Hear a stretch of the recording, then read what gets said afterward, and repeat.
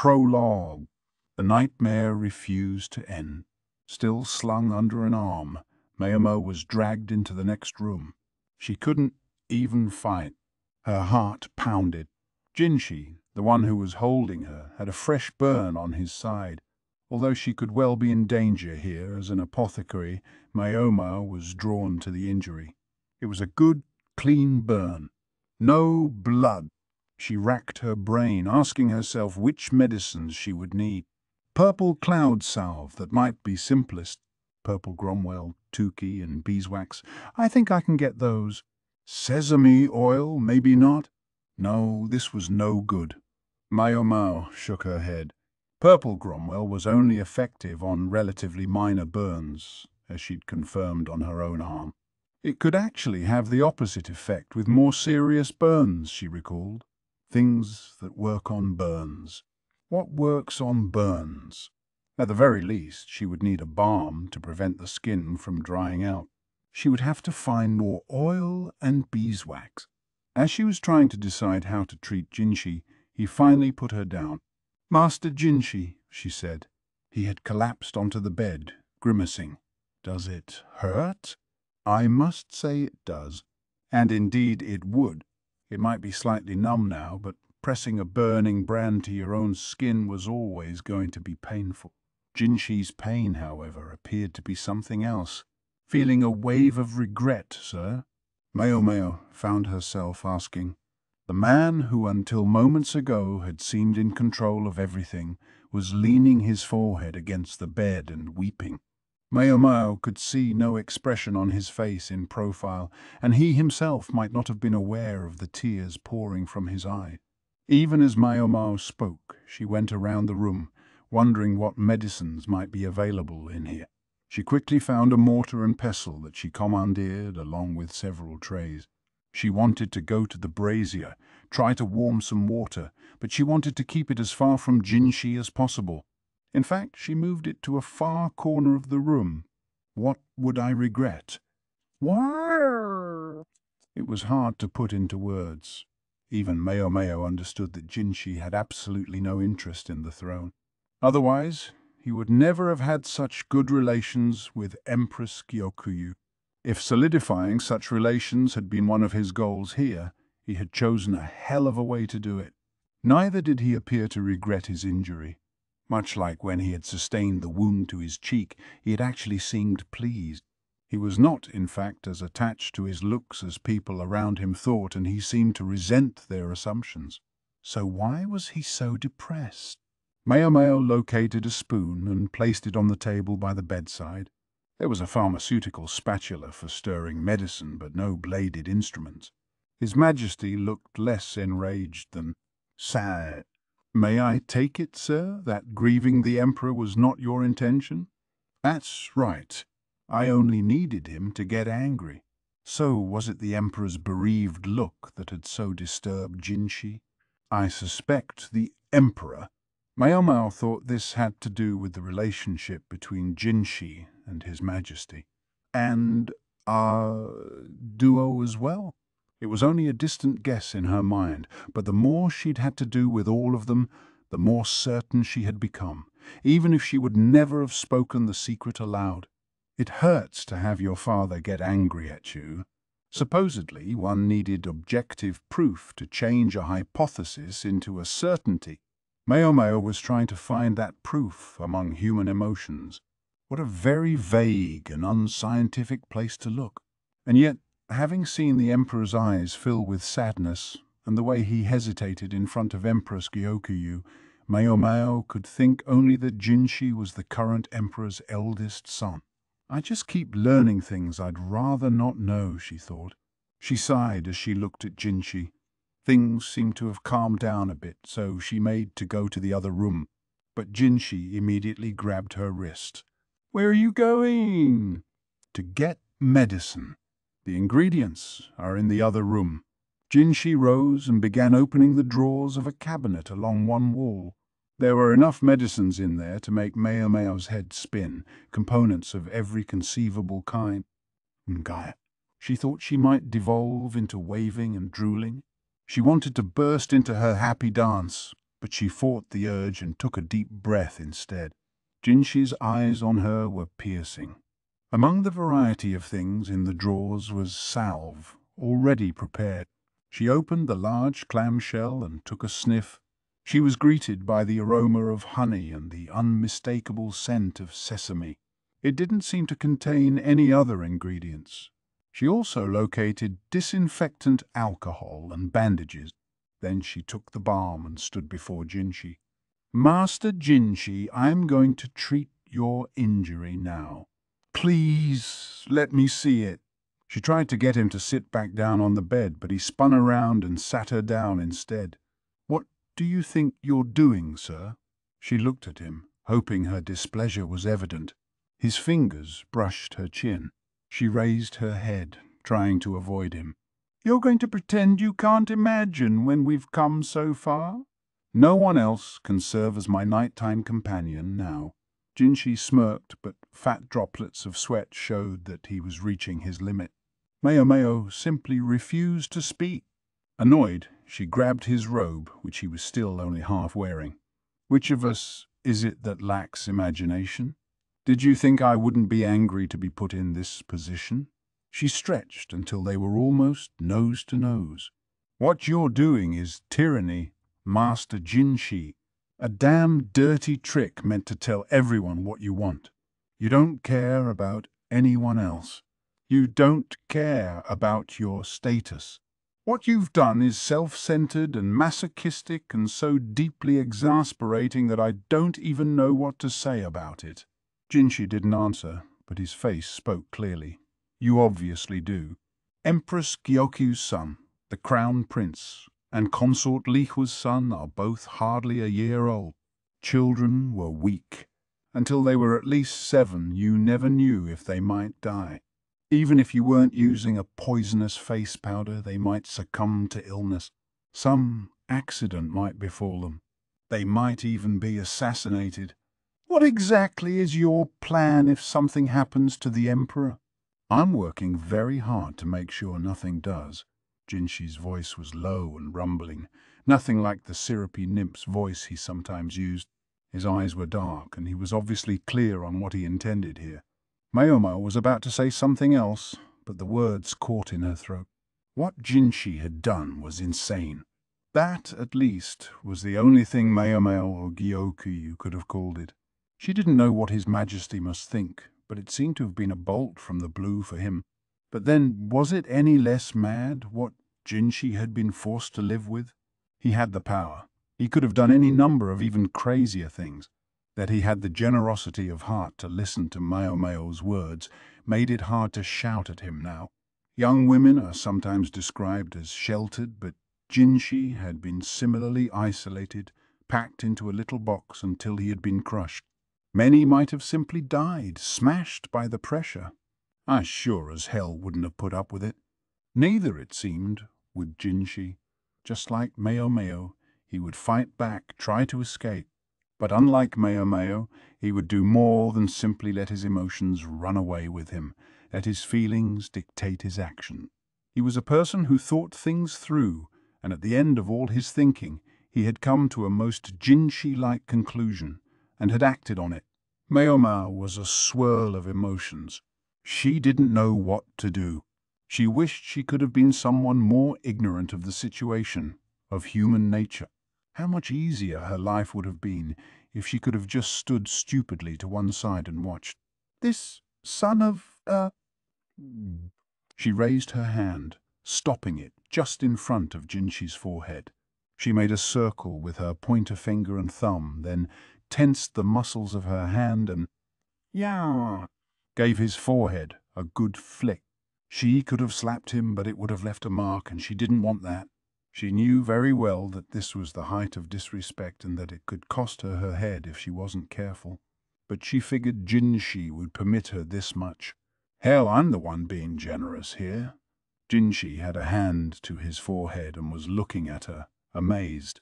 "Shut up and let me treat you." "Sir," Jinshi stuck out his lower lip. "I've got a lot on my mind, you know."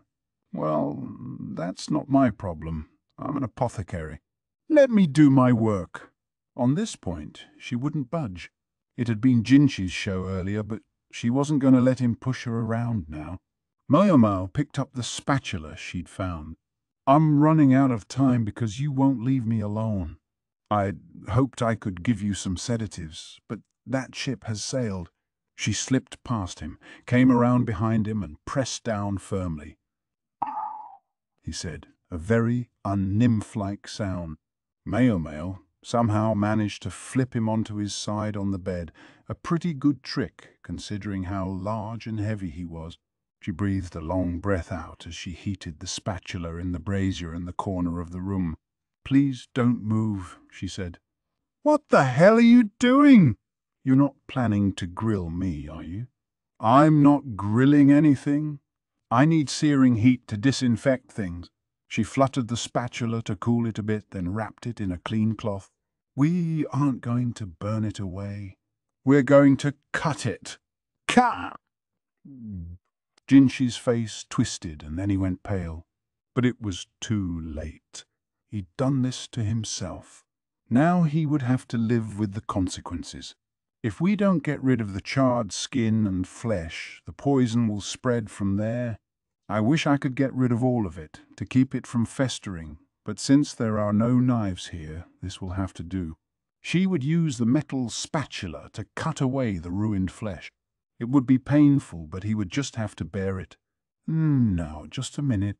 Aren't you more worried about some made-up excuse for a knife? I don't want to hear any complaining from the man who burned a brand into his own skin. I don't have any knives here, and shaving the stuff away is the only effective first aid. We can do more long-term treatment later." She wasn't actually sure that was true, whether she would be able to treat him once they left this room. She wanted to make sure she at least salved the burn to prevent poison from spreading in it. "It's a question of whether we can make time for treatment later." The night was already late. Maomao had work the next day, as did Jinchi. She had a suspicion he wouldn't take the day off even if she ordered him to. After work tomorrow, well, really today, she would have to get tools and medicines together and redo her treatment. In her mind, the biggest question was whether Jinchi could really live his life without anyone discovering his scar. "Can you even change your own clothes?" she asked. "I'm not a baby." "I'm sorry, but which of us gets help dressing themselves every day?" Maomao dipped a bandage into the alcohol from the drawer and pressed it against the wound. The charred flesh had an unmistakable smell. "Maybe I can get some grilled meat for dinner tonight." "Hey, did you say something?" "No, sir. Nothing." Jinchi winced as she disinfected the area around the wound. "Keep a stiff upper lip, sir. You can bite on, I don't know, a blanket or something." She turned up the blanket on the bed and pushed it toward him. He reflexively backed away, his lovely countenance twisting in disgust. "You'll bite your tongue," Maomao said. "I won't," he said. Suddenly, what was he thinking? He was upon Maomao. He bit into her shoulder. "Stop that, sir. My hand will slip." He made a noise that might have been a response. She no longer felt his teeth through the fabric, but he didn't lie back down. She felt only a gentle tugging at her shirt. "Just don't get any drool on me," she said. "Mon." Was that, yes? Or, no? She wasn't sure. "Very well." Maomao took this as justification not to hold back. She pressed the spatula to the burned skin. A muffled scream came from right by her ear, but she conducted her work smartly and professionally. "I have to make sure no one else hears him yell like that." The hand that sneaked around behind her gripped harder and harder. She kept working even though he seemed bent on making it as difficult as possible. Chapter 1. Yao's Request. Utterly exhausted or not, morning still came. And with morning came the need to go to work. Maomao was so tired she didn't want to think. She was dogged by sleepiness, but the insuperable proposal she faced forced her mind to work. "I wonder if I'll be summoned after I'm done today. I have to think about what medicines I need to treat a burn." She pondered as she organized a cabinet drawer. The end of the year was approaching, and the apprentice physicians, as well as the court ladies assigned to the medical office, were cleaning the place top to bottom. "Phew! Boy, am I tired," said Yao, giving a big stretch. She had a rag in her hand and was diligently cleaning the shelves. "You think that about does it?" Anan asked. She wrung out the cloth that she, likewise, was using. The apprentice physicians were mostly handling the heavy lifting. Cleaning the room itself was left to Maomao and the others. "Oh, it's fine," Maomao said, returning the drawers. When they were done cleaning, they would be off of work. Court ladies got vacation over the end of one year and the start of the next. The doctors took shifts, staying at court, but there was no need for Maomao and the other women to stick around. Word was that if the young ladies weren't given time off, their families objected vociferously. Most of them are just here to learn to be decent homemakers anyway. Or find a husband. Yao and Anan, however, were here to work, so Maomao doubted they would spend their vacation at home. Yao's father was dead, and control of her family had passed into the hands of her uncle, who was bent on marrying Yao. Anan, who lived for her young mistress, regarded him as an archenemy. "Maomao, what are you going to do on your vacation? They said you were called home yesterday. Are you going to help out with work there?" Yao asked as she dried out her rag and washed her hands. Being called home was a convenient cover for being summoned by Jinshi. The story, she surmised, was that an emergency case had turned up at her father's apothecary shop and she had been called away to help. After all, there had to be something to excuse Maomao's late-night disappearance and pre-dawn return.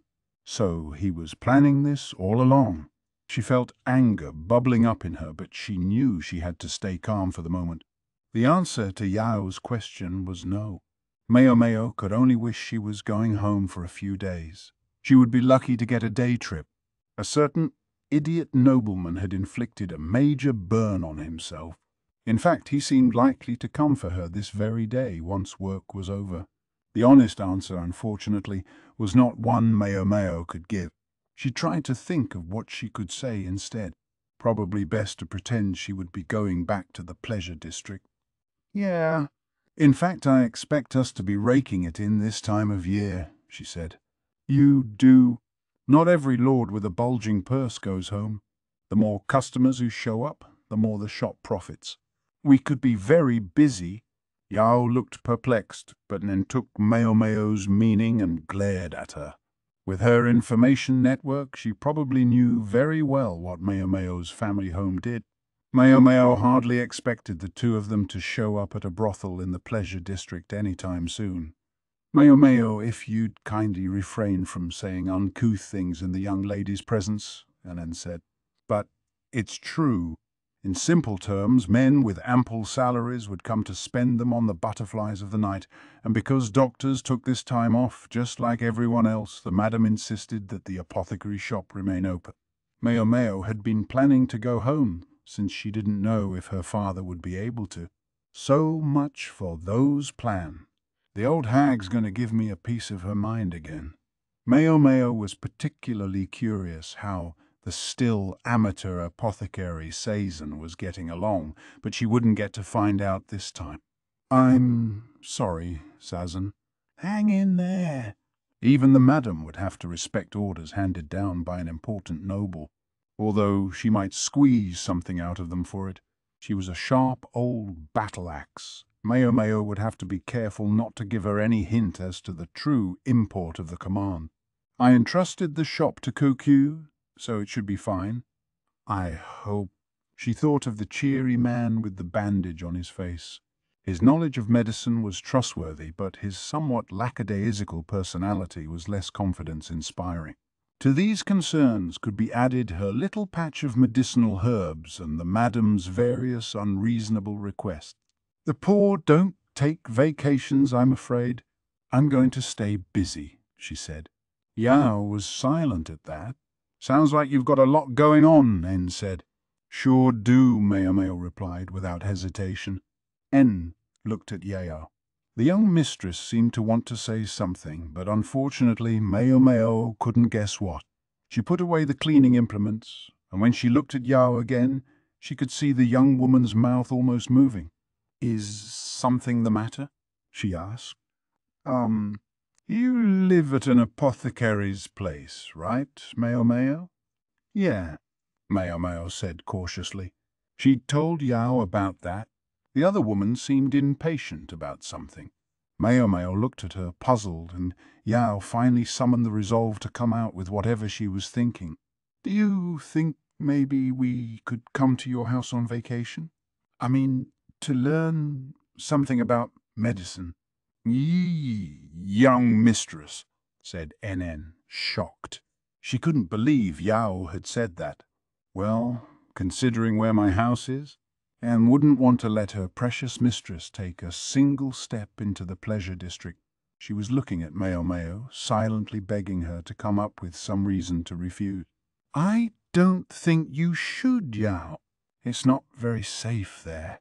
And besides, it's full of men who smell worse than the soldiers around here. I think it could be a little risky for you." Maomao had already established that she was going to be busy. She needed to put Yao off, and now. "But you live there, right, Maomao?" Yao wasn't deterred. In fact, she seemed more determined than ever.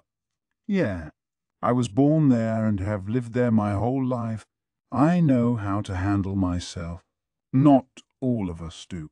That seemed like common sense to Maomao, but it only made Yao even more set on not losing this argument. "Then I'll just have to get used to it too. Young mistress, it's dangerous. Be a good girl and spend your vacation at home." "If I do that, he'll come around." "You know who?" Maomao didn't necessarily know, but she could guess. Yao's uncle. She's looking for sanctuary somewhere, Maomao realized. Bringing Yao and Anan to the verdigris house, however, would pose far too many problems. Maomao had to be available to attend Jinshi, and she couldn't let anyone know. If worst came to worst, they could shut the madam up with a few coins, but Maomao wasn't sure the same thing would work on Yao. She had to find some way to deflect the eager young woman. "But where would you sleep?" "It is a lodging of a sort, but not the kind of place you'd want to stay." Customers were forever coming and going at night, and Maomao's residence amounted to no more than a shack in which Sazan and Chue were currently living. No, Yao couldn't stay there. "I don't think you could cope with Maomao's house, young mistress. It's not actually a fit place for human habitation." "And how would you know that, Anne?" Yao asked. "Hey, I'm a human, and I habitate there." So Enin had even investigated where Maomao lived. Talk about your thoroughgoing servants. Maomao wondered if she might even have her suspicions about Maomao's absence last night. She felt a trickle of sweat roll down her back. "Don't you know anyone else around here?" "You know, a friend you could stay with?" Maomao asked. It must have been the wrong question, because Yao blanched and she looked like she might, just perhaps, start to cry. And then snapped. "Apologize right now." Oops. Now Maomao realized Yao didn't have any other friends. It was Maomao's fault for not figuring that out. This was going to take some professional backpedaling. Of course, with it being the new year, everyone is going to be getting together with their families. Even your friends might not have room for you. That's exactly right. And she thought maybe you would, Maomao, since you've got work. "Right, mistress," and flashed Maomao an approving thumbs up. Maomao wasn't so sure about this, though. This looked like it was going to end with Yao being invited to the pleasure district. Worst case scenario, I guess I can rent them a room at the verdigris house. No, that would never do. There were too many customers for there to be any vacant rooms. And even if they had any, the crusty old madam would expect to be handsomely compensated for it. And after all that, Yao would have to endure hearing patrons moan and grunt all night long. Maomao questioned if she would hang on to her sanity. Or, for that matter, if En might simply murder the moaners before the night was out. The biggest problem, though, was that then Maomao wouldn't be able to hide her absences. Wasn't there some place that could solve everyone's problems? So you're looking to stay somewhere other than a typical inn, right? Maomao said.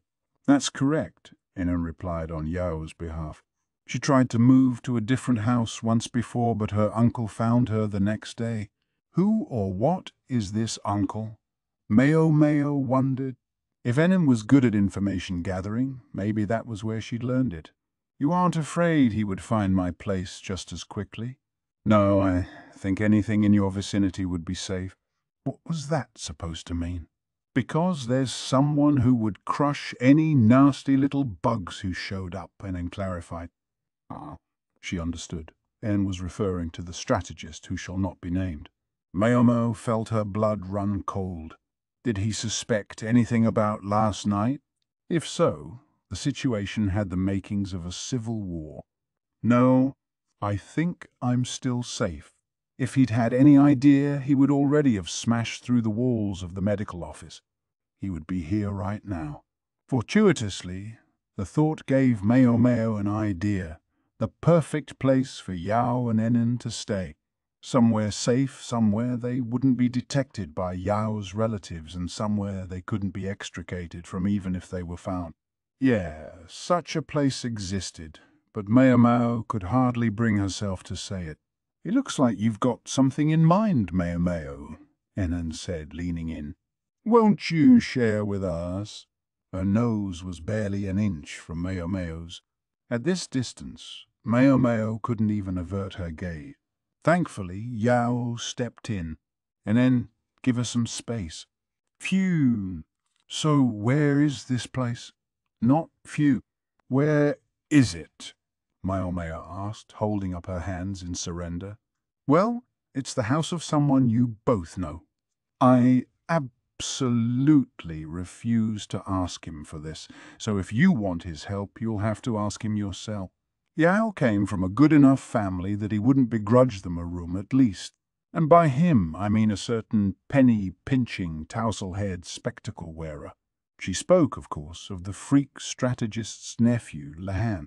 Lahan's house would be a dicey place for Yao and her companion to stay. It certainly met their needs, but at the same time there were some problems. Problem 1, it was the freak strategist's house. Problem 2, they would be staying at the house of a strange man. It was, in essence, a widower's house, hardly the sort of place people would expect some young women to want to spend their time. Ah, what lovely flowers, Lahan said, straightening his glasses. Immediately after talking to Maomao, they'd written to him and convinced a serving man to deliver the letter. He'd come that day after work, slimy-looking, narrow-eyed, and grinning in the entryway of the dormitory.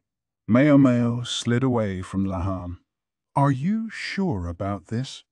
He is, after all, a male of the species, she said. I think it should be all right.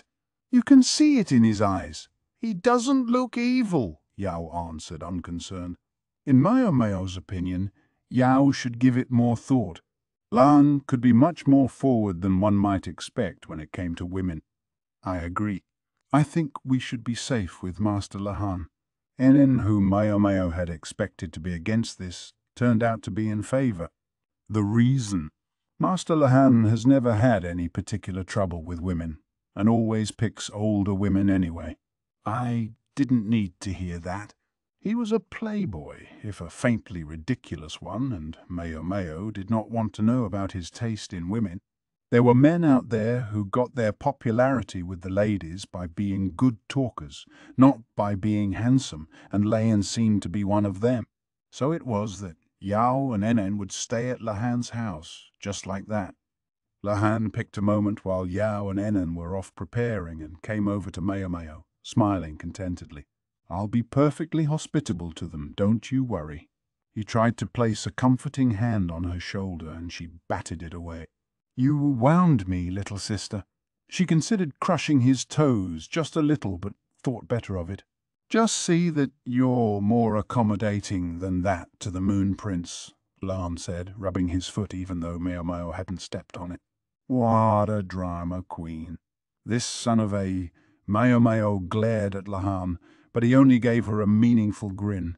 Now then, I think you'll soon have another visitor, so I'm going to take these two and be on my way. He winked. Did he know Jinshi had summoned Maomao the night before? For that matter, did he still maintain some secret connection with Jinshi? Maomao wanted to corner him about it, but she didn't want to draw Yao and Enen's attention by making a scene. This guy is too smart for his own good. She decided she had better change the subject. I know it's a little late to ask since you've already agreed, but did you get permission to bring the two of them home? Permission from whom? Why, from the one whose name she didn't wish to say. You needn't worry on that count. My honoured father is out and won't be back for several days. Hence why they were able to keep last night a secret too. Just how much does he know? She doubted Lahan had all the details, but she was afraid of what could turn into a very unpleasant misunderstanding. Deliberately or not, Lahan chose that moment to whisper in her ear. And when can we expect the pitter-patter of little feet? His glasses flashed. Maomao balled up her fist, all but overcome by the urge to punch him, but she knew she would only regret it if she got angry here. Instead, she forced herself to give him her least interested look. "Hey!" she snorted. "I don't know what you're talking about. You can see I'm completely fine." She was going to play dumb to the bitter end. Nothing had happened, nothing at all, and she could hold her head high. Perfect health. Wait, does that mean... Have you been taking customers at the Verdigris house? Before she could stop herself, Maomao had crushed Lahan's toes underfoot, and there was nothing gentle about it. "Yeah," Lahan squawked, his normally narrow eyes going very wide for a moment. He looked up, then rotated his neck. After a second, he clapped his hands. I understand. You only have eyes for the moon, Prince?" He still seemed to be under some kind of delusion, but then she'd sort of tried to lead him this way. Lan was grinning an extremely disturbing grin. "Well, if that's how it is, then so be it. If you just keep at it, something will happen. I'll be sure to obtain a guidebook and the most efficacious medicine for you." Now his expression outright infuriated her. Maomao thought she might be the very embodiment of an enlightened being, having somehow managed to do no worse to him than crush his toes. "We're ready," said Anan, who emerged carrying 2 cloth-wrapped bundles and 3 oblong chests. She looked like she was ready to move house, not stay over for a few days. "Will that all fit in the carriage?" Maomao asked Lahan, meanwhile grinding his other foot under her heel. "Of course. Ow! Women always bring plenty of, ow, baggage. There's more than enough room. Ow, ow, ow." At least he could be counted on to prepare for something like this. Maomao withdrew her foot and gave Lahan a slap on the back as if to order him to get going. "Maomao." Yao gave her a confused look. "Everything all right?" Maomao asked. "You're not coming with us? What could the dear young mistress be talking about?" "I'm certainly not. In fact, I can't fathom what you're thinking, staying with a man like this. If Anan says it's okay, then it must be, don't you think?" She trusted her attendant, and Maomao granted that it was true. Anan would never let her near a man of ill repute. Rehashing the argument here would do Maomao no good. If Lahan thought Jinshi's messenger was coming, then she wanted him and the girls out of here. But there was one thing she wanted to be very clear on for... "You really don't care if strange rumors start about you?" she asked Yao and Anan. 2 unmarried women staying at a man's house. It was as good as inviting the gossips to draw their own conclusion. There was a beat in which Yao looked at Maomao, conflicted. She seemed to want to say something, but couldn't manage. Anan, unable to bear it, finally spoke up. There's nothing wrong with visiting a friend's house. Excuse me. Maomao burst out. Yeah, so if we can make out that that's what we're doing, no one will spread any rumors. You have to come with us, Maomao. Yao stuttered. Like fun I do. Anyway, I'll bet that house smells like old person. Maomao, you would be surprised how little my honored father smells for his age. Excuse me. Maomao, Anan said, massaging Maomao's face again. Yao watched them on tenterhooks. We know his honored father isn't there, so you can relax. And don't make that face. It's scary. Excuse me. Isn't there? You remember the Go Sage, yes? He's taken my father on a little trip to another Go contest. Our household has extensive debts to pay off, so we need to earn something. This was Lahan they were talking about. Maomao was sure he'd made arrangements to sell the strategist's Go book wherever this other contest was being held. You sure about that? No telling what he'll get up to. He might come back in more debt than when he left. I'm not worried about that. Sir Rickerson's successor has recently begun to settle into his duties, and anyway, the sage is with him. He knows how to handle my father. Maomao wasn't clear on what kind of person this sage was, but if he could beat the strategist at Go, then he must be pretty clever. Come on, Maomao, which is it? Are you coming or not? Yao finally said. Yao, my dear, I believe Maomao is otherwise occupied today. Perhaps you would content yourself with me as your guide for the time being. Lan looked back. A man in servant's garb was running toward the dormitory, one of Jinshi's messengers. He would summon Maomao elsewhere, put her in a carriage, and take her away. I'm very sorry, the messenger said, but your apothecary skills are needed again today. He was careful to be circumspect about how he spoke with other people present, but he knew his message would get through to Maomao. Very well, sir, she replied. Yao gave her a strange look. I see. Well, it looks like that's that. She turned away, her expression cold. Anan sighed, but nodded respectfully to Maomao. We'll see you when we see you, then, Yao said, but she couldn't quite seem to bring herself to leave. Certainly. And if that little man looks like he's going to do anything inappropriate, please run away. Do you have a cleaver to protect yourself with? This question was directed not at Yao, but Anan. I certainly do. Right here. She produced something like a crowbar from the luggage. I like the form factor. Short. Useful. It won't be useful because I won't do anything. Nothing to deserve being hit with a crowbar anyway. Lahan was holding up his hands in a please don't hit me gesture. Maomao decided to trust him for the time being, and don't you dare try to extort money from them for staying with you. I won't. I swear I won't. Then again, Maomao reflected, if they paid for lodgings, it wouldn't leave any questionable favors owed. The whole thing stank, but she could only watch the three of them go. Chapter 2. The Villa. The messenger didn't take her to Jinshi's usual palace, but to a villa outside the court proper. How many villas does the emperor have? Admittedly, it was probably easier to get Maomao into a place like this, given all the stuff she was bringing. Just here in the capital, the emperor had another villa, the one where our duo lived. Nobility like him could probably construct a new building or two just to kill some time. The guard was lighter than usual, and Maomao was brought to a room where Jinshi, Swiren, and Gaoshun all waited. Not Basin, she wondered, but then she realized this was His Majesty's doing. Basin was smart enough, but he was stubborn. Gaoshun was much more likely to keep his thoughts to himself if she and Jinshi ended up alone together.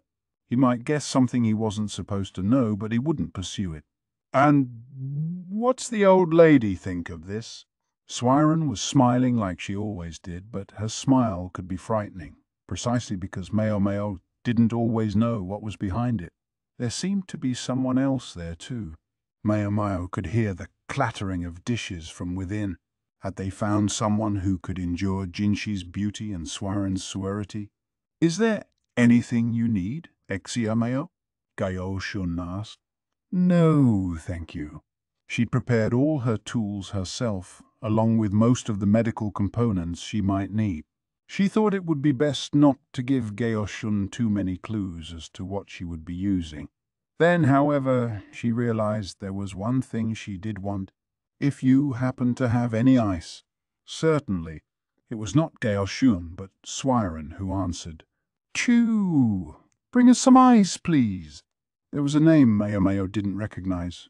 Shortly, accompanied by distinctive footsteps, a woman emerged holding a large bucket. Her face was tan and her nose low. She was roughly Maomao's age, perhaps a year or two older. Many of the servants of the imperial family were physically beautiful, but when it came to serving Jinshi, looks were less important than job skill. Like her namesake, the sparrow, Chue almost looked like she was hopping as she moved. Her footsteps made a squeaking sound as she walked. "I could only find a big block of it. Do you want me to break it up?"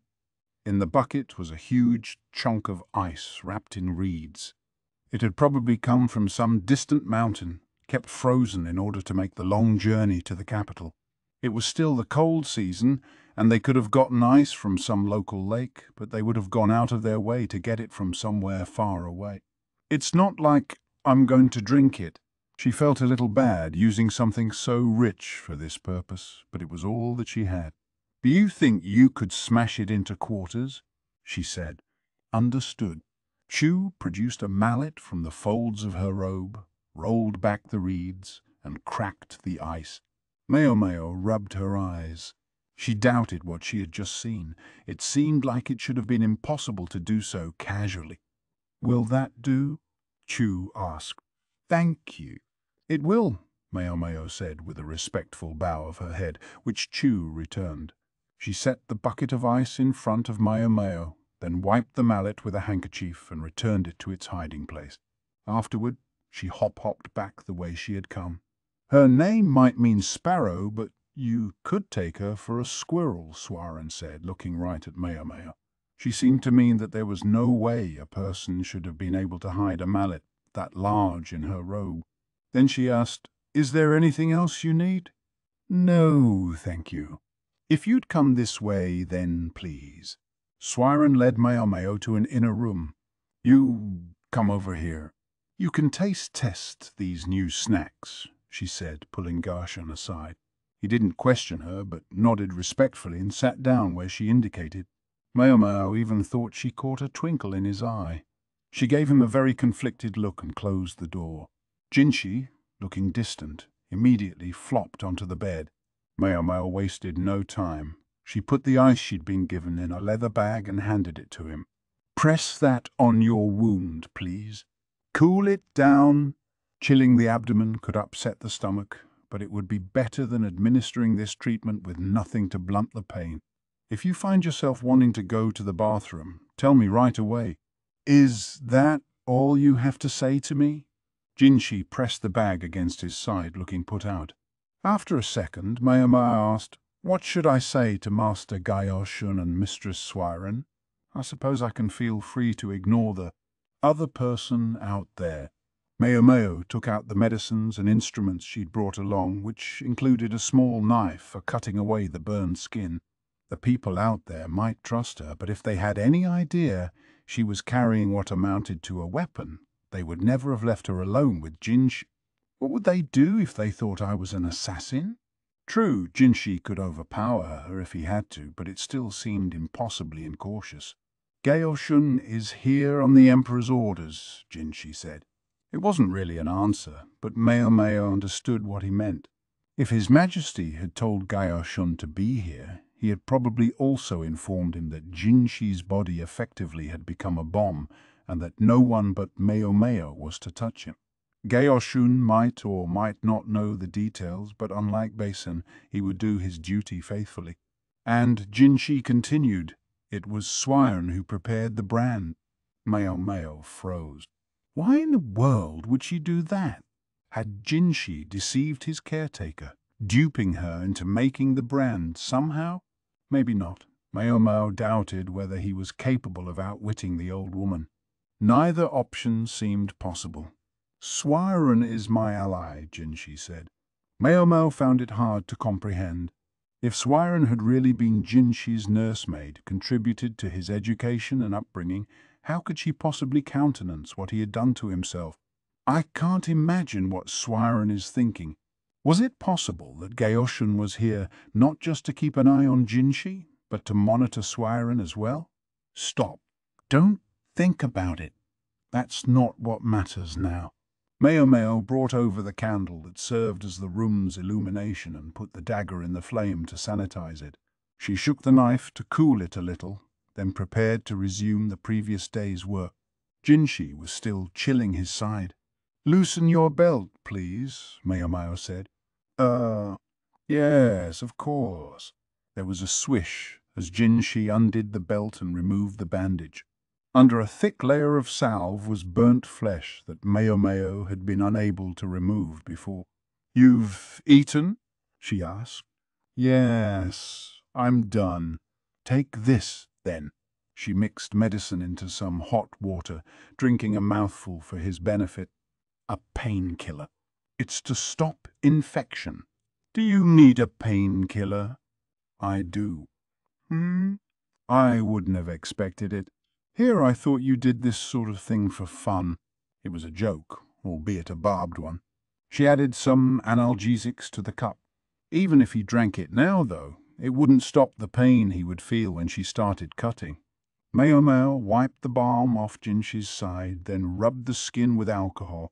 It was very cold to the touch, thanks to the ice. When she poked it with her finger, it was slow to bounce back. She passed Jinshi a handkerchief. "It's going to bleed. Could you wipe it for me? And get off the bed. You won't do any of us any favors getting blood on it." "I've got it. Lie here, on your side." Maomao lined up 3 chairs, and Jinshi lay down as she asked. His feet stuck off the end, but they would just have to live with it. Maomao covered the area around Jinshi's wound with oil paper, spreading some on the ground as well. Jinshi and Maomao were the only ones in the room. She couldn't ask anyone to help her. Jinshi nodded that he was ready. "Here I go." Jinshi, anxiety written on his face, sucked in a breath but said, "All right." Concern was, perhaps, the natural reaction when someone was about to plunge a knife into your skin, but nonetheless his expression seemed odd. Maomao dug the knife into the burned skin. Blood bubbled up immediately. "Don't tell me he's a little excited." Jinshi's pallor was good, showing he had excellent blood flow, but that defeated the purpose of chilling his skin. She would have to work quickly. She started cutting away the remaining charred flesh. Blood poured out, and she relied on Jinshi to keep it at bay. She was making every effort to keep the cuts as shallow as possible, but this wasn't like filleting a fish. Blood dripped onto the oil paper on the floor. Ploop, ploop. After Maomao had removed the last of the burned skin, the shape of the brand and the details of the crest stood out all the more. "I wish I could just cut that straight off," she thought. Removing all the burned skin so the brand could no longer be seen would cut her troubles in half at the very least. At this moment, however, she had to prioritize proper treatment. Her specialty was herbs and medicines. When it came to what she was doing to Jinshi now, she was barely better than an untrained amateur. She didn't want to do anything that would provoke more bleeding than necessary. She stanched the blood with puhuang, then pressed gauze covered with oil paper to the wound. She cinched the bandage down tight to help stop the bleeding. Maomao exhaled heavily, then wiped up the rest of the blood with a handkerchief. Jinshi's hand, where he'd been holding the cloth in place, was filthy. "Here." Maomao wet a rag and passed it to him. "I have medicine for you to take each day and a salve to put on the wound. I've also prepared coagulants in case the bleeding doesn't stop. I have 10 days' worth of fresh bandages and gauze." She patted a small chest containing the supplies. Since I know you're a quick study, Master Jinshi, may I assume you've already picked up how to secure the bandage? As far as it goes, yes. Jinshi looked like there was more he wanted to say. And you can dress yourself? Yes, he said with profound annoyance. Maomao suspected she knew what it was he was holding back. I wish I could come to check on your progress every day, but I think the best we can hope for is about once every 3 days. Daily would be asking too much. That's why I need you to be able to change your own bandage. During the vacation, it might be manageable. As long as Yao and Anan weren't around, she might even be able to keep them in the dark about her nighttime excursion. But there were too many eyes and ears out there to keep things completely secret. The rumor mill was already working the last time he came to the pleasure district. Back then, he'd appeared every 10 days so she could check on the scar on his face. He'd worn his mask, but that had only made him more provocative and mysterious. The signs had been obvious. From his clothing and perfume, everyone in the pleasure district had been able to tell he was somebody important. But what the hell am I supposed to do about it? Considering the severity of Jinshi's current injury, he should have had a proper doctor look at it immediately. Maomao specialized in herbs, internal medicine. She was no expert when it came to surgery. Yeah, she'd once helped amputate an arm when a soldier had been wounded in a bandit attack, but that was because her hand, as it were, had been forced. You've gone quiet. Anything else you need to tell me? I'm thinking, sir. I have a lot on my mind. Curse this root of all evil. And now the root was talking to her? Jinshi came closer to Maomao, who immediately backed away. "Why?" he asked, disappointed that she should run. "Don't get so close. I stink. I've been sweating. It can't smell that bad. It's enough to bother me." She'd wiped herself down before setting out for Jinshi's chambers, but she had been sweating from every pore and felt disgusting. Cutting away Jinshi's burn had been nervous work. This wasn't exactly the fine sweat one produced from exercising either. It was oily and stank. Maomao took another step back. "What do you intend to do in the future? Healing people is an apothecary's job, isn't it? Good thing I have one right here." The way he said it, so casually, made her want to punch him right in his beautiful face. Instead, she took a deep breath, poured some water from a carafe into a cup and took a drink. She didn't bother asking Jinshi for permission. Calm down, calm down, calm down. You're right, sir. Apothecaries do treat illnesses and injuries, but that burn is beyond my abilities. When it comes to surgery, I can only ape what I've seen others do. I've never formally learned. I'm not even certain that what I've done to treat you is correct. You just did it, didn't you? I don't suppose you intend to stick any more bladed objects into me? Jinshi rubbed his side jovially. Before she could stop herself, Maomao slammed both hands on the table. It made her palms tingle, and she glanced around to see if anyone outside had noticed the noise. The chambers were spacious enough that she hoped not. "First you put a scar on your cheek, then you put a burn on your belly, and you expect me to just trust that you won't do any more harm to yourself after this?" She shook out her hands even as she yelled. She wanted to believe that Jinshi wasn't simply being over-optimistic, but once he did something it would be too late. In short, Maomao was feeling her own powerlessness, and feeling it keenly. "I have to do something about this." She thought of her old man. He'd taught her a great deal about herbs and medicines, but of surgery he had taught her only the barest facts. He had ordered her sternly never to touch a human corpse. Maomao's lips pinched together and she looked at Jinshi. "Master Jinshi," she said. "Why?" "I'm currently one of the court ladies assigned to assist the physicians. I'm not sure I'm the most suited for the job, but I passed the test and earned the position on merit. How much privilege does it give me?" For the moment, Maomao's work consisted mostly of washing bandages and mixing simple medical concoctions. Maybe administering first aid for the mildest injuries. Those with serious afflictions were always sent to the veterans. Maomao wanted to know how much treatment she would actually be allowed to do, providing her abilities were up to the task. Jinshi put a hand to his chin. There is no official line in the sand. I suppose it would depend on the higher-ranking physician's caseloads. Is that so, sir? Maomao thought of Dr. Liu. Of the ranking physicians, he was first among equals. If she was going to beg anyone to teach her, it would have to be him, or perhaps my old man would be pretty sad if I asked him to teach me to do surgery. Not mad, sad. Her father, Lu Umin, was just that sort of person. On some level, she thought she understood why he didn't want to teach her surgery. It involved much that people considered impure, and even other doctors acted like it was something wholly different from treatment with medicine. She'd heard that it was worse in the West, that there, barbers doubled as surgeons. Lumen had been persecuted himself and had seen it happen to others.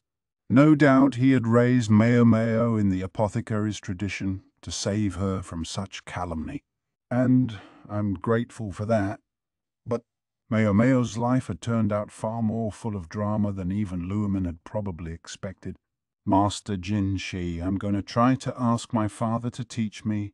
You have no objection, I trust. It would be best, she figured, to ask her old man first. Sir Lumen? Jinshi feigned a moment's thought. Very well. Lumen was a man of deep insight, and if Maomao came to him asking to learn surgery, he might suspect that something was up. At the same time, he would never speak of anything he only assumed. I'm sorry, Pops, Maomao thought. She felt so anxious she thought a hole might open in her stomach, but staying silent would be even worse. You can blame it on him. She glared at Jinshi. As for Jinshi, he gazed up at the ceiling. It will be well if Sir Lumen agrees. Jinshi started. Maomao, cleaning up her workspace, nearly said that it wouldn't be well at all. She pulled up the bloody oil paper and put it in a leather pouch. She wiped up the blood that had gotten on the chairs and floor. She made her own eyes bloodshot, trying to make sure there wasn't a trace of the stuff left anywhere. By the time Maomao was done cleaning up, Jinshi seemed to have reached his conclusion. I'll be going, sir, Maomao said. Already. I've done what I came here to do. The nobleman gave her a beseeching look, but she couldn't stick around and entertain him forever. At this hour, she might still be able to get back to the dormitory. She picked up the last of her tools, then fixed Jinshi with a look. I have to make sure this part gets through to him. What you have to bear, Master Jinshi, I don't believe I could ever carry. Perhaps that's why you did what you did. She took a deep breath, let it out, then grabbed Jinshi by the lapel. But you will not do it again. It was a miracle that she didn't sound enraged. Jinshi awkwardly avoided her gaze. Is he going to be all right? She wondered. He wondered. She was still anxious as she took her belongings and left the room. Chapter 3. Kada's Book, Part 1. The next day, Maomao was awoken by a shout from the woman who ran the dormitory. You've got a visitor, she called. Maomao got changed, rubbing her eyes all the while, then went to the front door to see who it was. She found a gentle but perpetually worried-looking old man, her adoptive father. Ooh, she was about to ask what was wrong, but then she remembered she'd spoken to Jinshi about contacting Lu Omen the night before. He works fast. Judging by Lu Omen's expression, Jinshi's letter had explained exactly what Maomao wanted to know. So, Pops? She wasn't quite sure how to explain, but her father narrowed his eyes and let out a small sigh. Perhaps we should have this conversation somewhere else. He plopped a hand on Maomao's head. A carriage stood ready outside. With his bad knee, even walking around town was almost more than Lumen could manage. But where did he intend for them to go? As they bounced along in the carriage, Maomao talked, but she felt ill at ease the whole time, having to keep secret. Are you on vacation too, Pops? For today, yes. I have to work tomorrow. There are no extended breaks for medical staff. True, nor for pretty much anyone at the court. A minimum number of medical personnel had to be present at all times. Certainly there would be trouble if there wasn't at least one qualified doctor to attend all the high muckety mucks. Wish I could have been part of that, Maomao thought, even though she knew there were limits to what court ladies like her would be allowed to do. Never mind the fact that she was pretty sure she was working harder than some of the less committed young physicians. After a bit more being rattled and bumped by the carriage, they reached a mansion that inspired a nameless but unpleasant feeling in Maomao. They were on the eastern edge of the capital, not quite where the nicest houses were, but still, this one was quite large. It must have been a striking building in its time, but it was old now. The first thing she noticed was a strange monument near the gate. It looked like a giant go-board, and there were big round black and white stones nearby. You could have used them to play an ordinary game, except for their massive size. In addition to the black and white stones, she saw what looked like shogi pieces. These were made of wood rather than stone, and the color of the ink used to inscribe their names was faded. If the characters hadn't been carved into the wood, it might have been impossible to know which piece was which. The board had carefully wrought lines and appeared to be intended for both go and shogi. Its size suggested it was a single hunk of rock. She couldn't imagine what it had cost to get it there. A waste of money if there ever was one. Had the owner of the house commissioned it himself, or had someone given it to him? Whatever the case, the way it stuck out into the road made it an obstacle and nothing but. At this point, surely we need not explain further whose house they had come to. Maomao and her father passed through the ruined gate, whereupon he emerged with a vile grin on his face. Granduncle, Maomao, welcome home. It was Lahan, his already narrow eyes narrowing further with his unctuous smile. Yes, they were at the house of the freak strategist. This is a stranger's house, Maomao said. And I was chased out, Lumen said, each of them rebuffing Lahan's welcome in their own way. When Lumen had suggested a change of location, Maomao had never imagined he would bring them here. Worse, it so happened that 2 other people were there at this moment as well. Good morning, Master Lumen. Maomao, how nice of you to join us, said Anan, approaching from behind Lan. She gave Lumen a respectful bow, while to Maomao she offered a brisk nod of the head and a reproving look. It was never my intention, believe me, Maomao said. Well, it certainly should have been. You belong here. Anan kept glancing back. Maomao followed her gaze to see Yao hiding behind a post. Anan's eyes said, "One does feel sorry for the young mistress. But she's so cute." Lahan, perhaps aware of Anan's proclivities, looked at her with something critical in his glance, then turned to Luomen. "How many years has it been since you lived here, Granduncle?" "You left before I can even remember. And I don't think you've been back since—" "No. Let's see now. It must be at least 18 years. I returned once to collect my things, but no more than that." Maomao's father was looking fondly into the distance. His banishment from this house would have corresponded roughly with when he began raising Maomao. "Your room is still here, Granduncle, although one could wish you'd informed me a little sooner that you would be coming." He scratched his cheek. "I just lent your annex to these 2.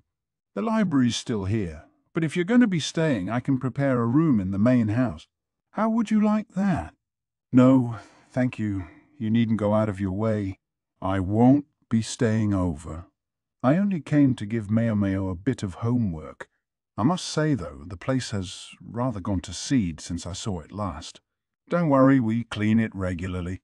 "Homework?" Maomao thought. It seemed Lumen was going to do what he could to maintain face in the teeth of Jinchi's request. If this homework had to do with surgery, then Maomao would gladly play along. But she had a sense it wasn't going to be as straightforward as that. Quite apart from Maomao's ruminations, Lahan continued to speak with Luomen. "In any case, I'm sure my honored father would be overjoyed if you were to come live with us. I'm afraid not. My bad leg makes the dormitory much more convenient, closer to court. This house would be a bit far for me. Simple enough, just use a carriage. Maomao suspected that Lahan's true motivation was to rope Luoman into helping him look after the old fart, which had to be a lot of work all on his own. Luoman kept smiling, but gently refused. Lahan, for his part, wasn't going to push the matter too hastily, but he seemed likely to continue mulling it over.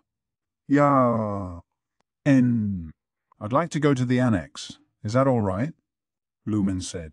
"I don't mind," Anan said, but she looked at Yao, who, to answer a question from Luoman, was willing to come out from behind her post. "It's all right with me, too." It sounded like there was something behind her words. She glanced at Maomao, but Maomao limited her response to a polite bow. She was more interested in whatever this homework was that Luoman had mentioned. Yao said, "What's this homework thing? Is Maomao going to get special instruction that we don't?" Her face was a little bit scary. Anan was gesticulating from outside of Yao's line of sight, trying to communicate something to Maomao. "Sorry, I don't understand." Luoman looked troubled by Yao's critical tone, but he replied, "Fair question. In fact, I thought it was perfect timing when Lahan told me you were here. It wouldn't be good to teach certain things only to Maomao." "Then you'll teach us about medicine, sir?" she asked, the clouds she was under parting ever so slightly. "Not immediately. One must prove oneself worthy to learn the secrets of medicine. I want to make sure that two of you, really, the three of you, for I include Maomao, are prepared to do what it takes. If that's all right. Prove oneself worthy." That sort of talk wasn't like our old man, Mao thought. He loved sharing his knowledge and gave freely of the store of his wisdom to anyone who asked. He resisted privileging anyone over anyone else, or considering one person more deserving than another. "I'll explain once we get to the room. I know Maomao is ready. What about the two of you?" "I'm all set," Yao said. "If Lady Yao is prepared, then so am I," said Anan. They followed Maomao's father, as needless to say did Maomao. "So they're coming with us?" Maomao felt a surge of anxiety. She knew what medicine her father was to teach them about, but the other women had no idea. Yao was a young lady of respectable upbringing, and Anan was her servant. "I know we're not going to teach them to make bold, new concoctions or anything, but still, En might be flexible, but Yao could be stubborn." Maomao continued to feel uneasy as she followed Luoman. There was scant conversation, so she busied herself looking around the grounds. There's nothing as weird as the giant go-board outside, she thought. She saw a garden, but it was rather bare of ornamental plants. There were a few large rocks around, arranged in a way that had a certain elegant simplicity. It looked like Lahan's work to her. She couldn't help noticing an unsettling collection of scorches and cut marks on the house's posts and railings. She wondered if there had been a melee in here. I guess he did chase his family out and make plenty of political enemies. Maybe she shouldn't have been surprised if he'd found himself having one or two running battles on the grounds of his own home. As a matter of fact, this was the first time she had ever been to the freak's house. He'd tried to carry her off several times when she was little, but each time the old madam had beaten him with her broom and freed Maomao. Not to mention the various times Lan had had to come cart off the hog-tied old fart. "Do you get a lot of bandits around here?" Maomao grumbled, running her fingers along one of the scorched posts. The vermilion lacquer had been stripped off, and it was obvious no one had seen any benefit in trying to repair it. "Oh, you make it sound like such a pit," Lan said. "Use your eyes. My honored father made those scorch marks, and can't you tell how old the sword gouges are? There haven't been nearly as many break-ins over the last decade." That caused Yao and Anan to take a step back. So they still get a few, I guess. Maybe the scorches had been caused with fire powder or the like. Talk about being a neighborhood nuisance. You just leave it to your big brother. I've hired twice as many guards as usual. Meaning you normally hire half as many as you need, I'm sure. There are to be no burglars around here, Anan muttered. She hadn't gone to all this effort to get Yao away from her awful uncle just to be attacked by brigands. Lan smirked in response. They passed the main house, making their way toward the annex. It was less expansive than the main building, but still better appointed than the average commoner's dwelling. "Here it is," Lahan announced. Maomao looked inside. It was hardly ostentatious, but it wasn't plain either. If Anan had decided it was an acceptable place for her young mistress to stay, it couldn't be that bad. "Did you both sleep well last night? If there's anything you need, don't hesitate to let me know," Lahan said to his guests, rather more obsequiously than he had spoken to Maomao. Maybe they need a place where there aren't any break-ins. Maomao thought. "Thank you. Yes, we slept quite well. It was an unremarkable night, and so long as no burglars show up, I think we should be fine," Anan said, not neglecting to slam the point home even as she offered Lahan a respectful nod. "And you have enough servants?" "Yeah. As long as she has me around, the young mistress doesn't need anyone else to take care of her." Anan puffed out her chest. Yao looked away awkwardly. "Well, if there's nothing else, then I'll go back to the main house," Lahan said. Maomao took another look at the garden. There were very few servants here, relative to the size of the estate. The only people she saw were a man doing some repairs on the house and 3 little girls somewhere around 10 years of age. "Wait, maybe one of them was a boy. You hire children?" Maomao asked, stopping Lahan before he could make his exit. "I think of it less as hiring and more as making an investment," replied Lahan. "Oh, Maomao said. Yao and Inao also listened with interest. "My honored father sometimes takes in children with nowhere to go. He claims to think they'll be useful." "Ah, I see." The freak strategist was a write-off as a human being, but he was an excellent judge of character. "We were only trying to take in the one child," Lahan added. "But the other 2 came along themselves, and we ended up with all 3 of them." He didn't appear to feel it was a bad deal, raising 3 children to get 1 excellent functionary later. It might mean 3 mouths to feed now, but the investment would pay off years in the future. Yao said, hesitantly raising her hand. "When will the owner, Master Larkin, be home?" Maomao had very much wanted to know exactly that. "He's away for at least 3 days, probably longer. He said something about a best-of-3 competition with the Go Sage, and they can't finish a single game in a day." Layan looked directly at Maomao as he spoke, as if to reassure her that the freak really wasn't here. "It might not be an official engagement, but there are sure to be spectators. They'll probably rent a building where everyone can stay." "He didn't do that just for us, did he?" Yao asked, surprised.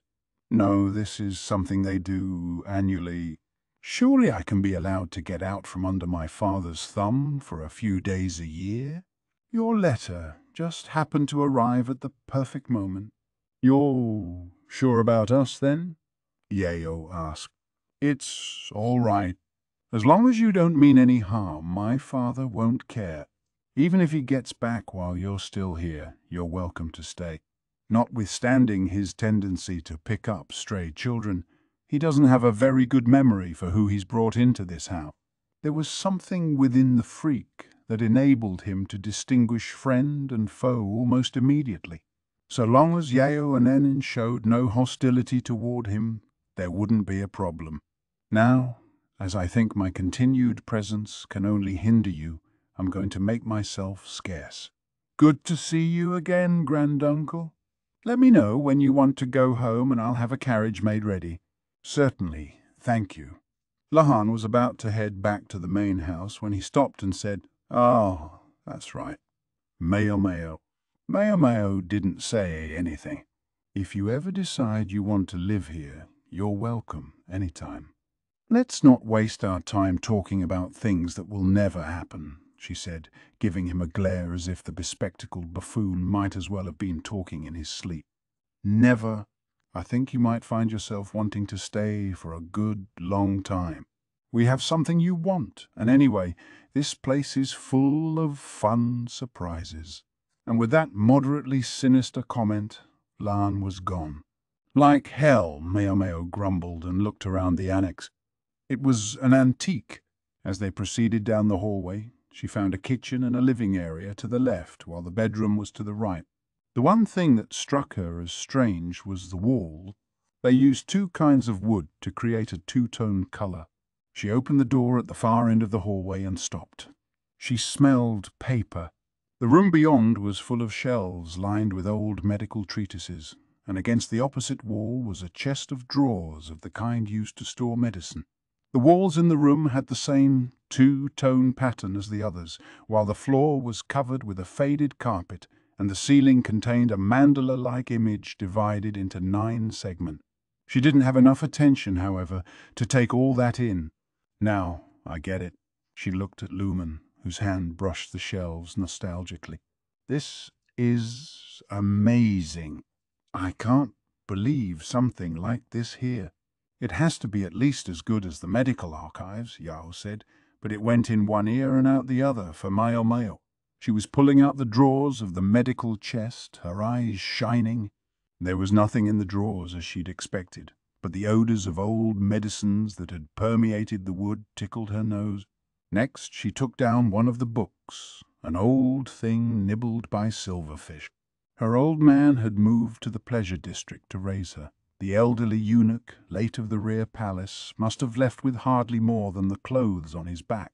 Maomao spotted plenty of books she'd gotten in trouble for trying to peek at in her younger days. She could feel the drool dribbling from her mouth. Sidled up to her. "I could hardly believe it when I saw this yesterday. All notable books on medicine." Maomao wiped her mouth and tried her best to look cool and collected, but the grin quickly overtook her face again. "There's no way you could ever read all of these in one night," said Yao.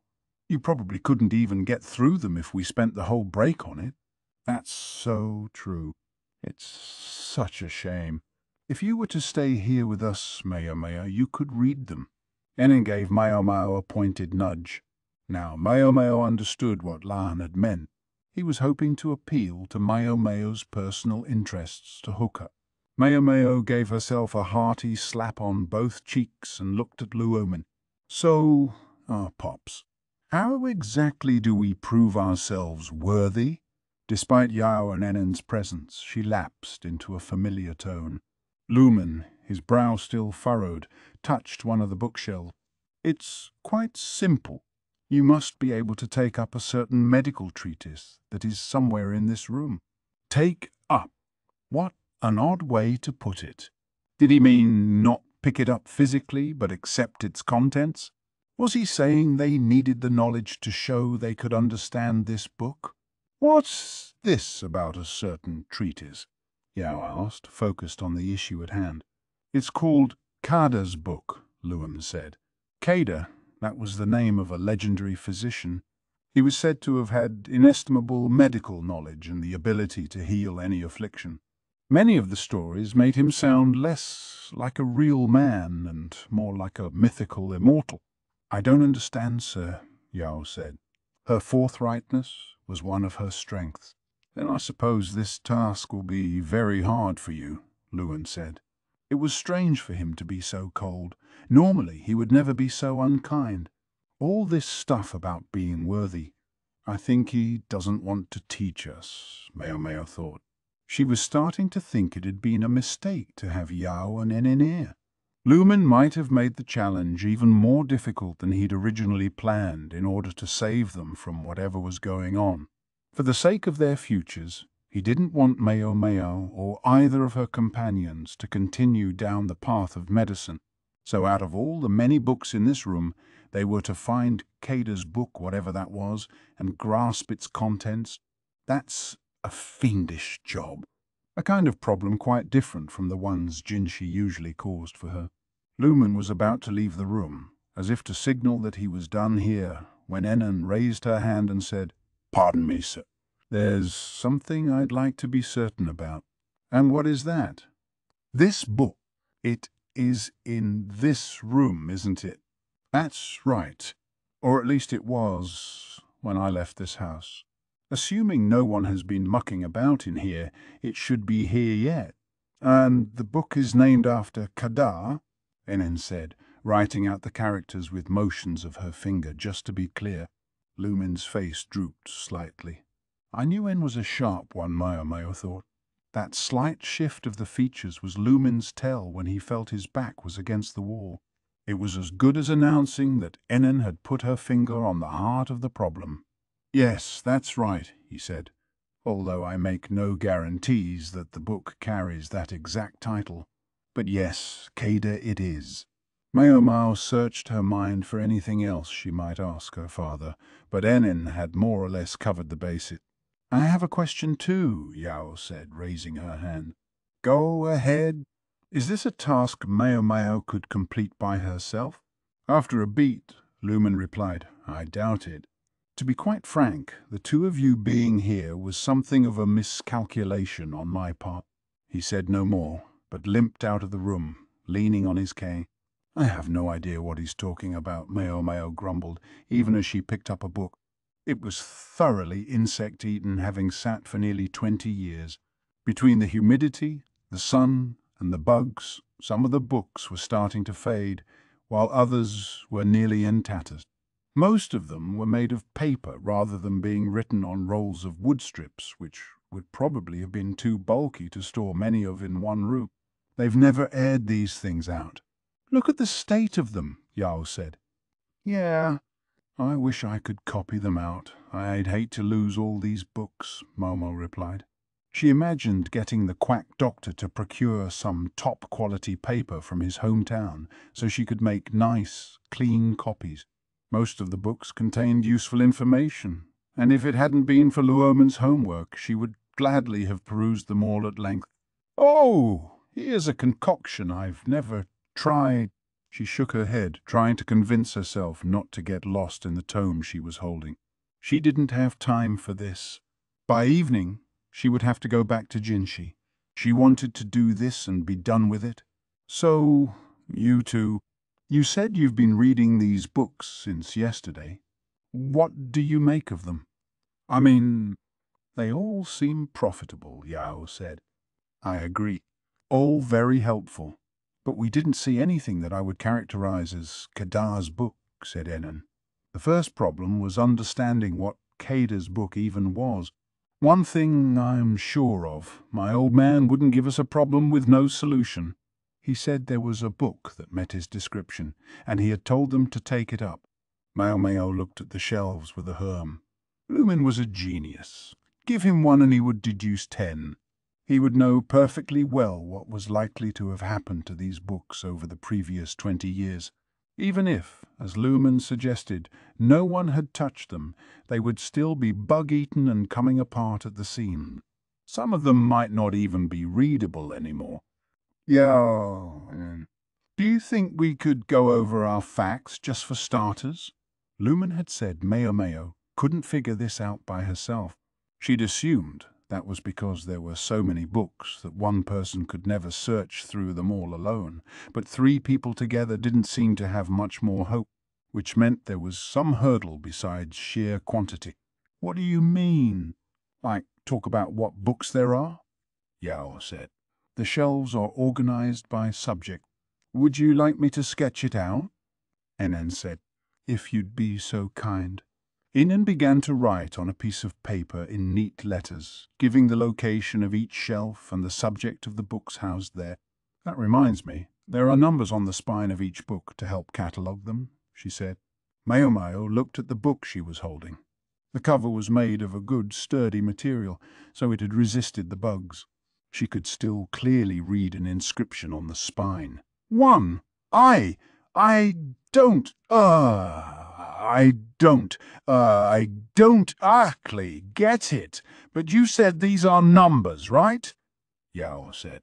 No wonder she was confused. She couldn't read any foreign languages. Maomao and Anan were both familiar with the basics, so they could follow the numbering system. Yes, those are Western numbers, Nin said, adding the numbering on the spines to her diagram.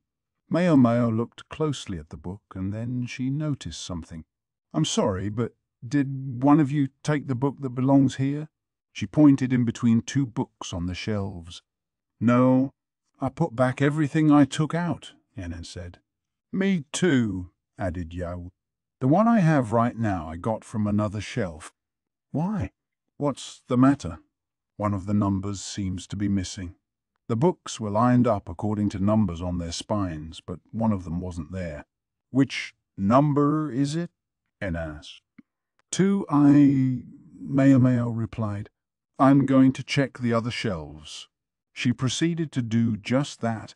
Yao moved to help, but since she couldn't read many of the numbers, she was mostly left to watch Maomao work. Finally, Maomao said, "Nothing is missing over here.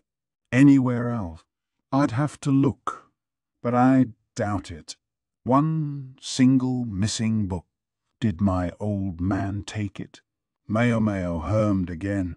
She didn't remember any books in their shack in the pleasure district.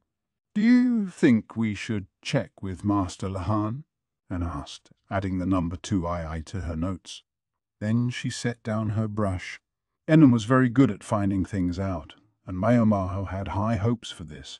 "He'll probably be by around noon," Anne said, looking out the window to check where the sun was in the sky. "So he comes to tell you when lunch is ready?"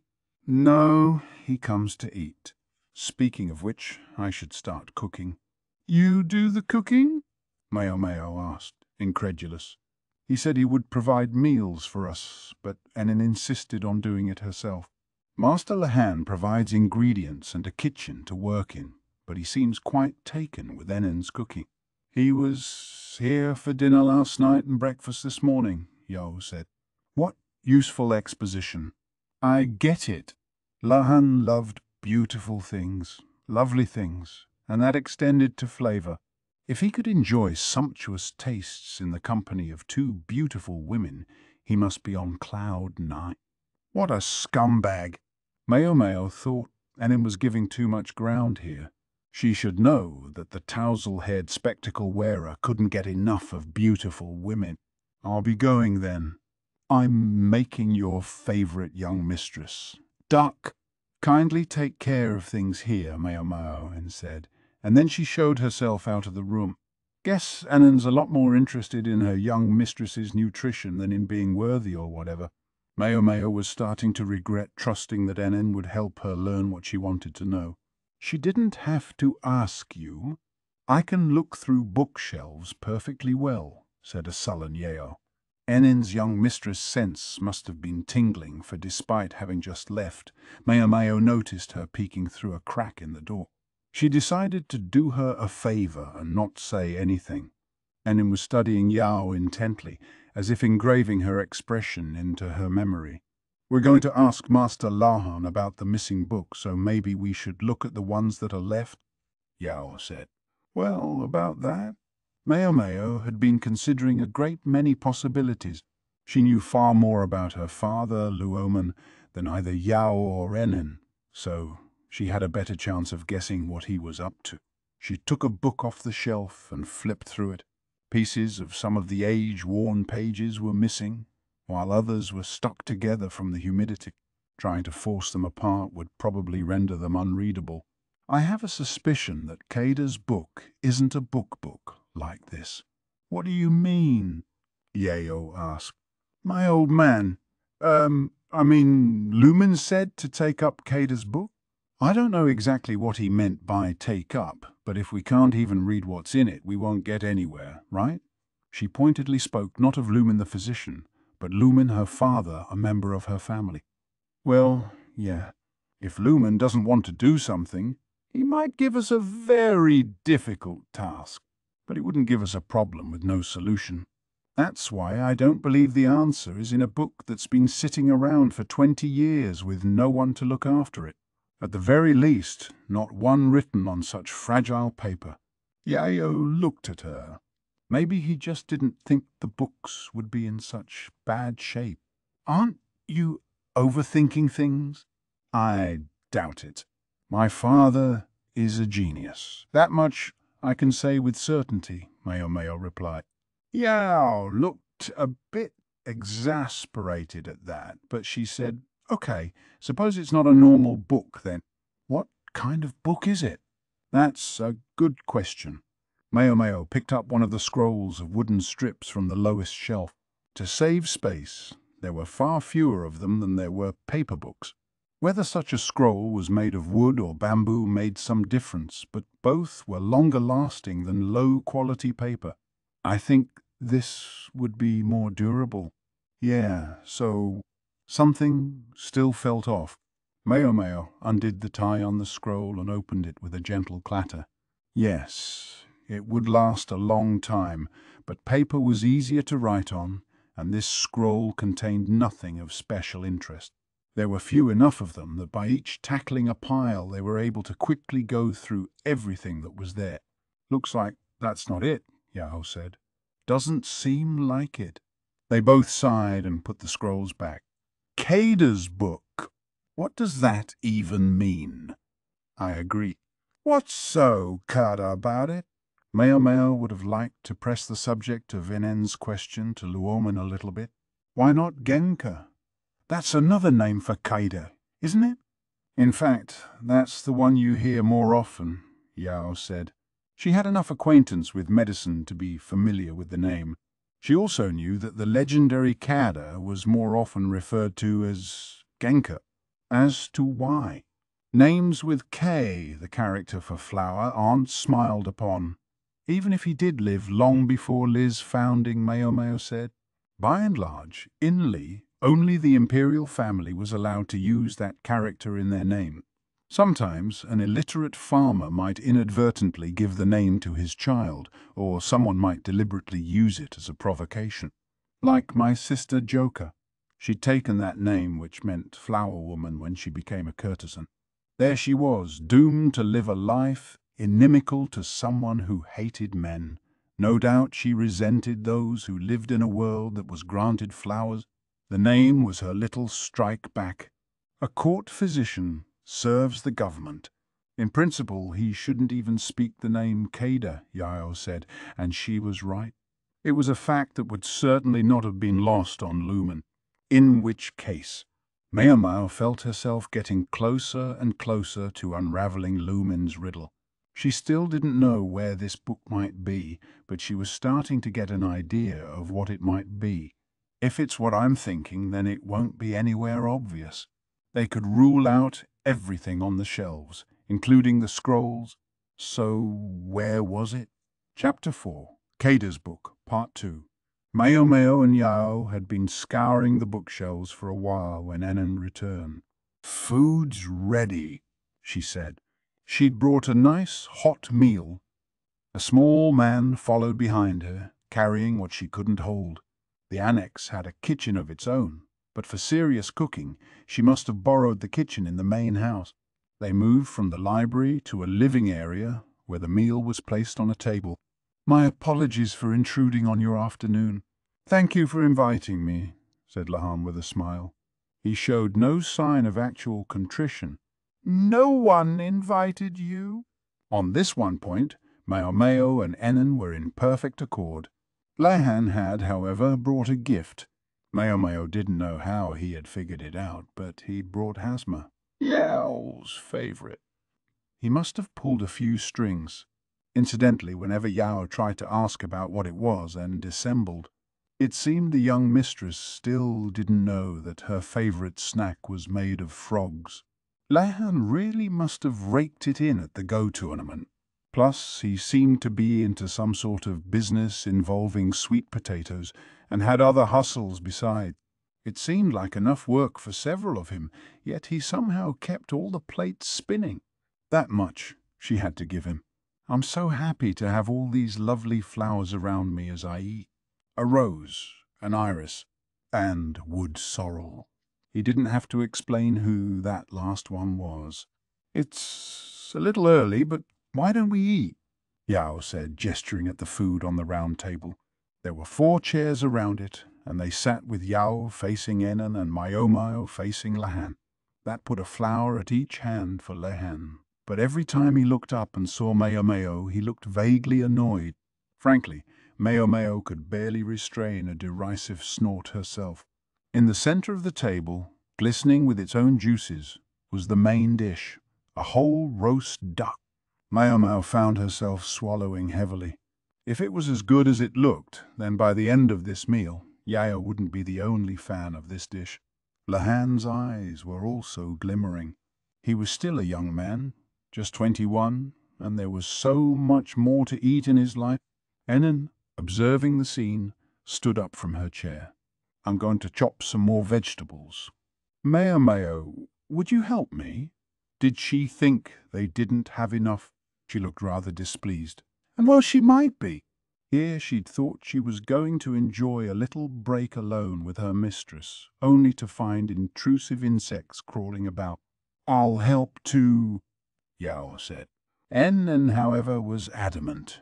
"You needn't, young mistress. I won't be long. Please eat up before it goes cold." Sigh. Yao pouted. For all her devotion, Anan had some strange blind spots when it came to the young mistress's feeling. Maybe there was such a thing as being too close to see. The vegetables were in the next room, a simple kitchen. Maomao wondered to herself if Luoman had prepared medicines here long ago and smiled at the thought. "Shall we?" she said. She started mincing some leeks while Anan cooked more flatbread. It didn't take long. The fire in the oven had been left burning for heat. "Are you sure about leaving Yao with Tausel glasses?" Maomao asked. She just wanted to be sure. Even if they were just in the next room, they were still a young man and woman alone together. Mr. Tausel glasses wouldn't lay a finger on the young mistress.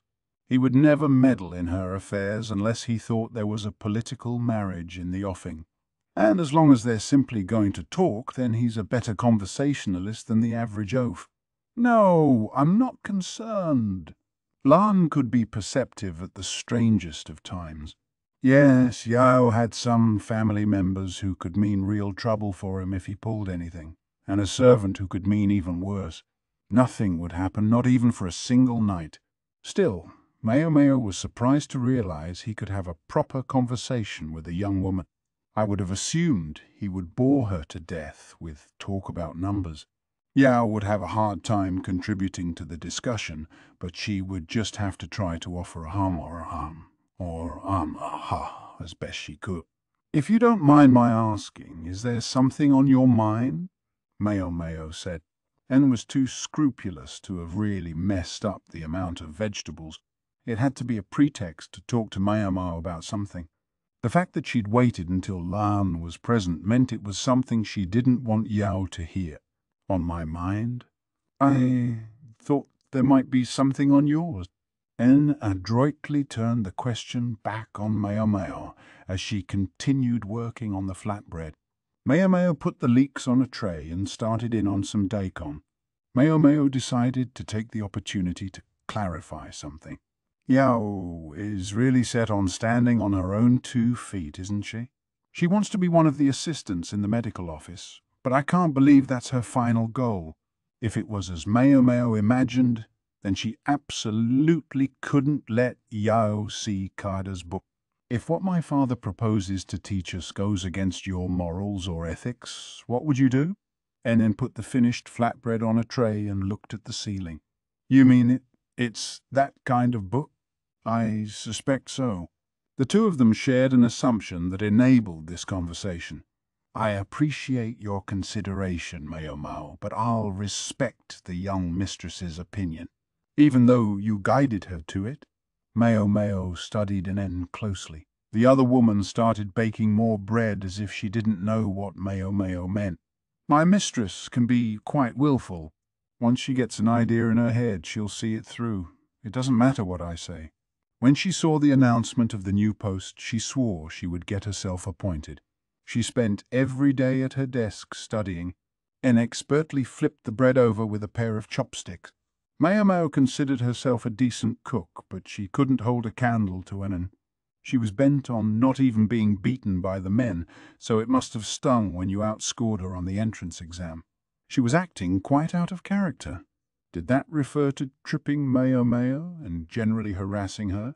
It had really been more her hangers-on who had done that, so Maomao didn't hold it against Yao and hardly thought about it anymore.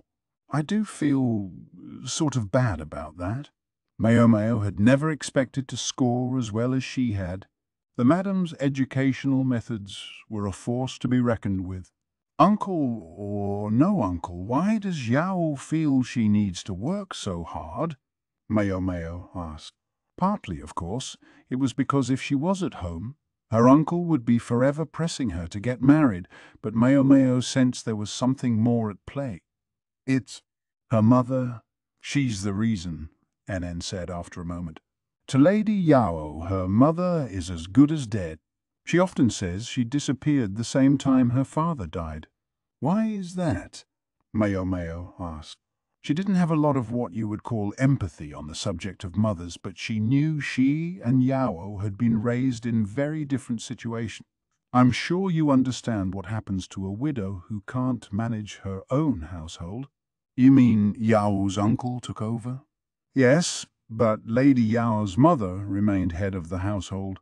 The wife of the former master of the house remained the wife. Presumably that meant Yao's mother had then married the uncle. It wasn't that unusual, but for a young woman it could cause a lot of conflicting feelings, and resentment or even hatred might be among them. Yao would also have learned that women who couldn't work had few options. If she simply went along and did as her uncle said, she would end up just like her mother. I see, said Maomao. She could understand why Anan didn't want Yao to overhear this conversation. She'd known it might go somewhere like this, and had wisely chosen a change of venue. Maomao put the sliced steak on a tray. That'll do, I think. She wanted to hurry up and eat before everything got cold. Just as Anan had predicted, when the two women got back to the living room, Yao and Lahan were engaged in a lively conversation. Our capable Anan's cooking is the stuff of rumors, and I hoped I would have a chance to try it. So strangely enough, this turn of events is quite congenial to me, Lahan was saying. Yes, her cooking is wonderful. She could hold her head up anywhere as a chef, and it's nutritious to boot. Where do you hear rumors about Anan's cooking?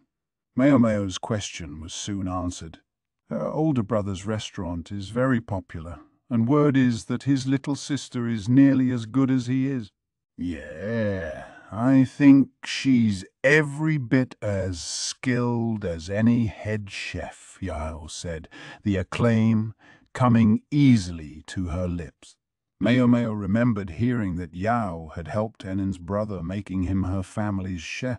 Apparently he'd struck out on his own sometime after that. Was it because of the change in family headship? If Anan's brother had been let go by Yao's uncle, that would do something to explain her antipathy toward him. I've had the privilege of dining 3 times at his restaurant. Ah, it was a meal to remember each and every time. 3 times. When did you go? The menu changes every season, right, Anan? Yeah. In fact, he finds the freshest ingredients each month. Talk of Anan's brother was enough to get Yao really engaged. She passed the conversation to Anan, who joined in.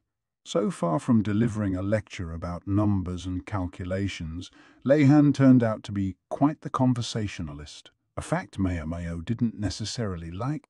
Instead, she focused on savouring the crispy duck's skin. The mixture of oil and herbs was caught up in the flatbread, which she topped off with some sweet, spicy jiang. Each bite filled her mouth with the rich flavour of meat, the herbs providing a pleasing texture, all complemented by the sublimely simple flatbread. It was enough to make her mouth water. It was, in a word, delicious. Ah, that's wonderful, said Lahan, evidently of the same opinion. He was, as we've said, an excellent talker.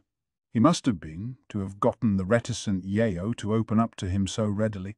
If anything, the conversation had gone a little too well, and Anan was somewhat perturbed.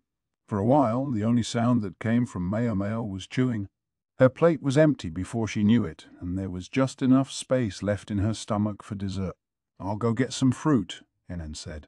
She left the room and returned with a glass vessel containing tangerines. The peels had been removed, the seeds carefully extracted, and they'd been steeped in sugar water. The acidity would work wonders in cutting through the fat and oil from the duck. "That was delicious," Maomao said as she set down her chopsticks. She was eager to get to the real topic. "Lahan, you haven't taken any books off the bookshelves, have you?" "Books from the bookshelves?" he asked, giving her a questioning look as he took another scoop of fruit.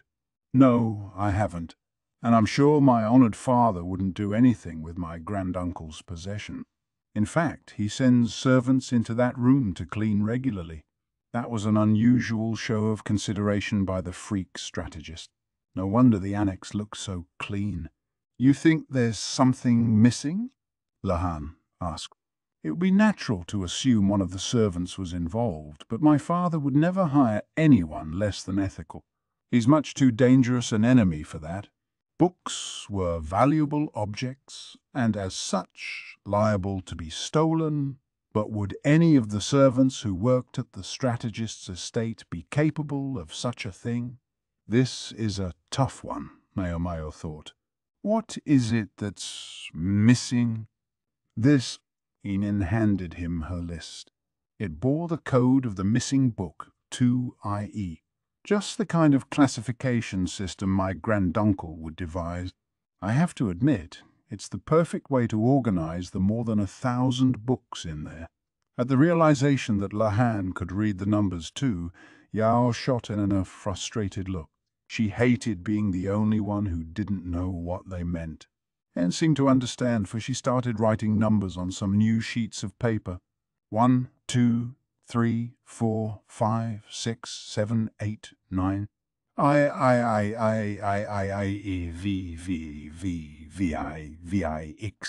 Yao's expression softened, no longer quite so angry. She was staring hard at the numbers, trying to memorize every one of them. Finally, the paper covered with I, E, V, it seemed to click for her. "Would the next number be written like this?" she said, tracing an X on the table with her finger. "Yeah." "Excellent job, mistress," N said, applauding. Yao looked a bit awkward. The books were lined up neatly on the shelves, though, Yao said. At least they had been when she and N had arrived. "Yes, and there didn't appear to be any obvious gaps. Now that we look at the numbers, though, one is definitely missing," N added. "Is it now?" Lahan studied the number of the missing book. "I thought a number cruncher like you would have noticed right away," Maomao said with a touch of vitriol. "Sadly, I all too rarely come into this building. I have other things to do." "Interesting, though this place certainly is. Other things to do, like eating a leisurely lunch? Or did you have something else in mind?" Oops. Her true feelings were showing.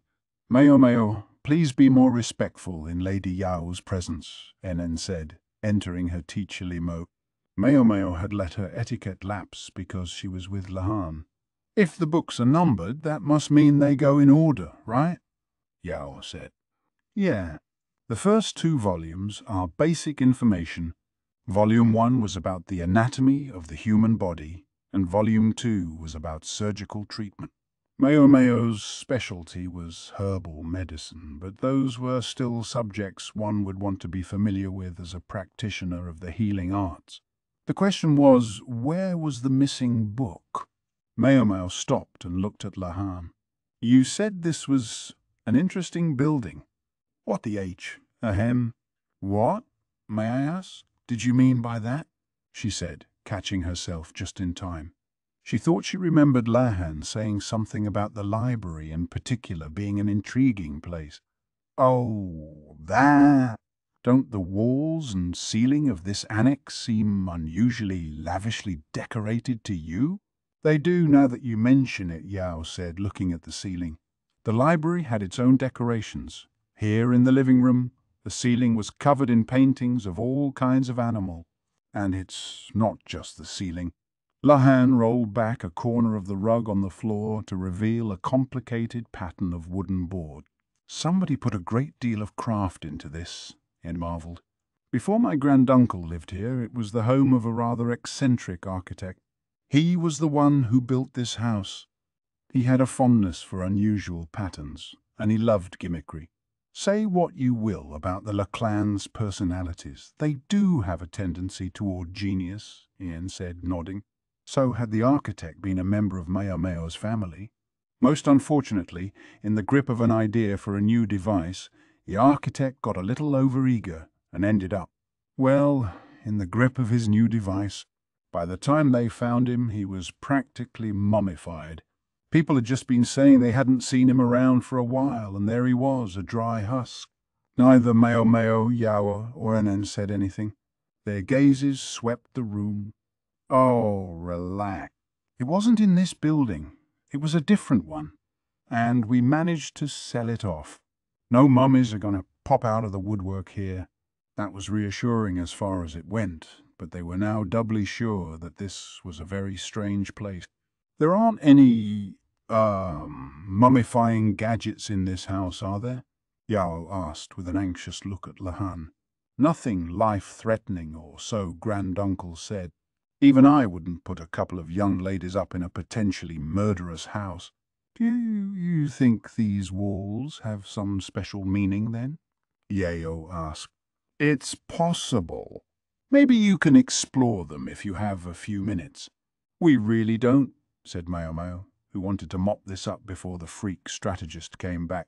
During the day today would be exquisite. Any other question? I don't know about your book, but I'll try asking the servants. Lan straightened his glasses and got up from his chair. I've got something to do tomorrow, so if you need anything, just shout for someone. Any of the servants can get in touch with me. Thank you, Anan said, though no more. Thank you for the meal. It was excellent. I'm sure you must be tired. You can leave the dishes. I'll send someone to take care of them. Maomao had been planning to help clean up, but if she didn't need to, then so much the better. She wanted to get back to looking for the book and fast. Chapter 5, Kada's Book, Part 3. Maomao went back to the library and looked around again. Haven't I seen this design somewhere? She wondered, he wondered. The two-tone pattern on the walls tugged at something in her memory, but she couldn't quite think of what. Yao and Anan, like Maomao, were ignoring the bookshelves and instead looking at the walls and ceiling. If what you said is true, Maomao, there's no point checking the shelves, Yao said. She must have told Anan what the two of them had talked about together because her servant was studying the walls intently.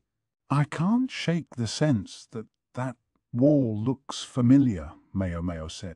The pattern was slightly different from those on the other three walls, although it was also mostly hidden by the bookshelves. So, a book on human anatomy. That, she surmised, was what the missing volume was, given its number. Her muttering was interrupted by a crash. She looked over in surprise to find that Yao was flat on her bottom and one of the bookshelves had fallen over, and paled and rushed over to her. Lady Yao. Her mistress didn't seem to be hurt. She got to her feet, patting away dust. Looks like you're all right, Maomao said. But what happened? How did you manage to knock over a bookshelf?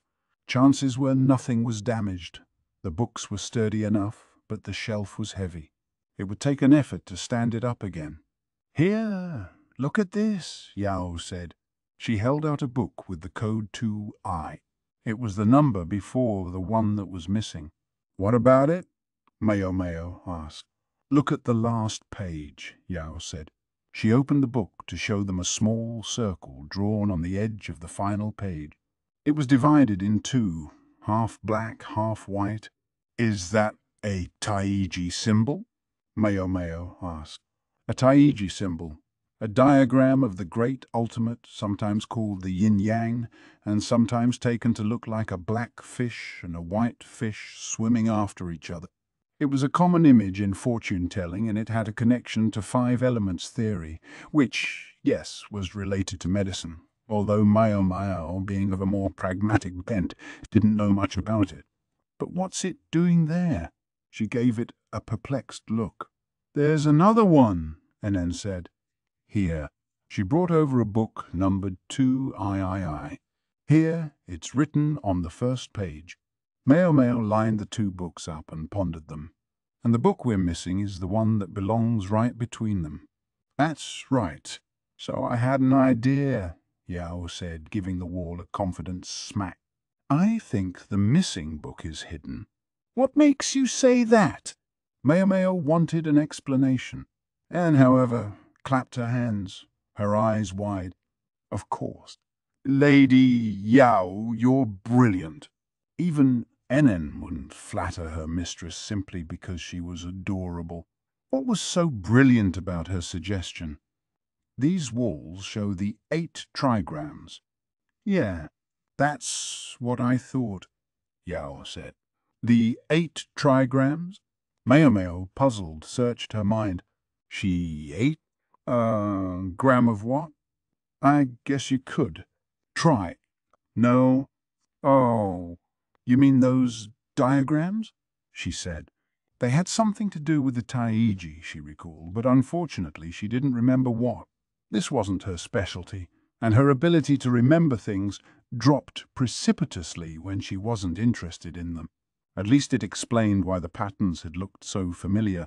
My old man did tell me to at least learn them, but it hadn't seemed as practical as herbal theory, so she'd mostly ignored it. Forget having an acquaintance with them. She'd barely said hello. Yeah, you know, this pattern here, I think it's supposed to be a Yao, said Yao. Yao, Maomao asked. It clearly wasn't the other woman's name, but she was damned if she knew what it was. Don't tell me you don't know about them? Yao looked surprised, but also maybe just a little bit pleased. I'd guess people who know about them are in the minority, Maomao grumbled, feeling a rush of petulance. Now she wished she'd paid a little more attention to the subject. Do you recognize this sort of pattern? Yao asked, running her fingers along the walls. There were whitish planks and blackish ones. She touched only the black ones. Unlike the other boards on the wall, which all ran vertically, the ones Yao touched ran horizontally. Trigrams are made up of Yao, which are either a single long line or 2 short ones. The patterns are said to represent yin and yang, or sometimes hard and soft. Maomao crooked her fingers, counting. By having 3 sets of 2 Yao, you could make 8 possible combinations, hence the 8 trigrams. So you knocked over the shelf to be able to see the entire wall. And one other thing. Yao peeled up the faded carpet, showing that there were trigrams underneath it, just like the wall. Lumen said the book was somewhere in this room, Maomao said, remembering. In this room, but not necessarily on the shelves. And the architect who lived here loved little tricks. That was what Lahan had told them. There was a good chance this room contained one of those architectural contraptions. And then there's the Taiji symbols and the trigrams. Not a subject she was very interested in, and her father had said she wouldn't be able to solve this riddle alone. So that's what he meant, Maomao said, clapping her hands. It all makes sense, said Anan, catching on. Once they had the idea, Maomao and Anan worked quickly. They started trying to move one of the bookshelves. Hey, I found it first, Yao said. You just sit quietly, Lady Yao. This is dangerous. Plus, it's very physical labor. I think Yao is probably the stronger of the two of them, Maomao thought, although she had just enough sense not to say it out loud. Even working together, it proved impossible for them to move the bookcase. Instead, they emptied it, then slid the empty case into the hallway. Over and over they did this. Yao helped by taking books off the shelves, although she didn't look very happy about it. When all of the bookshelves had been removed, the walls were revealed in their entirety. It was enough to make the women's heads spin, but when they took up the carpet as well, the sensation became downright vertiginous. "Is this it?" Maomao said, looking at the floor. Right in the center was a white piece of wood in the middle of what was otherwise a standard trigram. Like the painting on the ceiling, it was divided into 9 parts. "It's showing the primordial system," Yao said, her eyes sparkling. Once again, they were venturing into vocabulary Maomao didn't recognize. She almost asked about it, but it occurred to her that doing so would only slow things down, so she decided to play along instead. "Yes, of course. The primordial system. So, where's the book?" Yao was silent. Evidently that was as far as she'd gotten. Lumen had given them this task, which meant that there was an answer to be found somewhere. Maomao looked at the 2 books with the Taiji symbols. They were both about human anatomy, one detailing the hands and the other the feet. "Yao," Maomao said, "does each of the trigrams have a specific meaning?" "Lots. They're associated with directions, animals, and even family relationship." "Are they ever associated with parts of the human body?" "Yeah. Yes, they are," Yao said, turning quickly to the books. "Excepting the missing volume, there are 8 books with the code 2, said Maomao. They were missing the 2nd volume, but all the rest, including volumes 4 through 9, were still on the shelves. The numbers were divided the same way as the pictures on the floor and ceiling. "We've already got books on the feet and hands," Yao said. "That would imply the others are about the head, mouth, eyes, thighs, ears, and stomach." 6 volume. "I brought them," said Anan, ever the quick study. They opened the books and found it was exactly as Yao had predicted. "In terms of the theory of the Taiji, nothing is missing," Yao said. "And yet they were short 1 number. Did the book not relate to a specific part of the body?" Maomao stood smack in the middle of the room where there was no trigram. On a hunch, she looked up. "Someone drew a lot of animals up there," she said. "You can tell what they are if you take a good look. I see a horse and a dog and a pheasant, and does that one kind of look like a dragon?" "You think that's all right?" Yao said. "It does seem like a questionable choice," Maomao said. "The dragon represented the imperial family, and using it without permission could get people in trouble." "You know what?" "Even the ceiling pictures are related to the trigrams," said Yao. Maomao squinted. The pictures were faded with age, but still visible. "Right in the middle of the ceiling I see 1 horse and 2 sheep. Does that mean anything to you, Yao?" "The horse was drawn above and the sheep below. The trigram associated with the horse is called Qian," Yao answered.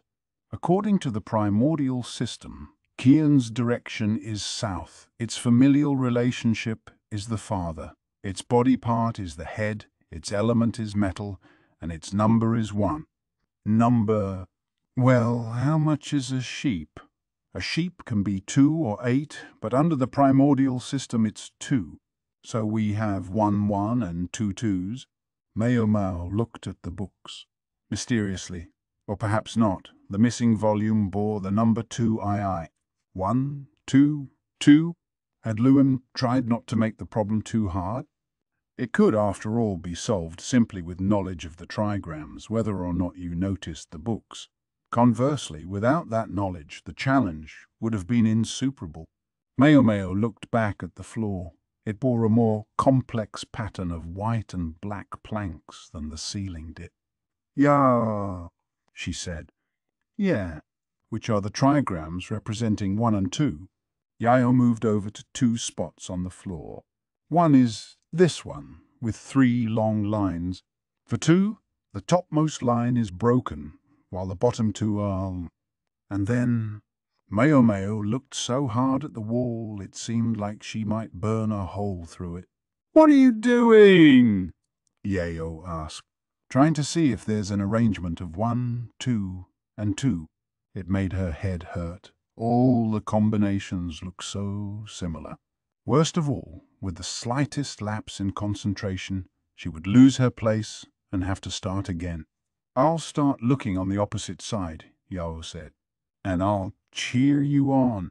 "I'll go make a snack," Anan said, and made her escape.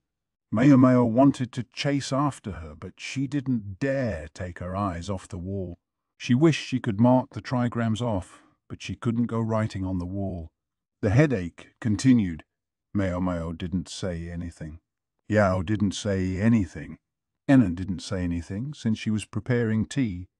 With so many trigrams, one would have expected there to be an arrangement of 1, 2, and 2 somewhere, but it didn't look like it. 1, then 2, Maomao found repeatedly, but never with that elusive second 2. "It's got to be around here somewhere," she thought, and at exactly that moment she bumped into Yao. "Did you find it?" "No, it's not here," Maomao said. "How can that be? Maybe we missed it." Maomao blinked several times and looked at the walls. She would have to go through everything again, see if they had overlooked anything, but she really didn't want to. "Who wants tea?" Anan asked, coming in with a clatter of drinkware. "I do." "Yes, please."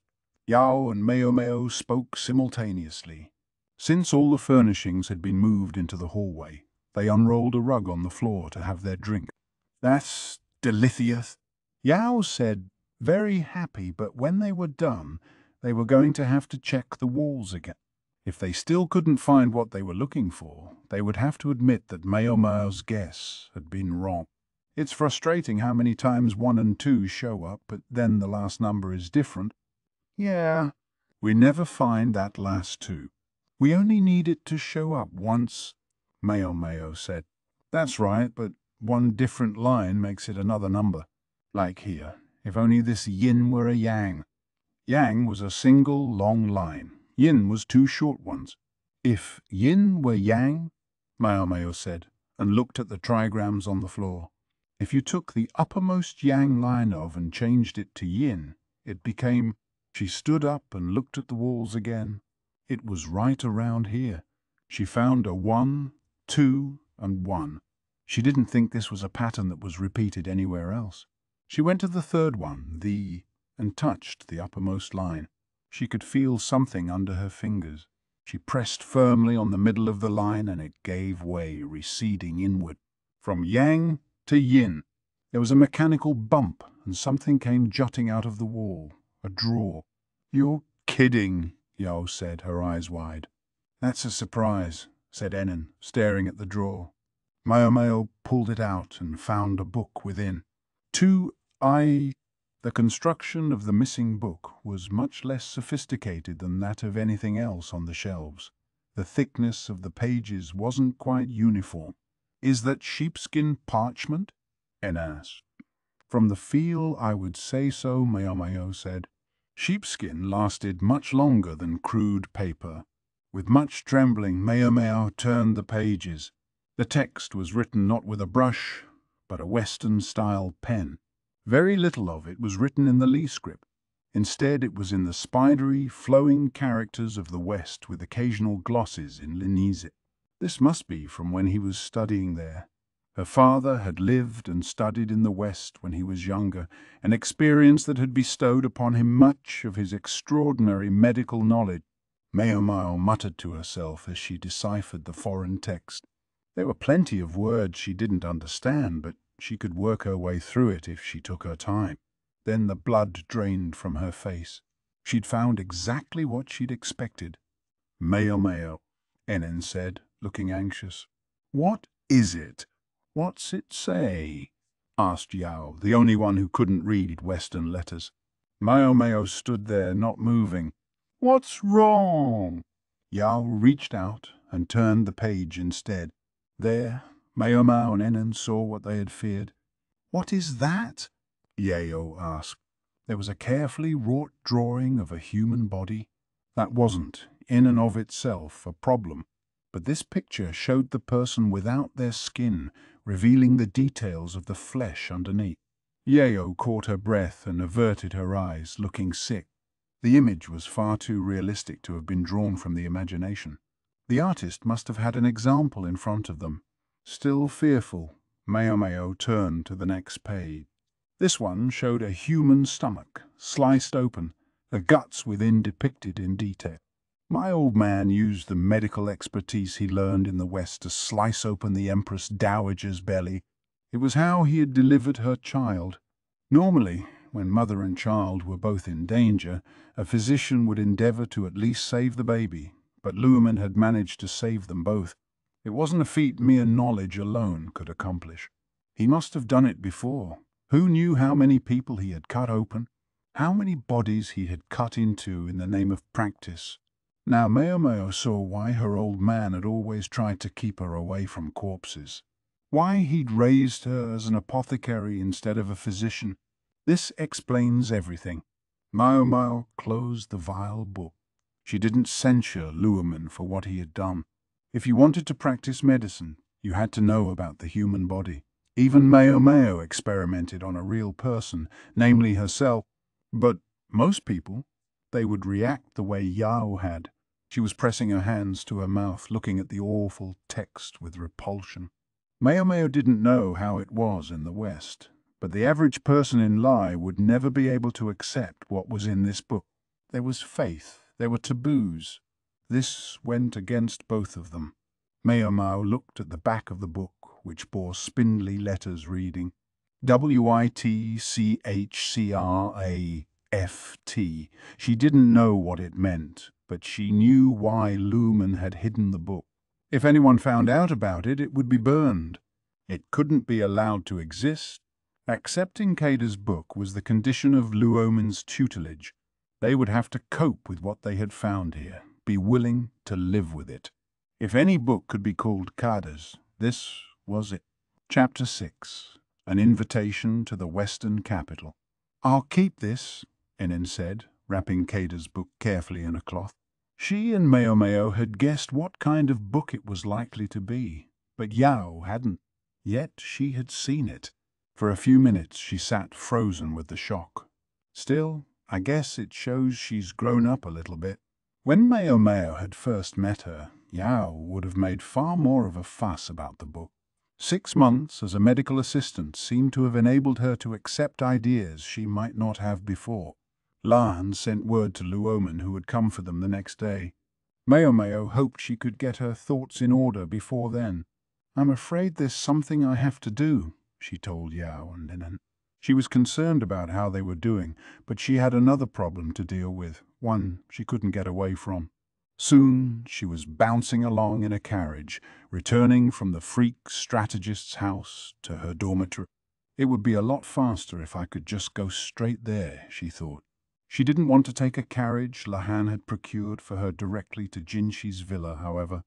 A different carriage would collect her at the dawn.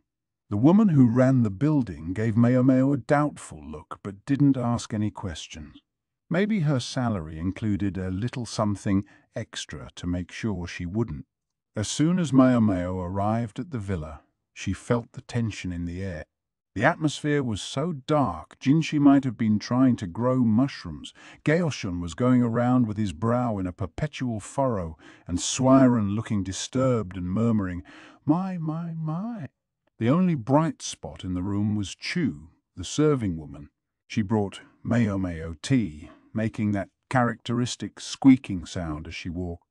"This is fermented tea from the West," she said. "It smells nice and is lovely with a drop of distilled alcohol in it, but they told me not to let you have anything to drink." She shot a glance toward Swiren. Maomao wished she could have the alcoholic tea. In fact, she wished they would hold the tea. After a moment's hesitation, Maomao said, "Should I ask?" She didn't really want to know, but Jinshi looked ready to spore at any moment, and she didn't want any of it to land on her. "If you'd be so kind," Chue said, and Gaoshun came hustling over. There was no sign of Basin, and it seemed likely there wouldn't be while his father was on the job. "Yes, well, he's to go to the Western capital again," Gaoshun said. "Oh, really? The poor guy?" Jinshi's face puckered in annoyance. From behind him, Gaoshun was making an emphatic, "No, no gesture by crossing his arms in an X. For some reason, Chue was mimicking him, although with her it looked almost like she was dancing. She made it look sort of fun. "Who is she, anyway?" Maomao asked Swiren before she could stop herself.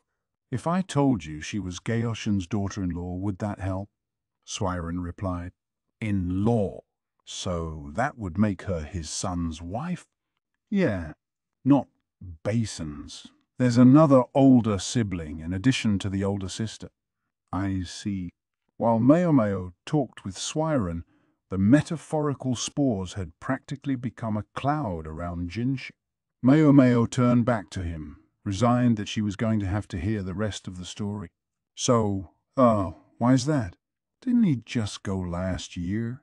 "Sir Gyoku, you requested it. He wants Master Jinshi to see how smoothly things are running, even in Sir Gyokun's absence." "Goodness," Maomao remarked mildly, but in her head she thought, "sounds like a pain in the ass." Gyokun was Empress Gyokuyu's father, currently in residence in the capital.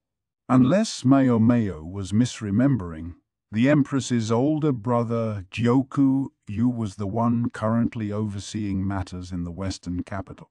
Reaching that far city took more than 2 weeks by land. A round trip, including time at the destination, could easily see Jinshi away from the capital for more than a month and a half. "Perhaps it's not my place to suggest, but is it possible that someone else could go on Master Jinshi's behalf this time?" Maomao said. It was an admirable idea, and Gayoshan and Swiren both acknowledged it with a nod. Only Chue shook her head, continuing to dance. "She's very noticeable. I'm not sure what to do with her," Maomao thought. She was trying to be serious here, but with Chue hopping around at the edge of her vision, she felt like she might burst out laughing. Maybe that was the idea, especially since she was doing it where only Maomao could see her. Not very nice. "I know you're trying to make me laugh." She tried her best to look somewhere she wouldn't see the other woman. Maomao's look must have tipped off Swiren, for Chue soon found the old lady delivering a blow to the back of her head. Gaoshun had a most unusual daughter-in-law. He apologized to Swiren on Chue's behalf. "I'm sorry, but I think we had better go somewhere else," Jinshi said, inevitably distracted by the kerfuffle. "But of course, young master," Swiren said. She went into the next room to prepare drinks. That was perfect for Maomao, who was eager to get down to the business of treating Jinshi. She followed him into the next room and closed the door. Now bereft of his matron and his minder, Jinshi heaved a sigh. "May I continue the conversation?" he asked. "Be my guest." "May I have a look at your injury while you're doing it?" "Be my guest." Maomao took out bandages and medicine. Jinshi stripped off his overrobe to reveal the bandage around his abdomen. Chue had practically caused Maomao to forget what they were talking about. What was it, again? Thankfully, Jinshi jogged her memory. She listened as she removed the dressing. "Sir Gyoku himself asked me to return to the western capital. I thought I might well decline, considering I was just there. But first, Empress Gyoku, and then His Majesty himself asked me to go, so I suppose that settles the matter. The Emperor and Empress both.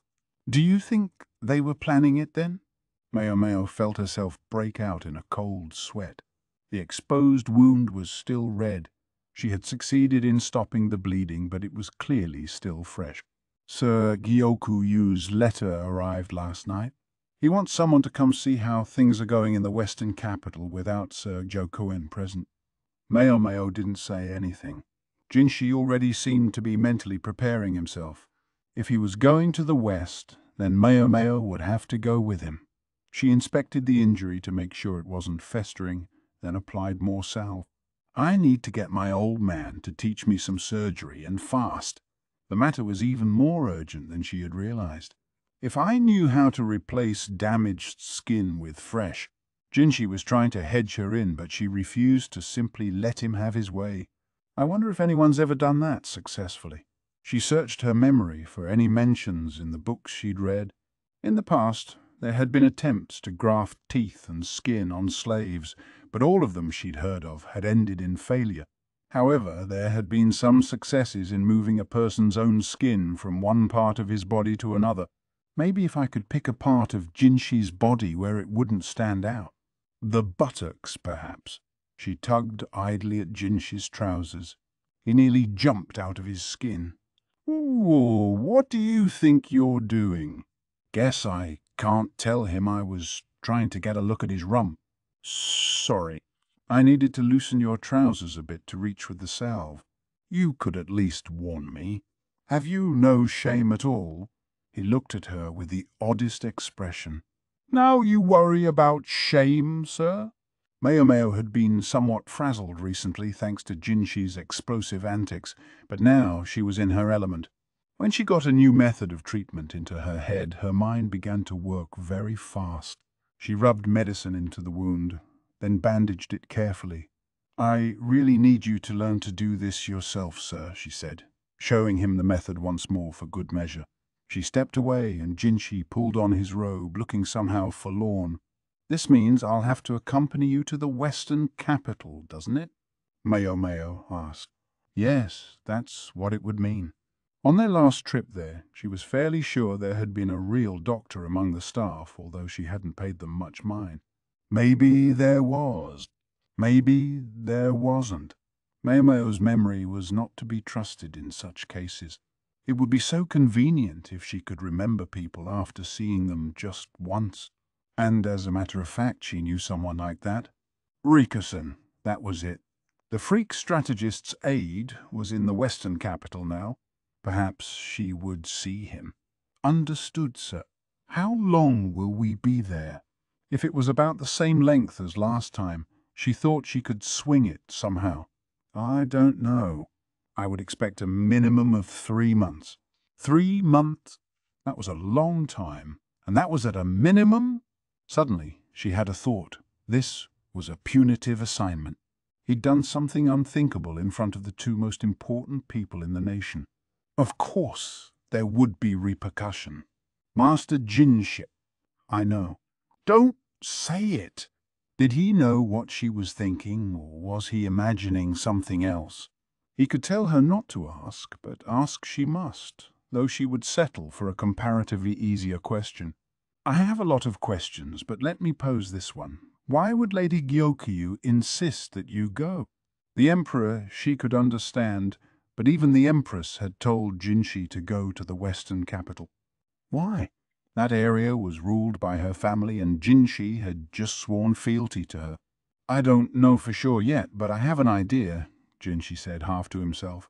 "Sir Gyokuyu's daughter will soon enter the rear palace." "Oh." Maomao nodded, but she was also puzzled. Entering the rear palace meant the girl would become the Emperor's bride. Even His Majesty would be hard-pressed to turn down the daughter of one of the most powerful men in the Western capital.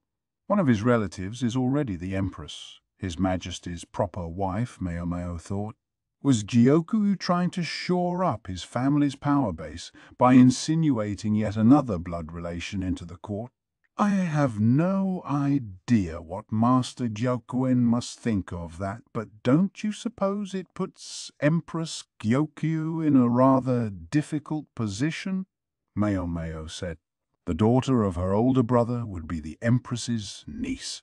Political marriages often involved partners with close blood ties, but Gyoku couldn't be pleased at the prospect. What about Gyoku? With his daughter's position already secured, would he really want a grandchild to join the court as well? That's if she's really a blood relation. Maomao thought she was seeing cracks in the facade of Gyokuyu's family. Is the Empress opposed to her niece's admission to the palace? She asked. Jinshi didn't reply immediately, which Maomao took to mean she had the right idea. His expression told the story. Finally he said, "True, she is not eager. However, she can't chase the girl out of the rear palace either, which means there must be a compromise." There were a scant few princes in the current imperial line, just 3 of them in fact, and 2 were infants. There was only one serious candidate. "Congratulations on your marriage, Master Jinshi," Maomao said, clapping her hands. Without a word, Jinshi grabbed her by the head and squeezed. She yelped in surprise. When he released her, she rubbed the side of her head and reminded herself that sometimes it was better to keep her mouth shut. "You think I'm getting married with this body?" "It's the body you gave yourself." Maomao objected privately, but this time she was clever enough to keep it to herself. Instead, she asked, purely as a point of reference, "Is there anyone else besides you suited to marry her?" You'd have to go back several generations in the imperial family. The kinds of people who spend most of their time these days cooped up in temples reading holy texts and keeping their distance from the common world. Assuming none of them has started to harbor such outsize ambitions that they're ready to foment rebellion, I don't see any candidates there. And I suppose she and her father wouldn't settle for a worthy retainer. If, however, Jinshi were to be leaving for the western capital just as the young lady arrived, the wedding could be delayed for months. The father of the bride couldn't even object because he was the one who'd summoned Jinshi. I feel bad for the girl, dragging herself all the way here just to sit around and wait. Sympathetic though she might be, however, there was nothing Maomao could do. Anyway, if Jinshi had been willing to marry a girl just to make her happy, there'd have been no end of young ladies with sob stories showing up at his door. Can't be overly concerned with other people's affairs. Maomao had other things to do. "When do you think you'll be leaving?" she asked. 2 months from now," he replied. Not much time. She had so much to learn, and she would have to do it in a hurry. Jinshi looked like he wanted to say something else, so she asked, "Is there anything else on your mind, sir?" He paused, then said, "I don't have enough information yet. I'll get in touch with you another time." "Very well, sir." Maomao gathered up her medicines and bandages, confirmed when she should come back next, and then left the village. Chapter 7. Taboo. The next day, the library at the freak strategist's house had been conscientiously cleaned up. The carpet was back in place. The bookshelves were where they belonged. If anything was different, it was only that the faded carpet had been replaced with a new one. Master Lahan told one of the servants to clean things up and then reported. "Is that right?" Maomao said with relief. She'd left immediately after the events of the previous day and had felt bad leaving Yao and Anan to tear the room apart. "I did indeed, and the least you could do is be grateful, little sister," said someone to whom she very much did not wish to be grateful. He was presently sitting in a chair. "What the hell are you even doing here?" Maomao asked. "What a way to talk! With my honored father away, I'm in charge of this household. In other words, you've got plenty of time on your hands." "Is my father coming or what?" "Maomao, watch your tone," Anan said. Yao was already seated and waiting eagerly. Lumen arrived, announced by the tapping of his cane on the floor. As he entered the library, he thanked the servant who was aiding him. N closed the door. The windows were shut as well. Candles had been set out for light and filled the room not just with illumination, but also a sweet smell of honey. I'm not too keen on using fire in a library. Maomao would make sure to put the candles out and change the air in the room the moment this conversation was over. She pulled out a chair for Lumen. "Thank you," he said, but he looked troubled. It probably had to do with the book sitting on the table. "You don't mind if I'm here, Granduncle?" Lahan asked. "You might wish to reconsider where you stick your neck, Lahan," said Lumen. "I take your point, but I'd like to be aware of what's going on in my house. It's not my style to duck responsibility by saying I didn't know." In some respects, Lan had a personality the polar opposite of Maomao's. Perhaps he was simply confident that he would be able to handle any problems that arose from his approach. "Are we right? Is this Kada's book?" Yao asked, rising and propping up the sheepskin tome. "Yeah, I compiled it while I was studying in the West." Yao's face tightened and remained impassive, and Lahan, if anything, looked downright intrigued. "Did you also make these illustrations then, Master Lumen?" Yao asked. She flipped the pages, showing the depictions of open human bodies. I did. I drew those illustrations, and I did the dissections as well. At the word dissections, Yao's face got even stiffer. Human dissection was not many people's idea of a good time. Desecrating a dead body was considered immoral and was forbidden. Were they criminals? Yao asked. Lumen shook his head sadly. He stood up and turned to the last page of the book, where there was a picture of a woman. She appeared to be a foreigner. Her hair billowed and her light skin tone was depicted in delicate brushstrokes. Her internal organs were drawn in a realistic fashion, but her face bore the stylized, serene expression of a bodhisattva. There were ink stains here and there. This page was noticeably less clean than the others. The land to the west knows much that we do not, and there is a great deal we can learn from them. But it doesn't mean that everything they do is right. I often saw them mete out punishment to people who had committed no crime. There was grief in Luomin's eyes. He seemed to be gazing into the past. This woman was said to be a witch. To test whether the accusation was true, they tied her to a boulder and threw her in the water where she sank. Maomao shivered. Luomin didn't speak much of the time he had spent studying beyond Li's borders. When he did, it was chiefly to share stories of injuries and illnesses he had encountered. If she didn't float to the surface, it would prove she wasn't a witch. If she did, it would show that she was a witch, and they would burn her alive. They determined that the woman was no witch, but it didn't put the breath back in her lungs. Yao was pale and her hands shook. She seemed to be debating whether to plug her ears, feeling that she had to listen but not wanting to hear, and asked the question that was on all their minds. These witches, are they criminals? No. They might have been adherents of a different faith, so-called heretics. Students of medicine, sometimes wandering commoners were treated as witches too. In that sense, perhaps, I was one of them. Luomin closed the book, his fingers brushing the word witchcraft on the cover. She understood why they would accuse her of being a witch. She was the one who taught me the ways of Western medicine. She asked me herself to use her for dissection when she died. For the advancement of medicine, she would offer up her own body. There was the slightest tremor in Luomin's voice. Because of her, I was able to save the Empress Dowager and her child.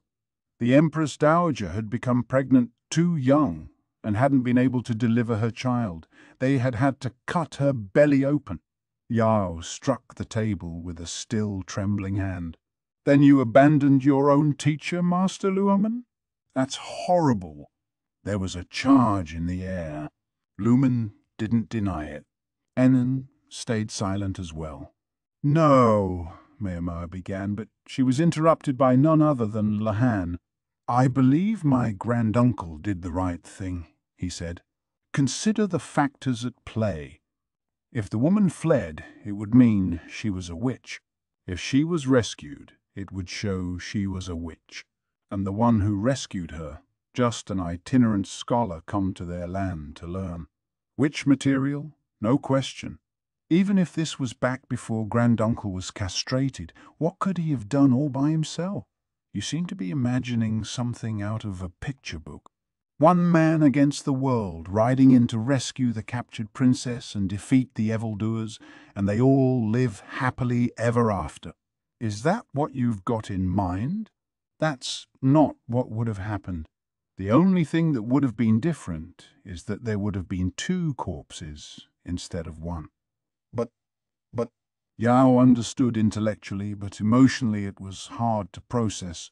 Maomao reached for the book, trying to open to that last page again, but Luomin kept his hand on the cover, holding it shut. That's right, he said. I was powerless. My teacher would do anything in order to save people. She would dress as a man to attend convocations of doctors, participate in the dissection of criminals. Some people she was able to help, but there were other lives she couldn't save. She was always asking what more she could do, and she begrudged no answer. The very day before she was arrested as a witch, she was summoned as a physician. She went to the next town to help an injured child, and someone there claimed her methods were unnatural. Her accuser was a woman who was herself suspected of being a witch. To prove her innocence, she offered up my teacher as a sacrifice. The story might have seemed like a digression, but Maomao saw what Luomen was trying to say.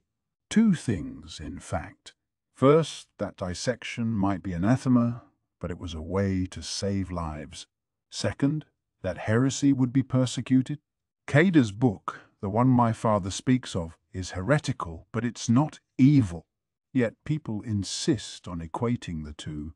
When he told them to take up Kada's book, he meant that they had to accept the deviant practices within it. Yes, but also that they must take in that they themselves would step outside the accepted ways of their society.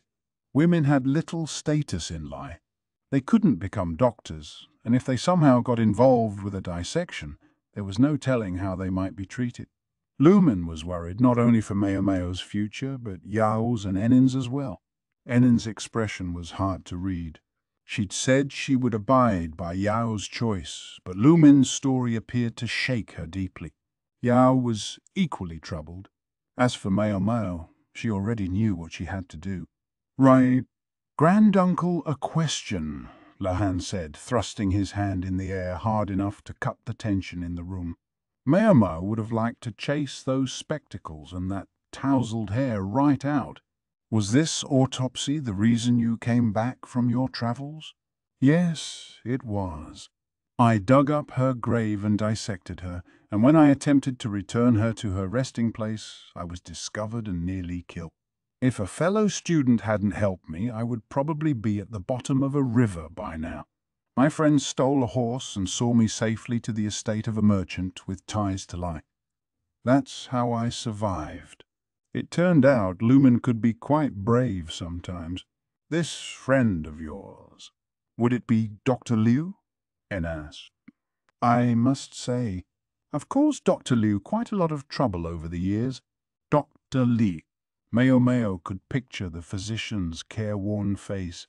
She'd always known he was hard on her because she was related to Luomen, an understanding that was now reinforced. "Another question, if I may," Anan said.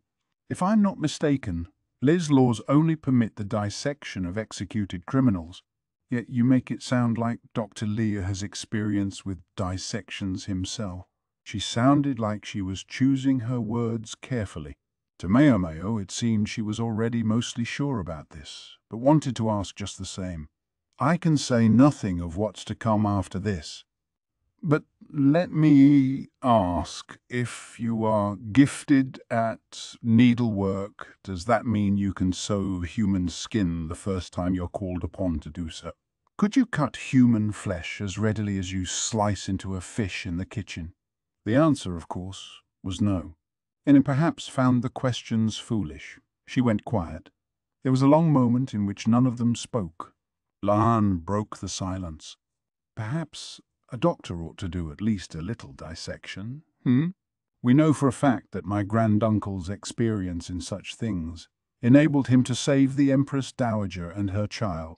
Naturally, that's unlikely to be the last time a member of the imperial family finds themselves in dire straits, ill or injured."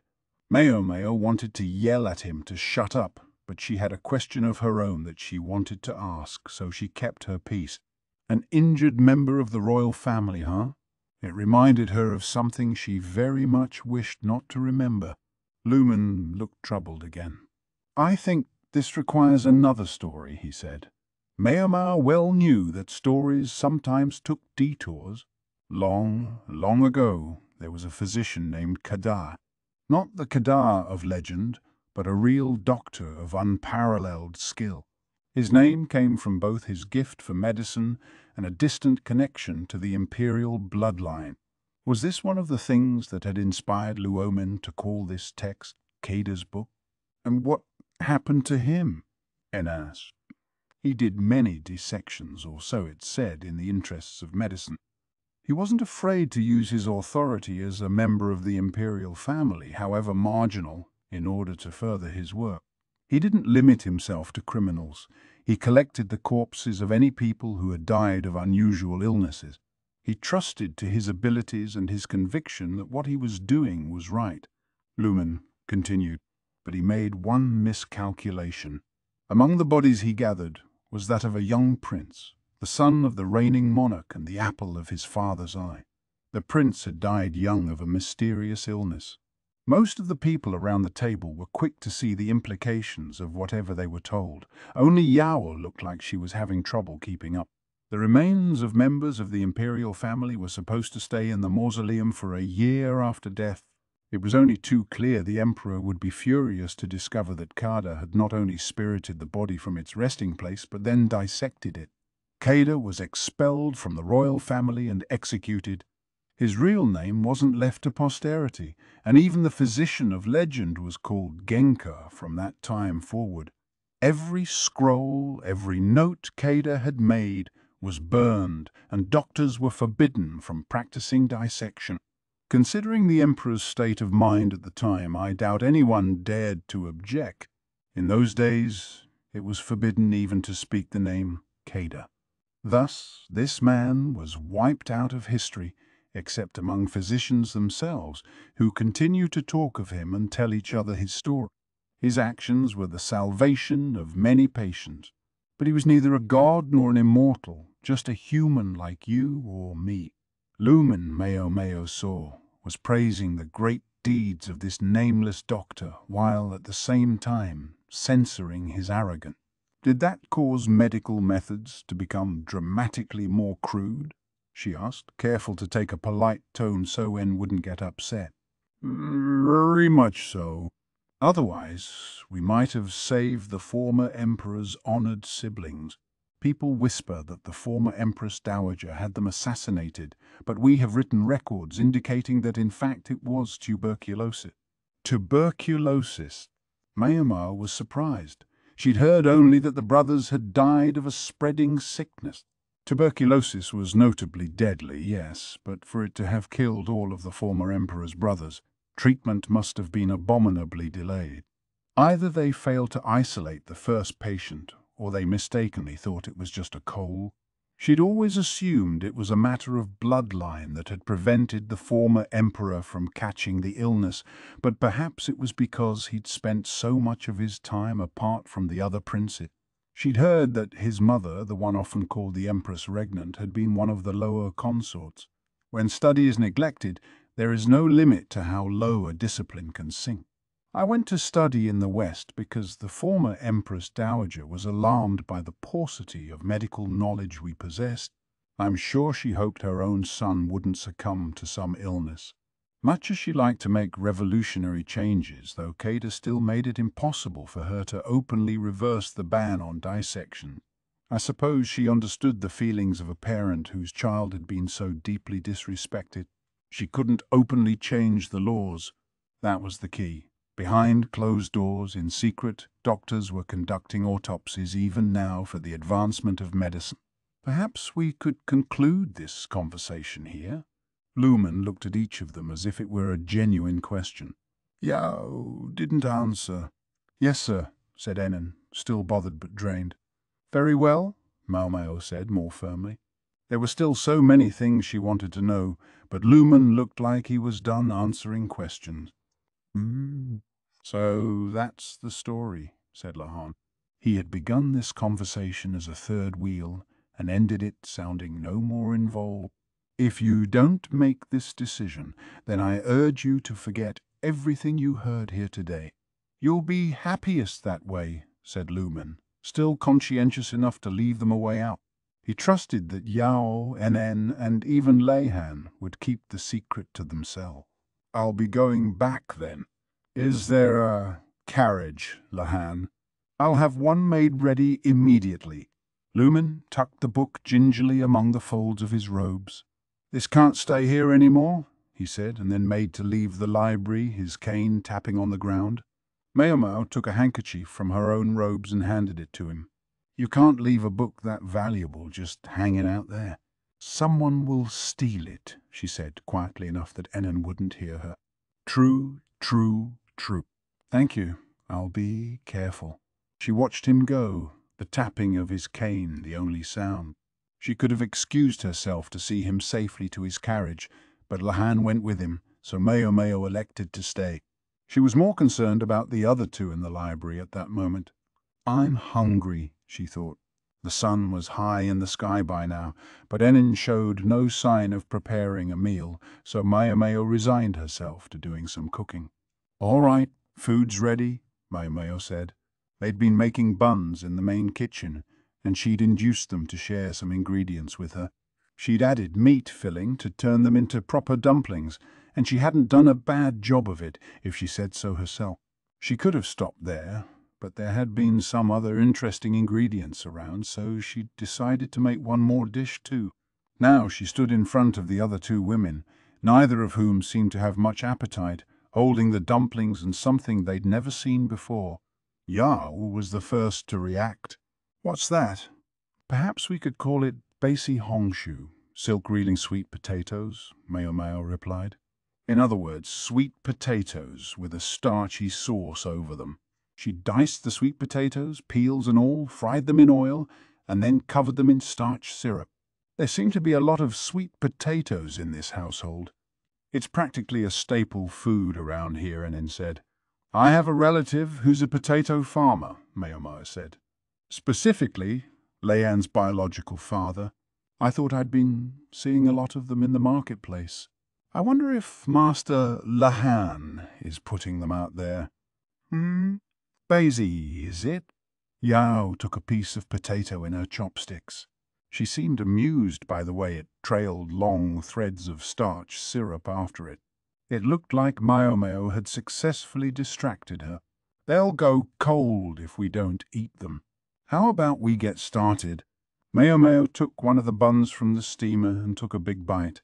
"Here, Lady Yao, use this." Anan handed Yao a dampened handkerchief. Yao took it, wiped her hands, then picked up a bun. "It's good, but I feel like it's missing something," she said. "Please don't compare my cooking to Anan's. It's a very good effort for a layperson, Lady Yao." Even Anan's remark was, well, a little bit rude. "I mean, I am a layperson." Maomao had hoped that the food would provide a bit of conversational lubricant, but the talk never came. They ate in silence. En seemed even more shocked by the earlier discussion than Yao.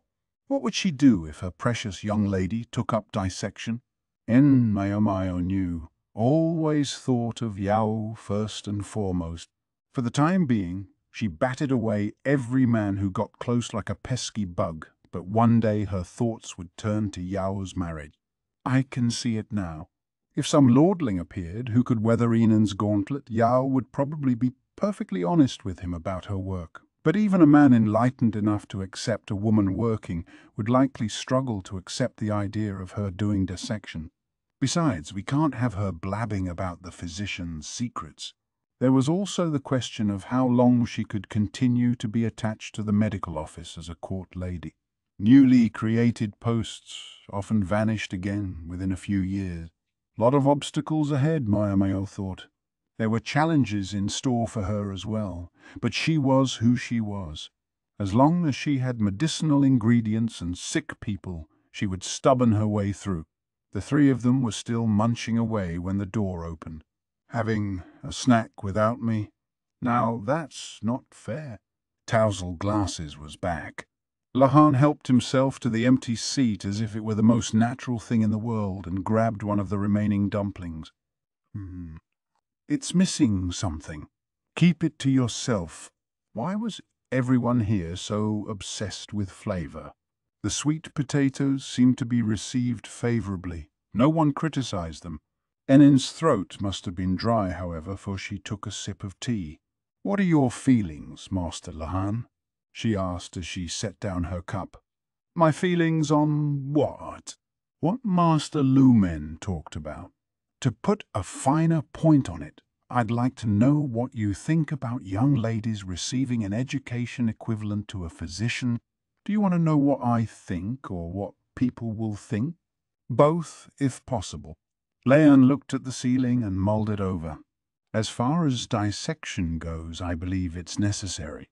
If you fail to move forward, that's the very definition of stagnation. Water that doesn't flow begins to rot. A notably progressive viewpoint. However, making such a practice public at this moment would invite persecution. People fear the unorthodox and they hate minorities.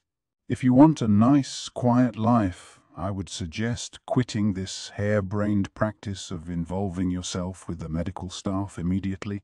I thought you at least would be above such things, Master Lahan.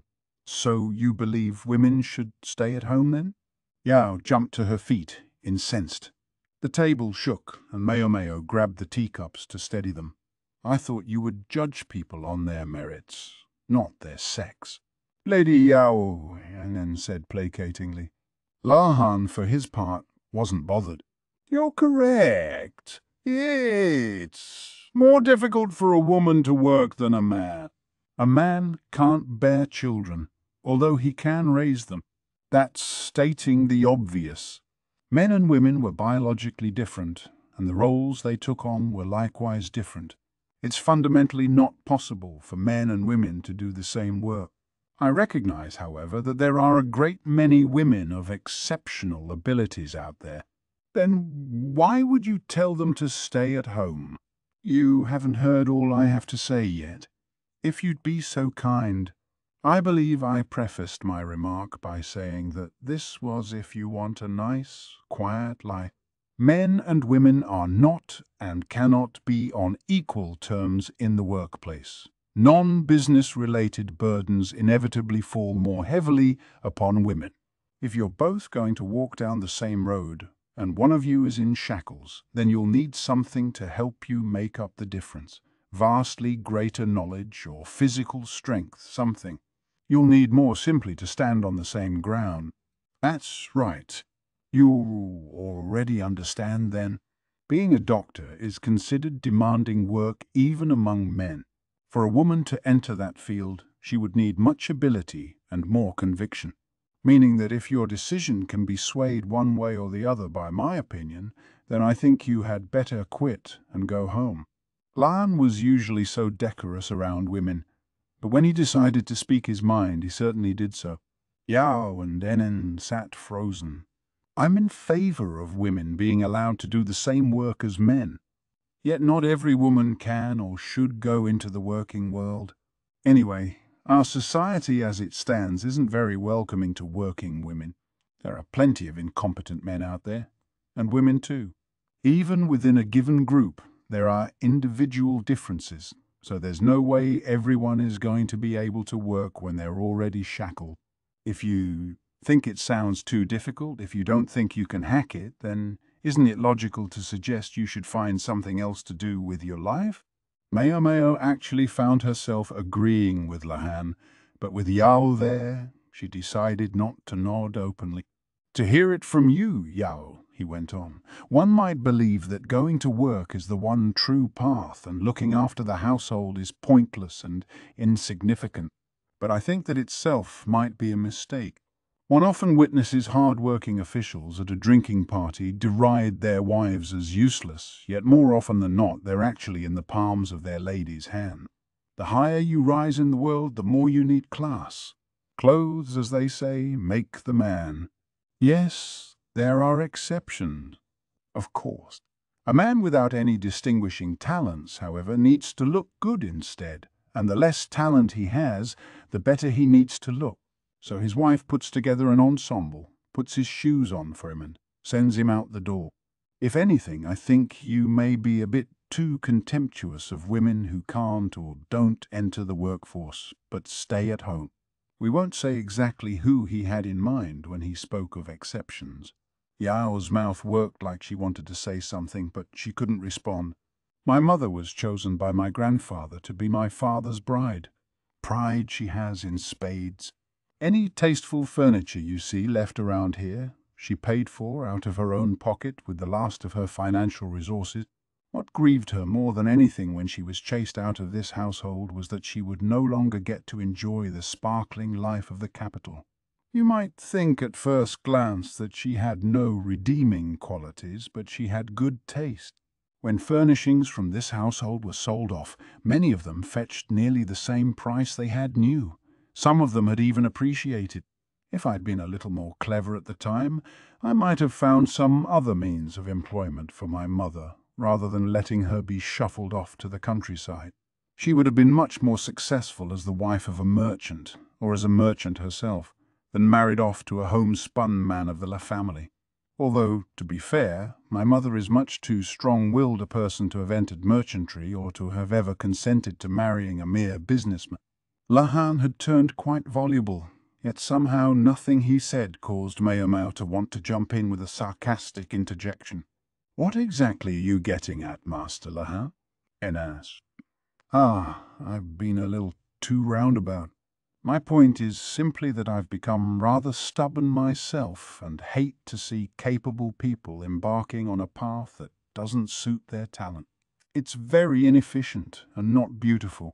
Both of you are talented, so whether you work in the public eye or offer support from the wings, I'm sure you'll do well. Whether you'll achieve mastery is another question. To see someone pursue what they really want, though, questions of efficiency aside, the passion itself makes the pursuit beautiful. In sum, for Lahan, the matter seemed to come down to whether or not it agreed with his aesthetic. He sipped some tea, then rose from his seat, looking quite pleased with himself. "If you don't mind, I'll excuse myself now." He wiped his glasses and promptly made his exit. Maomao rested her chin on her hands and watched him go. No one scolded her for her uncouth behavior. Anan was looking at the ground. Yao, though, was staring straight ahead. She offered Lan's departing form a small bow. "I see." She thought she saw which of them Lan had really been expounding to. How very thoughtful of him. Maomao knew what she was going to do, no matter what answer Yao or Anan gave Luomin. She had no right to intervene in their lives, whatever path they chose. She took the remaining piece of potato, which sat untouched, and ate it up, then drank the last of her tea. Chapter 8. Secret Lessons. Maomao went to the pleasure district to check on Sazan, and to Jinshi's villa to look after him, and then her break was over. She wrote a letter to Luomin telling him that her determination remained set, and she wanted to learn more of the medical arts. The vacation ended before she received an answer. When she returned to the medical office, she discovered a mountain of laundry waiting. There's nothing worse than work that's piled up over a long break.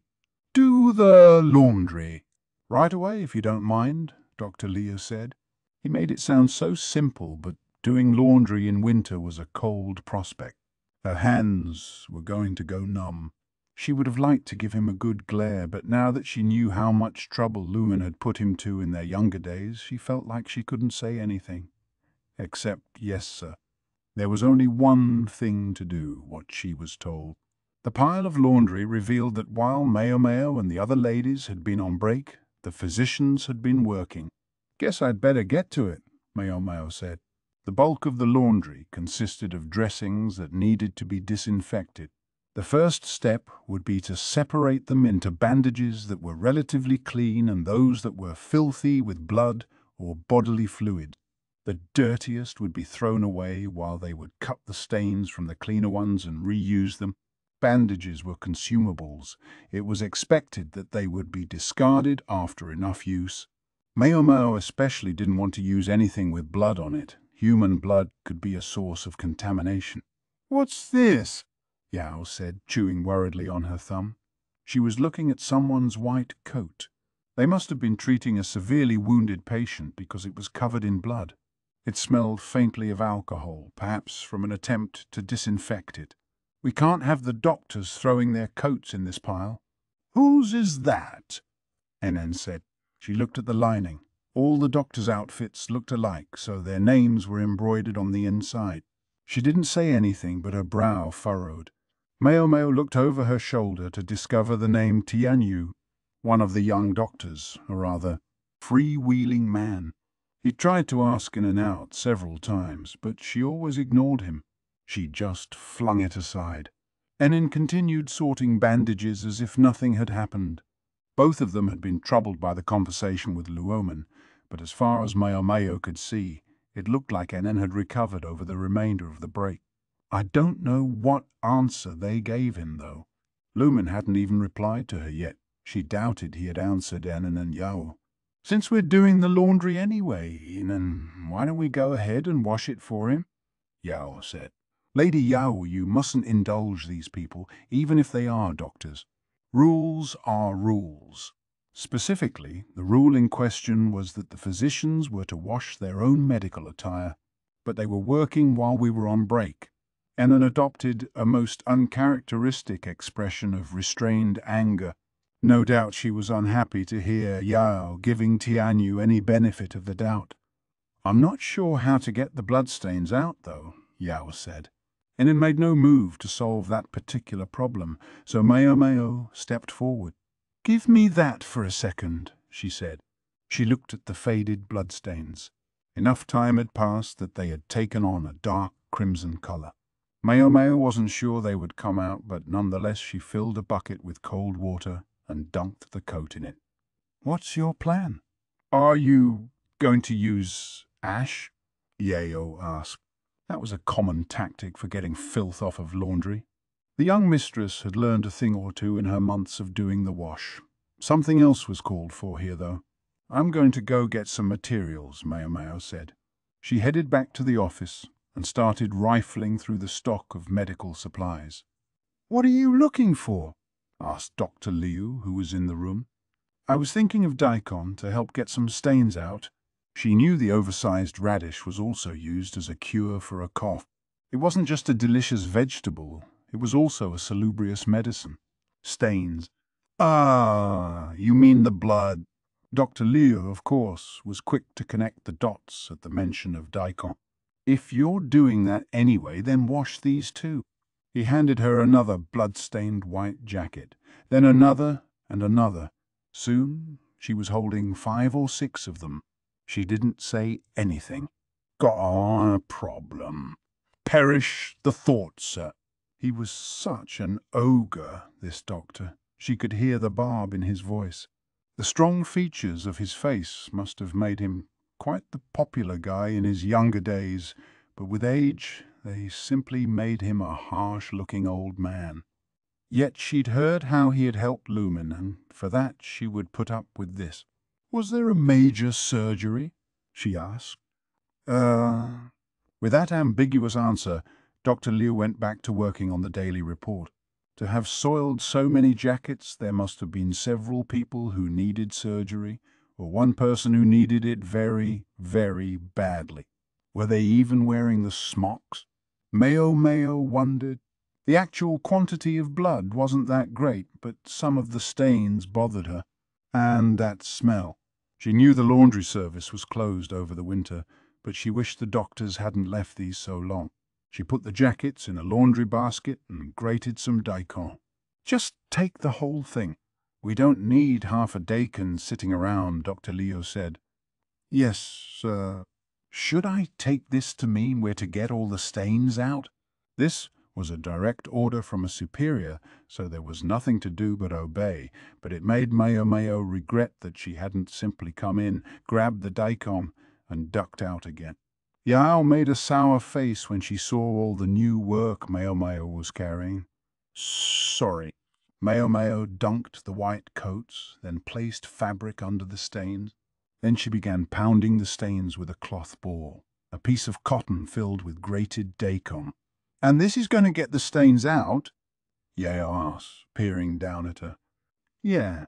Daikon has nutrients that break down blood. It also works if you've wet the bed or spilled some egg." "I never knew that." Maomao pulled out the cloth she'd put under the coats, making sure the openly impressed Yao could see. The bloodstains had faded from the white jackets and transferred to the cloth beneath. The real question was whether they could get the stains out entirely, given how much time had passed. "See how it works? If it's making sense, then help out, if you'd be so kind. We need to do this while the radish is fresh." "Right, of course." Anan pitched in as well, and they started pounding grated daikon into the soiled garments. "I'm done," Yao said. "Then let's wash them. It defeats the point if we just replace the bloodstains with daikon stain."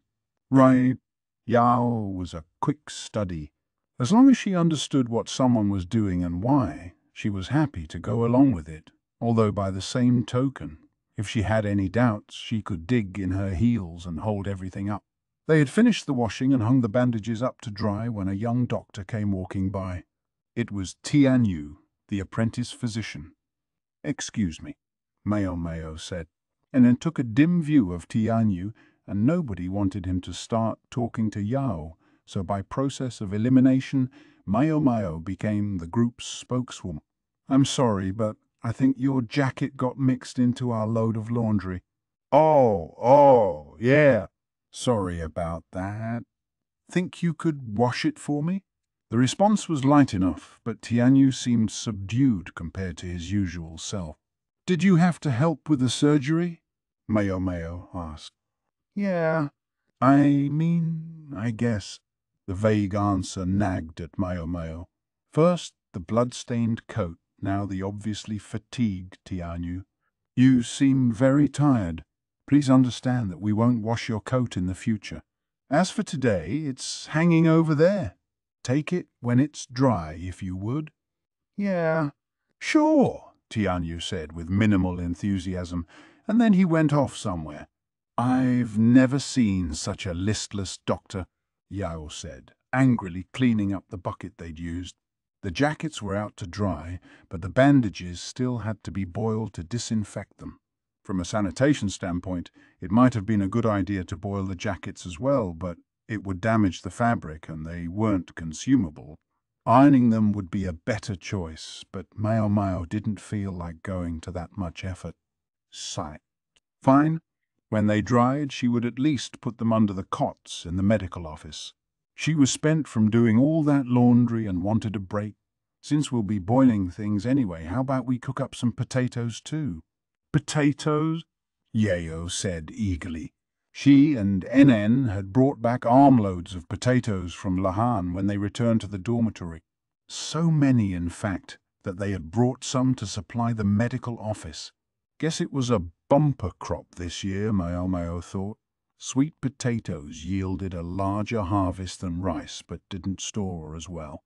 The starch syrup she had used to make the basi hongxiu had been made from sweet potatoes too. The kitchen servant, who had been finding all kinds of uses for the sweet potatoes, including grinding them up into powder, had told her as much, but making them is easy and delicious. The thought put a bit of the spring back in Maomao's step. Yao's eyes were shining. "Better keep up, Maomao." "Coming." With her arms full of sopping bandages, Maomao followed after Yao and Anan. The sun was already starting to get low in the sky by the time they were done disinfecting the bandages and hanging them to dry. I didn't have a chance to do anything. The time had vanished partly to the quantity of laundry, but also to cooking potatoes. As the three of them were enjoying their snack, a parade of other physicians had appeared to request some for themselves. Wish I could mix up some medicine, Maomao thought. As long as she was in the medical office, she wanted to experiment. Unfortunately, as soon as it got dark, the ladies would be sent home. Not to mention that once the bandages were anywhere near dry, they had to be brought inside, lest they frost during the night. Maomao looked at the white coats drying along one edge of the laundry area. There was one fewer than earlier. Somebody must have come to collect his garments. Would it have killed him to take in the rest with him? She thought. She checked the linings of the coats, curious to see whose jackets were still there. She found Dr. Liu's coat. That wasn't so surprising, but the names on the other jackets made her stop and think. He did say something about surgery, right? A major surgery would require a large team of doctors. But why was Dr. Liu the only experienced physician among the entire group? All the other names on all the other jackets belonged, as best Maomao could recall, to the apprentice physician. Don't tell me. Could the doctors have been doing a dissection? The apprentices had begun to settle into the work. It would be reasonable for them to take the next step. If that was what they were doing, Maomao absolutely had to be a part of it. Any chance my old man got in touch with Dr. Liu? With some trepidation, Maomao took the white jackets back to the medical office. Tianyu was the only one there. He was ironing his jacket, which he had collected. Couldn't be bothered to do anyone else's, Maomao thought, but took care that her vitriol didn't escape her mouth. Instead, she said, "I'll leave these here." "Sure." "Right," replied Tianyu, who looked just as tired ironing as he had walking by earlier. He might not be enthusiastic about ironing, but Dr. Liu would chew him out if his uniform was wrinkled, and it was probably more convenient to use the iron here than to get one going at home. He didn't so much as look at Maomao. Was he concentrating that hard, or did he just not care enough to look up? Either way, it didn't bother Maomao, who put Dr. Liu's jacket by his desk. It was still a bit damp, but there was nothing she could do about that. On the desk was the daily report he had been writing. Maomao picked it up and paged through it. Nothing incriminating. Then, however, she looked back over the entries for the past several days. There are none. If she was to take Dr. Liu's words at face value, a surgery had taken place, one that had required the attention of a veritable crowd of doctors. She would expect at least a word about it in the report. Instead, the entries for recent days each read simply, "Nothing unusual." He's got to be hiding something, she thought, looking at Tianyu. "That surgery must have been a real nightmare, huh, Tianyu?" she said. After a beat, he said, "It sure was. I've never worked so hard in my life." Was the slight delay because he was ironing, or was it a second of confusion or hesitation? "What kind of surgery was it?"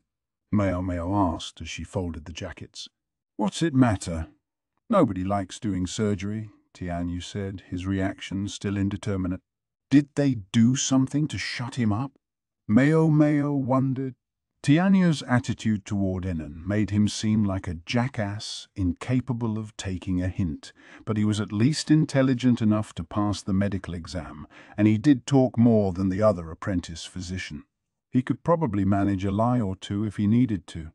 Maybe I should have talked to someone else, Maomao thought, or at least used Anan to get to Tianyu.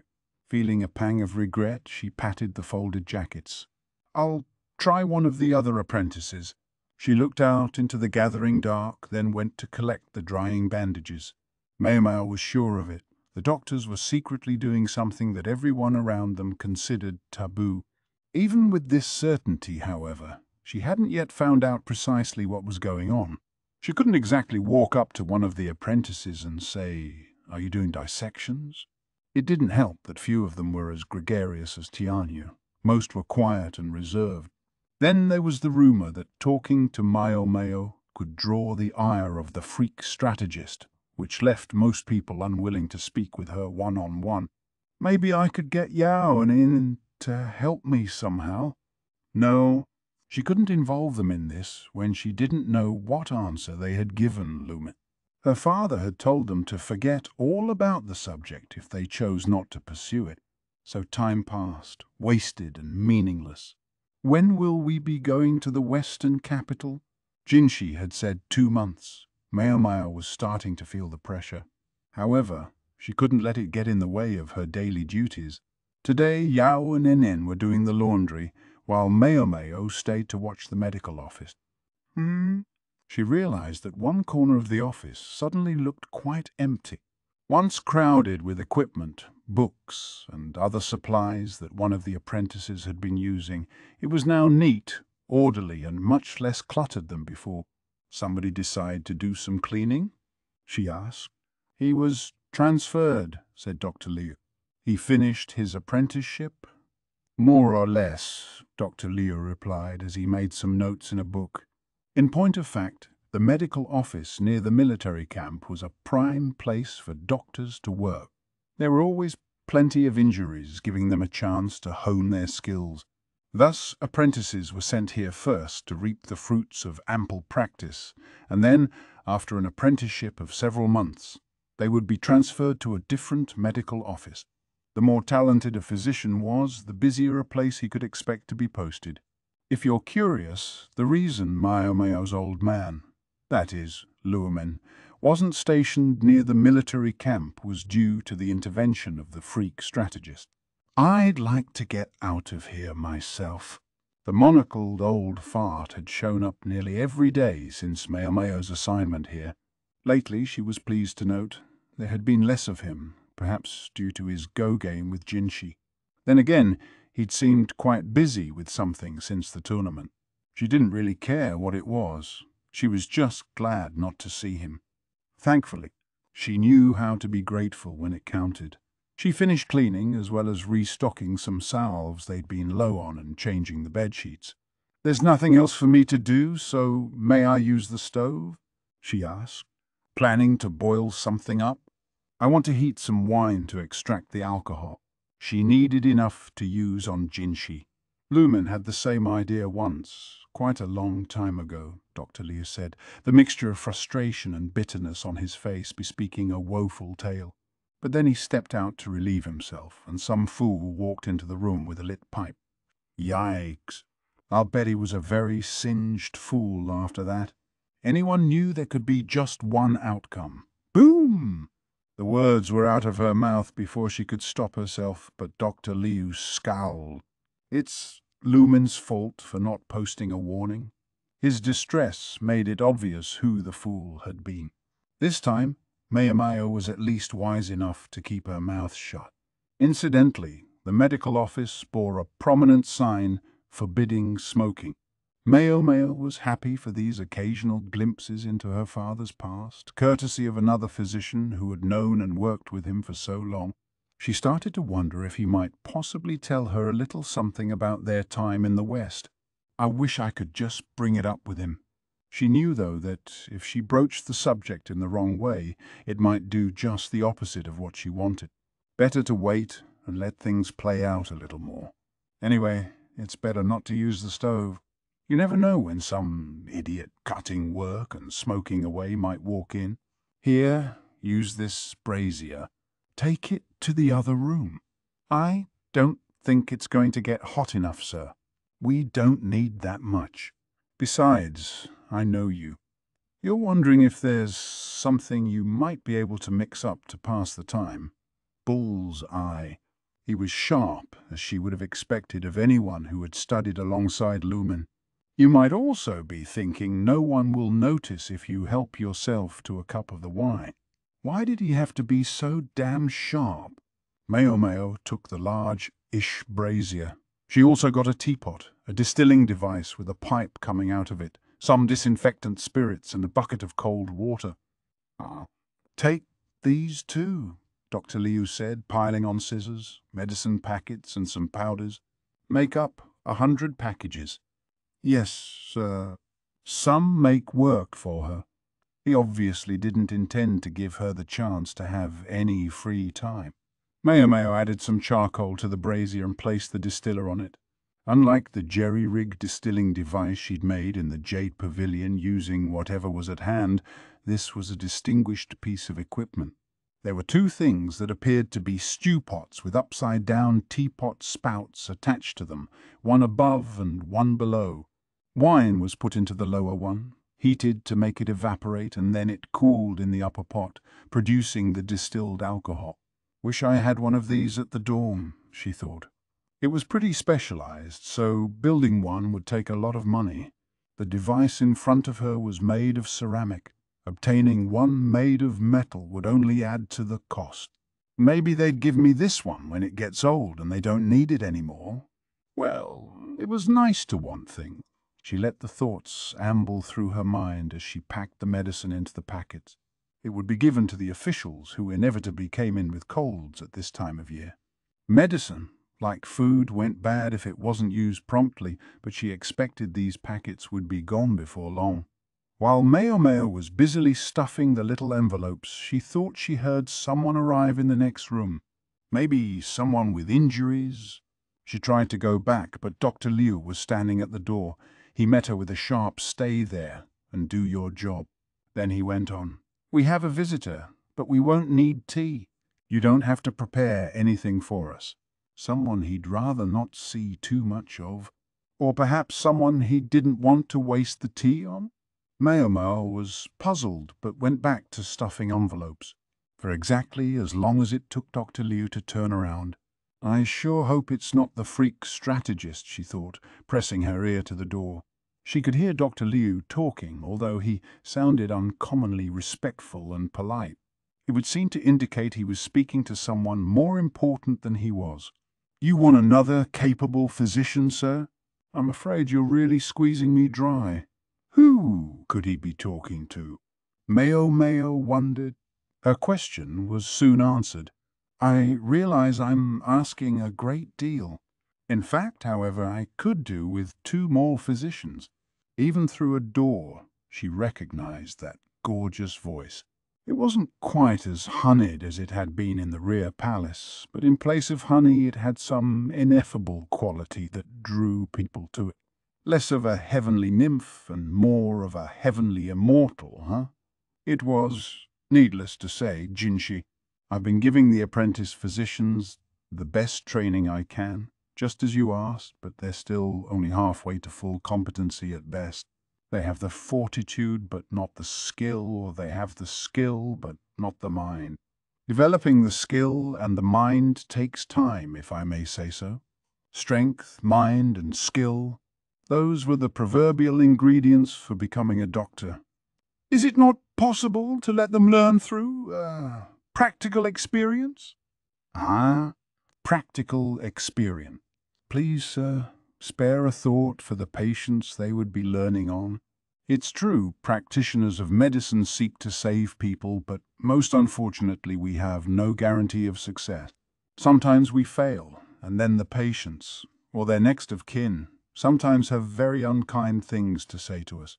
If you don't have an exceptionally strong heart, such moments will soon break you.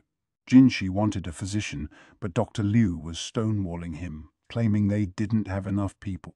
They were fresh young doctors learning their trade, but it wouldn't happen overnight. Is this about finding people to go with him to the Western capital? Apparently Jinshi felt the need to take matters into his own hands. It wasn't easy being at the top. Strong-hearted people. I should think you have a few of those, Jinshi said, almost light-hearted. Maomao began to suspect that the request for more medical personnel was a pretext to get Dr. Liu to send her with Jinsha. Dr. Liu normally attends the Imperial family, Maomao recalled. If Jinshi suddenly stopped summoning him, he might start to suspect something. She knew how perceptive he was. That was what made him so formidable. If I had to choose, I'd pick someone without too many ties to the capital, Dr. Liu said. If they were to have, say, an overprotective parent, it could only make things more complicated. Besides, no one is eager to go that far away. His remarks started rather pointed. In fact, he seemed to have a very specific person in mind. They were talking about personnel for the trip to the Western capital. Maybe getting Maomao into the entourage wasn't the only reason to have more doctors around. It was, after all, a larger-scale trip than the last one. The last time it was almost covert. Maomao had found herself brought along almost without knowing what was happening. The group hadn't been small, but considering that Jinshi was a member of the Imperial family, well, it hadn't been very large. Chue was in the west, and Hokuaran was in the north. Lai was separated from Hokuaran by a large mountain range, peaks several li tall, said to be all but impassable. The vast majority of armies from the north actually appeared from the northwest, where the mountains ended.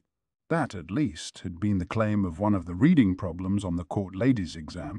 In short, if Hokuaran were to make a move, they would appear north of the western capital. I can't believe I still remember that. I guess I can thank that old hag. The madam had not been about to allow Maomao to try to simply cram everything in a single night. Maomao was so busy trying to listen in that she didn't notice that the distiller was empty and had begun to produce a strange smoke. Until, that is, she sniffed the air and slowly, fearfully looked back. The moment she saw the smoke, she rushed over and dumped water on the brazier, to put the fire out. Her reactions were swift, but there was no way the people in the next room would miss the noisy splash of water. "What's going on in here?" asked the exasperated visitor. Jinshi, as Maomao had guessed. Just sort of fell asleep on fire watch," said Maomao, who was gloomily using a handkerchief to mop up the water. "Interesting. Does fire watch involve leaning against a door? Because I can clearly see the imprint of one on your cheek," said Dr. Liu. Maomao slapped her hand over her right cheek, but it was too little, too late. She didn't say anything. They didn't say anything. She'd been caught eavesdropping red-handed, or perhaps red-cheek. She averted her gaze from Dr. Liu, but he refused to take his eyes off her. Instead, he grabbed her and put her in a chokehold. "Yow!" She scrambled back onto her haunches. They couldn't have been that concerned about being overheard, or they wouldn't have left her in the room right next door. Apparently, it was the principle of the thing. Jinshi looked like he was about to burst out laughing and was trying very hard not to. Basin stood beside him, along with two other men Maomao took to be guard. Apparently, it wasn't easy being handsome. Jinshi successfully quashed the hilarity and coughed in his most somber manner. "Dr. Li, may I ask you something?" "Yes, sir." "You told me the apprentice physicians were still only half ready, but what's your opinion of the occupants of the newly created post? The court ladies assigned to your office?" "I'm not sure what you mean." They're court ladies, sir." "Yes, but from what I've heard, the work they do is very nearly the same as that of the apprentice physician." "Meaning that if they had the mind, skill, and strength you spoke of, they could conceivably be promoted to be physicians themselves, could they not?" The people around Jinshi looked at him in astonishment. "Court ladies promoted to doctors?" It wasn't theoretically possible. There was no way Dr. Liu would stand there and let someone dictate such things to him, not even the emperor's younger brother. Pressing the point, however, would only make things harder for Maomao, so she kept quiet. Over the course of her acquaintance with Jinshi, she'd come to have a fairly good understanding of how he thought. Not everything he did made sense to her, but she saw what he was trying to say here. What should she do? How could she help? "One such lady is right here, sir, if you would have her," she said. "Oh, well, how strong of heart is she?" Jinshi leered at Maomao, not a friendly smile, but a mischievous one. This son of, whose fault was it that she had to be wiping his arse? Actually, maybe the skin of his arse would be the perfect solution. She resisted shooting back at him out loud. "Maomao here is audacious, and that's it," Dr. Liu said. "Above all, she's a woman. She can never be a doctor." He's got me there, she thought. She didn't even specifically want to be a doctor. She'd just been cornered into needing a doctor's skills. "I'm an apothecary." That was how Luoman had raised her. She wanted surgical training in order to save more people, but it wouldn't distract her from her true calling. Meanwhile, she did have her pride as an apothecary. "Didn't I hear you say I'm even better at mixing medicines than some of the apprentice physicians, Dr. Liu?" she asked. He gave her a withering look. She trembled with the frustration of knowing this was not a situation where she could talk back to him, knowing she just had to ride this out. "I don't need a physician proper on this occasion. As long as they possess equivalent skills, I don't care if it's the town's sawbones or even an apothecary. I can grant them special permission." "Are you certain you can't find me at least 2 more people under those conditions?" Jinshi said. It was clear he meant more than he was expressly stating. Maomao was quite familiar with this tone. In the rear palace, it had always presaged his most bothersome request. This was going to be as much of a nuisance as anything he had ever asked her to do, but at the same time, it promised to satisfy Maomao's intellectual curiosity. She wouldn't get another chance like this. If they could prevail upon Dr. Liu, she would get an opportunity to learn something entirely new. She felt her heart start to race, accompanied by a pleasant thrill and a decidedly less pleasant cold sweat. She clenched her fists. Dr. Liu gave her a long, hard look, a look that clearly told her to refuse. I can't do that, she thought. Instead, she knelt on one knee before Jinshi. I'm an apothecary, sir, if you would indeed accept me. The corners of Jinshi's mouth twitched upward. You heard her. What's your professional opinion, Dr. Liu? For a moment, Dr. Liu gave Maomao a silent glare. And here she'd expected that he would give her work a fair shake in comparison with the apprentices and the other assistants. Was it really that much of a problem that she was a woman? Finally he said, she is, as she says, an apothecary. But there are some problems that cannot be treated with herbs. Isn't it the job of her medical superior to do something about that? If she must know about more than herbs, can she not be taught? Maomao couldn't see Dr. Liu from her obsequious bow, but she knew at that moment he had to be gritting his teeth and suppressing his rage. I'm sure I can trust you to do what needs to be done, Doctor, Jinshi said, and then he left the room. Basin obediently followed him, but not without a sympathetic glance at Dr. Liu. With Jinshi gone, the silent stare only intensified. All Maomao could offer was a weak smile. Give me your head. One time, and we'll call it even. Yes, sir. His knuckle slammed into her skull. Actually, it was pretty painful. He could have given the old madam a run for her money. I'll let you off with that. Ah. Curse that Lumen. He stuck me with a real troublemaker. Dr. Liu fell into his chair and sucked angrily on his pipe. So he had heard the story from Luomen. Maybe he was planning to play dumb. In a way, then, it was very good luck that Jinshi had come. Dr. Liu continued to puff away, still openly annoyed. Should you be smoking, sir? Maomao asked, gesturing at the sign. Right now. Yeah. Be good enough to look the other way this once. Don't you have some cleanup left in the other room? Oh, look who's feeling salty. Still, Maomao knew better than to needle him further. She went into the next room, looked at the inundated brazier and broken distiller, and put her head in her hand. The still alone was worth 6 months' salary for her. Chapter 9. The Message. At his villa, Jinshi received a letter. It was written not on wood strips nor on paper, but on parchment, rolled up and tied and sealed with wax. Different lands had their different ways of sending letters. This was characteristic of the West. Gyoku bore out Jinshi's suspicion. It's from the Western capital, he said. Yes, from Sir Gyoku. I know perfectly well they have paper over there these days. Even in the West, where trees to make paper were scarce, it was still cheaper than parchment. Jinshi took another look at the seal, confirming it was the one he expected. It had become quite familiar to him recently. It looked very much like the one now burned into his flank.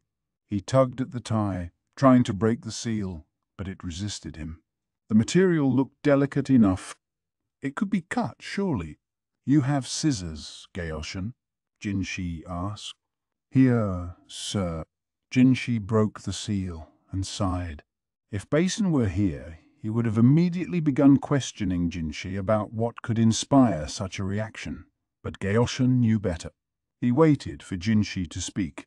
You want to read it? Jinshi asked. Gyoku glanced at the parchment but shook his head. What does it say, sir? His daughter will enter the rear palace just about the time we're leaving court. As planned. Awfully imperious letter for a man who's simply confirming a schedule. Did Gyoku, you think Jinshi was still in charge of running the rear palace? Practically speaking, her admission to the rear palace will have to be postponed until you get back, Gyoku observed. Jinshi felt bad for the princess who would have come all this way, but she would have to stay in a separate villa somewhere and wait. Given Empress Gyoku's objections, she couldn't enter the rear palace. There was an obvious compromise. Make her the consort of the imperial younger brother. The catch being that Jinshi, of course, had no intention of marrying her. Jinshi, for his part, knew exactly how close the matter had come, and it made the hair on his neck stand on end. If he hadn't branded that crest on his flank, even the Emperor would probably have ordered him to suck it up and marry the girl. Jinshi didn't say anything, but he tapped his temple. He went back over the matter in his mind. Something still felt wrong. Empress Gyoku knew about Jinshi's brand. The secret was a weapon in the Empress's hand, but it was a double-edged sword. It must not become public knowledge that Jinshi bore the Empress's own crest on his body. The Emperor and Empress had seen him do it and knew what it meant, but anyone else would assume it was proof of adultery. Adultery involving some very strange predilections, no less. As potential marriage partners went, even the Empress's own niece was too dangerous. From Gyokuyu's perspective, it would have seemed less detrimental simply to take the high road and accept the girl's entry into the rear palace. So what if the Emperor visited her a few times? The Empress would never be so petty as to be jealous over such a thing, not now. Was there, then, something about the girl herself to which the Empress objected? Gyoshun. Is Empress Gyokuyu close to Sir Gyoku, you and his daughter? I should think Lady Swaran would be better placed to answer that question than I am, sir. Jinshi looked at the old lady in waiting. She said, I doubt it. Master Gyoku, you didn't have this daughter when Empress Gyokuyu was still in the western capital. I suspect they've never even seen each other. Swaran placed some rice crackers in front of Jinshi. They weren't his favorite. She was getting ready for Maomao, who would be here soon. The young woman wouldn't eat anything while she was at the villa, but Jinshi knew she would be happy to be able to take some snacks home. This is as good as an order to go to the west, eh? Jinshi said. Yes, the suggestion could only have been intended to chase him out. He'd known the Empress since she had been only a consort in the rear palace, and she had always been a shrewd woman. I'd like to believe she has good intentions at heart, Jinshi muttered to himself. Good intentions could, of course, be defined in many ways, but the point was that he hoped she had some sort of plan. Simply as a matter of politics, however, he couldn't trust her uncritically. Jinshi skimmed the letter again. The seal was authentic, but it appeared to have been written by an amanuensis. The wording was forthright, impetuous, but really what it came down to was only that Gyoku wanted to make sure everything was in order. It was somewhat baffling, this mismatch between form and content. Whatever, Jinshi would have to retain it in his files. He passed it to Gyoshun to put in his letterbox. He was just about to throw the severed tie away when he stopped. The string, he noticed, was made of twisted paper. That was why it had felt so delicate. He was surprised. A paper tie seemed like a strange thing to use to tie a parchment roll. He began to inspect the paper string, gently working it loose. It turned out to be a letter on a single sheet of paper. When unfurled, it revealed a lengthy series of numbers. Moon Prince, Garshan said. He no longer used the name Jinshi and never would again. It seems there's something going on in the western capital that I need to investigate, Jinshi said. He didn't know what the numbers meant, but something was obviously fishy. To reiterate, the seal was authentic. At the very least, the letter itself was real. As for the tie, had it covertly been changed, or had someone other than Gyoku sealed the letter? It was, of course, theoretically possible that Gyoku himself had done this, but Jinshi doubted it very much. But why? He wondered aloud. Is this some sort of coded message to me? Gyoshun said. It seems awfully roundabout for that, but perhaps if the sender had no other options. He stopped short of saying anything definitive. It had been a gamble. Jinshi might find the message, and he might not. If he didn't, what then? Another message, perhaps. Several more, perhaps, until Jinshi finally noticed. I have no idea what these numbers are supposed to mean. I think we had better call in an expert, Jinshi said. Luckily, he knew just the person. Gyoshun furrowed his brow. It was a familiar gesture, but the furrows seemed deeper than usual. "You look like you have some idea what's going on," Jinshi said. "No, sir," Gaoshun replied. "However, I recall something like this happening before." "When was that?" Jinshi asked, looking at the parchment. 17 years ago. A secret message precipitated the extinction of the Yi clan. The Yi clan. They had ruled the western capital before Gyoku had come to power. Indeed, the area had formerly been known as Icy Province, or the Yi Western Province after them, but they no longer existed since the Empress Regnant had had them destroyed. Supposedly they had been plotting rebellion. Jinshi had been just 4 years old at the time and had no memory of the events. Wiping out the Yi clan was one of the Empress Regnant's most notable acts. Along with her work on the rear palace, Jinshi said, "The Empress Regnant, that is to say, the former Empress Dowager. She was never able to occupy the throne herself, but had conducted politics on behalf of the former emperor in a capacity much like a prime minister. Her Majesty, the former Empress Dowager, managed to involve herself in politics despite being a woman, and she was anything but a fool," Gaoshun said. I'm aware. I know who the fool was in those days. The former emperor, Jinshi's father, had had no interest in politics. As far back as Jinshi could remember, the man had been weak with illness. The closest he came to being involved in government was when he would totter about the palace from time to time. In his last years, he hardly ever left his room but stayed shut up with his paintings. The Empress Regnant had made some forceful moves, but almost all of them had been for the people's benefit. She raised up those who were capable, but at the same time, she earned the antipathy and even hatred of high officials who prized bloodline above merit. Even the Empress Regnant's most seemingly inscrutable moves had turned out to have a logic behind them. So it had been for the expansion of the rear palace. Perhaps it was so for the destruction of the Yi clan as well. The story was simple. The Yi clan had plotted rebellion and had been punished with extermination. Yet exactly what manner of rebellion they had been plotting had not been handed down. And more troublingly, this was the first Jinshi had heard of any secret message. So he asked, "What kind of rebellion was the Yi clan planning?" The Yi were not the last clan to be destroyed. The fate of the Shai clan was fresher in his mind. Jinshi brushed the scar on his right cheek as he relived the memory. "If that were known, I'm sure you would have been told, Moon Prince," Gaoshun replied. A euphemistic way of saying that the Yi clan had been annihilated before it was known what they were scheming. "And you approved of this?" Jinshi asked.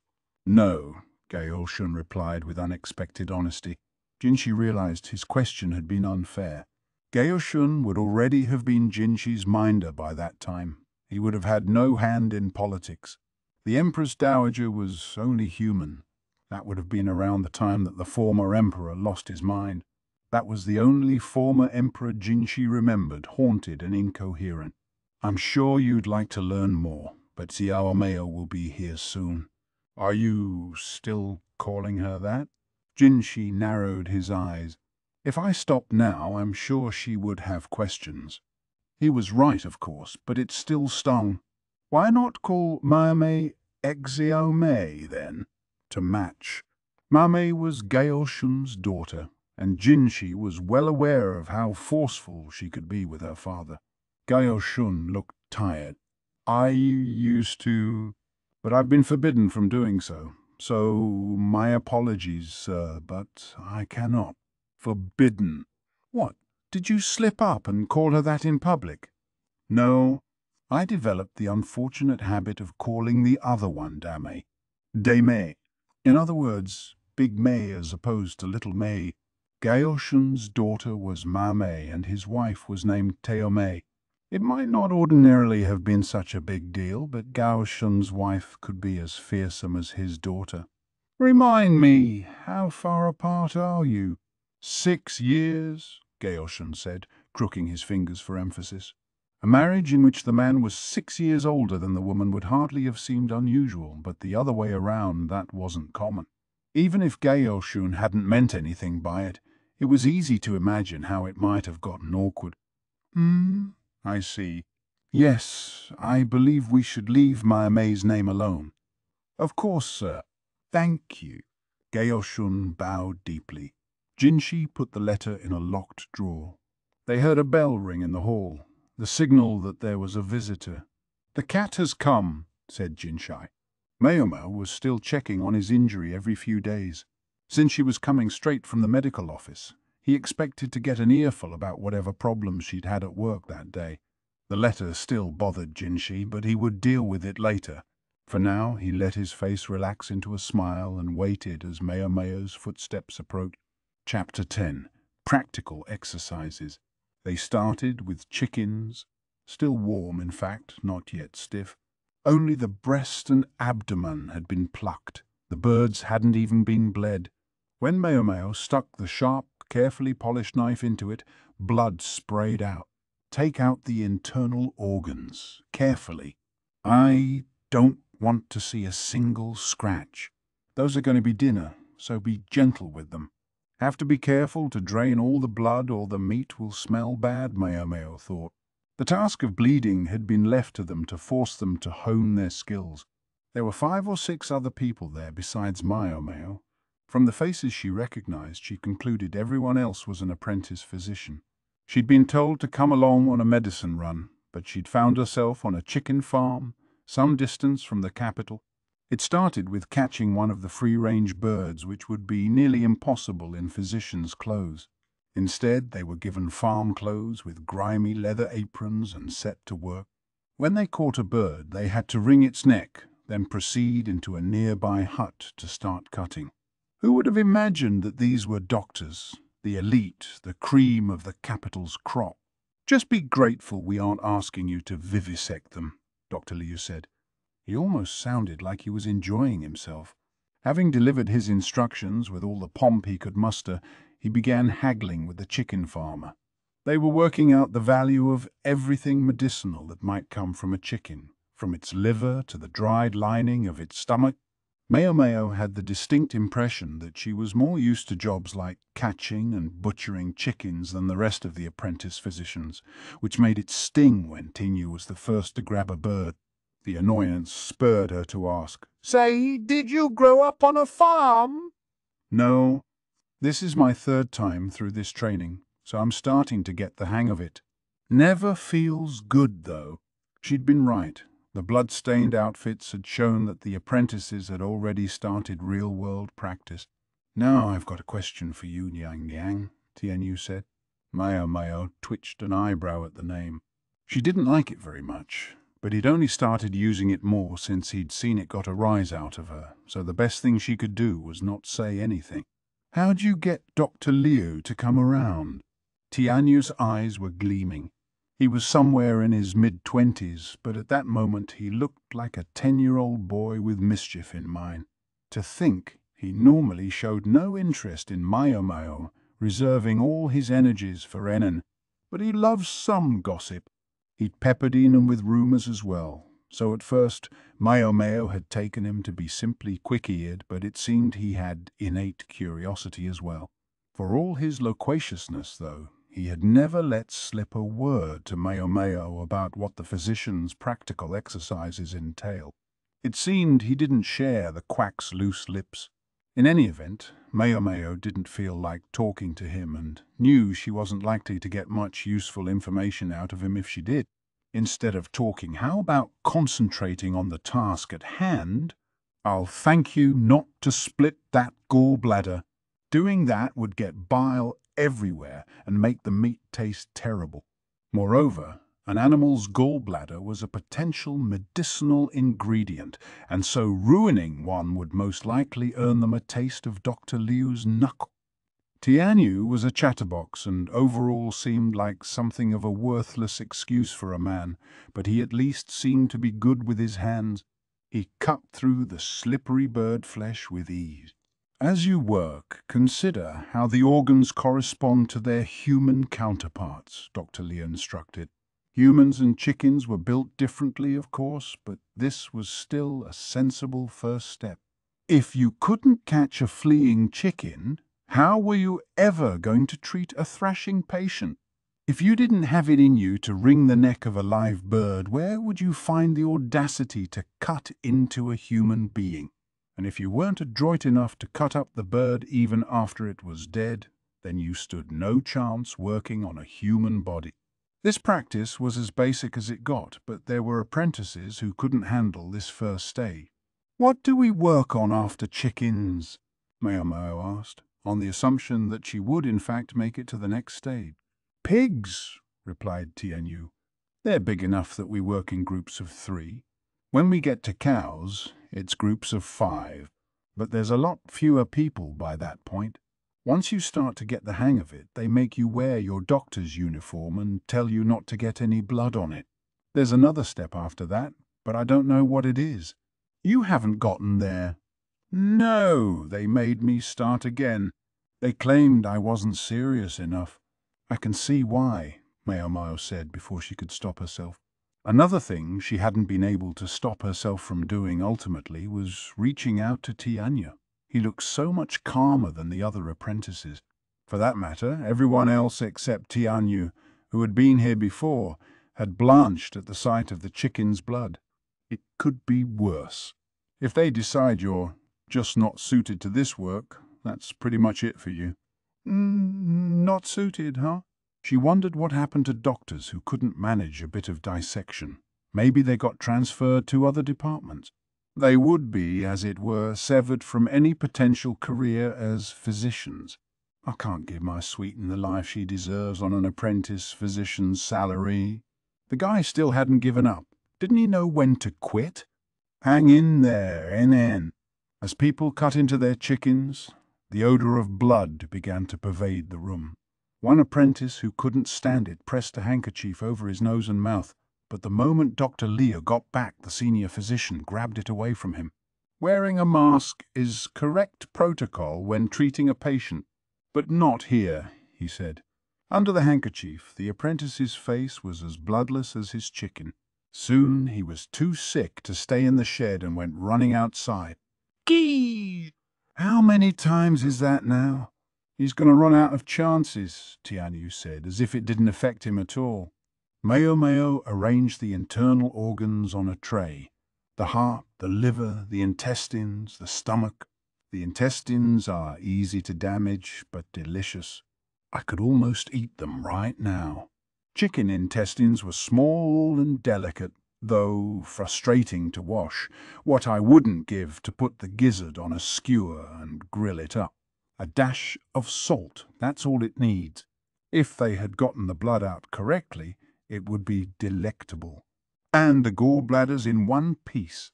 Perfect. Spilling bile everywhere would have ruined the entire bird.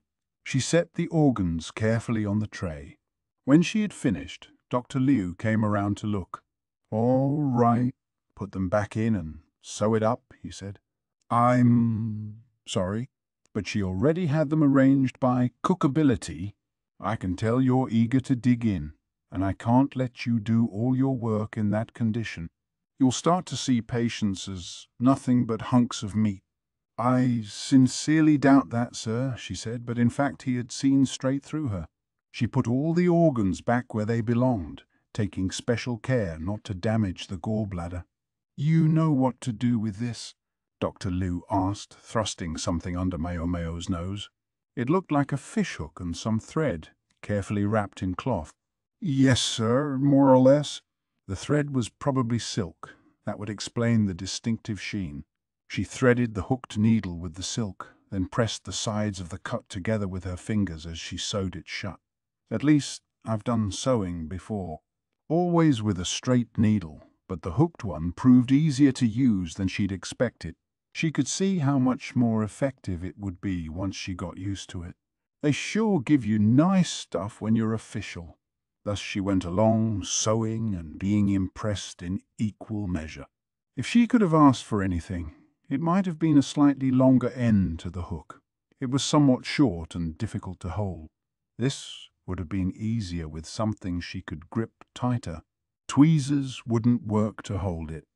"I need something I can grip better." She was still thinking about whether they might develop a new tool just for her when she finished the job. She glanced over and saw that Tianyu had already finished. There was that frustration again. "Let me see that," Dr. Liu said, inspecting the sutures. All right, you can do what you want with it after this, but I'm collecting the organs that we can use for medicine. You can have the rest." He turned away, not looking particularly impressed. This was what passed, it seemed, for his approval. "Make sure to wash those needles. Boil and disinfect them. They don't come cheap." From their shape to their delicacy, the hooks were clearly the work of skilled craftsmen. Maomao had quietly been hoping to take one home with her. So much for that idea. She cut the sutures and took the organs out once again so she could clean them off. Maomao graduated from chickens to pigs and thence to cows, and it was around that time that she received a delivery. "Thank you very much," she said, taking it from the woman who ran the dormitory. It was already after dinner. Work had run late. The woman had been waiting for her all this time. She was also grinning a little. Maomao looked at the sender and discovered it was, of all people, Gaoshun. "I can guarantee she's got the wrong idea." It might have come in Gaoshun's name, but only one person could have sent it. Jin Shi. He could have used Basin's name as well, but that seemed likely to cause distress if Basin ever found out, so Gaoshun it was. Maomao was still going to Jinshi's villa once every several days. She'd worried about how she would hide that from Yao and then once the year-end break was over, but the problem turned out to solve itself. "I know you think you're getting ahead of me, Maomao, but you're not," Yao had declared. She evidently thought Maomao's visits to Jinshi were further excursions for practical exercises. I guess she's not entirely wrong, Mao thought. In any case, she was grateful for Yao's convenient misapprehension. From the way Yao acted, it looked like she, too, had chosen to walk this brutal path. Gaoshun's name on the delivery led Maomao to think of his son.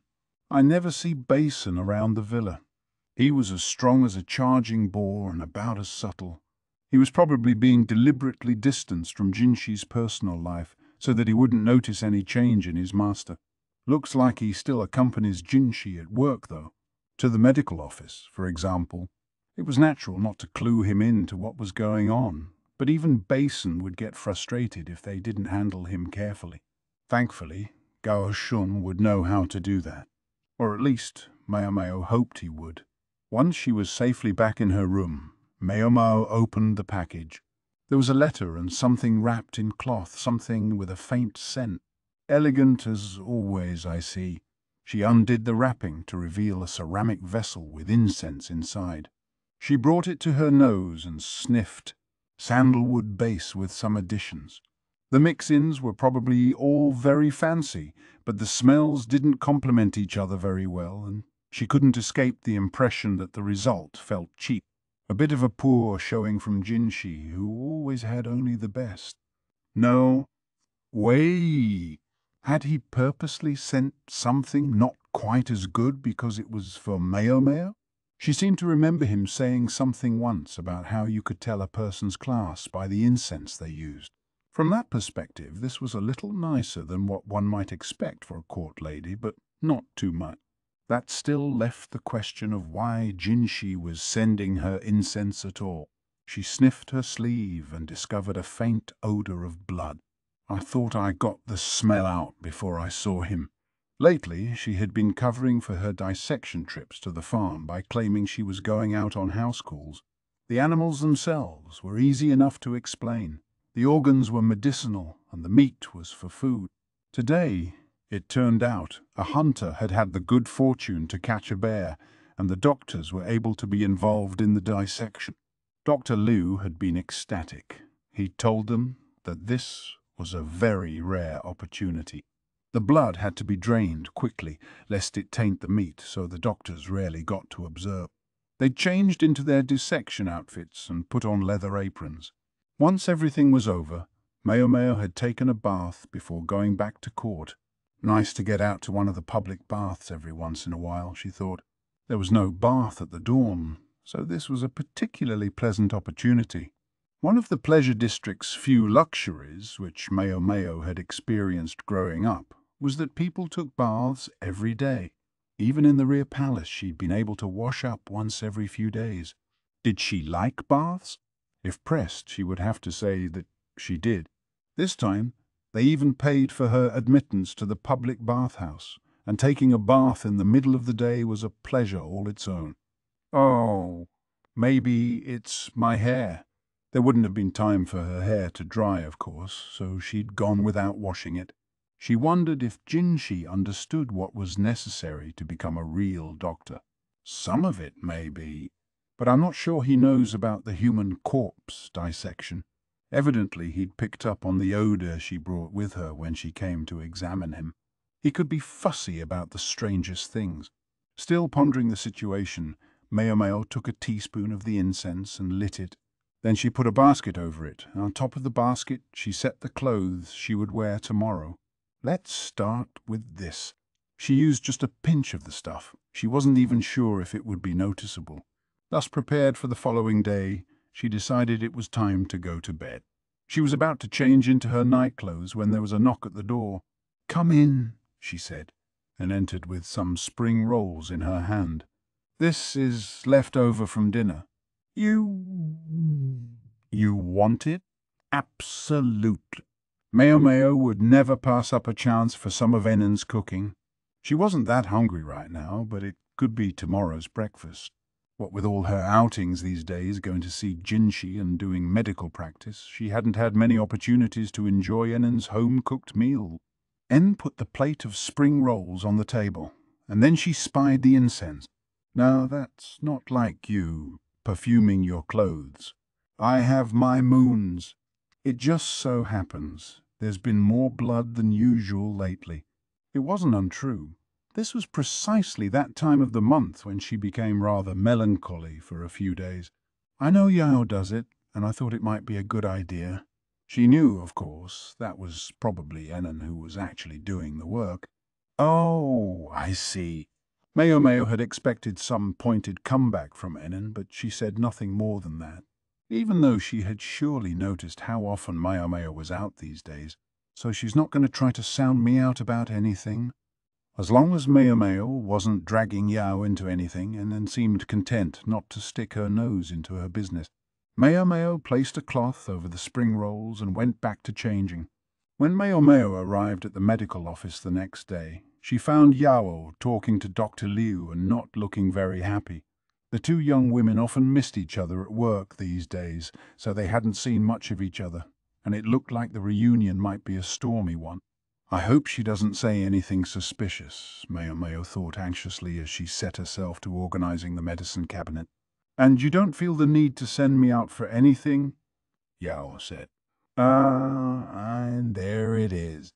Yao was resolute, seemingly intent on looking every bit as fearsome as Dr. Liu. "No, I don't," the senior physician responded, and then looked through the daily report as if to say that was the end of the discussion. The report reported only that there had been nothing much to report yesterday. "Funny. You seem to have errands to run all the time these days, Maomao," Yao said. "Great." Now Maomao was involved. "Yes, it seems I do," she replied. There was no point arguing it. "And where did your errands take you yesterday?" "To do what?" "I was retrieving some bear gall," said Maomao. At that moment, in fact, she was putting away the gall she'd obtained the day before.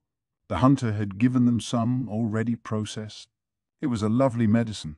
It looked sort of like a misshapen dried persimmon.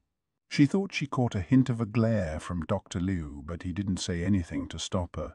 He knew she wasn't saying anything incriminating. "Gall is such an important medicinal component. I asked to be shown how it was prepared. I also helped with dissecting a cow to see if there were any stones in its gallbladder, which, I'm sorry to say, there weren't." "Stones in a cow's gallbladder? You mean bezoars? I hear those are found in barely 1 out of 1,000 animals.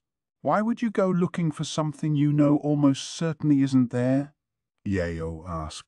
"Fair question." The The chances of finding a bezoar are much higher if the animal displays symptoms of gallstones. The stones get much more expensive the moment they go on the open market, so if you see an animal showing the signs, it's perfectly logical to look on the spot. Maomao walked a fine line, trying to prevent Dr. Liu from getting upset with her, while also not saying anything strictly untrue.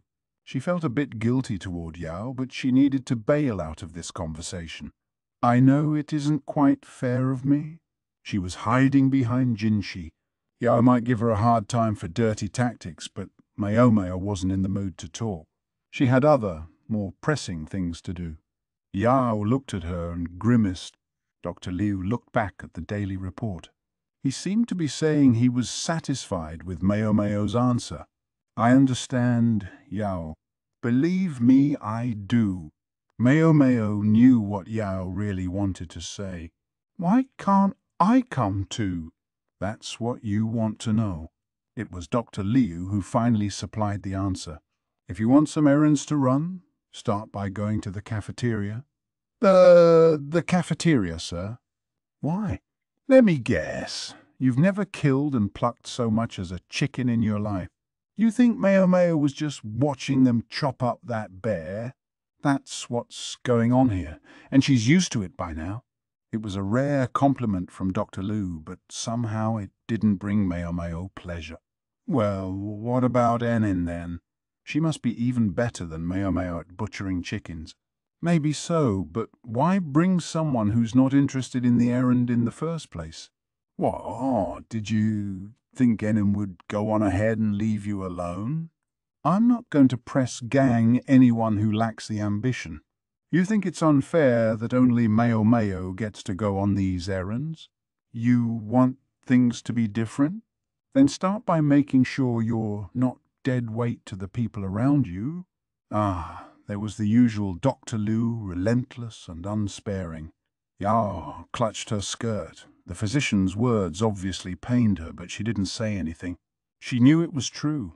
She'd never even held a cleaver in the kitchen. The spring rolls Maomao had eaten for breakfast this morning had been entirely Anan's work. We've got something else to worry about.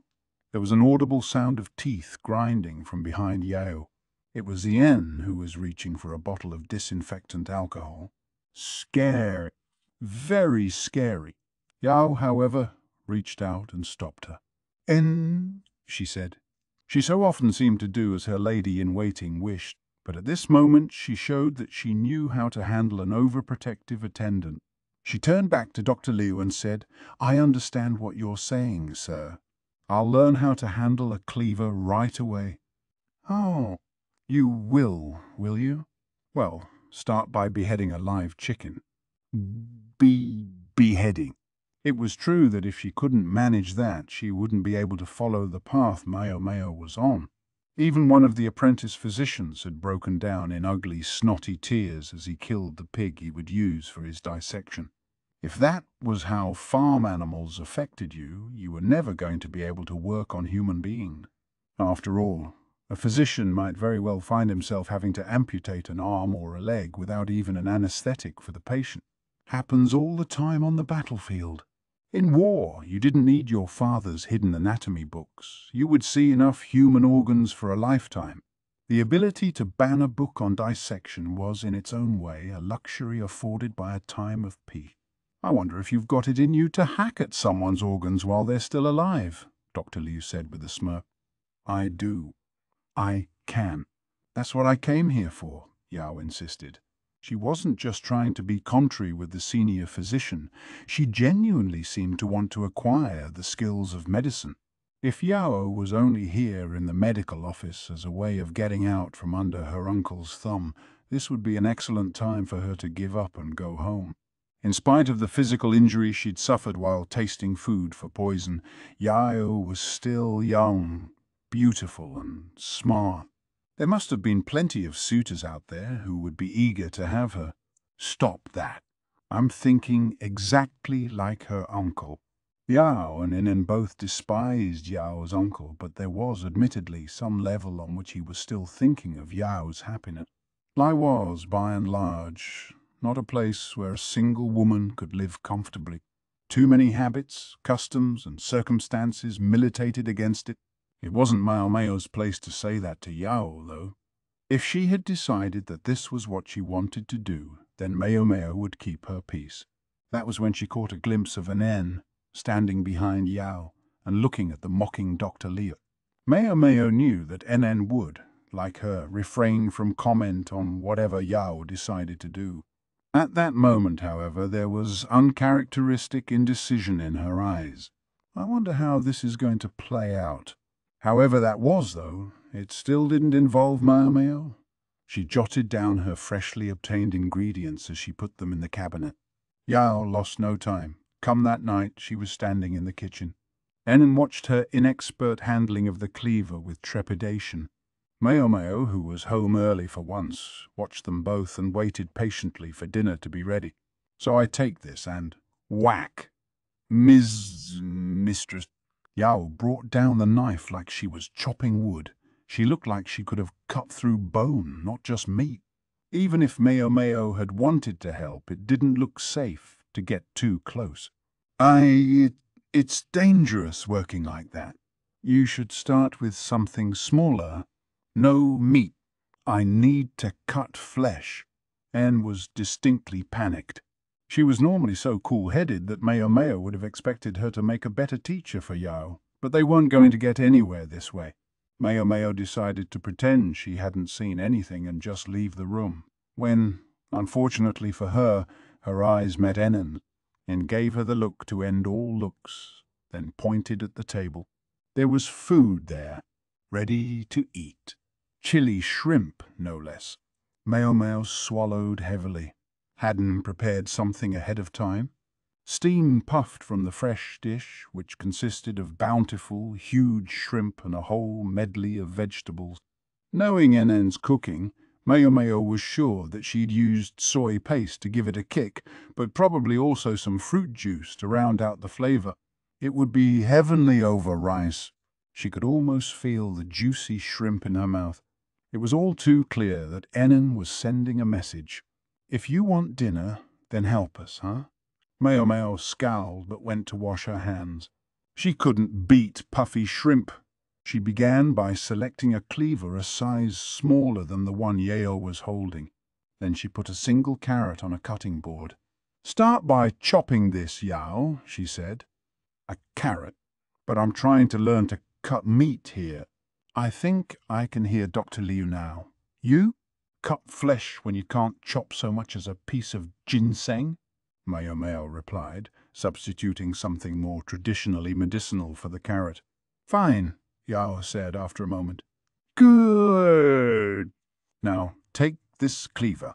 There are actually different kinds of cleavers, and you have to cut with them in different ways. The knife you're holding now is for smashing through bone. It's not meant for something as delicate as soft flesh. If you were practicing amputating a patient's arm, it would be perfect. Yao didn't have anything to say to that. She bit her lip and switched knives. Anan looked relieved. Yao was dedicated to her studies, so she would know certain things that medicine had in common with the culinary arts. But that didn't include the types of cleavers. When it came to kitchen matters, she was more knowledgeable about eating than cooking. Okay, now let's work on how to hold the knife. Do it like this. And when you cut the carrot, it's like this. Maomao moved Yao's hand inch by inch. Once you have it fixed in place so the carrot doesn't move, you can cut nice and slow. You don't have to hack. Anne takes good care of the equipment, so this knife has an excellent cutting edge. You don't need a lot of force. Remember that when you cut through festering skin or flesh, you're severing living blood vessels. Thunk went the knife as Yao made an unsteady cut. All right. Now slice it into about 5 pieces. Thunk, thunk, thunk. Yao was a perfectly capable young woman. She just needed someone to show her what to do. It was worth remembering that as grown-up as she looked, she was still only 16. There, she said as she finished chopping the carrot. Okay, this next. Maomao set out a daikon. No more vegetables, said Yao.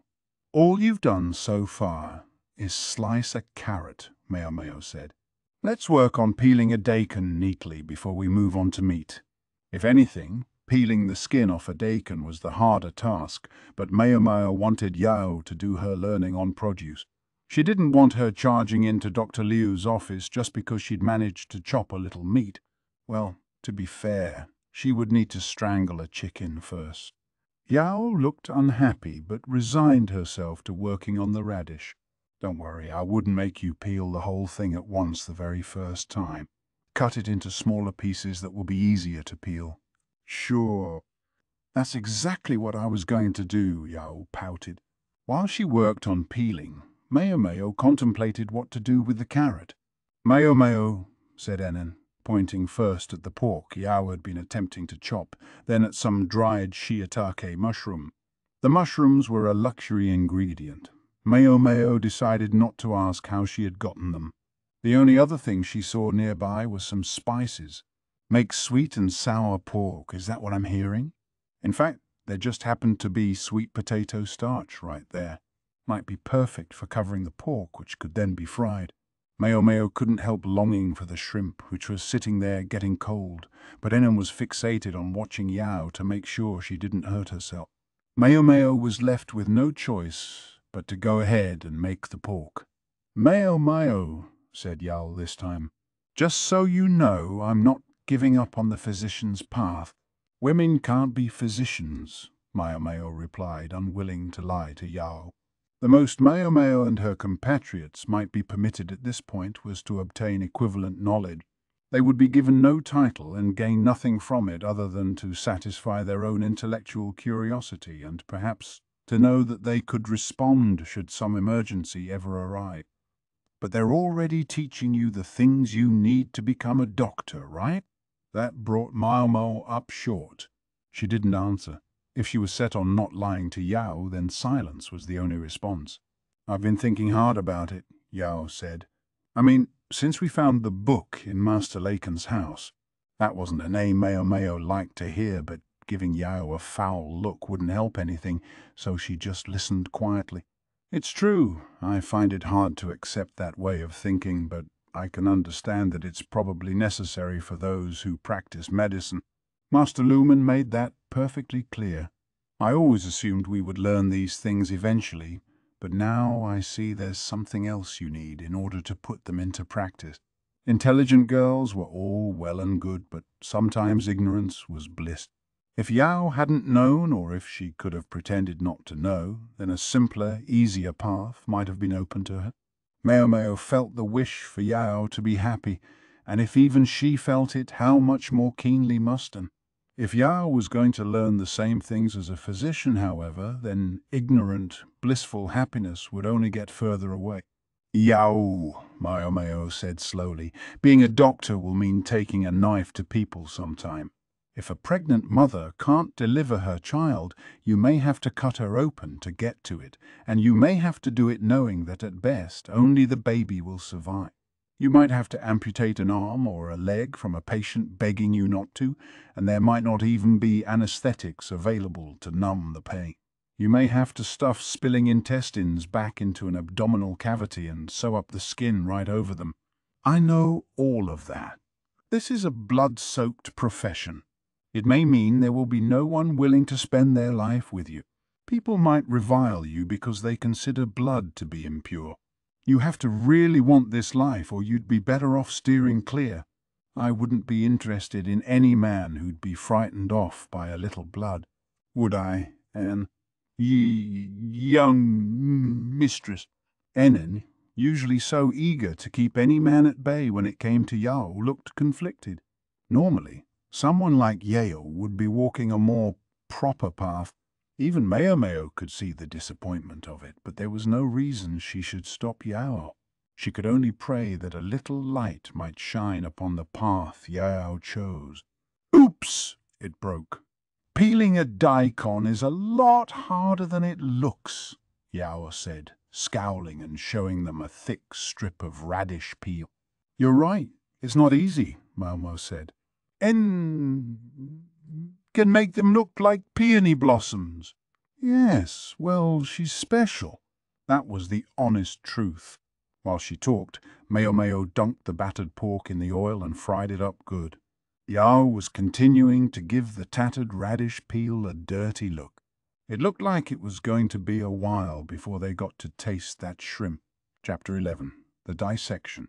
The weather had begun to get warmer, and the butterbur had blown its edible buds when Maomao and the apprentice physicians were brought to a dark, dank spot. "Finally time for the real deal, huh?"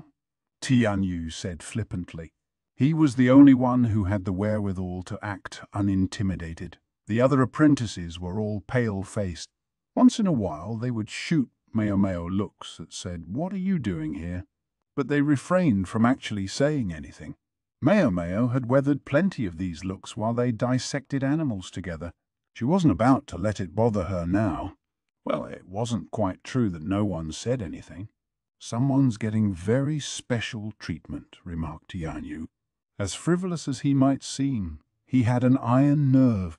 When they had been dissecting livestock, he'd been the calmest of them all. He might not take to classroom learning as readily as the other students, but his composure made him a more gifted practitioner than the others. Indeed, he was very good. "If you want to call it that," Maomao replied. "Oh, I'm jealous." Maomao was starting to think Tianyu couldn't stay calm unless he was talking to someone. Most of the other apprentices were too nervous during the practical work to talk to anyone, let alone Maomao, but Tianyu seemed to prattle at her relentlessly. "If my treatment's really so special, maybe I could get one of those white coats." "Oh, don't think that's possible, Niang Niang. It's Maomao." Was he doing this on purpose? Whatever. It would be too much work to set him straight, so she let it be. To be fair, she could see where Tianyu was coming from. Special treatment, huh? Guess I can't really blame anyone for accusing me of that. Under normal circumstances, Maomao would never have walked this dim, dank hallway in the doctor's company. As to where the hallway led, it was the room where executed criminals were placed in repose. The doctors were using a special passageway so that no one would see them go there. It was not, however, the first time Maomao had used it. No, that had been when she'd gone to see whether Soiree was really dead. Soiree, who was now living with the former consorte duo, kind of wished she could have learned surgery too. Once, on the way to the Western capital, she'd helped Maomao treat some injured guards, and had proven unflappable even though the treatment had involved, among other things, amputating a human arm. She would done great here. I guess the circumstances of her birth would have made it impossible, Maomao thought. While it wasn't officially acknowledged Soiree was the former emperor's granddaughter, she was also a member of the exterminated Shai clan, so although her life had been spared, she was fated to remain in the shadows as long as she lived.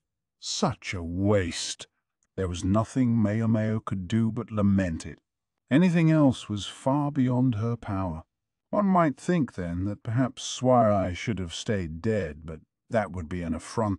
One could not forget that there was another girl who had staged a once-in-a-lifetime performance so that Soiree could live. "So, who's backing your participation here?" Tianyu asked. Very direct. "Are you accusing me of nepotism?" Maomao asked, the same thing of which she had been suspected when she'd first joined the staff at the medical office. "No, I think it's something bigger than that. Men's intuition. This son of, how could Tianyu act so frothy and yet be so perceptive? It would be bad for everyone if he sniffed out Jinchi's involvement here." "I'm telling him," Maomao said instead. "She's not here, so how could you tell her?" Tianyu replied. So much for throwing him off the subject, but it bought her exactly enough time. They had arrived at their destination. "Here," Dr. Liu said, pointing to a door at the end of the hallway. It opened with a great, heavy creaking, unleashing a fresh blast of damp, humid air. "I smell alcohol," thought Maomao. It should have been a comfort to her. She loved spirits, but she just wasn't in the mood to drink at that moment. Lying on a cot in the middle of the room was a man, face up and completely naked. Bruises from a rope marked his neck. He was a criminal, executed by hanging, and the smell of alcohol was probably because the body had been wiped down. We'll put on smocks, but try not to get them dirty if you can help it, Dr. Liu said. Maomao took the apron she was given and put it on. She was also handed a white bandana, not to tie back her hair, but to put over her face, covering everything below the eye. Dr. Liu continued, I'm going to do the cutting. You're going to watch me, and you're going to burn every organ, every layer of tissue, into your memory. He was already holding a dissecting knife. I want you to remember every single thing you see here. His tone was downright threatening. They had been warned ahead of time not to take any notes. The very fact that Dr. Liu was here teaching them this was supposedly something that could not happen. The only thing they could take with them from this place was whatever they could remember. So it comes down to a conflict between public morals and medical progress. The physician's compromise was not to do anything too openly. The small, sharp knife slid easily into the body's portly abdomen. It wasn't enough to make blood spurt, but at the same time, the flesh wasn't stiff. Dr. Liu appeared to have chosen a body in which the rigor mortis had worn off. He laid open the corpse and began showing them the internal organs, which were much easier to see than they had been on the freshly slaughtered livestock. Working with an actual human corpse, however, hit a little close to home. The students were by now accustomed to working with animals, but even so, a couple of them put their hands to their mouths. This is the heart here.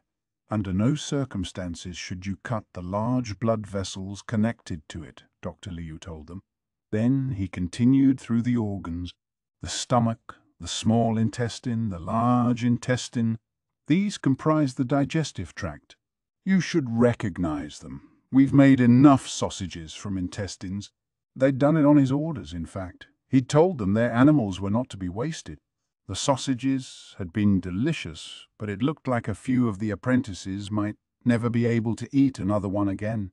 Here are the reproductive organs. I'll call you the moment they execute a female prisoner. The reproductive organs take a substantially different form in women, needless to say. By this point in her life, Maomao, of course, was neither surprised nor scandalized by the sight of male genitalia. Can anyone tell me what disease this man suffered from?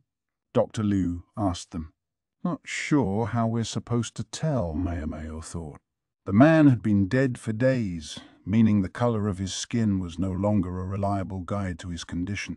She thought she could make out some splotches, and although this was her first time seeing the internal organs of a human up close, she thought she could make a guess.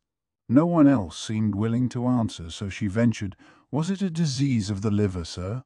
Maomao wasn't eager to stand out too much, but somebody had to answer or they would be stuck here forever. What's your basis for suggesting that? Dr. Liu asked. I can't shake the sense that the color of his liver is poor compared to the animals we've worked with. There are also some yellow discolorations on his skin, and jaundice is a good indicator of liver problems. Yao had the same symptom. Passing marks for you. This man got drunk and turned violent. He picked a fight with another customer at the bar and ended up killing him. His own mother tried to stop him, and he killed her too. As a matter of fact, he'd just been released from prison for a previous offense, and he was out of second chances. Hence, the hanging. As would be more obvious if we could line this up against a healthy liver, this one is noticeably inflamed. Excessive alcohol use is typically the culprit, but sometimes it can be contaminated by the blood, so be careful not to get any cuts or injuries on your hands while working with something like this. The poison can get into your body through the wound and make you sick. Dr. Liu's tone was so intimidating that even Tianyu didn't have a smart remark. In fact, his eyes were wide. He studied the organ intently. He seemed to show an unanticipated, serious streak when they were actually at work. Maomao looked much like him. She was staring hard at the dissected body, taking it all in, making sure she didn't miss a word the doctor said, intimidating or not. When their special class was over, the students changed and headed for the bathhouse. They went to one right next to a temple. One imagined that the bathhouse had started as a place for clergy to purify themselves, but by now the establishment demanded secular currency. The baths were divided by gender, not mixed, and here in the middle of the day the place wasn't very busy, but nonetheless the changing room felt cramped. Even so, the closely packed shelves probably had room for 15 sets of clothes. There were a number of bathhouses in the capital, and if this wasn't the most lavish, it was clean and well maintained. Phew! The water was good and hot, and the other bathers were few and far between. In Maomao's mind, this was paradise. The students had been told they could go home after they washed up, so she would take the time to clean her hair today. She washed off the clinging feel of the dampness and the dark. It mattered so much to have these moments when you could simply soak in the bath and think about nothing. It sucks that we couldn't write anything down, she thought, but if they did, their notes would constitute forbidden books in their own right. Today they had only observed, but in the future, Maomao and the others would be expected to do the dissection themselves. Maomao had been surprised by how calm and rational she had remained in the presence of a corpse. Maybe it's because I'd never seen him before. Because he was a criminal. Because I could tell myself it was his own fault he died. Would she have been able to do the same if it had been someone she knew? Or perhaps it helped that they were cutting not into a live person, but only something that had formerly been a person. Maomao thought of Luoman's hidden book. He'd said that it was his teacher on the last page. She hadn't looked very old, though, not in his drawings. I can't imagine how he felt when he was making those illustrations. What must Luoman's teacher have meant to him?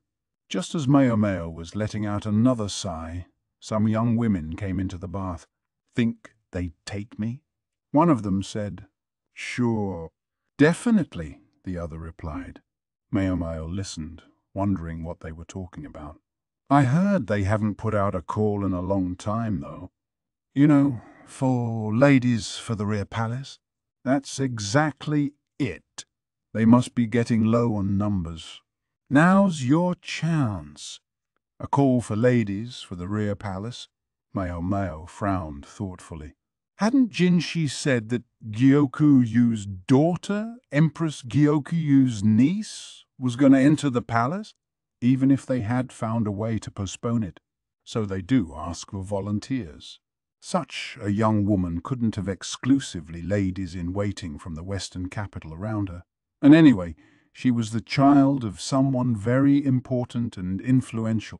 Everyone talks about the crown prince, but the emperor only has 2 sons right now. Plenty of chances to find your place. Can't have too many sons, right? Wow. This young lady had ambition. She was planning not only to enter the rear palace as a palace woman, but to become the emperor's bedmate and even a mother of the nation. If you're gonna dream, dream big. Even if Maomao figured things would end up very differently from what the woman expected. She nodded her head, causing droplets of water to fall from her sopping bangs. That reminds me. She knew they would be leaving for the Western capital before this new consort arrived, but she still hadn't heard an exact date. For that matter, she didn't even know who else would be coming with them. I'll ask him next time, she thought, and then she heaved herself out of the bath and headed for the changing room. Chapter 12. The Secret of the Numbers. Jinshi gave a great stretch, his just reward for finishing a chunk of his work. He was alone in his office. No, that wasn't quite true. From behind a screen came the sound of someone shuffling papers. Who? Bayu, he of the social anxiety disorder. Jinshi was almost done with his work, but there was something he wanted to ask Bayu. "Bayu, may I ask you something?" "Yes, sir. What is it?" came a thin voice from behind the screen. "How'd the love start?" How'd what love start? If I said Chue, would you understand? Love might sound like an odd thing to be talking about, but despite his screen and retiring attitude, Bayu was, in fact, a married man. A man married, in fact, to someone who had recently entered service as one of Jinshi's ladies-in-waiting. Chue! Jinshi's main condition when choosing his attendants was that they never spare him so much as an amorous glance. Chue certainly met that requirement. Yeah, she hardly seems human, does she? Baryu replied, another statement that seemed apt to invite misunderstanding. Isn't she your wife? You have children, don't you? Jinshi had to admit it was difficult to see how a woman with such a forceful personality ever worked with Bari. The curiosity had driven him to ask about their love story, but he didn't quite expect the answer he got. It was a bit of scheming on the part of my mother and my older sister Maomao.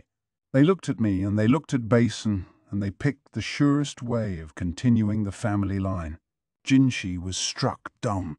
I accepted on the condition that they would handle all the child-rearing, and so the marriage was decided. We only see each other face to face once every 2 weeks, and we don't talk much, but I must say, I think we get along rather well. Yeah, I mean, if you say so. The Bar brothers seemed to be polar opposites of each other. Jinshi could see how one might consider the exceptionally frail Baryu a better choice than the exceptionally powerful Base. It was a political marriage through and through. They pointed out that there's no telling how long I might live, and ordered me to hurry up and produce some heirs. They even wanted me to put it ahead of taking the civil service exam.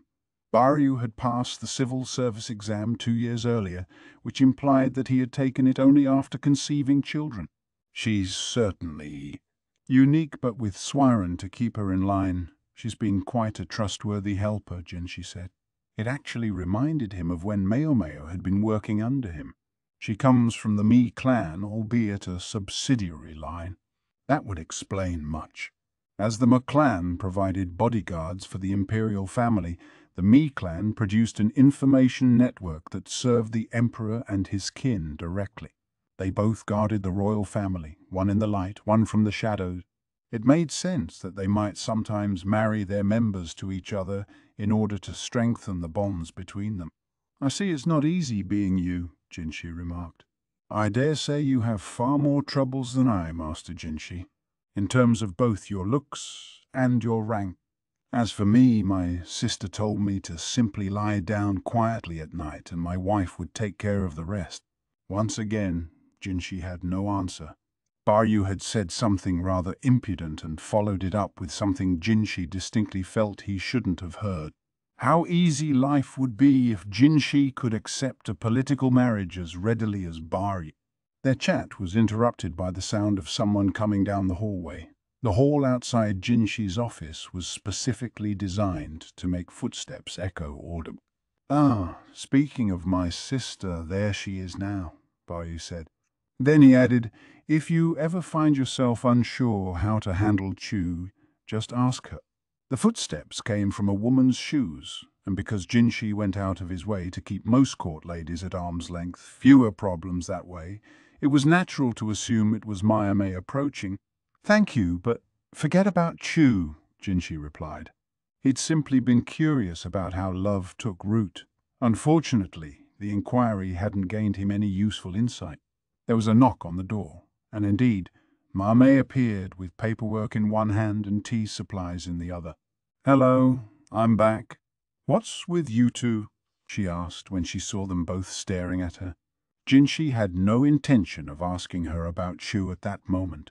If he wasn't careful, there was even a chance that Maomao would get the wrong idea, and he would never live it down. Baryu and Bison weren't the only ones who found themselves cowed by this formidable woman.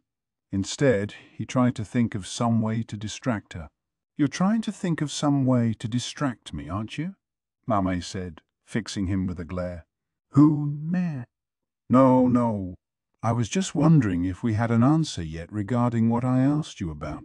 What he had asked her about was the tie attached to Gyokuyu's recent letter.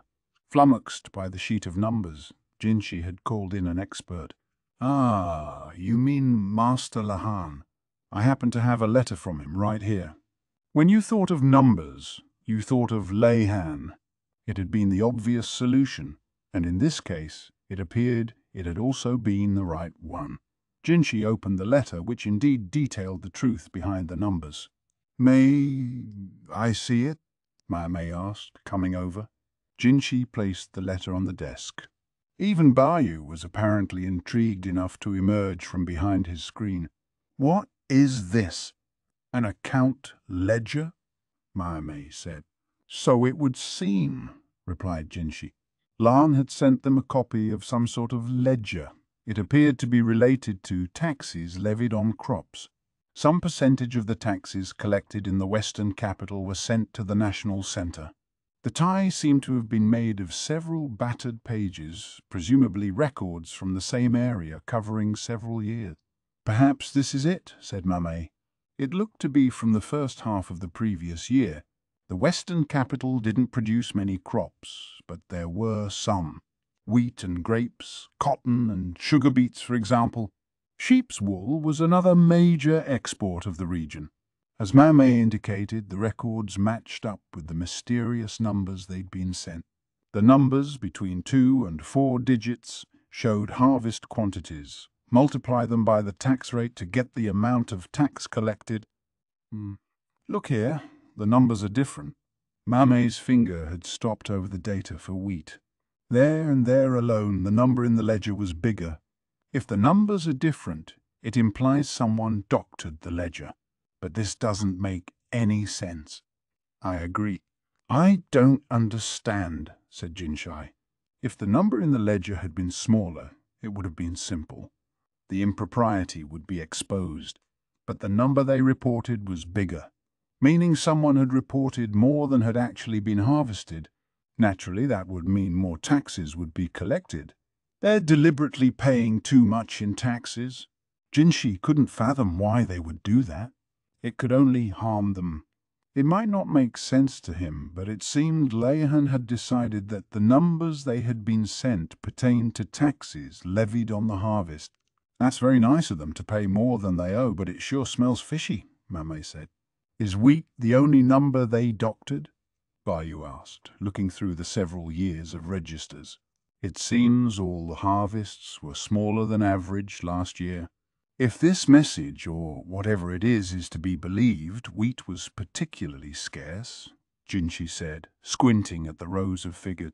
The western capital region had been warned to take precautions against insect plague. If they were seeking to hide the true state of things, this would be one way to do it. "When is wheat harvested?" Jinshi asked. "Well, there's winter wheat and there's spring wheat, so it depends. But the first half of the year would be the winter wheat harvest at the beginning of summer," replied Barrett, meaning it was long after Jinshi had left the area, and even after the Empress's father, Gyoku, had come to the capital. "I'm impressed he was able to spot that in all this," Maomao said, all admiration for Leihan's work. It was true that noticing the discrepancy in the numbers was an impressive feat, even if the numbers were ones that he dealt with in his work. "He said something about that in his last letter," Bayu said, and rifled through his papers. "The registers we were sent included the seal of an acquaintance of mine." "I remember it." "An acquaintance's seal?" Leihan's letter went on to give a name that Jinshi recognized as well. He thought back to the people who had accompanied him to the western capital the year before. There had been Maomao and Aduo as well as Leihan, energetic and memorable people all, but there had been one who was more detached. Rikusen. He was Grand Commandant Khan's aide, wasn't he? Bayu said. "Yes, I believe I've heard that name before," Maomao said. Rikusen, the eccentric strategist's right-hand man, the one who had danced with Maomao at the banquet in the western capital. Currently, he was serving as Gyoku's aide at Gyoku's request. "And did you hear anything specific about him, Maomao?" Jinshi asked. All he really knew about Rikusen was his job title. He didn't even know what the man was like. All he knew was that he'd seen a side of Rikusen that he didn't like much, and it was hard to get away from that bad first impression. "About Master Rikusen? Let me see. I'm afraid everything I know about him is hearsay, Maomao replied as she prepared the tea. He was a civil official before he served Master Laken, but my understanding is that he didn't get there by passing the civil service examinations. He had connections. He comes from a merchant family, and his gentle disposition always gave him a certain popularity with the court ladies. Perhaps that was also where Maomao had got her information. Who were these connections? I'm afraid I'm not sure. I can look into it if you'd like. It's no rush, but I would be glad to know before I leave for the Western capital. Maomao, clever Maomao, placed tea snacks in front of Jinshi and then began jotting a letter. No doubt she would find out about Rickerson, and quickly. When she was done writing, she flapped the page to dry the ink and then tucked it into the folds of her robe. Couldn't we simply ask Sir Lahan directly? Bayu asked with a hesitance that implied he felt he might be out of line to suggest it. Jinshi frowned. Sir Lahan has already done me several favors, including this one. I see. If I'm to incur yet another debt, I would rather not go to him as a blank slate. Better to have some knowledge, and pay only for what I can't get myself. Yes, of course. Lahan was no paragon, but he didn't go in for dirty dealings. He would have considered them unbeautiful. All the same, the fewer favors Jinshi owed, the fewer weaknesses he had that could be exploited, the better. I'll leave the rest of the paperwork here, Maomao said, setting it down alongside the tea. Her less than subtle way of telling him to get back to work. Good, thank you. I'll trade you for this. Have a look at it if you would. Jinshi handed her something. She wasn't the only one who could fling paperwork around. Maomao's usually narrow eyes became quite wide indeed, and she swept them over the paper several times, making sure she was reading it right. Is this true? She asked. And this, when there's no need for you to go to the Western capital yourself, Master Jinshi. Not another word. I'm well aware of the danger. Foreign nations and natural disasters would not be his only enemies. May I ask what you're planning to do if someone makes an attempt on your life in some far-off country? Said Maomao. That was the point of greatest concern to her. I'll be traveling with picked physicians and warriors for exactly that reason. Yeah, I heard you ordered Dr. Liu to get us more capable doctors. What about your bodyguard, then? As far as the soldiers. The soldiers are exactly what I'm concerned about.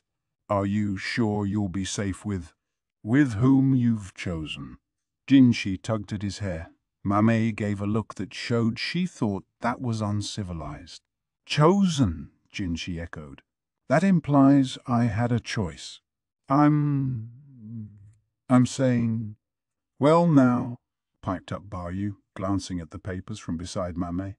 Is he really going with you? Master Laken. Yes, I've asked Sir Laken to come with me. You've what? Maomao's face contorted in a way Jinshi wouldn't have thought possible. Such open disgust wasn't typical for her. May I ask what you're thinking? He'll go on a rampage.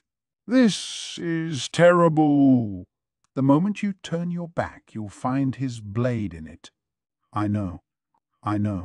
And your guards. They're all Master Laken's men through and through. They can kill you and make it look like an accident. Does he really hate me that much? Jinshi had been under the impression that the strategist had possessed a modicum of newfound respect for him since the Go tournament. Who's going to hold his reins? That's what I want to know. You can bring Master Laken, but you certainly can't keep him under control. Then again, if Master Lumen were among the physicians. Ah, Maomao. She knew how the game was played. Not Sir Lumen. I can't ask him to come. His age won't permit such a lengthy journey, especially not with his bad leg. In any event, he would be an absolute last resort. In fact, this had all been settled long ago. After what Jinshi had done, He had to go to the Western capital. "Who, then?" Mame asked, but then she stopped. "You can't mean—" Her intuition was excellent. There was no need to explain. If Lan couldn't come and Lumen couldn't either, that only left so many people. One in particular, simultaneously the best and the worst. "You're talking about Maomao." Mame's face twitched. Jinshi offered her a wan smile, but he couldn't meet her eye. Chapter 13. Gyoku. The quill in Rikusen's hand ran swiftly over the parchment. How many of these signatures had he affixed by now in the compressed form, so conducive to quick writing? He occasionally compared his version to the original just to make sure his hadn't changed. Back in the capital, all he'd had to do was press a chop to a piece of paper.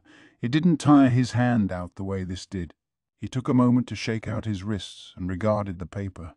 "Master Rikusen, if you would handle these as well." A functionary arrived with more paperwork.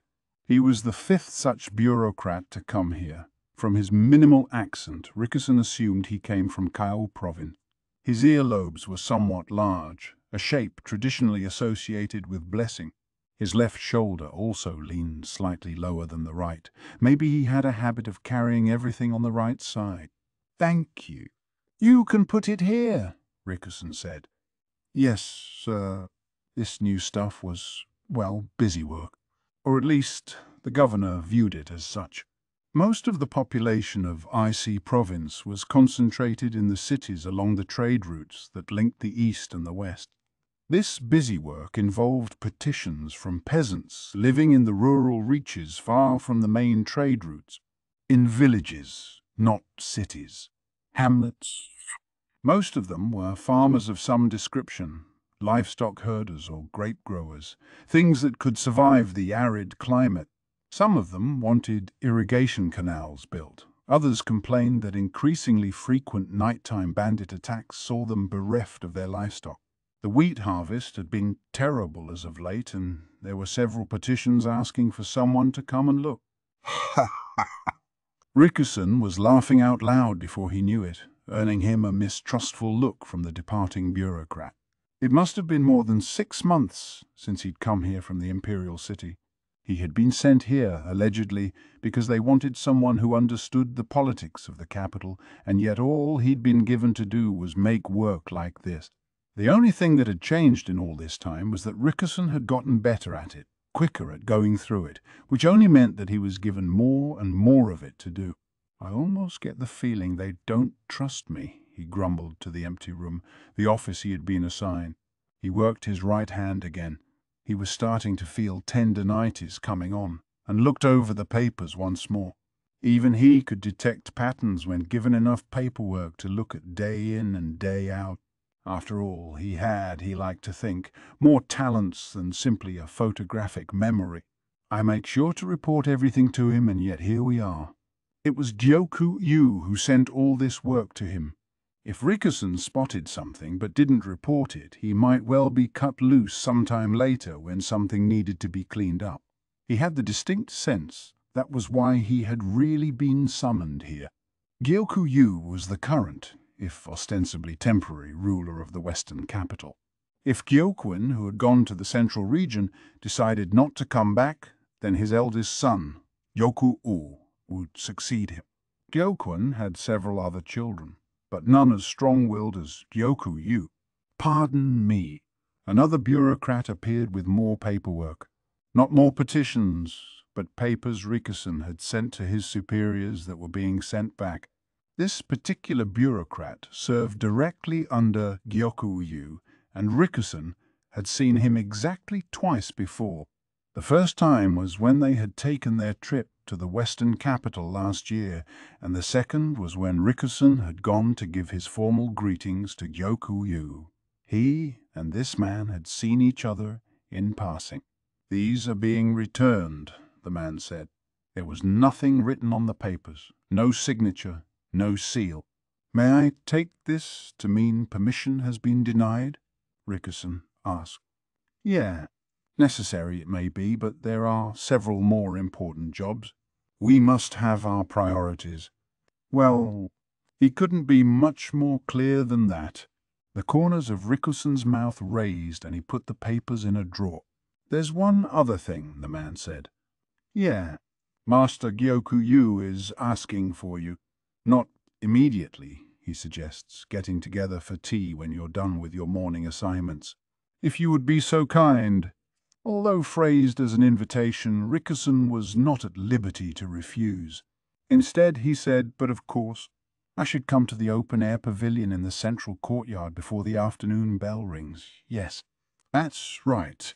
Then, with no further evident interest, the bureaucrat left the office. The pavilion was where Gyoku always liked to have his tea.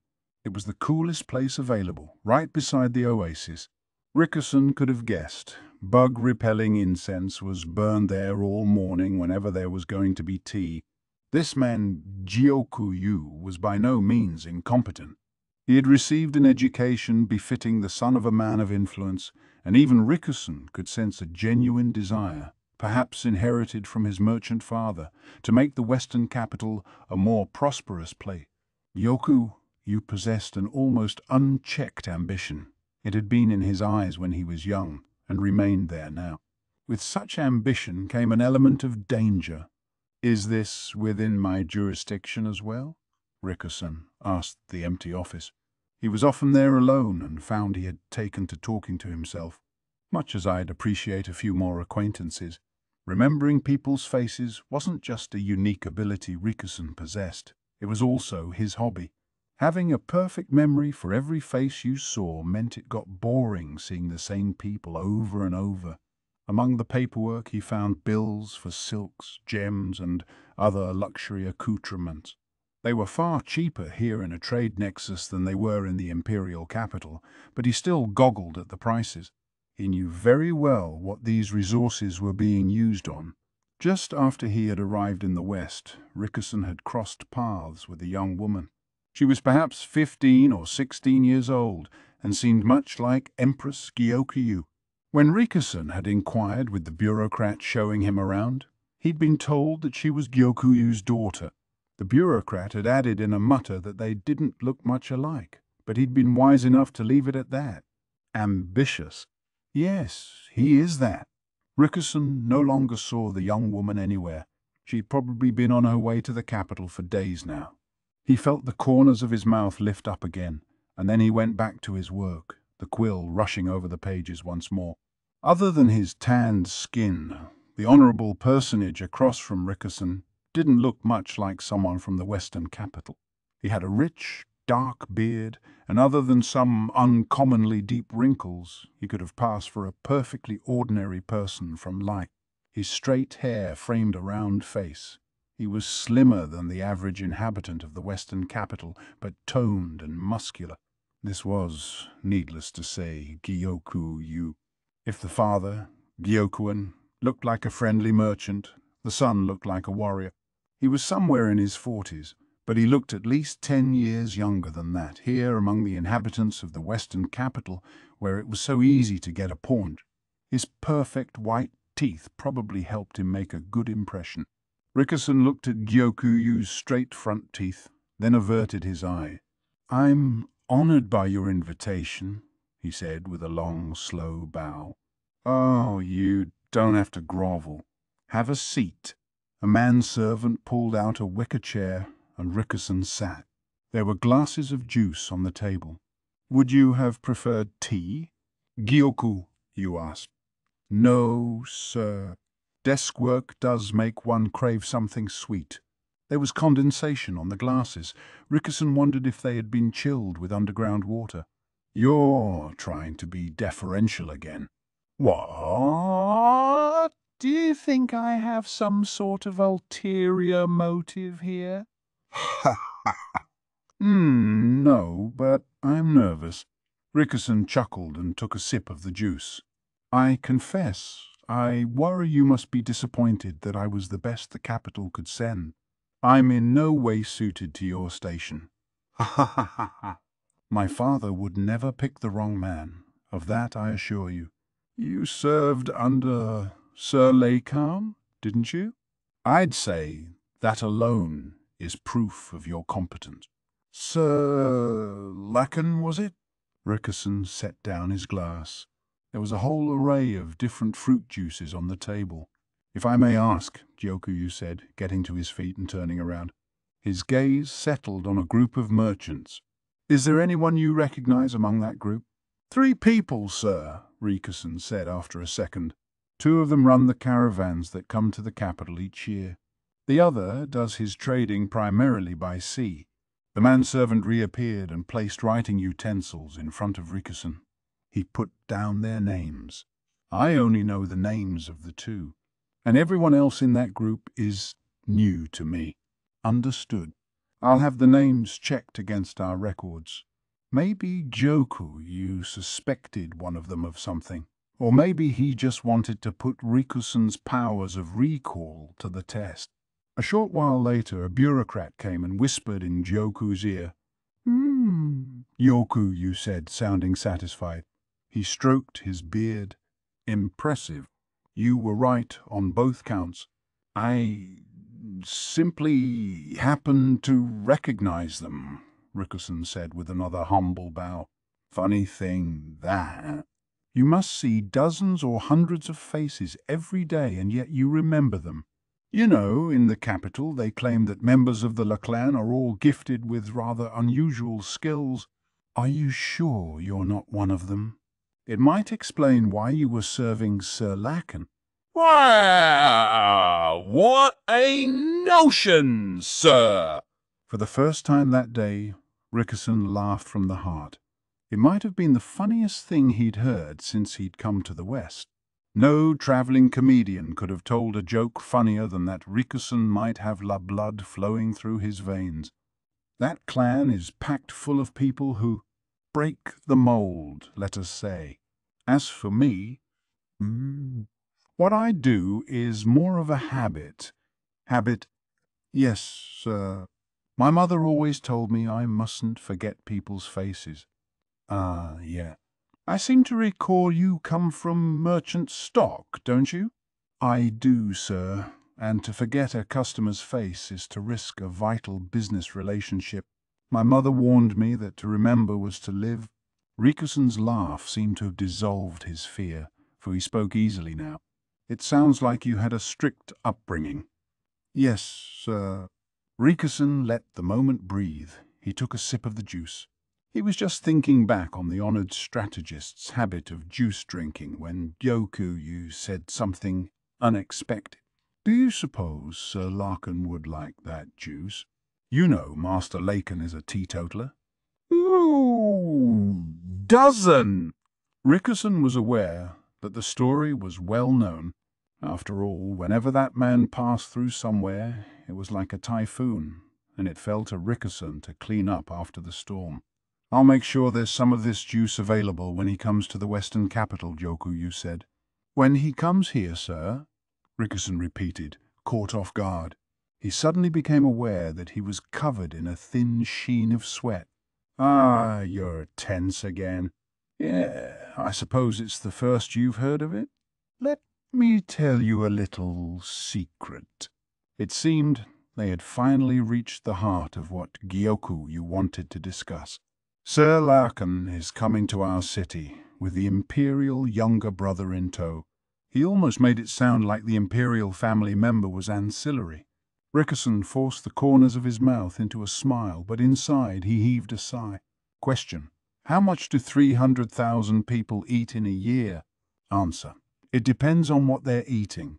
The answer was so absurd that Rickerson passed through anger and arrived at sheer incredulity. After the abrupt tea party, he'd had an opportunity to talk with several people, all of them conversant with commerce. He'd hoped they might have more thoughtful answers for him.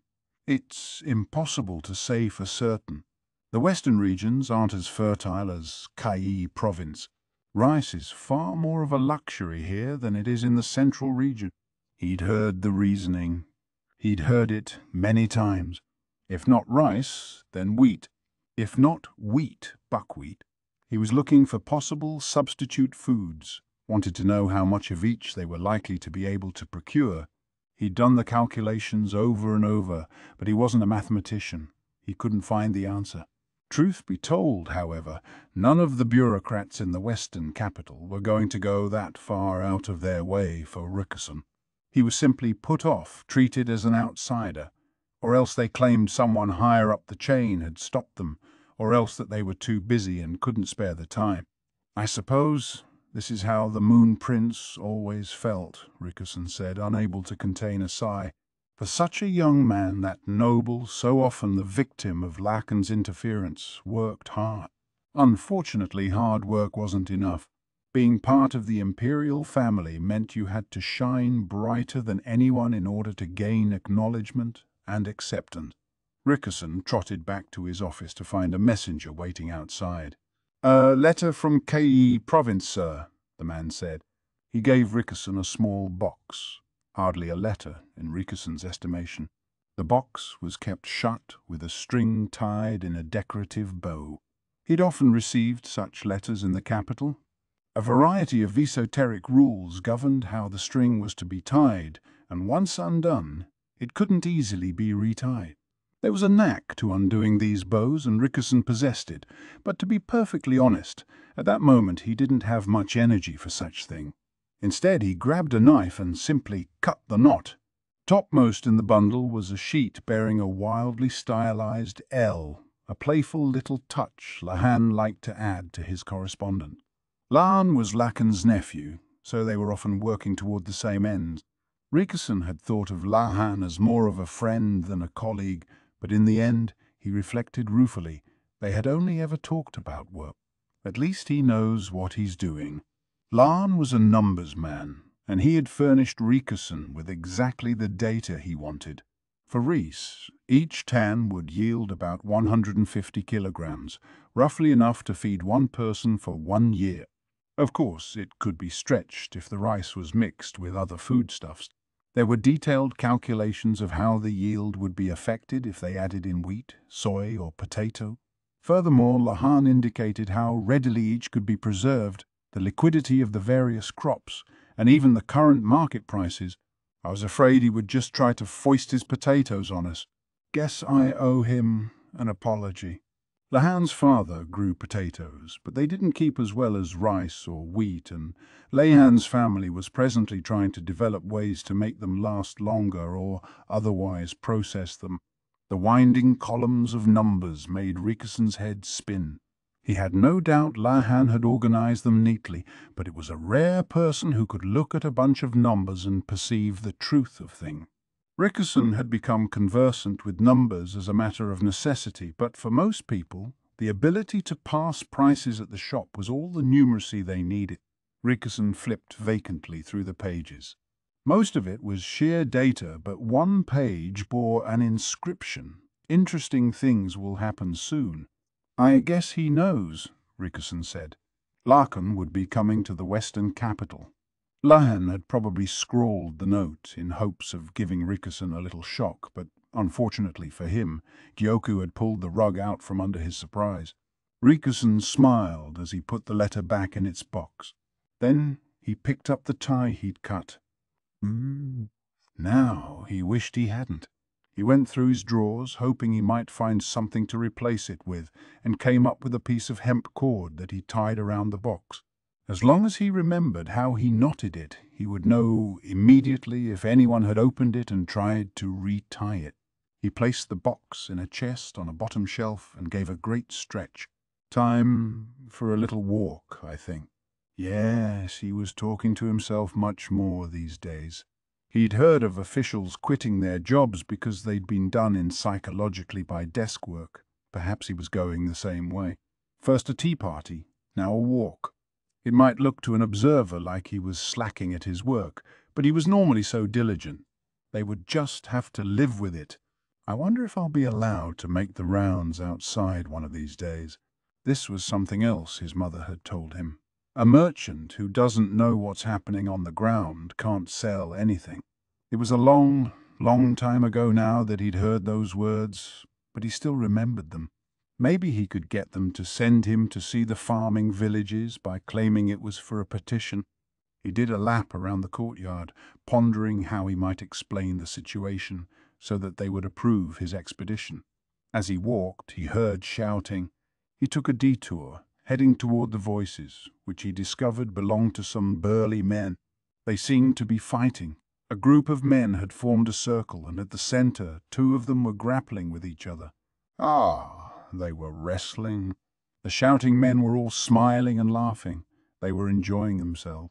Rikusen remembered them all to be soldiers. The kerchiefs around their heads were all the same color, a shade of blue. From the colors of their sashes, he judged that they were all different ranks. Rikusen ducked in among the men, trying to get a closer look at the match. When it was over, the victor turned out to be someone he knew well. It was Gyoku. The man who'd been sipping tea with him earlier was now winning a wrestling match. Standing there sweating and laughing with his troops, he didn't look like the ruler of an entire city. To those around him, he must have appeared as someone who shared the sentiments of those under him. Rikusen swallowed heavily. He didn't think Gyoku was wrestling with his minions just to earn brownie points. He enjoyed it as much as they did. Rikusen didn't want Gyoku to notice him. If the governor invited him to wrestle, he feared he might be snapped in half.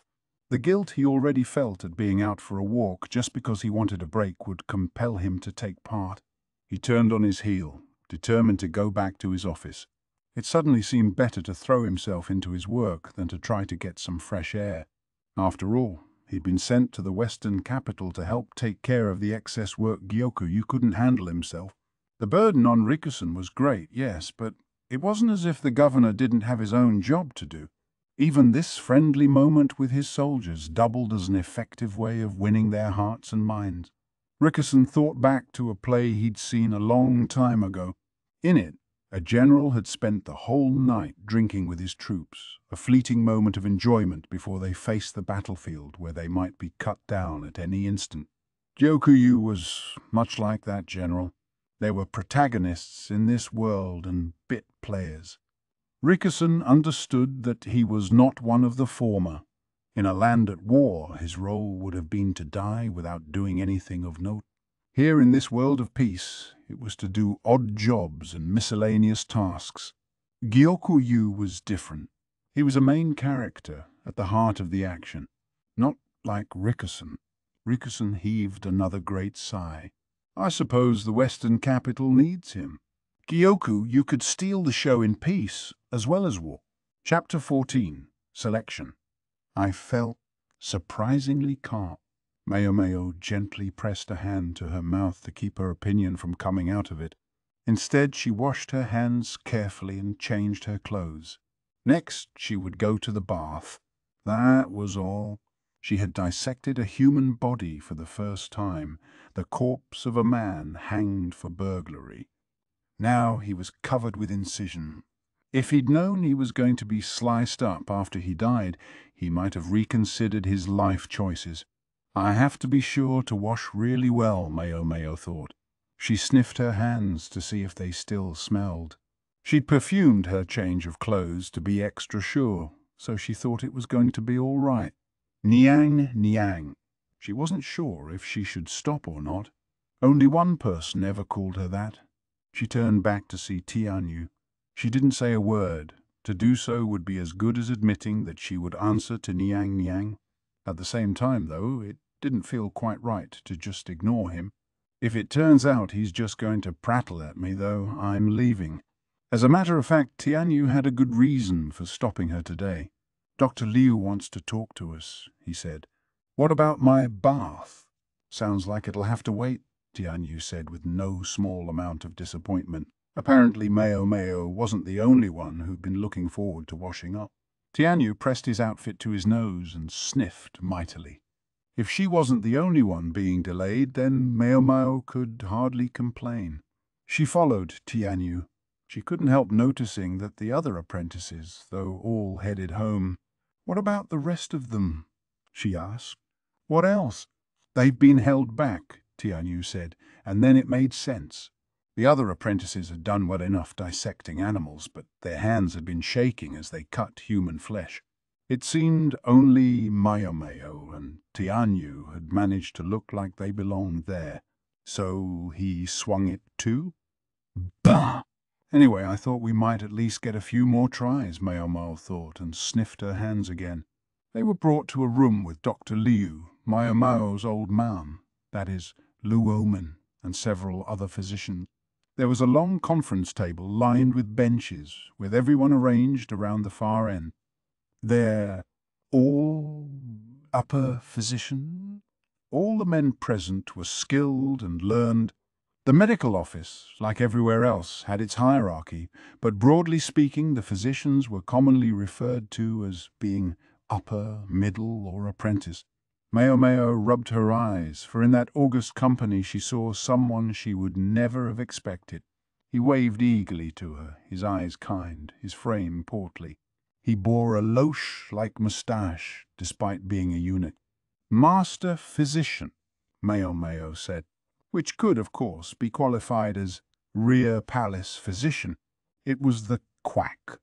"What's he doing here?" "I mean, I guess it makes sense, kind of. Whatever she might think of his medical expertise, he looked after the medical office of the rear palace all by himself, which meant that he must at least be afforded a title equivalent to the other upper physician. Nonetheless, he seemed distinctly out of place. He sat there like a piglet among the ranks of men who otherwise seemed distinguished by their intellect and skills. Come to think of it, the Quack had been frightened even to touch a dead body. How did he ever make it from apprentice to physician? It was a mystery. One of the 7 wonders of the royal court, one might say. Maomao's thoughts were interrupted by a clap. "It looks like we're all here," Dr. Liu said, quieting the murmuring room. Maomao realized several middle physicians had joined them as well at some point, and they were looking at Maomao as if she was even more out of place here than the Quack. He might not be as physically impressive as the others, but a woman smack in the middle of this convocation of men was always going to draw attention to herself. "All right, let's begin. You can take any open seat." Easy for him to say. The upper physicians were all seated. Now the middle physicians began to move. Tianyu, an apprentice, remained standing, so Maomao did likewise, waiting until everyone else had a seat. Dr. Liu's invitation sounded universal, but there was still a hierarchy here. An order. It might be different in an emergency, but at this moment it would be best to respect protocol if she didn't want to cause unnecessary friction. Tianyu took the lowest seat of all, and Maomao occupied the final remaining chair after him. So I find myself in another ambiguous position, she thought. Evidently no one had the nerve to sit right next to the upper physicians, so the only open seat was beside the Quack. He gave her a friendly grin as she sat down. "My, but it's been a while," he said. "Have a bite." He furtively showed her the candy he was hiding under the table. What is he, the neighborhood auntie? Maomao thought, but she said maybe not right now. It was best to politely decline. She would never be able to concentrate on the discussion with candy rolling around in her mouth. Plus, Dr. Liu was glaring at them. The Quack hadn't noticed that he had been noticed. Dr. Liu proceeded to explain why he had called them here, evidently choosing to overlook the Quack's full cheeks. "I've gathered you together so we can decide who's to go to the Western capital," he said. The same subject Maomao had overheard him discussing with Jinshi. Jinshi had wanted physicians to accompany him on the long journey. 2 more, if possible. 2 more. So I wonder how many there already are. In the heat of the moment, Maomao had suggested herself as a candidate. She didn't know whether anything would come of it. She knew, however, that if she wasn't chosen, it would mean trouble for her. Lots of trouble. "Is there anyone here who specifically wants to go to the Western capital?" Dr. Liu asked. Maomao looked around and was about to raise her hand, but someone beat her to it, flinging his hand into the air. "Question, sir." If someone had a question, then Maomao couldn't very well volunteer yet. She let her hand slide back down. "The parameters of this trip are far too vague. Why are we being asked to go to the Western capital? Is this a punitive posting?" The speaker was one of the middle physicians, someone who was supposed to be quite adept. Maomao didn't remember his name. It's a fair question, actually. Jinshi had already spoken to her about this trip, so she naturally assumed it was simply a long expedition. Someone who didn't know the circumstances, however, could well think that Jinshi was effectively being demoted. Wei, is he a punitive posting, a demotion? Well, but the way Jinshi had been talking, it seemed he would set out very soon, so it didn't sound like a demotion. To everyone else, however, it looked like His Majesty and Empress Gyoku both wished for Jinshi to go on a very long trip. With the Emperor having fathered a couple of princes, even his own brother could appear to be an obstacle. What's that? What's that? It's a punishment, the Quack said quietly to Maomao, concerned. He hadn't heard. It seemed like all the other upper physicians were familiar with the matter. Maybe the Quack had been left out of the loop specifically because he was a quack, or maybe he'd been so busy sucking on some candy that he'd missed it. Dr. Liu coughed pointedly.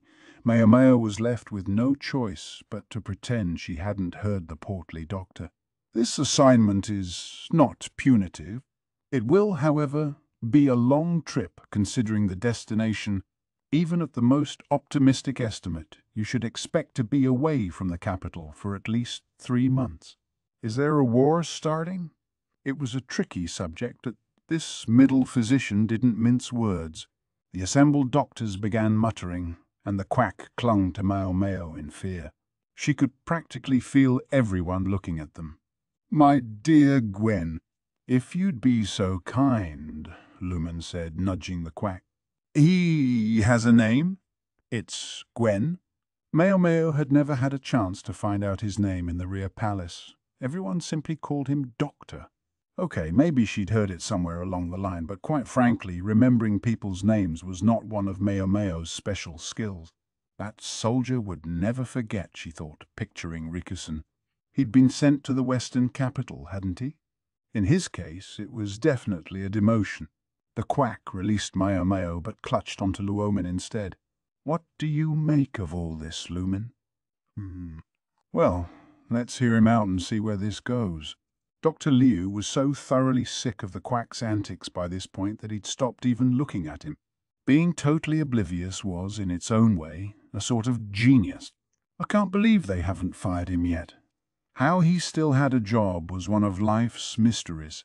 "I can't speak to the prospect of war," Dr. Liu said. "Our business is to treat the sick and the injured. We do as we're told. What's more, this trip promises to be a very large-scale one." Dr. Liu was not finding a warm reception among the physicians. It seemed unlikely that anyone would volunteer. They might change their tune if he told them who was at the center of this expedition. Jinshi was a member of the royal family, and a physician who went with him might have the opportunity to speak to him personally. But I'm not sure it's been made public that Jinshi's going. Considering his status, the matter would probably be kept quiet until the last moment, and so nobody would raise their hand.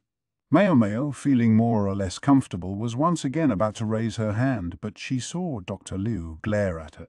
"What's with him?" she wondered. He wondered. Was he telling her not to put herself forward here? Did her lowly status indeed ultimately stand in her way? "No volunteers." "I figured as much. I've come prepared with a list of 3 candidates, but I'd like to fill one more place." "Nobody wants that final seat." Despite Dr. Liu's prompting, no one reacted. The upper physicians looked outright tired of this. Maybe they had already heard the story. "Yes, sir." One person raised his hand. "Tianyu." "I know I'm still an apprentice, but if no one else will go, may I?" He sounded chipper as ever, as happy as if he were dissecting an animal, or a human being. His persistence in the face of Anan's total indifference had led Maomao to think that Tianyu must be a brazen man indeed, but as she spoke with him during their work, she had gradually come to understand that wasn't the case. Tianyu simply didn't experience the broad fluctuations of emotion other people did. His talkative nature could make outsiders think he was emotional, but it was even possible he spoke to Anan precisely because he was intrigued by her chilly reception, something he got from no one else. He's a twisted guy, Maomao thought. Not that she felt inclined to push the matter. Everyone had their foibles. Anyone else? Dr. Liu asked. No hands went up. The upper physicians collectively exhaled. I'm sure he could get one of them if they knew Jinshi was coming. With Dr. Liu in charge, though, it would never happen. Maomao thought her father Luoman would be a good candidate. He was deeply knowledgeable about the western reaches and knew the language as well. But she shook her head. He's too old and he's not strong enough anymore. Becoming a eunuch had left him even more aged than simply being old. Having a missing kneecap didn't help either. Such a long journey was beyond him. If 3 people had already been chosen, however, what would happen to Maomao? I guess I just have to have faith that I'm already on the list. It seemed a shame. Many people dismissed the Western capital as a rural backwater, but nothing could be further from the truth. It was a thriving city, a nexus of Western culture. Not to mention a place where it would be much easier to acquire the newest medical skills and technology. Am I sure Pops won't go? Even as she asked the question, she knew it wouldn't happen, knew it was impossible. As for Luoman, the Quack was still glued to him. Luoman didn't look thrilled but couldn't disentangle himself. Anyone else at all? Dr. Liu asked again, whereupon the overachieving middle physician raised his hand once more. Are you volunteering? Dr. Liu said. Another question, sir. The physician looked straight at Maomao. What is one of our court ladies doing here? No doubt the question had been on everyone's mind, but they all sensed this was not quite the time to ask. Surely her exceptional presence shouldn't be taken to mean that she's to be counted among the physicians. Boy, I hope so. If Maomao could finally get her answer right here and now, that would be wonderful, but the rest of the room didn't share her enthusiasm. The upper physicians didn't betray much reaction, almost as if they weren't listening anymore, but the looks from the middle physicians were scathing. Tianyu watched the scene unfold with no particular change in expression. She's not to be considered a physician. She is, however, coming with us, Dr. Liu said. Maomao felt a wave of relief. So he'd found a compromise. The point was she was able to go along. Sir, I'm not sure a court lady is suited for such a protracted trip. The middle physician wouldn't give up. I grant she may not have the stamina of a man, but she's passed the practical examination. She has the skills of a physician, if nothing else. What's more, to be quite frank, her knowledge of medicines is probably better than yours. If and when we run out of medical supplies at our destination, it will be helpful to have someone who can make substitutes using the ingredients at hand and without recourse to a textbook. Dr. Liu could be harsh, but he was also a firm judge of character and ability. The middle physicians still seemed less than pleased. A few of them gave Maomao disbelieving looks as if to say that examination, and are we sure about this? Still not happy that a woman gets to come along and be treated the same way as you lot? Then think of it this way. It's going to be a big group this time. There will be plenty of other court ladies accompanying us to help with other administrative duties. You don't object to a bit of extra help, do you? It's still the case that this is the first time a lady has ever been brought along, specifically in a medical capacity. And to make her take the examination, that's going too far, Dr. Liu, even for you. This middle physician seemed to be the opposite of Tianyu. He was a bit of a pest, but he did seem to be concerned for Maomao. Even his most oblivious outbursts were things that she might have been grateful for under other circumstances. Right now, however, was not that time. I didn't make this decision, said Dr. Liu, dangerously close to sounding petulant. His next announcement, meanwhile, was enough to silence any dissent. Grand Commandant Khan will be joining us this time. That sent a buzz amidst the middle physicians. Maomao felt all her hair stand on end. She looked at Luoman, who looked back at her mournfully. Maomao was no Anan, but she was on the verge of grinding her teeth. "You all think you can handle him?" asked Dr. Liu, dangerously close to sounding despairing. It was enough to silence any further objections. Maybe Dr. Liu should have kept this confidential information to himself, but regardless, the other physicians would certainly take anyone they could get to help them with this particular person. Maomao, however, didn't have time to think the matter through in this calm and rational fashion. All she had was an instant in which she became very angry. "That son of a bitch," he knew. For the first time in quite a while, Maomao wished Jinshi were there so she could look at him as if he were a worm stranded in a puddle. Dr. Liu wasn't done either. "We leave in 5 days. I'll give you all the time off to prepare, so say your goodbyes and get ready to go." Maomao's mouth hung open and she couldn't get it to close. Chapter 15. Preparation. They were to leave in 5 days. It was so sudden that Maomao had to rush to prepare. She had to do the shopping, and there were quite a few people she needed to talk to. "Maybe I shouldn't go around telling everyone I'm going out of town," she thought. But a communication had already gone out, so evidently it was okay. "I definitely have to tell the old madam." She didn't want to be greeted by another punch in the stomach when she got home. So it was that she went to the verdigris house, where the madam said, "That's so. In that case, I want some ambergris as a souvenir." "Yeah, that's not happening." The name of the substance, in Maomao's language, meant dragon's saliva incense, and it was indeed said to be made from a dragon's drool, although that was not evidently where it really came from. It was very expensive and also had medicinal functions. It was effective for the heart. "What do you mean you're leaving again? This is ridiculous. I've never heard of a court lady going so far from the court so often." This anguished objection came from the apprentice apothecary, Sazan. There were even tears in his eyes. "I'm sorry. You'll just have to manage somehow.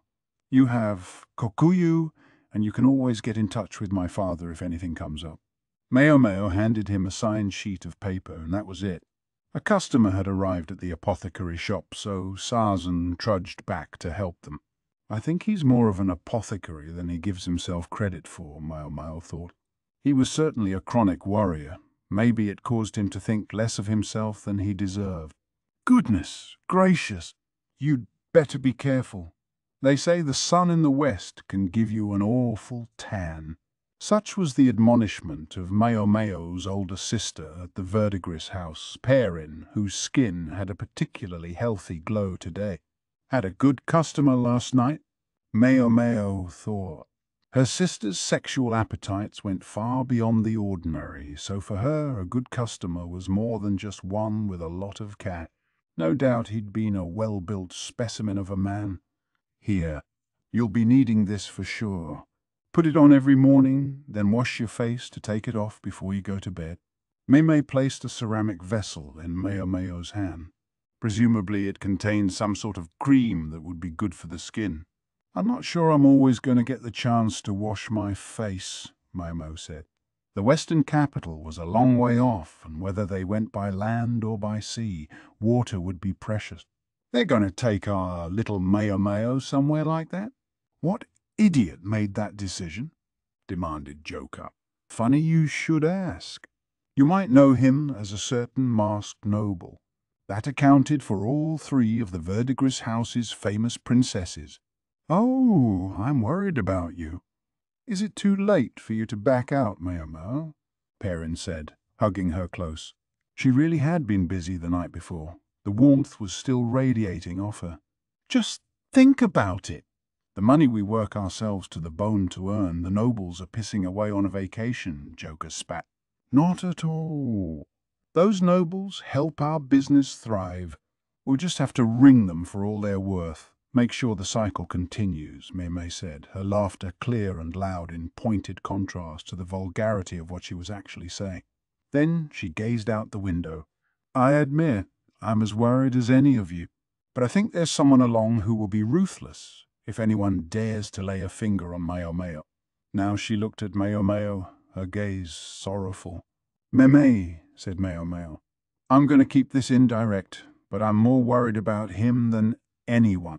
The freak strategist was going with them. Maomao didn't know why, but if the people in the western capital had understood who they were dealing with, they would have asked for him to stay home. Or maybe they weren't in a position to refuse. Don't tell me they actually invited him. His absence wouldn't be an issue in the capital, as his subordinates could keep his office running smoothly for months without him. Maomao's real fear was about what kind of trouble he might cause on the road. Just picturing it was enough to make her head hurt. Is this what they're really using me for? She ground her teeth. She'd always known he could and would use anyone available to him. It was her fault for forgetting. In fact, oddly, she felt some small sense of relief to realize that the way he handled people hadn't changed since the rear palace. Those who stood at the top couldn't afford to be swept away by sentiment. Jinshi's behavior could be emotional at times, but Maomao believed there was still some trace of rationality at work in those moments. At least, she wanted to believe. No, not possible, she thought, immediately dismissing the idea. Otherwise, he would never have burned a brand into his own skin. Having said all that, maybe this wasn't really Jinshi's fault. His hands might have been tied in his selection of personnel. It didn't really matter. In the end, it meant trouble for Maomao and nothing but. She was putting away the cream Meme had given her when a smart Alecky voice said from behind her, "Hey, Freckles!" "Yeah." "What, Chue?" Maomao turned, annoyed. "You're dumb," he shouted, and with that the smart-mouthed brat ran off. He still dragged one partially paralyzed leg, but it obviously didn't dampen his spirits. His lackey Zulin likewise stuck out her tongue at Maomao, then ran after Chue. "What was that about?" Maomao muttered. "Chue misses you, Maomao," Maomao said. "And it looks like Zulin is still following him around? That just started again recently." Meme looked troubled. "Started again. She's got an older sister, you remember? The girl you brought in with her. She was training as an apprentice, and this year she began taking customers." "She did, huh?" So many women came and went in the Verdigris house. Maomao didn't really keep track of them all. "Isn't that a bit early?" She recalled the young woman being awfully thin. "She's 15. A decent diet went a long way toward putting some meat on her bones, and our customers started taking notice. She had everything she needed. She must really have been eating poorly where she came from." Moreover, the girl herself was full of ambition. She'd been eager to make her debut. It all must have inspired conflicting feelings in her younger sister. "She's not very cultured yet, but I think she'll grow into it, that girl." "You think so?" "I think she's a bit too prickly," Joker said. Perrin laughed openly at that. "That's the last thing I want to hear from a woman who took the name Joker." It was not the name her parents had given her. The madam had been known to rename girls in order to encourage them to forget their past lives, but Joker had given herself a name that was a parody of the name of the goddess who had created the world, and it audaciously included the supposedly forbidden character Cat. "My mother always told me my father was someone very important. I have every right to use it," she sometimes said. A father who would justify the use of that character? The only people who could do that were the Imperial family. About the only person fitting that description whose age would make sense with Joker's was the former emperor, but Maomao was well aware that that was impossible. How must Joker have felt to know that her mother had been deceived? Maybe that was where her hatred of men sprang from. Maybe. On top of it all, the old madam had actually let her use that prickly name. Very scary. The Verdigris house would carry on without Maomao. It was full of strong women, and actually the men here were pretty strong too, so things would be all right. Maomao sighed and went on to the next stage of her preparation. The sun was already low in the sky by the time Maomao finished her shopping and got back to the dormitory. This next part might be the hardest of all, she thought as she heaved a sigh and entered the building. She could hear the steady thunk-thunk of a cleaver. She's still at it, Maomao thought, peeking into the kitchen. Yao was there, chopping chicken under Anan's direction. She was hardly an expert yet, but she'd dialed back the bone-smashing vigor of the other day and now looked like she was cooking a proper meal. Maomao didn't say anything. Anan didn't say anything.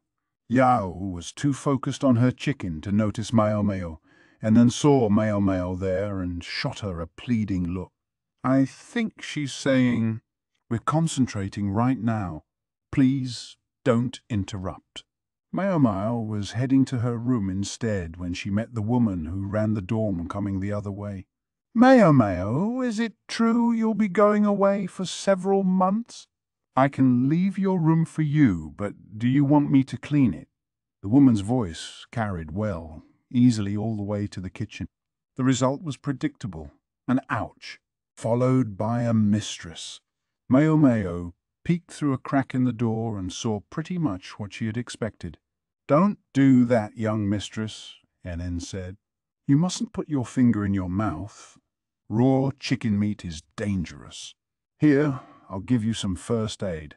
Even meat intended for food could contain poison or bugs."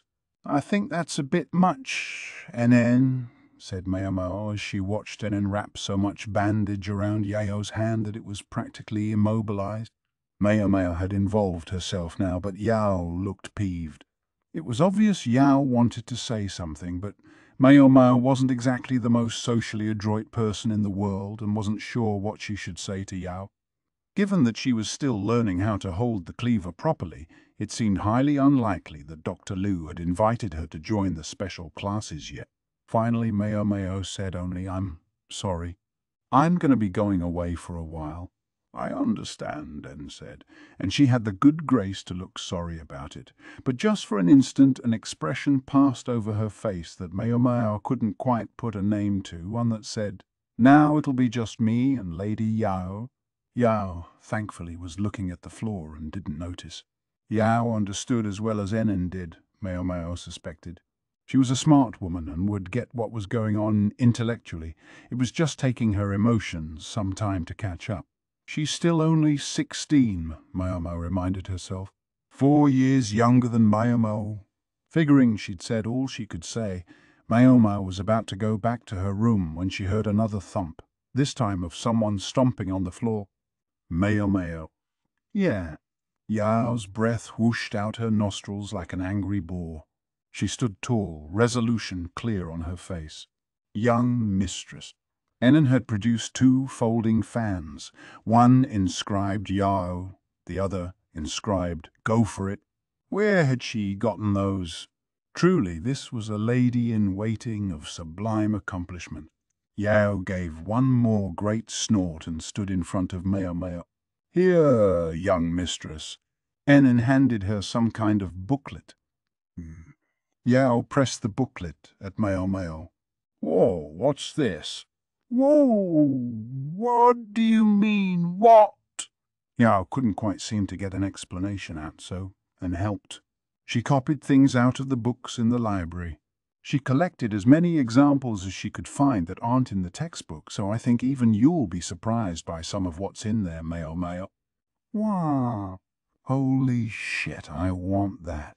Can I really take this?" "Oh, well, I said you could have it." Yao shot back, although she had not, in fact, said that. If she was offering, though, she didn't have to offer twice. Maomao took the book and immediately began flipping through it. "Wow." Ooh. "No, don't look now. Listen, I didn't do anything that's, that big a deal," Anan insisted, so I copied out a little bit. Just a little bit. She was as sweet as she was sour, this girl. It was almost too much. Unfortunately for Yao, Maomao could tell the difference between her handwriting and Anan's, but she was decent enough not to point out which of them had done the copying. Instead, she bowed her head and said, "Thank you very much." Almost before she knew what she was doing, she'd even grabbed Yao's hand in a handshake. To be perfectly honest, she was so happy snot could have come pouring out of her nose. Well, you'll need something to pass the time on your trip." Yao was blushing and her voice seemed very quiet. Behind her, Anan was giving the handshake an icy look. "I'll be sure to get you something as a souvenir in return," Maomao said. "I don't need any souvenir," Yao said, and went back to the cutting board, still looking annoyed. "You can't chop anything in that condition." "At least let me tend to your injury," Maomao said. If she let Anan do all the treatment, Yao seemed likely to end up as a bandage mummy. Yao submitted to Maomao's ministrations, but Anan loomed threateningly nearby the entire time. Chapter 16. A Voyage by Sea.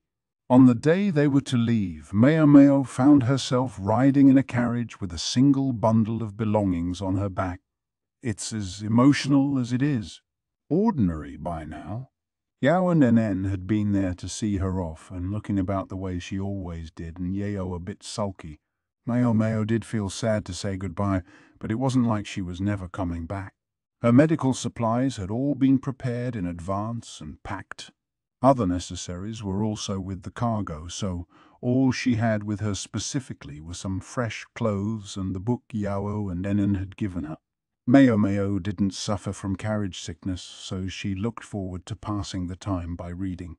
"I heard there were 4 doctors going," she thought, but in the end no one had told her exactly who.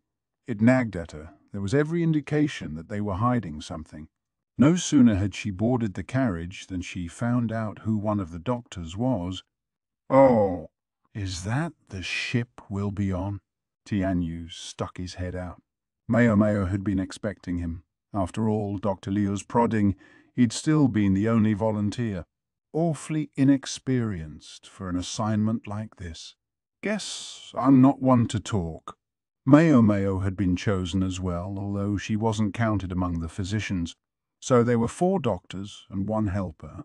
Dr. Liu had talked about a shortage of personnel, so he must have put a lot of thought into this selection. Maomao had to constantly remind herself that she was ultimately only there to help, while also not forgetting what she was really there for. The Imperial younger brother, aka Jinshi, would be on this trip, as would the freak strategist, so this was going to be a bigger affair than last time. 3 large sailing ships waited for them, the biggest Maomao had ever seen. She was told they would be going by sea, and the ships looked the part. Each had 4 or 5 masts, and she saw cannons as well. The ship's construction suggested they had been heavily influenced by Western technology, but gaudy red, green, and gold coloring marked them as Linus-A vessel. Maomao didn't know how large the ships were inside, but they looked like they could easily hold several hundred people each. Maybe even 1,000 if everyone squeezed. "Is it really going to be faster than going overland?" Maomao asked before she could stop herself. She'd taken a boat home from her last visit to the Western capital, but this time they would be going by sea, not river. The route was definitely longer by sea, but you could also travel uninterrupted day and night. It's probably because of all the cargo. You need it when you have such a big VIP staying somewhere for so long, plus all the gifts they have to bring. The explanation, offered with a touch of resentment, came from one of the upper physicians, a man with a beard and a rugged face. His skin was noticeably tanned, despite the fact that he probably spent most of his time at a desk. He had light hair that suggested at least some foreign blood in his veins. Maomao vaguely recognized him, but because they worked in different medical offices, she didn't know his name. Evidently, he was one of the 4 doctors chosen to go on this trip. "Yes, that makes sense," Maomao said. Under any other circumstances, she could have simply tried to gloss over the fact that she didn't remember his name, but this time she was going to need to learn it. She would have to find it out later. "I'm going to be in charge during the trip," the physician said. "I look forward to working with you." He seemed to have his feet on the ground, Maomao thought.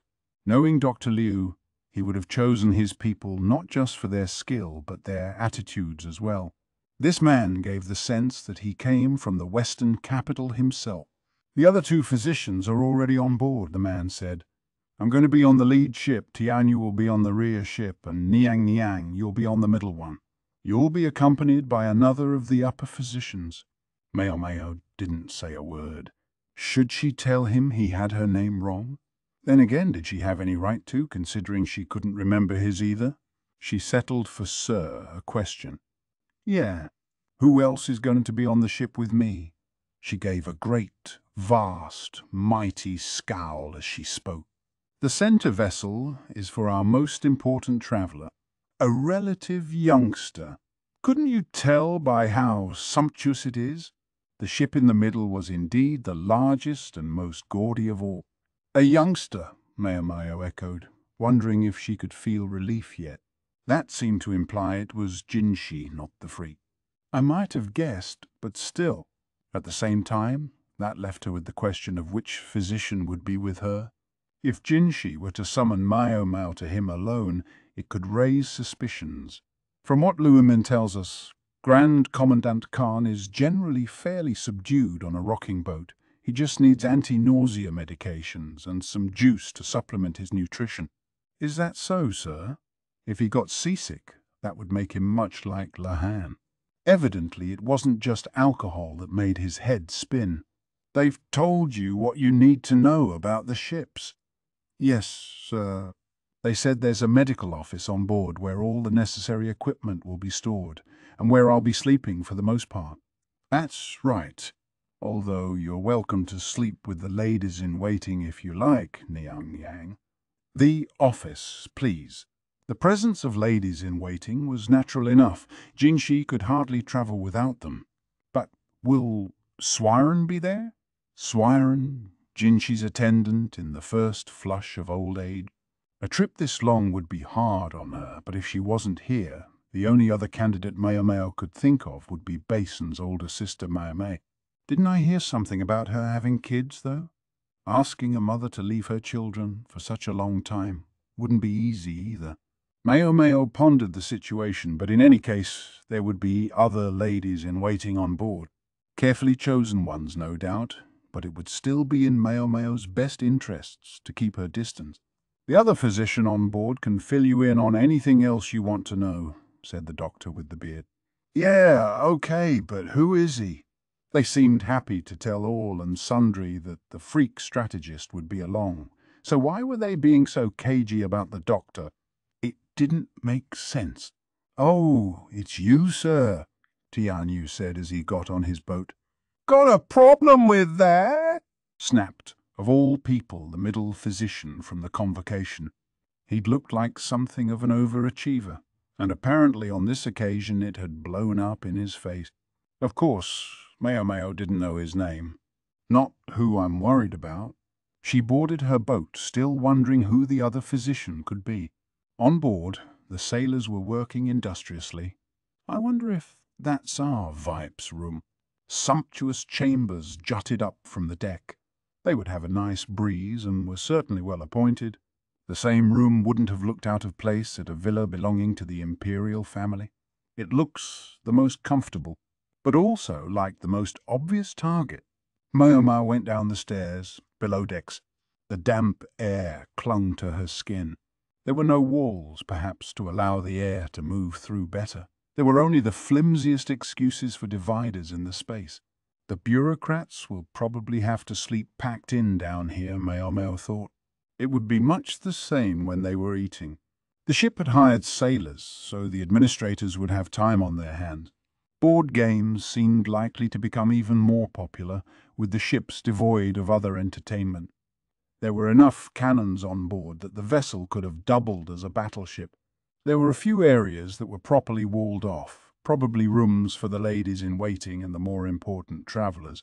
The gender ratio on this ship was skewed very much in favour of the men, and the separate rooms were presumably to keep anyone from getting any funny ideas, as they might have if everyone was sleeping together.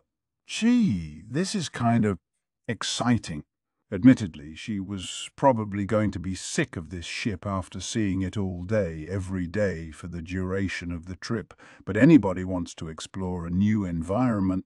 There were stout ropes and wooden flotation devices here and there on the walls. The ship had 3 levels, 4 if you counted the Veep chamber above deck. The next floor down was similar in construction to the one above, but it contained the medical office and kitchen. Maomao decided to save the medical office for last. Instead, she went to have a look at the kitchen. It contained several water barrels and a stove, which was cleverly built to allow smoke to escape. Scary stuff using fire on board a ship. The area around the stove was built with fire-resistant materials, but you would still have to be very careful. It looked like a very small kitchen considering the number of people aboard. It was probably intended to cook the VIP's meals and little more. Grunts like Maomao would have to be content with warm soup. Whatever you ate eventually had to come out the other end. Maomao was just wondering where the bathroom was when she saw a structure built out on the prow of the ship. It was probably made to allow things to fall directly into the sea, possibly including an unwary occupant. Maomao intended to be careful. At the very bottom of the ship was the cargo. Munitions and water were stored there, along with provisions and what Maomao took to be gifts for the Western capital. She was less than pleased to spy some sweet potatoes. It was clear who had done the hard sell on those. Will they really keep? She peeked into one of the wooden boxes. The potatoes had been stored in rice husks, seemingly as a measure against the humidity. Once she was satisfied that she had seen the rest of the ship, Maomao went to the medical office. It had real walls so that they could quarantine anyone who might be sick. When she opened the door, she found the master of the place sitting in a chair, a man of soft and gentle mien. She didn't say anything. For a second she thought it was her old man, Lumen. But no, not quite. "Oh, hello, young lady." The voice was carefree and familiar. It belonged to someone who was normally found in the rear palace, the Quack doctor. "Is that you, sir?" Maomao asked. It came out as a question, and with good reason. The Quack's trademark loach mustache was missing. His face was smooth as a baby's behind. "Don't look at me. I'm too embarrassed." The Quack blushed and pursed his lips, as if he were a young woman just old enough to start trimming her bangs. "What happened, sir? That mustache was your pride and joy." He sniffled. "They told me I had to shave it. They said it wasn't normal for a eunuch to grow hair like that. I admit, it's somewhat unusual. Eunuchs were missing what made them men, so they also tended to lose distinctive male physical characteristics. Facial and body hair grew thinner, but of course there could be exceptions. In some cases, it even seemed that the male part actually remained inside the body. In any case, the Quack had succeeded in growing a moustache despite being a eunuch and had appeared to take great pride in it, frequently stroking the thin strands of hair. "That still doesn't explain why you're here," Maomao said. "Well, you see, there are no consorts at the rear palace requiring particular attention right now. Consort Lihua is really the only upper consort, and Lumen is more than capable of taking care of her. I heard there might be a new consort coming, but I guess it fell through." Was he talking about Empress Gyoku's niece? So she wasn't going to enter the rear palace after all. Demotion indeed.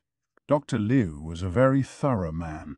He'd found Jinshi, his physicians, on the grounds that there weren't enough of them for a trip to the Western capital, and if they had one capable upper physician, it wouldn't look right if they didn't have at least one more. So he had chosen to use the Quack, who had the rank and title, if nothing else. It was even possible he'd gone so far out of his way to equip Maomao with medical knowledge because he knew she got along with the Quack. Alternatively, maybe he'd chosen the Quack because he knew Maomao would be going.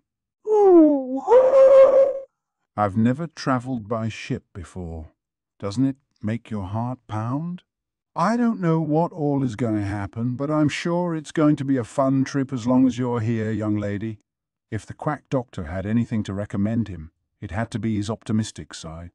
Maomao also had the sense that he had the good luck to somehow survive anything that might happen to him. Someone or something she couldn't identify seemed to like him. "How about we start with some tea? I'll boil some water." "I think they might get upset if you help yourself to the stove," Maomao said. "Really? Well, we can use a brazier then. I think we might suffocate if we burned charcoal in here. The room didn't get much air, and the charcoal would burn incompletely." There was a window, but it was very small. The room itself was rather dim. The Quack's face fell. "I'm starting to think travelling by ship might be less cozy than I thought." "Needless to say, sir." The Quack buried his disappointed countenance in the cot nearby. Sighed. "And the beds are hard, I see." "I'm afraid there's not much to be done about it, sir. Just be glad you don't have to sleep packed in with everyone else." "Oh, here, we can use this shelf for our cargo." Maomao put her change of clothes on the shelf and opened the book Yao had given her. She set herself up so she could use the light coming in through the window. It was at the perfect angle to allow her to sit on the bed. "Ow. You reading a book, miss? Looks like it'll be a while before we leave. I'm sure someone will come call us." The Quack puffed out his cheeks, disappointed, and took out a portable Go board. "That's fine. I'll work some Go problems." He took out a book of his own, the one by the freak strategist, of course. They had what amounted to a sending-off ceremony for the ship, and then they set sail. The Vips, principally Jinshi, conducted what seemed to be some sort of ritual, but Maomao only half paid attention. She spotted the freak strategist nosing around, so she went below and took refuge in one of the rooms. It was hard to call a ship voyage pleasant, but it was a less dubious mode of travel than she'd pictured. Certainly better than her river cruise, at any rate. "I hear they used to have to eat bug-infested bread on ships. So instead the sailors would put out a live fish to draw out the bugs first." Maomao had been known to eat locusts and snakes, but even she didn't relish the thought of eating bread full of bugs. "I guess the trip's not going to be that long." It felt long to her, but it was nothing like the months that sailors sometimes spent at sea. They might be on the ship upward of 2 weeks at most, and they would make several calls at ports along the way. For the first meal, they had meat wrapped in bamboo leaves, fish soup, and even tangerines. A touch of luxury for the first day on board, she supposed. They even have fruit. "This is wonderful," the Quack said, smiling beatifically as he peeled and ate his tangerine. Maomao had long ago finished eating and was brushing her teeth. She had a vague sense of why they had been served tangerines. "People don't get enough produce on sea voyages," she said. "Too true. It doesn't last long enough. That causes an imbalance in nutrition and makes people sick." Yes, indeed. A balanced diet, that's the thing. It wasn't quite clear whether the Quack knew what she was talking about or not. He remarked, "Gosh, plenty of free time on our hands here." "There don't seem to be any patience." "I'm sure it's no more free time than you had at the rear palace," Maomao mentally shot back. She swished some water in her mouth and spat it out the window. Some might call that behavior uncouth, but it was just ocean outside. This was quick and convenient. "If it means no one is getting hurt or sick, then it's good news," she said, and looked at the office's shelf. For a ship, they had a generous assortment of medicines, including herbs to treat the most common ailments, as well as some concoctions to combat ship-specific illnesses. They even had a few topical medications. "May I ask you something?" Maomao said, deciding to broach a subject she'd been wondering about for some time. "I seem to recall once when you didn't even want to look at a corpse. So how did you manage to pass the test to become a doctor?" "The test. Ah, the test. Yes, I passed it." The Quack gave a triumphant little snort and pounded himself on the chest. Maomao gave him a doubtful look. "I don't suppose you're talking about a written test?" "Yes, of course. There was no doctor in the rear palace, so they opened the physician's examination to the eunuchs. I was the only one who passed. Another little snort. The quack was obviously quite proud of himself. It was sometimes said that the eunuchs were people who had failed to make it as bureaucrats or soldiers. There were also many among them who were former slaves who had been castrated by foreign nations. To be quite honest, Maomao could understand why most of the eunuchs failed the test. Many of them were simply not very educated. It seemed unlikely that any physician would be eager enough to work in the rear palace that he would become a eunuch for the privilege, so they'd gone with the opposite and tried to make a eunuch into a physician. She wondered if they had expected what they got. And what about after that? The practical examination? Maomao pressed. Practical examination. I'm not sure I remember any.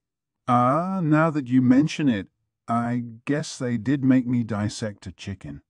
And, oh, I was at the end of my rope, let me tell you.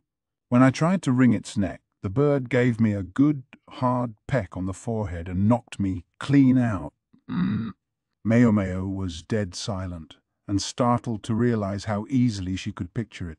They called me to dissect a pig, too, but when it looked at me with those big, dark eyes, well, I just couldn't do it. Naturally. Also, likewise, frighteningly picturable. I see, Maomao said. After all that, the higher-ups had probably given up on forging the quack into a real doctor, but they still needed someone who could do the rounds for the consorts in the rear palace, so they'd given him the title and left it at that. Did any other eunuchs become doctors after you? Surely if they'd administered the test a few more times, they might have scared up someone more qualified. Well, about that. You remember the Empress Dowager built a building for the ladies she gathered in the rear palace, don't you? Yes, I do.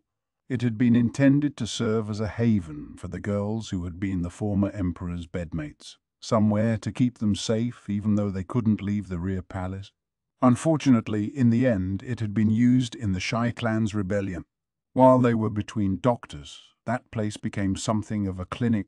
They were not pleased when I entered the medical office and fought tooth and nail against any other eunuch physicians. It made some sense. The palace women serving at the clinic knew far more about medical treatment than the half-baked quack.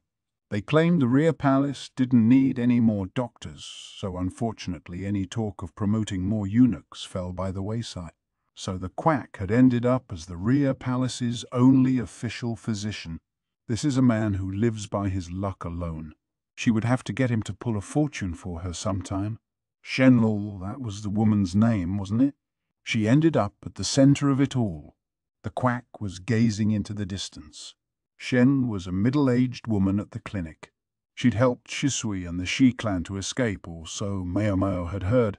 Not only that, but when she had begun to face suspicion, she had reportedly plotted suicide, but Maomao had heard nothing else since then. I guess she was likely to die one way or another, whether she did it to herself or waited for them to do it to her. Apparently, no one had felt Maomao needed to be informed one way or the other. The quack finished brushing his teeth and began preparing his medical tools. Now then, we'll be doing an exam once a day. After mealtime, I'm told. And an exam of whom? The most important people, presumably. Or the most important person.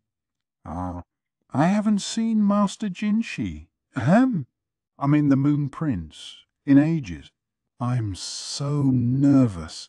Maomao hadn't heard anyone else call him Jinshai in quite a long time. He was the Moon Prince now, or more accurately, he was the Moon Prince once again, and had been for more than a year. Yes, of course. Granted, the quack had blushed just as hard back when he'd believed Jinshi was a fellow eunuch. They'd made Maomao his helper, not that they'd asked how she felt about it. Jinshi's room was far more sumptuous than any other part of the ship. He gets a nice breeze in here. Spacious, too. And bright. Of course, all that came with being above deck, but anyway, it had to be pretty present, Maomao thought. This way, please. a woman said mildly. Sea travel can't be easy for someone so old. It was the somewhat elderly lady in waiting, Swiren. Maybe there hadn't been anyone else they could bring. She let the Quack doctor into the room without flinching, but when her eyes met Maomao's, a scowl passed ever so briefly across her face. Good luck, you two, Maomao thought at the other two ladies in waiting in the room. They likewise glanced at the Quack but studied Maomao. They really did pick good people. These two could obviously tell what was going on, the reality of things. Maomao actually felt rather fond of them, insofar as they weren't immediately hostile to her. One of the ladies appeared to be somewhere in her 40s, old enough that she might have been one of Jinshi's milk mothers. The other lady Maomao had seen before. It was Chue who had been at Jinshi's villa of late. I guess she must be pretty capable in spite of the way she acts. Her occasionally odd behavior seemed to remain unchanged. Most of the women around the Imperial younger brother looked quite plain, but that was very much in character for him. As Maomao walked through the room, she wondered if Anan would be here had she remained in Jinshi's service. Please, pardon the intrusion," the Quack said, already stumbling over his words. Jinshi, sitting in a chair, waited on the other side of a folding screen. He'd changed out of his ritual outfit into something comparatively easier to move in. "It's been quite some time, Master Physician, if you'd be so kind." Jinshi held out his arm. The smell of incense drifted around the room, but Maomao couldn't shake the sense that it was Jinshi himself who smelled most fragrant of all. Sparkly Jinshi was on full display as he had been at the rear palace, no doubt in part because he was with the Quack doctor. You wouldn't have to be the Quack to feel a bit intimidated. "Ee?" squeaked the Quack. Maomao stood to one side and watched him. If he'd still had his loach moustache, it would have been shaking. The exam appeared to consist of little more than taking Jinshi's pulse and asking him a few questions.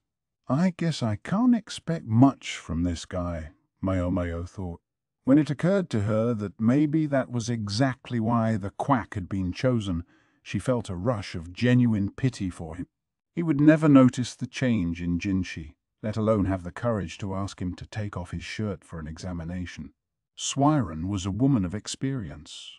She would be quite capable of looking after Jinshi's health even without the Quack's ministrations. Maomao, meanwhile, kept an eye out that nothing seemed about to go wrong. Not that she expected the Quack, however carelessly and randomly he might work, to suddenly flip up Jinshi's outfit. Well, I don't see any PA problems, the Quack declared, stuttering to the bitter end. My thank. I'll be seeing you daily from now on. The Quack cleaned up his tools, which he had barely touched in the course of the examination. Jinshi was still looking at him. When the Quack looked up, he turned up the sparkle even more. The hell? Roses drifted behind Jinshi's back. Master Physician, I see you shaved your moustache. It suits you. The Quack didn't actually squeal, but he might as well have. He looked like he was on cloud 9. Jinshi continued, I must apologize for extracting you from your accustomed environs in the rear palace to make you take a journey by sea.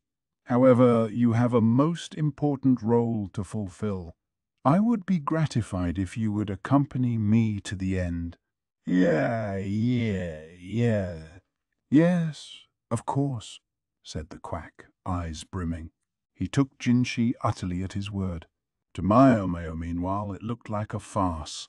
Swiren and the other ladies in waiting likewise weren't buying it, but that didn't matter. Only the Quack needed to believe. The others here are aware that you're eunuch, Master Physician. If you should find yourself inconvenienced by anything at all on that account, I do hope you'll tell me. Yes, sir, said the Quack, so eager that the tears were now practically pouring from his eyes. His cheeks were as flushed as could be, and Maomao almost thought she could see a flower blooming behind him, too. One other thing. Jinshi looked at the Quack with sorrow in his eyes. Maomao glared at him, but she wanted this ridiculous play to be over as soon as possible. Your name, Master Physician. It's Gwen, is it not? Yes, sir. Oh, is that his name? You are the only physician on this ship, and as such, I've requested that everyone refer to you not by your name, but as Master Physician. If you have no objections, I would be honored. The Quack, indeed, had no objections. He was practically begging to be addressed by that grand title.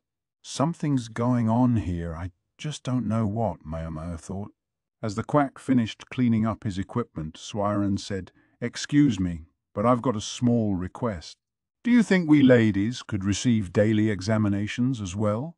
Of course, I wouldn't dream of troubling you with such minor affairs, Master Physician. If you could spare the young lady who's helping you, that would be fine." Ah, it begins. Maomao looked at the Quack. "I'm sure you're very busy, sir.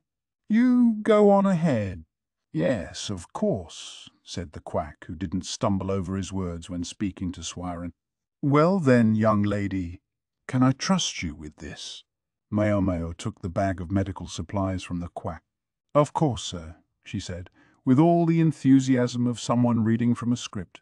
She politely accompanied the Quack to the door, and when she was sure she couldn't hear so much as his footsteps in the hallway, she turned back to Jinshi, who suddenly looked very gloomy indeed. Maomao was about to snort at him, but Swiren forestalled her with a smack. "How about something to drink?" asked Chue, ever socially conscious. "I don't need tea," Maomao replied. Of course, Chue could hardly be called beautiful, but would it be rude to say that that was precisely what made it easy to relax around her? There are too many beautiful people in the world anyway, thought Maomao. Swiren herself had probably been quite the lovely lady once. Even at her age, she still had plenty of her looks left. As for the other 40-something woman, her face was stern, but nonetheless quite beautiful. It was also she who spoke first to Maomao, holding out her hand. "Lady Swiren has said she's willing to wait for her exam, so perhaps you could start with me." Maomao was sure she'd seen the woman somewhere before, if she were just a bit younger. "Why? Is there something on my face?" That face made Maomao think of a predator. She'd definitely seen it before. "Maomao Teame is Basin's mother," Swiren said. His mother. If she was Basin's mother, that would make her. "Perhaps you've met my daughter, Mame," Teame said. Yes, that was who she looked like. Mame, the woman who had brought treats to the Go tournament. In another 20 years or so, Mame would probably be a dead ringer for this woman. Maomao wasn't quite sure what to say. Should she remark politely that she was grateful for Basin's good offices? Well, but he hadn't really done anything for her, and Mame certainly hadn't. But wait, one person related to Teome had. "I'm always grateful for Gaoshun's good offices," Maomao said. "A man attentive to every detail. If this woman was Basin's mother, that would make her Gaoshun's wife. Shit. That means I should be careful."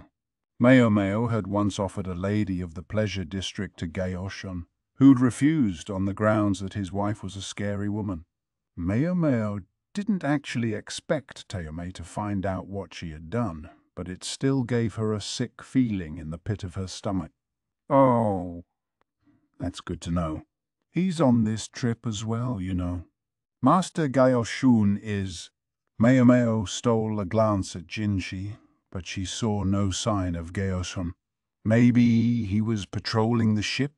There were guards at the entrance to Jinshi's room, but it was all women inside, which made her a bit uneasy. "What about Master Basin, then?" "He's taking a separate route to the western capital, overland. He had to go by himself." Didn't that bother him? Basin had been carefully and deliberately distanced from Jinshi recently. He was no political animal, but even he must have noticed by now. "He has his own job to do," Teome said, and then chuckled, demurely hiding her mouth as she did so. She seemed vaguely amused by the entire situation. What kind of job? Maomao wondered. She had half a mind to ask, but right now she needed to prioritize her job. Give me your arm, please, she said. Of course. Teomei offered her arm, and Maomao took her pulse. It was good and strong. She seemed to be in excellent health, but Maomao did notice something odd. Teomei's left and right eyes seemed to be slightly different colors. She studied them for a moment. Is something the matter? Teomei asked. No, said Maomao. The two eyes also appeared to move slightly out of sync. On an impulse, Maomao moved her left hand around. Then she did the same with her right, and only then did she see Teomei's eyes move. Is she blind in her right eye? Sometimes people were born with differences between their two eyes, but the color could also change later in life, often because of blindness. Was that some kind of test just now? Teomei asked. She must have spotted the thoughts on Maomao's face. She pointed to her right eye. She was every bit as sharp as Maomao might have expected of Gyoshun's wife. I'm sorry, Mom. I didn't mean to be rude. You don't find it to be any hindrance in everyday life? No, it's nothing to be concerned about. It happened a long time ago, and I'm perfectly used to it by now. Very well, Mom. In that case, is there anything else that's bothering you? No, nothing. May I look at your eyes and tongue? Maomao pulled down the skin under Teomei's eyes and looked at it. The right eye was definitely blind, its color cloudy. There were conditions of old age that could cause the eyes to become cloudy, but since Teomei said she'd lost her sight in that eye a long time ago, Maomao suspected it had been from an injury. Please be especially careful on this voyage. Everything rocks on a sailing ship. I'm aware, Teomei replied. Maomao felt a little silly for having said something so blatantly obvious. I must say, though, don't you think the Moon Prince's travelling garden rather lacks any flowers of note? It was as hard to agree with her as it was to disagree with her. If only my daughter Mame could have come on this trip, an old grandmother like me could have stayed home. We could hardly send her with her entire family, though. Goodness! If you're a grandmother, I must be a dried-up old husk, rejoined Swiren. I have 3 grandchildren. I can't go around pretending to be a young woman anymore, can I? Teomei said. The way she faced Swiren's jibe head-on showed her stubborn streak, perhaps. Maomao thought she could almost see the sparks flying between the two of them. It seemed Jinshi had a way of whittling down the women around him to only the strongest and most capable. Maomao finished her examination promptly, then moved on to the younger ladies in waiting. My name is Chue. Yes, I know, but you can just call me Miss Chue. Like friends do. She looked dead serious. Right, Maomao said. She was a special one, all right. She was Gyoshun's daughter-in-law, which made her Teomei's as well. A rather frivolous young lady for such a stern mother-in-law. Maomao wondered if they got along. With her dumpling-like nose, small eyes, and tanned skin, Chue looked much like her namesake, the sparrow. She's not exactly beautiful, but at the same time, now that Maomao saw her for a second time, she realized it was hard not to find Chue charming.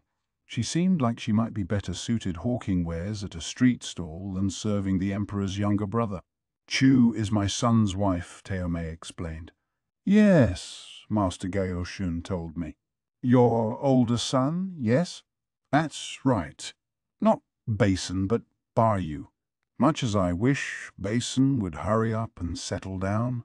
Teomei had that same amused look on her face as earlier. There seemed to be quite a bit going on in this family of Gyoshun's. Since we're on the subject, let me introduce my older son, Teomei said. She strode over to a curtain in the corner of the room and flicked it back, revealing a pale-faced man working Go problem. There was someone else here this whole time? Maomao hadn't even sensed him. Yes, mother. Can I help you? You could at least say hello, Baryu. Ah, hello.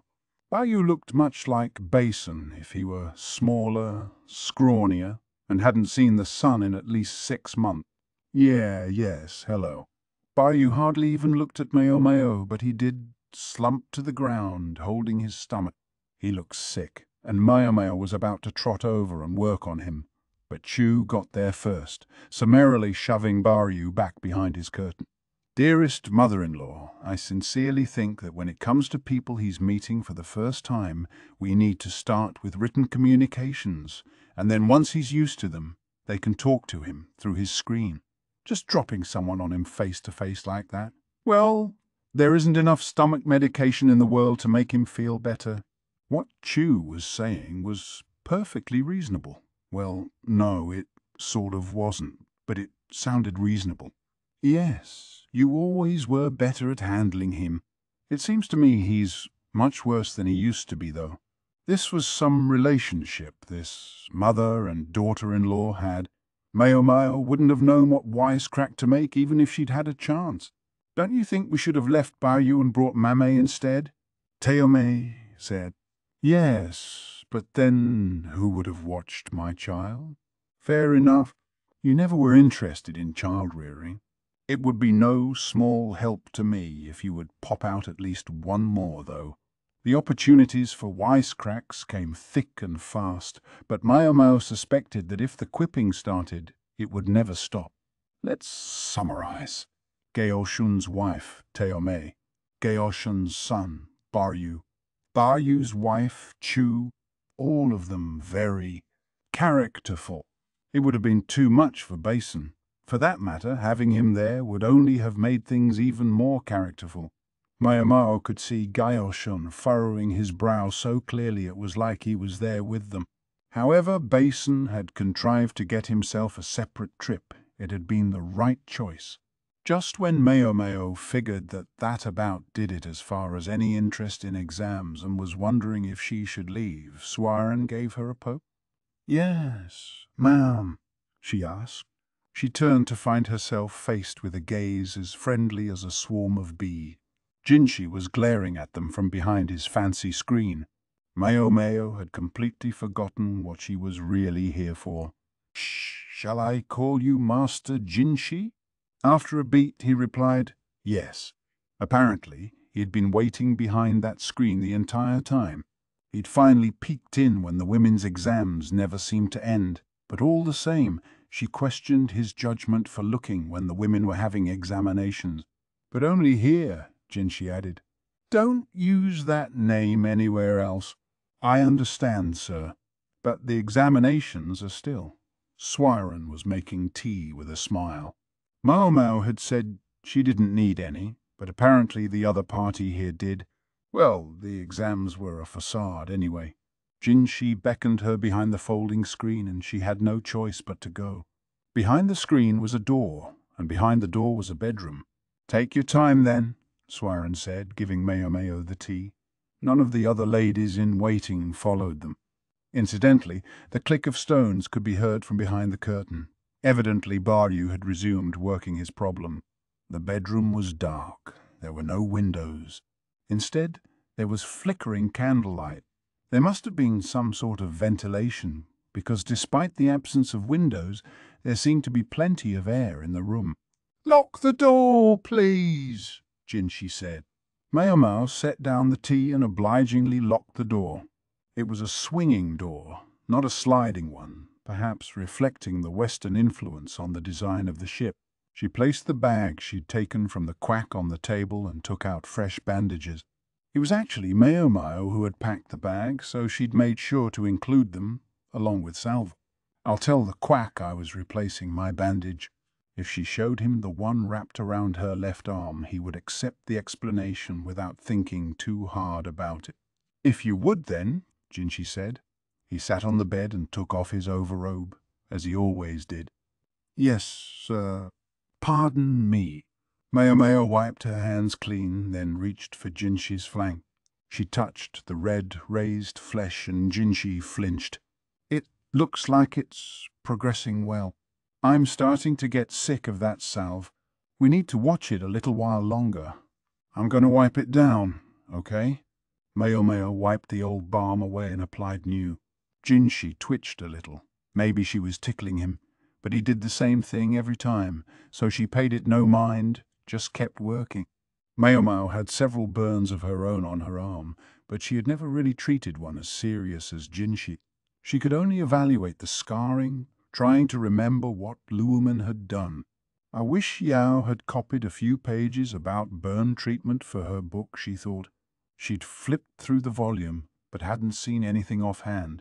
She could conceivably ask the other physicians, but she would have to be careful to do so without arousing any suspicions that Jinshi was involved. Once the medicine was applied, she replaced the bandage again as always. Done already. Done already, she confirmed. Don't you have anything else to talk about?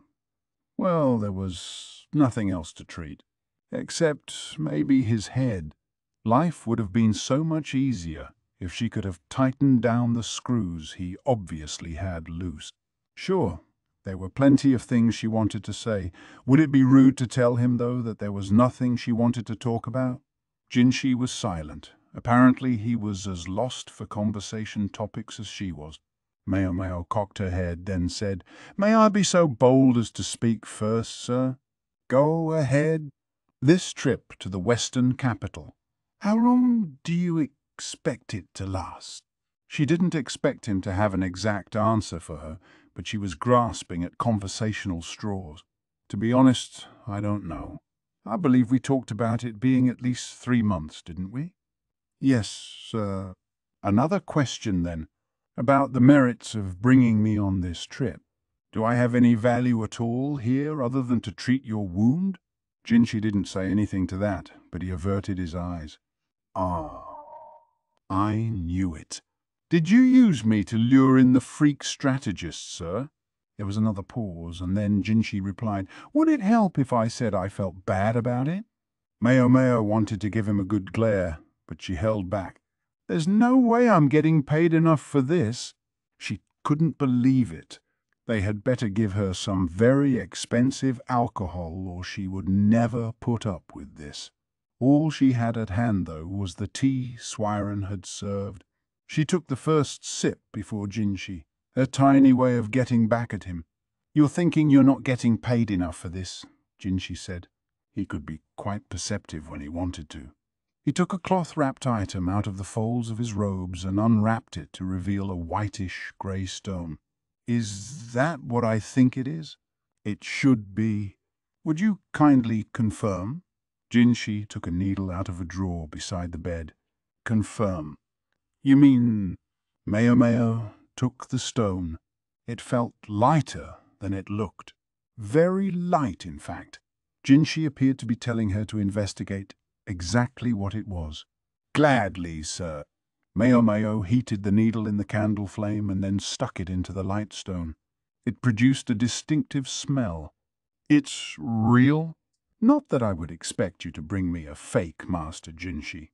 It's actual ambergris."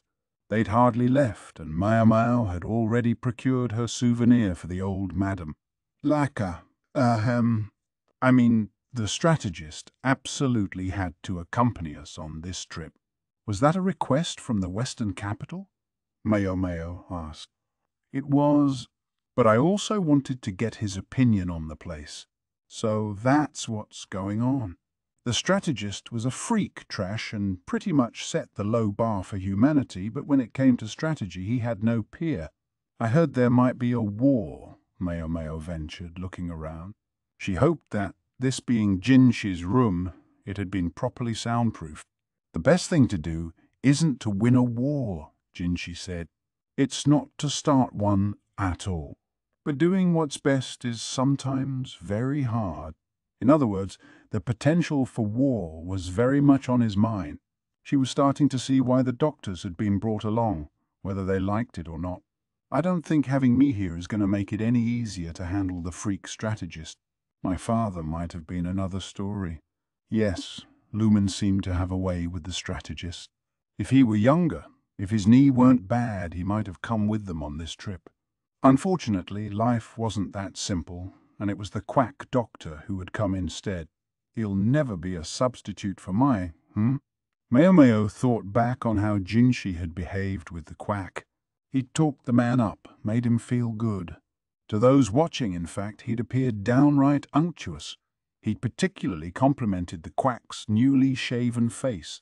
Knowing the Quack, he wouldn't let that beard grow back for a while. Moreover, Jinshi hadn't used the Quack's name at all, but had insisted on referring to him as Master Physician. Hardly anyone else on board knew the Quack. And assuming Maomao didn't use his name, he was no Quack, just another doctor, even if his physical characteristics would probably give him away as a eunuch. So the upper physicians had been summoned on this lengthy voyage, and one of them was a eunuch, one with whom Maomao was frequently seen. Suddenly she wanted to pound the table. "No, can't do that. Calm down." She went to take another sip of tea to calm herself, but found it was already drunk dry. Jinshi offered her his own cup. She took it without hesitation and drank it down. It was made partly with herbs that had a sedative effect, maybe to help him keep his emotions under control. Swaran was quite something, sensing that they would need something like that. Maomao let out a long breath, then stared hard at Jinshi. "You're trying to use the Master Physician as a body double for my father. You're always so quick to pick up on things. Saves me having to explain." He looked at her the same way he had back in the rear palace. Lumen and the Quack were both eunuchs, but they looked very different and were nothing alike in age. To those who had heard only rumors, however, all they would see was a eunuch doctor, and there were only so many of those. They would never imagine Jinshi would deliberately bring along the doctor from the rear palace.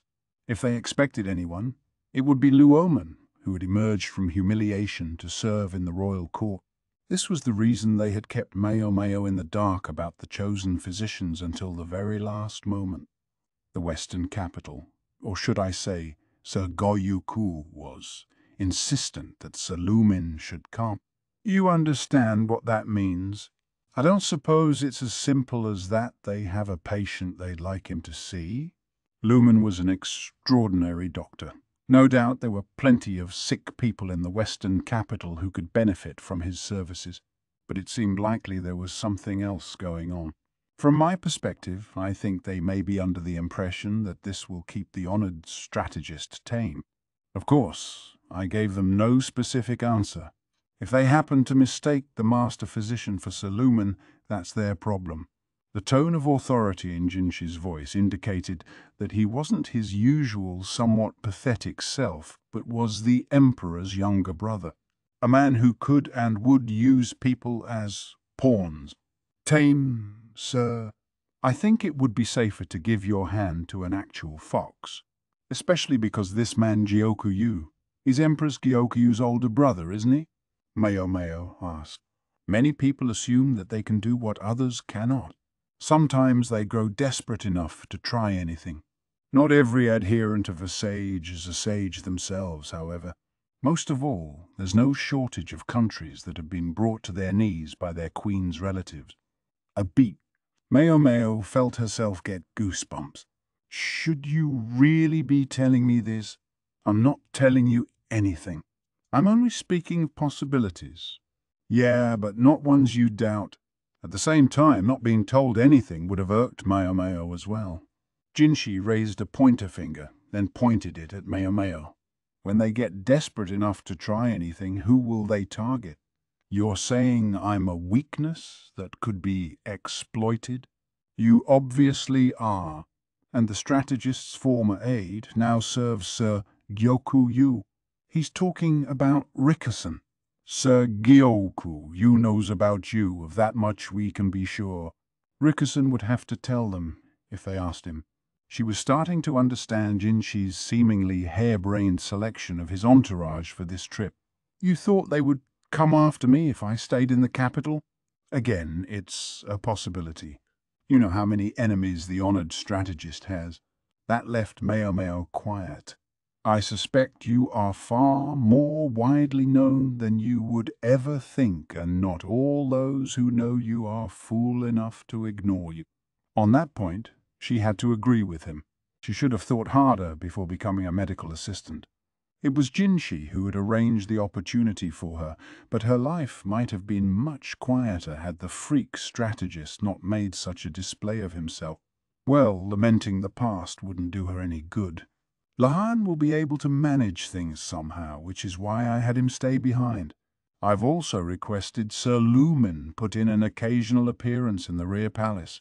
And with all apologies to you, I needed you to come with me. I thought it would be better for you somewhere the strategist could see you. Not easier, perhaps, but safer. You this, you that. Just when she thought he'd finally started using her name once in a while. It also happened to be quite convenient for me. You son of a... Maomao almost exclaimed. But instead she took a sip of tea, exhaled, and said simply, "Is that so, sir?" Much as they might have disturbed her, Jinshi's words showed that he had done what he'd done out of consideration for Maomao. He had taken into account her web of personal relationships, the people he needed and where he needed them, and above all, what he had thought would be best for her safety. "I've assigned an old friend of yours as the master physician's bodyguard. One Yayaku." "Yes, sir," Maomao replied coolly. She gave the ambergris a distant look. "I'm not quite sure that explanation sits right with me." She gathered up the tea supplies and made to leave the bedroom. She hadn't even touched the snacks. "Won't you take some snacks with you, Maomao?" Swiren, ever ready, had some baked treats all wrapped up and ready to go. It will make the Quack happy, Maomao thought, so she said, "Yes, thank you." She took the snacks, bowed respectfully, and left the room. "Are you quite sure about this, young master?" Swiren was saying something to Jinshi, but Maomao ignored it. "Oh..." Jinshi reached out, starting to say something to Maomao, but to be frank, she had had quite enough talk for one day. Pretending she hadn't noticed, she left. Gaoshun had returned and was waiting outside. Diligent supporter that he was, he seemed to sense something when he looked at Maomao, for his brow furrowed, but there was nothing he could say. Maomao gave him a quizzical look, but decided to head back to the medical office. Chapter 17. Chue. Maomao wrote industriously in the daily report, 3 cases of seasickness, 2 injuries, 1 person feeling unwell. "Gracious, it's been busy," said the Quack, whose idea of work was a quick exam and handing out some medicine. He wiped at some more or less non-existent sweat on his forehead. For some reason, he seemed more energized than he had back at the rear palace. He really did have too much time on his hands, Maomao thought. They had been living on the ship for several days now. Some people still hadn't quite become accustomed to the constant rocking, but cases of seasickness were down overall. If the first day at sea had seemed quiet, by the second, the seasick travellers had come knocking at their door in droves. "It certainly has," said Maomao. She was used to the medical office by the military camp, which frankly saw more action than this, but the Quack was used to the rear palace office, which saw more tumbleweeds than patients, and it must have seemed like a madhouse to him. They'd prepared plenty of seasickness medication ahead of time, but the stuff was only good for taking the edge off it. When it came to those who showed up pale-faced and queasy, Maomao figured that the best treatment was to give them a bucket and lead them to a well-ventilated area. No wonder Lahan isn't here. She'd thought he might be, considering the freak strategist was coming, but that penny pincher got the worst seasickness. He might actually be useful to have around on this trip, much as she hated to admit it, but he must have found some excuse to weasel out of it. Besides, he was, whatever she might think of him, next in line for the family headship, so he and the strategist probably shouldn't be away from home at the same time. She'd been concerned that the strategist would somehow notice her and make his way over to her ship, but so far nothing had happened. It was probably down with seasickness. "Now then, how about a quick snack?" "If you'd be so kind, miss, go call our friend." The moment there were no more patients in the office, the Quack began making tea. Use of fire was heavily restricted, however, so he couldn't boil water. It had to be served cold. There were 3 cups and 3 snacks. Snack food was at a premium on the ships. This was the one the Quack had received when he went to examine Jinsha. In fact, each time since then, snacks had been available upon his visit, and each time he was sent home with a few souvenirs. I guess he wants to reinvigorate himself. Maomao sighed and opened the medical office door. What's the matter, young lady? Standing in the hallway was a man at least 2 heads taller than Maomao, Lihaku. He had been assigned as their bodyguard, and at the moment he held a large weight in each hand. He was just standing around most of the time, so he seemed to have decided to take the opportunity to work out. It's snack time, sir. Thank. That's great news. He put down the weights and came into the office, although his presence there made it significantly more cramped. You don't mind sweets, do you, my dear Lihaku? Asked the Quack. I'll eat anything, Lihaku said. Good, good. Do you take sugar in your tea? What? Does anyone do that? I hear it's the way in the South. Very interesting. Plenty of sugar, please. Lihaku was so taken by the question of how this drink would taste that he was about to put a generous portion of the ship's precious supply of sugar into his tea. Maomao snatched it away. I'm afraid I can't let you. Sugar is extremely valuable. Oh, foo. The Quack pursed his lips. He was a regular offender. Maomao would have to hide the sugar and honey. It was one thing when he was just killing time at the rear palace, but on a trip where their supplies could only dwindle, she needed him to exercise some restraint. That wasn't the only thing. Sweet tea. That can't be for real. Maomao liked her food spicy and her alcohol dry. In other words, she was not going to put up with any sweetened tea. Surely a little bit would be all right. The flavor's so weak when you make it with cold water, said Lihaku, pouting too. What if you ground up the tea leaves in a mortar? That makes them more flavorful, Maomao said. Hey, that's not a bad idea. Do we have a mortar? We do, and maybe you can handle the physical labor for us? The Quack ventured. The talkative eunuch and the amiable soldier couldn't have looked more different, but they had soon become friends. Lihaku had been the right choice for this job. Still, there was the matter of the Quack, who had unwittingly been made Luin's body double. What would he think if he ever found out the truth? I guess silence is golden, thought Maomao. She knew the Quack, and she knew it wouldn't do him any good to be told something so unpleasant anyway. If only Jinshi would treat me the same way. She rejected the idea almost as soon as it came into her head. She was sure Jinshi had told her what was going on, because he thought that would be best, and Maomao couldn't deny that it was easier to grasp the options available to her with more information. The Emperor's handsome younger brother was quite a capable man. At the very least, he thought about things rationally, acting on analysis rather than instinct. It was much easier to accept the answers he arrived at, even if they weren't perfect, knowing he thought things through. Even Maomao couldn't really complain, except about that stupid brand. That she still couldn't believe. She let that thought lead her back to the question of the Quack. Was she angry that Jinshi had used him as bait? Or, not going to eat, miss? I'm eating, Maomao said, picking up a snack. It was a bun filled with something pickled, a good way to make sure it would keep. It gave the snack a fairly powerful flavor, but when offset by the tea, it was perfect. She couldn't resist a little harm as she ate. It was really good. It's not sweet at all, the Quack said, his face downcast. He'd taken his first bite expecting something sugary. Wow, that's good. It doesn't look like much, but this thing means business, Lihaku said. It should be. It's a gift from the Moon Prince himself, the Quack replied with a little snort, like he was very proud of the fact, and here the snacks had technically been given to Maomao. Maomao got more tea and looked out the little window. I can see land, she said. Oh, can you? The Quack came over and squeezed in at the window. I heard we were supposed to make port by noon, but it looks like we're running a little late. Nothing unexpected, though, Lihaku said, checking a notebook to be sure. We'll stay 2 nights, then leave the next morning. It's going to be busy. Which ship is the old fart on again? Maomao asked. The old fart's on the lead vessel, said Lihaku, who knew exactly who Maomao was talking about.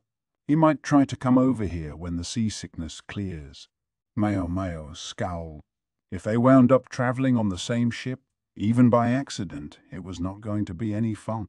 I don't think you've got to worry about him, Lihaku added. Once the old fart disembarks, he's got a banquet to attend. Got to do a little diplomacy since we've gone to all the trouble of bringing along an imperial family member. Oh, I heard about the banquet. They'll need a physician to attend, but since I'm not going, you don't have to either, miss, the Quack said. Then he gave them a questioning look and said, By the way, who's this old fart? Maomao was distracted by another thought and didn't answer him. Diplomacy. Of course. Sure. Want to have a look? Lihaku pulled a simple map out from the notebook. It showed the coast, along with the ship's route. We're in a foreign land here, even if they do serve Lai, he said. Indeed, the map also included borders. The princess of this country lived in the rear palace a number of years ago. I heard she was given away in marriage, though. Yes, that did sound familiar. Very familiar. Ah, consort few, the Quack said. Well, she's not a consort anymore. I remember her. Maomao clapped her hands, her memory jogged by the Quack's interjection. It was the woman who had been seen dancing on the walls of the rear palace. Do you suppose Miss Few will be there as well? The Quack asked. I don't think so, Lihaku said. She's the one who was given to a soldier who distinguished himself with his service, right? I think so. I'm not so sure it was the right thing, though. You can't go giving away princesses to just anybody, even princesses of a vassal state, the Quack said. If I had to guess, I'd say the authorities knew very well that there was more to it than that. If the soldier was an old friend of Princess Few, there was every chance that her family was as well. They might even have felt that if Few wasn't going to be able to fulfill her role at the rear palace, then the sooner she was out of there, the better. The thing is, we also can't just send our best soldiers back to their home countries, said Lihaku. Ah, yes, that makes sense. A bride from the rear palace. If I was going to get a reward for distinguished service, I think I'd prefer cash, Lihaku went on. I must say I'm surprised, my good Lihaku. You don't seem like the money-loving type. Oh, everyone's got things they'd like to spend on. Like buying a high-priced courtesan out of her contract, right? Maomao wondered what Lihaku's current salary was. He seemed to be moving steadily up the ranks, but if he didn't strike it rich pretty soon, Perrin was going to end up as a madam herself. Maomao looked out the window again. If we don't make land until evening, I guess all the shops will be closed. They were in a country just to the south of Lai, but they couldn't expect to get off the ship the moment it docked. Judging by the height of the sun in the sky, they wouldn't have much time for shopping. If they were lucky, there might be a night market or something, but places like that didn't tend to sell the items Maomao was after. They're usually grilled treats or skewers or fruit. Sure, those things were fun, but they weren't what she wanted. She hoped they might have some free time the next day. Is someone coming? The Quack asked as they heard distinctive footsteps outside the office door. Shortly thereafter, there came a knock. Please, come in, said the Quack, and in walked Chue. Hello. Pardon the interruption. What's the matter?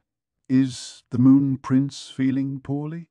No, I have a favor to ask, if it's all right. She turned her small eyes on Maomao. We've been told they want to borrow a food taster for the banquet tonight. Lihaku's and the Quack's eyes joined hers. I mean, I don't exactly dislike that work. What she did dislike was being in the same place as the freak strategist. She was trying to devise some way out of the request when Chue took something out and showed it to her. Maomao didn't say anything. She couldn't, however, keep her gaze from drifting to the mushroom Chue was holding. It appeared to be dried shiitake. And was this Jinshi's clever little touch, or Swiren's?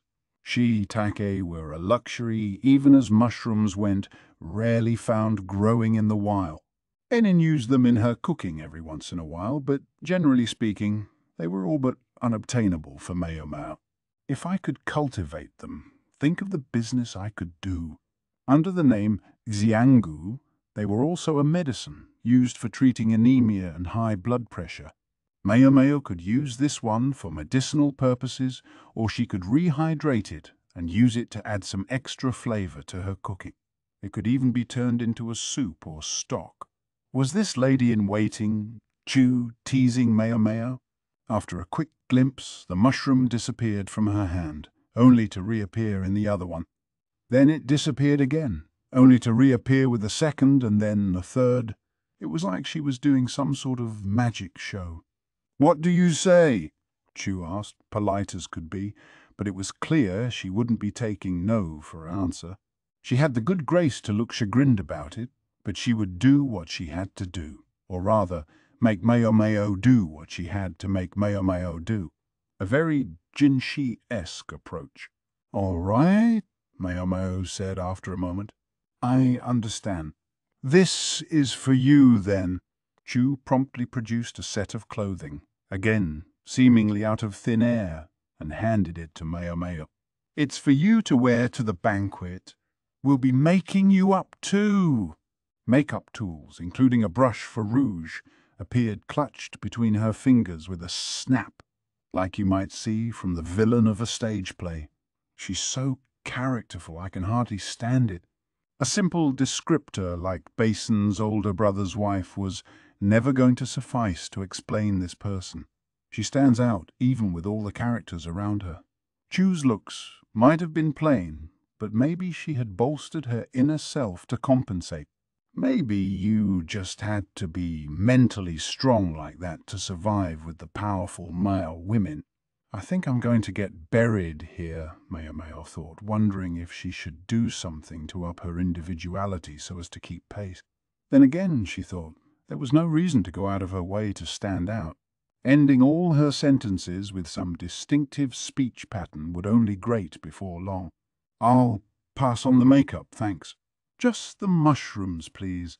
"If you're sure," Chue said, a bit disappointed at Maomao's very ordinary reaction.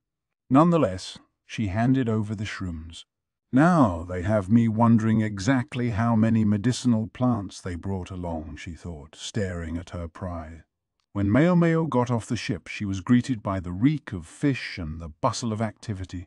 It was already getting toward dusk and many of the shops were closed, but she could see a few people rushing from place to place, trying to do evening shopping. "Do be careful now," called the Quack, waving a handkerchief from the ship. "She'll be fine. She has me with her," Lihaku called back. Wasn't he supposed to be the Quack's bodyguard? Maomao thought. Evidently she was also part of his mandate, as far as it went. The clothes Chue had given her were of fine fabric, but they were unadorned and the color was plain. A reasonable compromise for a food taster. The smooth linen felt good on her skin, here in this humid land. "I'm going to wear this all the time starting tomorrow." Maomao had hardly packed any clothing other than underwear, so this was perfect timing. Plus the material would dry quickly after washing, very convenient. She had her medical helper's uniform, but the thick cloth made it unsuitable for the muggy condition. Chue had taken several more opportunities to ask Maomao if she wouldn't like some makeup, but Maomao had consistently declined. Still, it would have been rude to show up completely bare-faced, so she'd put on a dusting of whitening powder and a touch of rouge. "They said there would be a carriage waiting," Lihaku said, looking around. "Do you think that's it?" Maomao asked, pointing to a carriage stopped in front of one of the other ships. "That one. It's already got passengers. I don't think there's room for us." People were piling in. Women, the ladies-in-waiting of the important folk, she supposed. There seemed to be so many of them, though. She and Lihaku were standing there, at a loss for what to do when Chue popped up. "Hello." "Yikes. Where'd you come from?" Lihaku yelped. He hadn't noticed her approach at all. Usually her distinctive footsteps gave her away, but this time they hadn't heard anything. "There's a carriage waiting over that way, all ready for you." "Right this way, please." "You're pretty light-footed, ma'am." "Miss Chue is as nimble as she is plain. That's what makes her great. You can feel free to call me Miss Chue, by the way." She grinned, spun around, and struck a nonsensical pose. "Well, don't mind if I do, Miss Chue." "Of course, Master Lihaku. Incidentally, Miss Chue is a married woman, so she must decline any advances." "That's a shame. You're my type. If I'd met you before I ran into the woman I'm destined for, I would definitely have tried to make a move on you." Which was another way of saying she wasn't his type. "It's too bad for you. You don't meet many women this good," Chue said. "She just rolls with everything, doesn't she?" All that cheerfulness. She was a kind of person, a type that Maomao hadn't had around her to this point.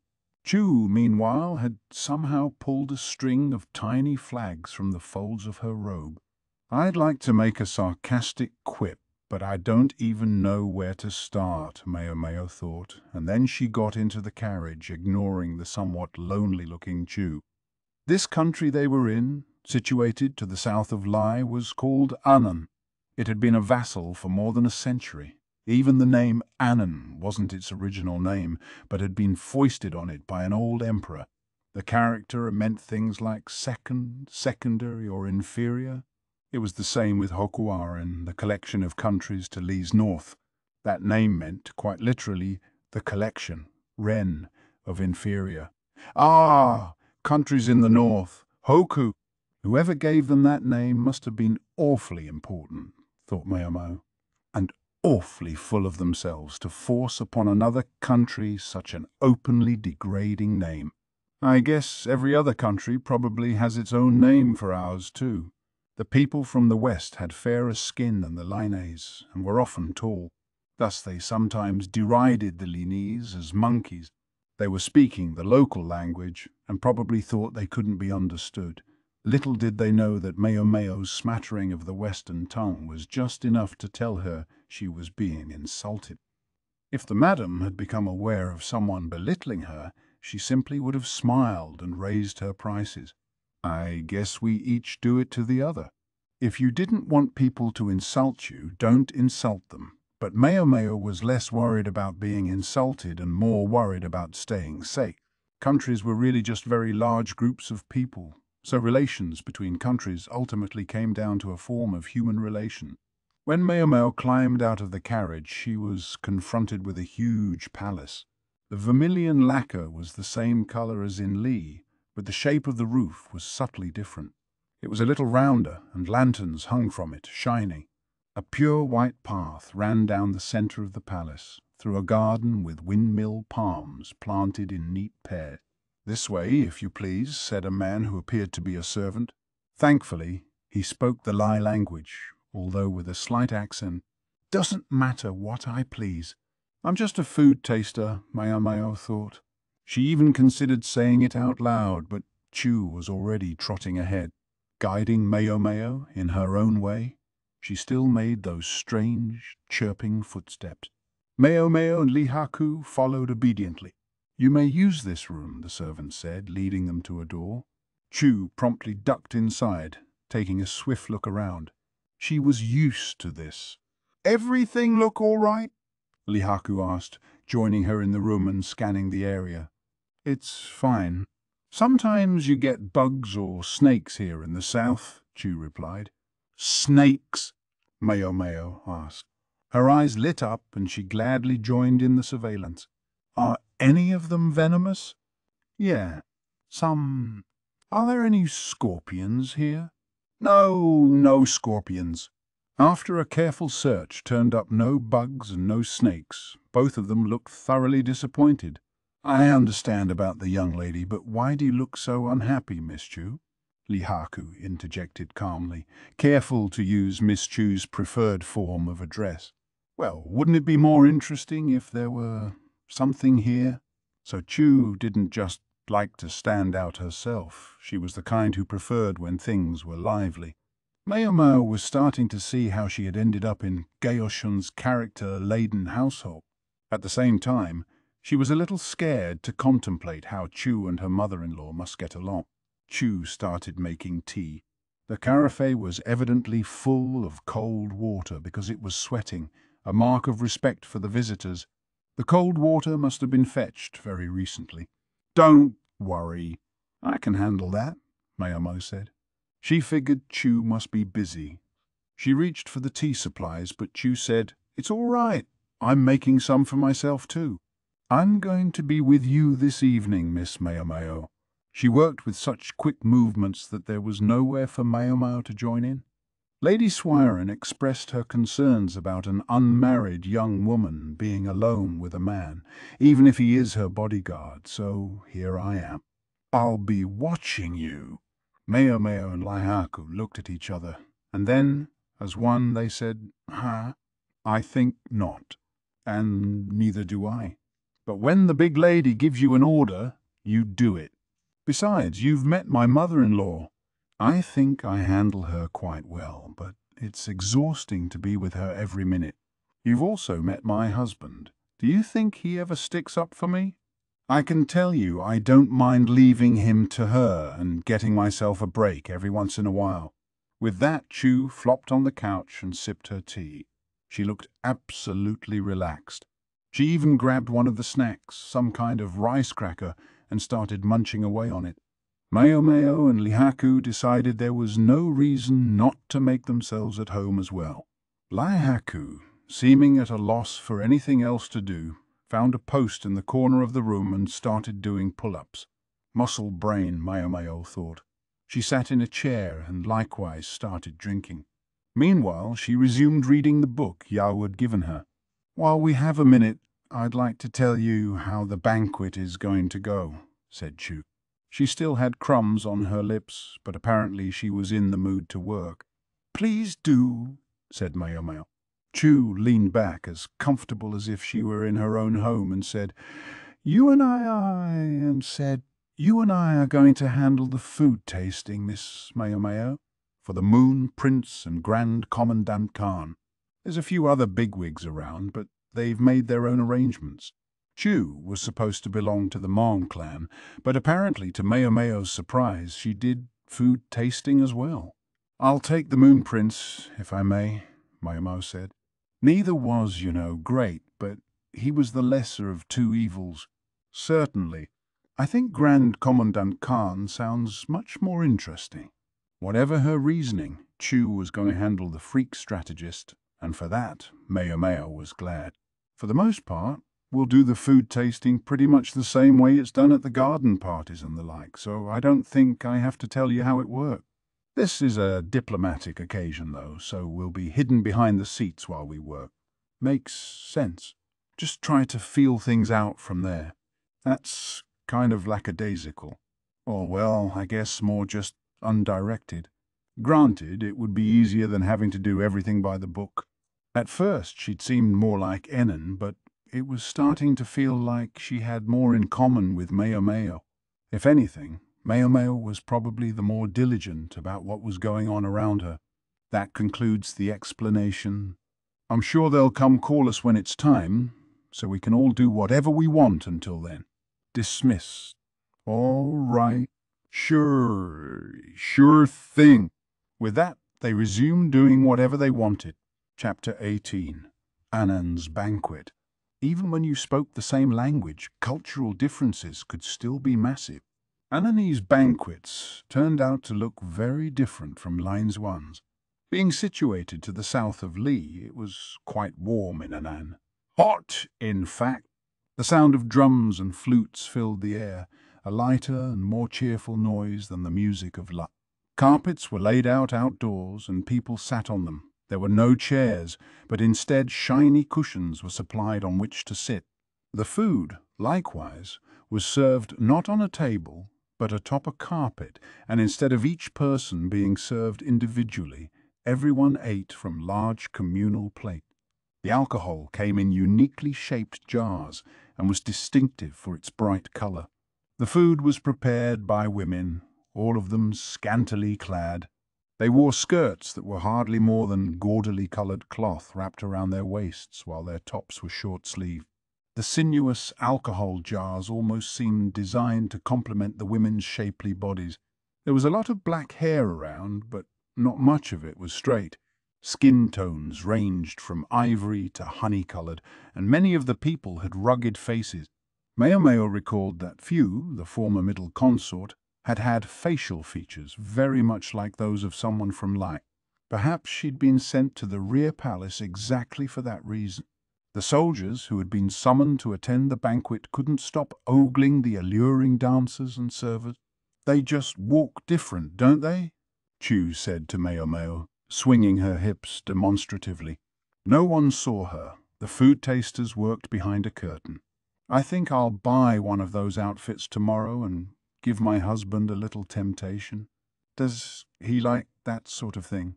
Maomao asked, picturing Baryu, who looked like a pale, scrawny version of Base.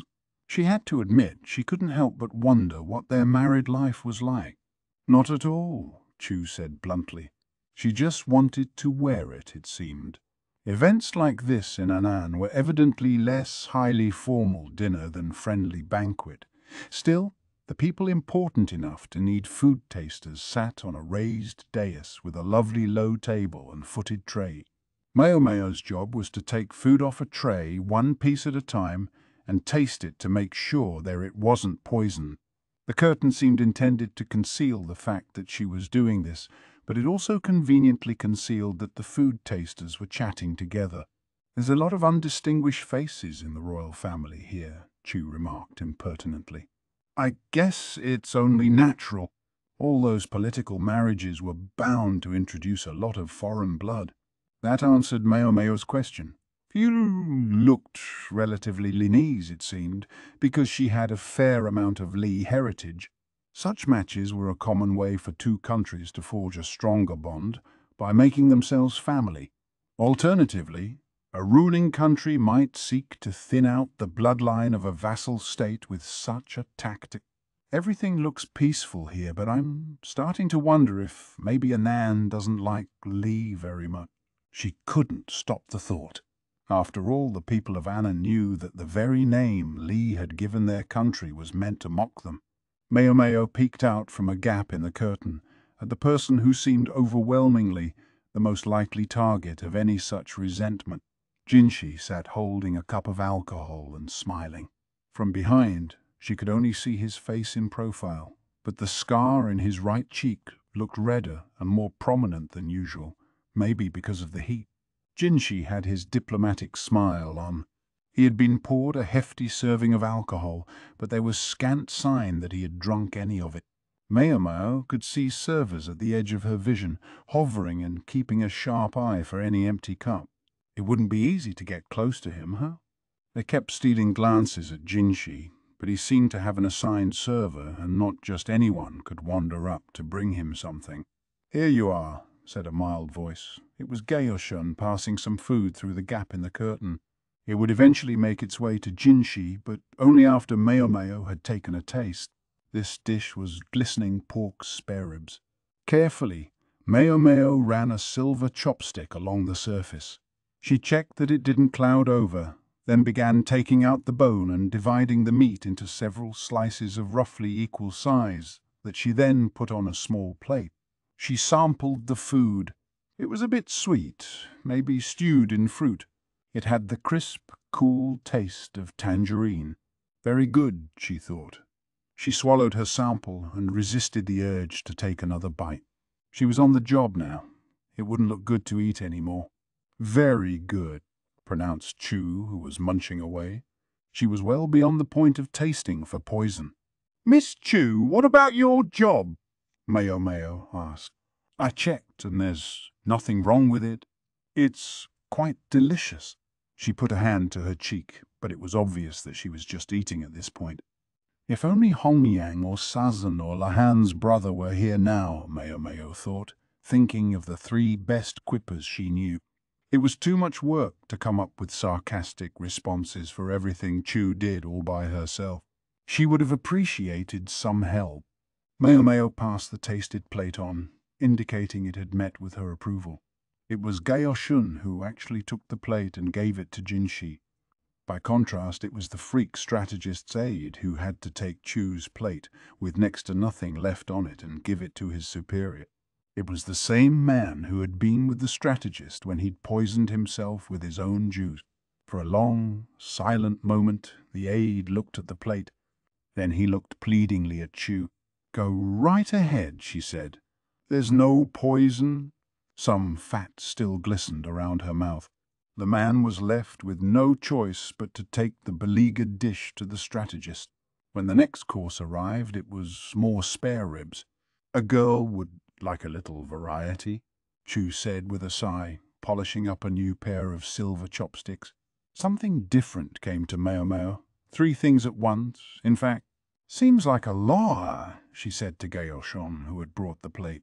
She hadn't quite meant to let the thought out of her mouth, but it managed anyway. Gaoshun's brow furrowed. "It's from the honored guest over there," he said, sounding like he wasn't quite speaking of his own free will. From the other side of the curtain, the freak strategist waved. "Help yourself, Miss Chue," Maomao said. "Well, don't mind if I do." Chue dug in, started tasting it for poison, without a second invitation. The freak strategist might be let down, but Maomao's job was to taste food to see if there was poison in it, not to eat other things until she got full. This might be a fancy dinner, but Jinshi was really here to conduct diplomacy. He had on his smoothest smile and was talking and laughing. He ate only a modest excuse for a meal, so Maomao didn't have that much to do. If Jinshi had been a woman, his looks might have brought a country to its knees, and when it came to diplomacy, they were a weapon he could wield to his advantage. If nothing else, he knows how to handle people. Even if the shine did come off pretty quickly when you got into his inner circle, the other Veep was doing substantially less work. The freak strategist picked at Chue's leftovers, swigging down not alcohol but juice. Someone appeared to be trying to talk to him, but he didn't look interested. He kept taking little glances back to try to catch a glimpse of Maomao. "Maybe it's not my place, but don't you think you could try to be a little nicer to him?" Chue asked around a mouthful of chicken. "Do you know what will happen if I give him an inch?" Maomao veritably spat. Chue tilted her head back and closed her eyes as if she was trying to imagine. "Something very interesting, I suspect." She sounded like she enjoyed the prospect. Well, she wouldn't be the one in the middle of it. "I wish this dinner would hurry up and end." Maomao sighed and picked up the next bit of food. For all its trials and tribulations, the dinner did eventually conclude. "I'm pretty sure there was nothing funny in any of that," Maomao thought. As the food taster, it was also part of her job to keep an eye on the state of her health after the meal. A slow-acting toxin could take anywhere from several hours to several days to show up. She still had room in her stomach, but she wanted to wait and see how she felt for a while before she had anything else to eat. "Phew! I couldn't eat another bite," Chue said, rubbing her bulging belly. To the bitter end, she'd more enjoyed than sampled the strategist's food. Now all they had to do was go back to their rooms for the night. They had permission to go shopping the next day, and Maomao was actually sort of looking forward to it, so the evening of the banquet ended without incident. Yes, that night was quiet. Chapter 19. The Quack Vanishes. Sunlight pried at Maomao's eyelids, and she heard birds twittering outside. "Mum." She slowly opened her eyes and gave a great stretch. The bed was soft and smelled lovely, and since they were on land, it didn't even rock. She felt like she'd had her first deep sleep in a long time. "This is Anan, right?" she thought, trying to recall where they were through the haze of a freshly awakened brain. When she got out of bed, she found breakfast consisting of congee and a medley of relatively sumptuous dishes on the table. She also saw that Chue was already eating. "You're prompt," she remarked. "Yep, Miss Chue's an early riser. Otherwise her mother-in-law gets mad." "Come on, let's have breakfast," she continued, stuffing food into her face. The richness of the dishes suggested they were leftovers from last night's banquet, except Maomao didn't recognize any of them. Apparently, guests were guests and were not to be served leftovers. "I don't need much," Maomao said, putting some vinegar on the porridge and starting to eat. On the surface, it looked like a fairly ordinary Lee-style breakfast, but the unmistakable tang of fish sauce in the vinegar reminded her that she was in another country. Notwithstanding the impossibility of keeping up with the necessary quips, Maomao didn't have to be on any kind of special behavior around Chue, so she didn't worry about eating daintily. When she had finished breakfast and was brushing her teeth, the door flew open with a bang. "What's the matter?" she asked. "Young lady," said Maomao's bodyguard. "Lihaku." He looked mildly distressed. "I was informed a few minutes ago that that friendly old doctor isn't on the ship." "Why would the Quack doctor be missing? Did someone kidnap him?" The whole reason the Quack had been brought along was to be a body double for Luoman. Lihaku was supposed to be the Quack's bodyguard as well, but at the moment he was with Maomao. There were other soldiers stationed on the ship, though, and abducting the Quack shouldn't have been an easy task. "I don't understand what you mean." "I mean, why?" Maomao held her head in her hands. Chue looked very intrigued. "Your guess is as good as mine," said Lihaku. "I'm going to go back to the ship and see what's happening." "What about you, miss?" "What about me?" Maomao said. "She couldn't just walk around on her own out here. Someone would need to know where she was going." "All right, I've heard the story said, of all people, Chue. This smells like a mystery. Don't you worry, I already went ahead and got permission." She winked at them, her teeth sparkling. "How could you already go ahead and do that?" "We just found out about this," said Maomao, sadly picking the most ordinary and least interesting response. She knew this might be a good time for an amusing comeback, but she had the feeling that if she started dealing them out, they'd never stop, so she let the opportunity pass. "Simple. They told me that if you went outside, Mr. Lihaku and I could go with you. And since I figured you'd have nothing but time to kill today, I went ahead and got permission for you to go out. If you just stayed here all day, Miss Chue would have to stay with you, and then we would miss the chance to see Anan, and I would have to sit here fretting about whether my mother-in-law might drop in for a visit." In other words, she had been ready and eager to make herself scarce all along. "Hey, if they'll let me go, I might as well." Chue's eagerness turned out to be rather helpful. "If it's all right, I think I'll start by going back to the ship," Maomao said, looking to Lihaku for confirmation. "Sure. I thought you would, miss. That's why I told you. As far as I'm concerned, there's no problem, but—" He looked away. "But what?"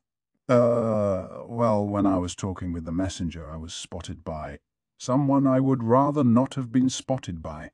"Someone you would rather—" With mounting dread, Maomao looked towards the entrance to the room. Chue pattered over to the door and opened it. "Yikes," said an eavesdropping monocled freak. "Good morning, sir," Miss Chue said, although her greeting was purely for form's sake. "Good morning, Maomao. Ooh, what lovely weather we're having, eh?" She didn't say a word, only gave him her most scathing possible look. "So, I hear you're going out. Maybe Daddy should come with you." "Please don't." Maomao's expression was like ice, but it failed to dampen the freak strategist's spirits. "All those stores." "Oh, what shall I buy you?" "Some clothes. A hair ornament." "Oh, or maybe you'd like some nice medicine." He was, as ever, not listening to her. "Miss Maomao," Chue said, nudging her, "it doesn't look like we can keep him from coming with us." Why not give in and let the nice wallet come along? Wallet. I think we'd be lucky if he had 2 coins on him to rub together. Maomao had the distinct impression that it was typically Lahan or the like who handled any money matters for the strategist. Well, then I'll go grab the aide. He must have the purse. With that, Lihaku was off to go call the man. Master Lihaku. Wait, Maomao called after him. Maomao. Oh, I hope they have lots of medicines. We have to find a souvenir for my honoured uncle, too. The fox eyes arched excitedly. The purse. We need money. It'll cost time to leave him here, Chue said. If the master physician might be in trouble, we haven't a moment to lose. Also, I want a hair stick with Ananese coral.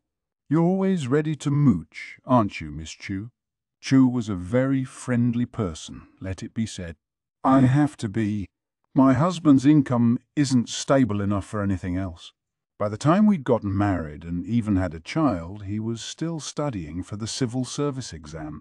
Once he passed them, I thought we were set, but then he didn't get along with his colleagues and retired. At least his connections finally got him a new job. But it all meant Miss Chue had to go to work almost as soon as the baby was born. Chue waved a string of small flags as she spoke. She certainly didn't look like someone who had it as rough as all that, but, well, who knew? Incidentally, ever since my husband got his new job, I've been under pressure to pop out the next kid. Sure, goes the logic. Maybe my brother-in-law will end up head of the family, but who knows if he'll produce a child? I think the big lady's just bullying her daughter-in-law. I can't say I don't see her point. If Bazin really was guaranteed to inherit, then it was understandable to worry about heirs given his distinctly shy attitude toward women. Even things with former consort Li Shu could be over if he's not careful how he goes about it. Maomao thought of the luckless princess who had gone to a nunnery the year before. What was Bazin doing on that separate overland route? Maomao and Chue's conversation concluded when Lihaku returned. All right, I got him, he shouted. He had the purse, the freak strategist's aide, with him. When they got back to the ship, they found it awfully quiet. Maybe everyone had gone out. The sailors were making sure everything was shipshape, while the cleaners, a group of middle-aged women dressed in men's clothing, removed trash from the rooms, swept the deck, and industriously polished every surface on the ship. The cleaners also made the travellers' meals, and most of them seemed to be family members of the sailors. Maomao.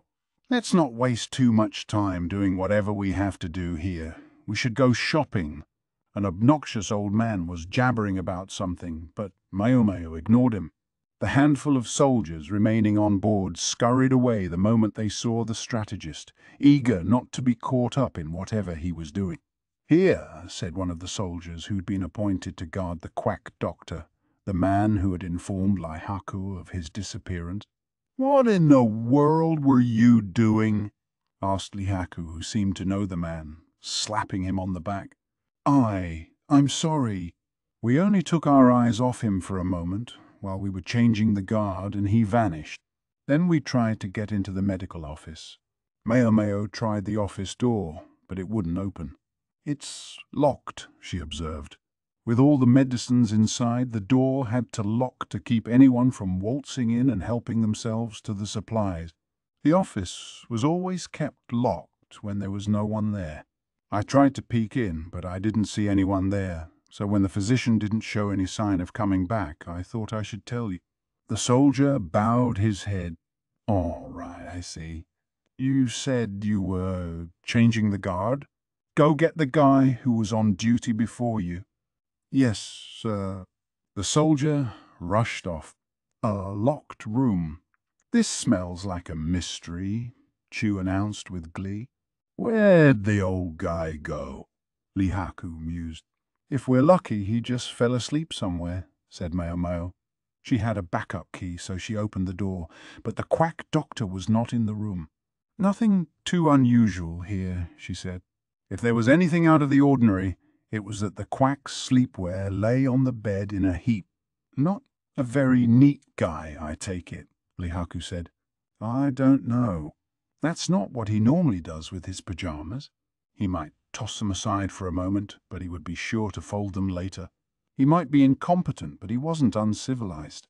Out of the corner of her vision, Maomao saw the freak strategist reaching for the medicine cabinet, so she slapped his hand away. She would have sworn he looked happy about it, but it made her feel ill, so she ignored it. The aide bowed his head repeatedly toward her in apology. If I were the Quack and I was in a hurry, Maomao muttered. She tried to picture what he would do once he had gotten up in the morning and changed his clothes. They'd spent the last several days living their lives with only a curtain between them, so she had a pretty good idea of what made him tick. He probably went to the bathroom, she said. The bathroom was at the prow of the ship. A eunuch's missing equipment made the need to urinate more frequent. It was possible Quack had woken up and badly needed to go to the toilet, so he'd sloughed off his sleepwear in a rush. Last night there had been classy food aboard the ships as well as on land, and there was a good chance alcohol had been served.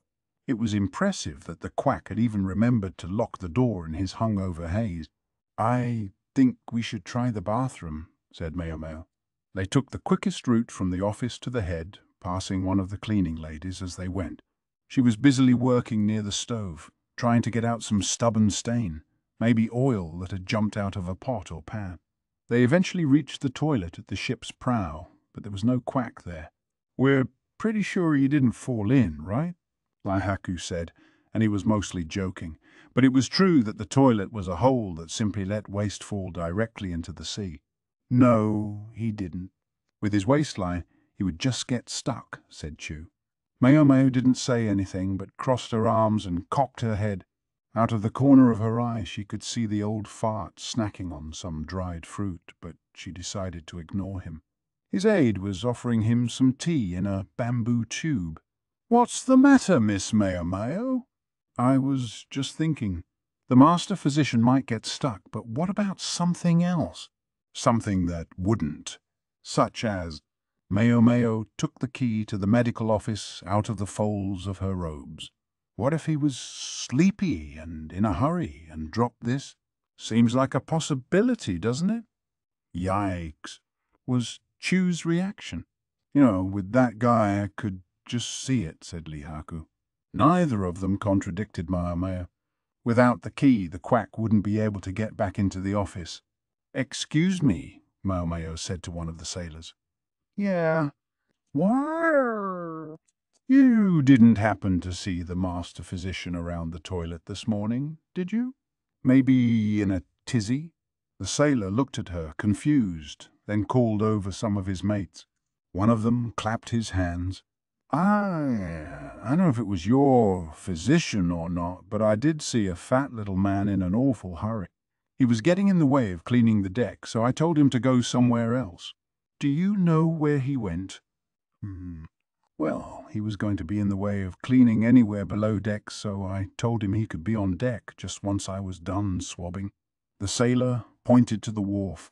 On it there was a wooden chest, and on that Maomao could easily picture a Quack doctor sitting and looking quite dejected.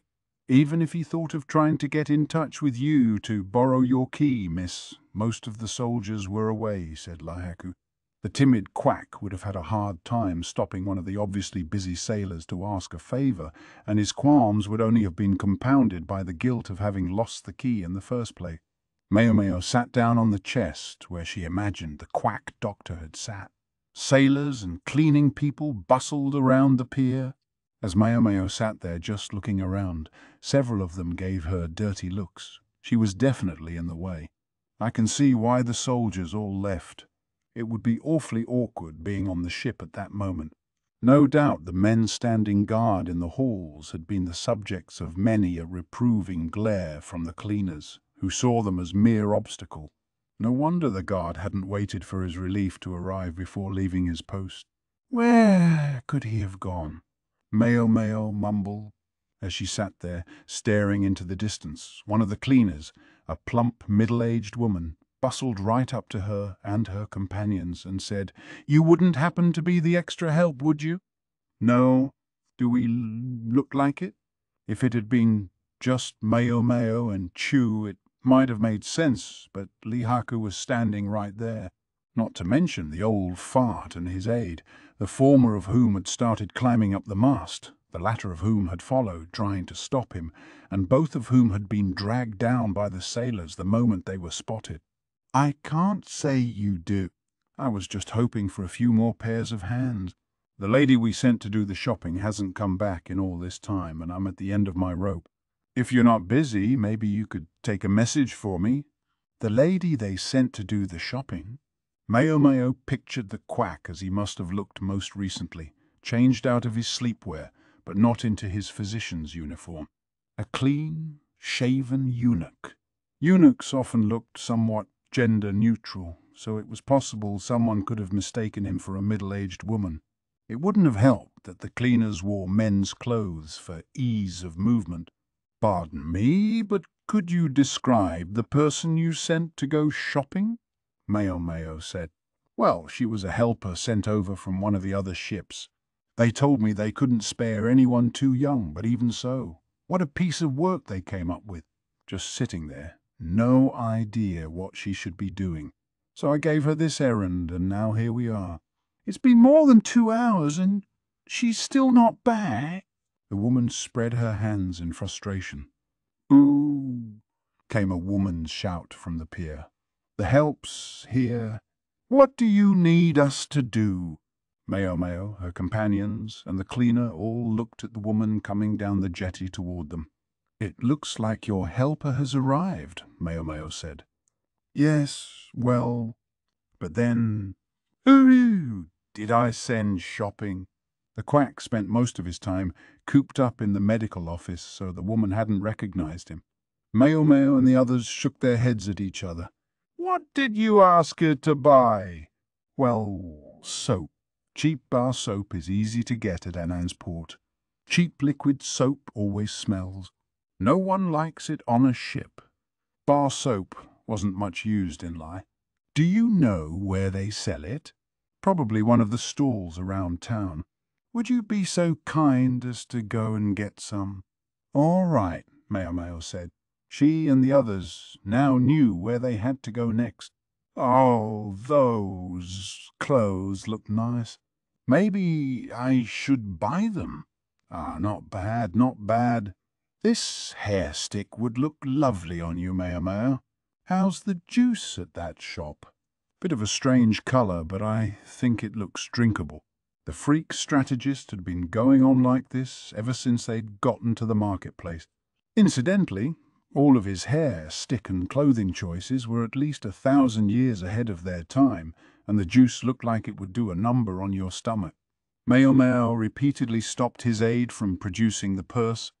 He doesn't slow down, does he, Miss Maomao?" Chue, who seemed totally unfazed by the strategist's antics, had several skewers of grilled bird meat in her hand. It wasn't chicken, it was leaner and bonier. Probably a sparrow or some other pest bird from the field. "I thought orders had gone out not to catch sparrows for the time being," Maomao thought. It was one of Jinshi's attempts to forestall the swarm of locusts. Maybe Anan wasn't subject to the command, even if it was a vassal state. "Are you sure that's not cannibalism?" Maomao asked. "It tastes good, and that's what counts." "Yeah, have a bite." "Thank." Chue offered Maomao one of the skewers, and she gladly took it. The meat was tough, but some people liked it this way. Excellent. Now, my good aide, I'll be needing another skewer." Chue stuck out her hand, and the aide, looking defeated, dropped a few coins into it. It looked like the most natural thing in the world. "She's not even paying for it." Chue was definitely too shrewd for her own good, or at least for everyone else's. The freak strategist was munching on fruit he'd skewered on a chopstick. Maomao, taking a bite off her own skewer, looked around for anywhere selling soap. Bar soap isn't cheap. Should they really be using it to clean the ovens? Lihaku asked. He was right. Even Maomao and the others had no better than ash, or maybe liquid soap when they washed. Bar soap wasn't very familiar in Lai and wasn't widely sold. I don't think it's the same in Anan. Maomao patted a nearby tree. It looked similar to a windmill palm, but it lacked the bushy trunk. Large berries grew high overhead. "This is a palm tree," she said. She'd only seen them in pictures in books, but this one was also known as the betel palm. The nuts could be chewed like tobacco, or ground into a powder to clean the teeth and also to flush worms out of the body. The plant they were looking at just then, however, was a little different. Some kinds of palm are used for their fruits or berries, and others are used for their oil. Some palms have a berry that's a lot like a red date. The oil palm is used to make oil, just like the name implies, and if you mix the oil with seaweed ash, you can make soap. She didn't know, though, how it was hardened into shape, by reducing it, drying it, or perhaps by mixing in another ingredient. Maomao looked at the shops. Just by the palm trees was one selling their berries, large fruit in which the vendor put a hole and inserted a straw. "One, please." For each of us," said the considerate aide, purchasing enough of the fruit for all of them. Maomao decided to accept his hospitality since they were here. What came through the straw was both somewhat sweet and somewhat salty. "Wish this were a bit sweeter. Sugar. Don't you have any sugar?" The insatiably sweet-toothed old fart was disappointed. "I'm fond of the salty stuff myself," said Laihaku. At that, the aide offered him a leaf piled with something white. "The shopkeeper says this is on the house. Palm meat, he claims." It was pale, translucent stuff doused in fish sauce. Maomao and Lihaku both took a piece and tasted it. "It's a bit like raw squid," Maomao remarked. She couldn't pretend she didn't like the al dente quality. It would be a good side dish with some wine. Not quite my thing.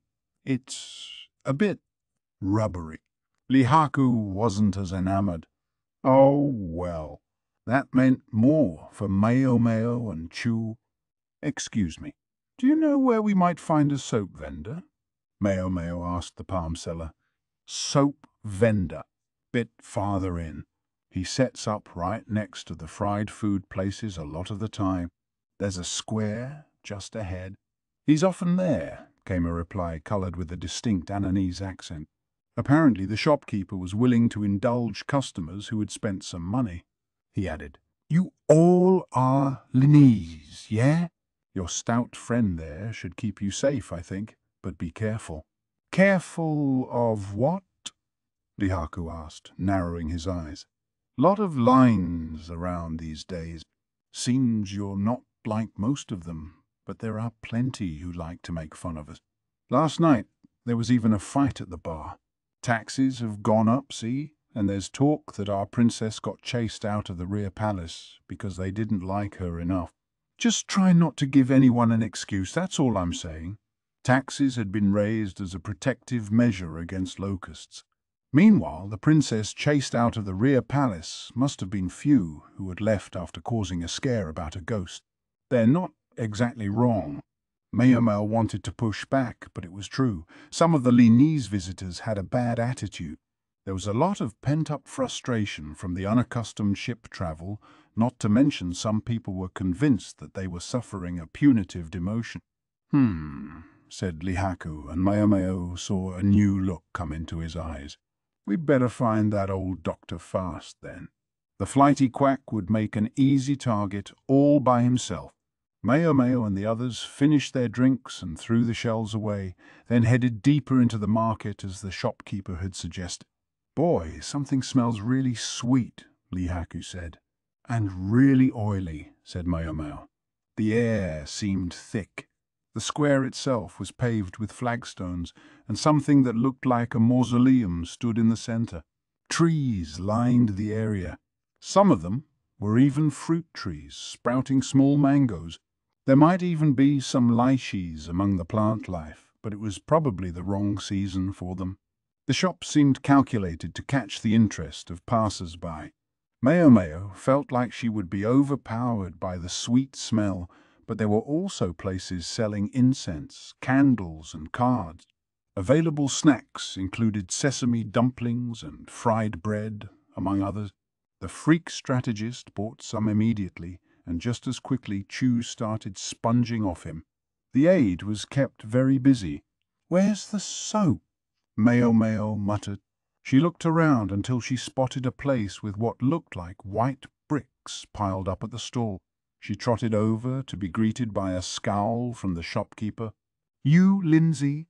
he demanded as they walked up.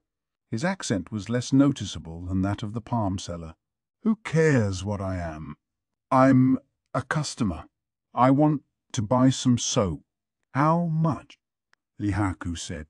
"Doesn't matter, because I don't have any to sell you. Try somewhere else." The shopkeeper pointedly turned away. "Well, that's a problem. Want to tell me why you won't sell to me?" It was easy to assume that Lihaku must literally have muscles for brains, but he was making a wise choice here. Maomao, seeing that she couldn't be of help, took a step back and watched. They could see the gears turning in the shopkeeper's head. Lihaku simply stood with an easy smile on his face. "If you want to buy soap, go directly to where they make it. We need soap for our daily lives around here. What are we supposed to do when you buy up all our stock just because of the novelty of it? The price of materials has gone up recently. When I sell out of this batch, I'm going to have to raise my prices." It turned out even a surly shopkeeper had a story. He should have just said so up front. Why did bitter people always have to take so long getting to the point? He would make the same money no matter who he sold to, but he was trying to keep his price low for the locals. There were some residential areas nearby. This was a perfect place for them to come buy their soap. "Materials are more expensive?" Lihaku asked. "You mean because the lines are buying everything?" "No, because the materials we had burned up. There was a fire. A major ingredient in soap was oil, practically made for burning." "I see. Well, thanks. The place that makes the soap, is it farther along here?" Lihaku asked with his friendliest smile. The shopkeeper made a point of looking put upon, but he pointed the way nonetheless. "Walk straight that way and look for the signs of the fire.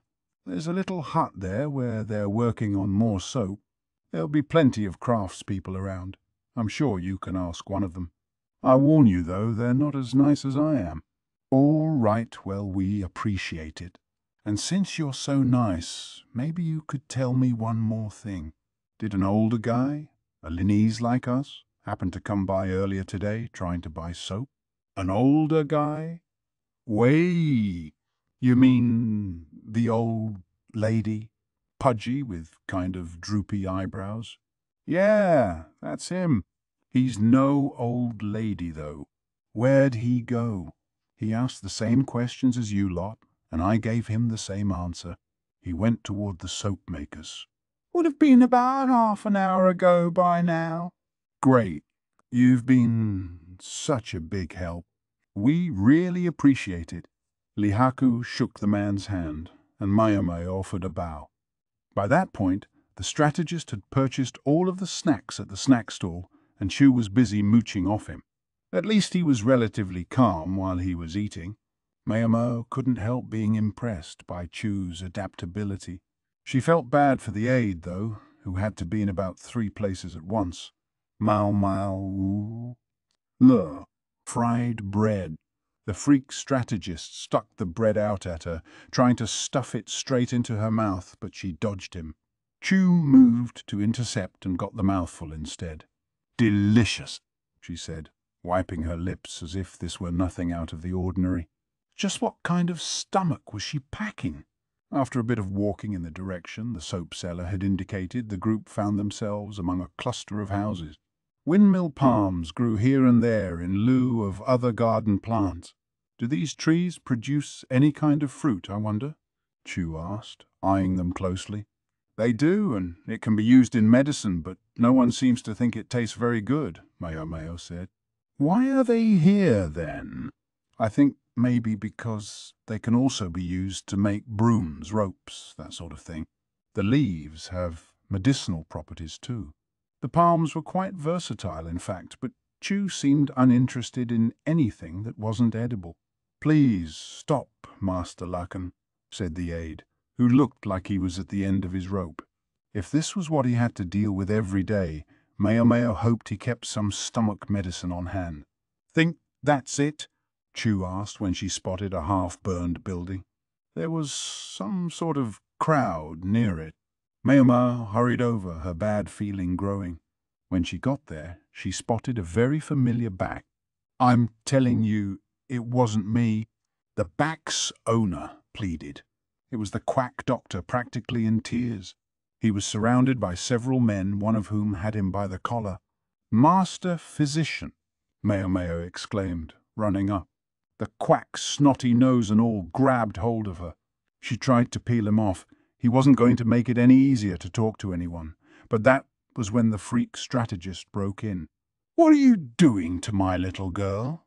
demanded the old fart, who still had sugar around his mouth. Is this man your father, young lady?" the quack asked. The fact that, in spite of his obvious fear, he still sounded somehow unconcerned was, well, just him.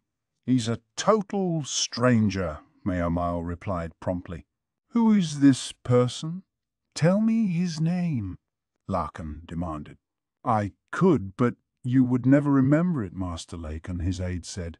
The aide did, however, imitate Lacan in staring at the quack. "You're the master physician, aren't you?" Yes, that's right," said the quack. He wiped away the worst of the snot with a handkerchief, but he still looked pretty pathetic. "Oi, you bunch! You know this guy?" said one of the men. He had a thick accent, filthy clothes, and comparatively dark skin. He was young, and obviously his blood was all in his head. By his feet was a jar full of cloudy oil. The quack tried to hide behind Maomao, so she found herself out in front by default, until the freak strategist stepped in front of her protectively. "Knock it off! You're not going to do anyone any good here." She'd hardly had the thought when Lihaku stepped in front of the strategist, that ingratiating smile on his face again. "That's right, this old guy's with us." Something seemed to be the matter. He was their bodyguard, and he was doing his job. He might be a big mutt, but he made a decent guard dog. The Ananese men started muttering among themselves. "Ooh, whoa! Can't you see? Just look." The dark-skinned man pointed at the wall. The scorched bricks were drenched with water, and on the ground was a wooden chest that appeared to be the source of the fire. The fire came from there, and the old guy was right next to it. Meaning he started the fire. He must have started the one the other day too. "No, I didn't. I just wanted to buy soap," the quack moaned. "I've seen him lurking around here. I know this is all your fault." "Okay, just calm down." "I hear what you're saying, but I want you to get our side of the story too," Lihaku said. He never raised his voice, but he gave the man a look like a large dog putting a puppy in its place. 5 men surrounded the quack doctor, all of them vigorous and muscular, but not as well built as Lihaku. The angry man considered shooting back, but fell silent under Lihaku's gaze. Maomao watched the man from behind her bodyguard. Between their dirty outfits, the jar of oil, and the fact that they were standing in front of a soap-maker's shop, she suspected that they were soap-makers. She could see the damp patch on the blackened wall and smell the scorched odor in the air. It seemed likely that after the first blaze had been put out, another, smaller one had started. First things first. "I don't know about this fire of yours, but this guy only came to Anan last night. Until then, he was rocking across the sea on a boat. That much I can tell you for certain. You follow. That set them talking." "Yeah, okay. But that box was set on fire, and he was the only guy around. What's your excuse for that, huh?" "Set on fire?" Lihaku looked at the quack for confirmation.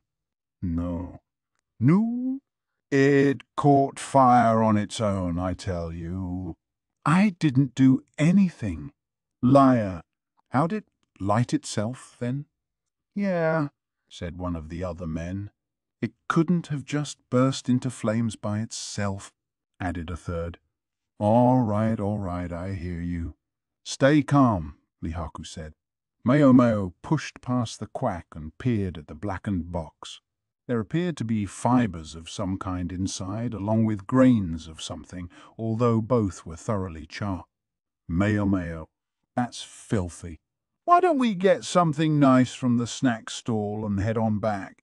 The freak strategist was the only one with no idea what they were doing there. Imagine what it'll do to our diets if we only eat sweets. I think another savory skewer on the way back would be just the thing. Chicken wouldn't go amiss, but some shrimp could also be really good. The strategist wasn't the only eccentric character in attendance. There was another who thought only of eating. You too, Miss Chue, wailed the Quack. Well, we can't leave empty-handed. Let's buy some soap and hurry back, said Maomao. Aye, you're the ones who aren't listening, said the soap maker, incensed. We are listening. In short, if we can prove that this man didn't start your fire, you'll let him go, yes? Maomao said, looking at the man still holding the Quack by the collar. Yeah, sure. But you better be real convincing. Very well. If I can't answer to your satisfaction, you'll receive ample compensation. Just get it from the old fart over there. Lady Maomao. The strategists, that is, the old farts, aide looked like he was going to cry. The craftsmen started muttering among themselves again. The huddle soon finished. All right, get ready to pay up. Of course. But if he's innocent, you'll sell us soap at the market price. Done. Very well. Maomao looked at the burned box. Were you using this for garbage? She turned the box over. The sopping fibers were from the bark of the windmill palm. Some small, round things also rolled out. Right. Is the bark of the windmill palm part of the soap production process? No. We make scrub brushes from the palms. Soap's not the only thing we make here. Soap and scrub brushes. Two products that might well be used together, reasonable enough to manufacture them in the same place.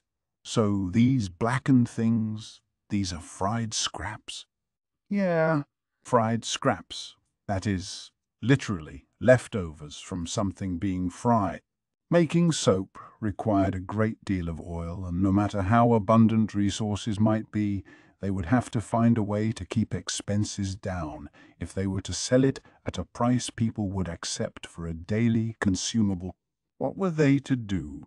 Were you using used oil in the soap? Plenty of establishments in town sold fried food. Lots of places to get supplies. Not exclusively. What would that have to do with anything, anyway? I see. And you were throwing away the batter scraps here? Yeah. Maomao looked hard at the men, then glanced at the sun to check its position. It wasn't yet high noon. It's not very nice of me, but maybe I can stretch the truth here. These fried bits, you filter them out of the oil? See for yourself. Right over there. The craftsman pointed toward a pot brimming with oil. Beside it was a wire strainer with a cloth over it. And you do this while the oil is still hot? Cold oil was harder to strain. The strainer was probably made of metal wire to allow the hot oil to flow through it. I suppose the cloth is cotton. That's right. We go around and collect it while it's still hot. These days it's a bit of a race. Other soap makers are also coming to this area to get oil. Maomao nodded and looked into the strainer. There weren't too many scraps in it. So you throw away any scraps? She asked. Sometimes we eat them, but there's too much for us to eat everything. Enough to fill this strainer? Sometimes. But we throw 'em out before it gets full. Maomao raised an eyebrow and looked at the burned-out trash bin. It seems to me that your trash box is quite a ways away. You didn't move it, did you? The man paused. Yeah, we have another receptacle here. What about it? He went over to a large jar near the strainer and looked into it. Hey, who emptied this? Maomao looked back to the workers, who had started mumbling again. Do you think you can help me, young lady? The quack pleaded, looking at her with a hangdog expression. Maomao braced herself, afraid that the freak strategist would jump in again, but he didn't do anything. Surprised, she looked over to find him watching the soap makers. Occasionally he would creep very close, looking intently at them, inevitably to be rebuffed with a contemptuous look. His aide scurried back and forth, apologizing. It couldn't have been easy to be him. Why is he looking so close? He can't tell one face from another. The strategist was oblivious to people's faces, which was one reason he treated everyone but his own family so indifferently. It made Maomao wonder why he was staring at these people, but she couldn't bring herself to ask. The question is, what do I do? She had most of what she needed to prove the quack's innocence, but her explanation would be bolstered if she got one thing ready in advance. Miss Chue, Miss Chue, Miss Maomao, Miss Maomao. What do you need? Maomao whispered to Chue. Chue's small eyes went very wide. Then she said, Roger, and set off running. It would be a while before she was back. Maomao would have to watch the men's moods and judge her moment. Excuse me, I think I can explain how the fire started, if you would come over here, she said to the chattering craftsman. Yeah, can't wait to hear it. Hope you've got a good story. I believe I do. The fire wasn't set. It started naturally. Therefore, this man is innocent. Maomao patted the quack on the shoulder. Young lady. The quack looked at her, quaking violently. Is something the matter, master physician? She asked. They'll never just take your word for it. Look how they're glaring at us. The men were indeed fixing the visitors with scary looks. Yes, thank you. I understand. I don't suppose that you all would take my word that the fire started naturally. Damn right we wouldn't. How'd this fire start? And don't bullshit us just because you don't want to pay. It's no such thing, I promise you. All those cast-off fried scraps, those are the source of your fire. Maomao plucked some of the leftover scraps out of the strainer. You have a lot of fried bits and pieces in one place.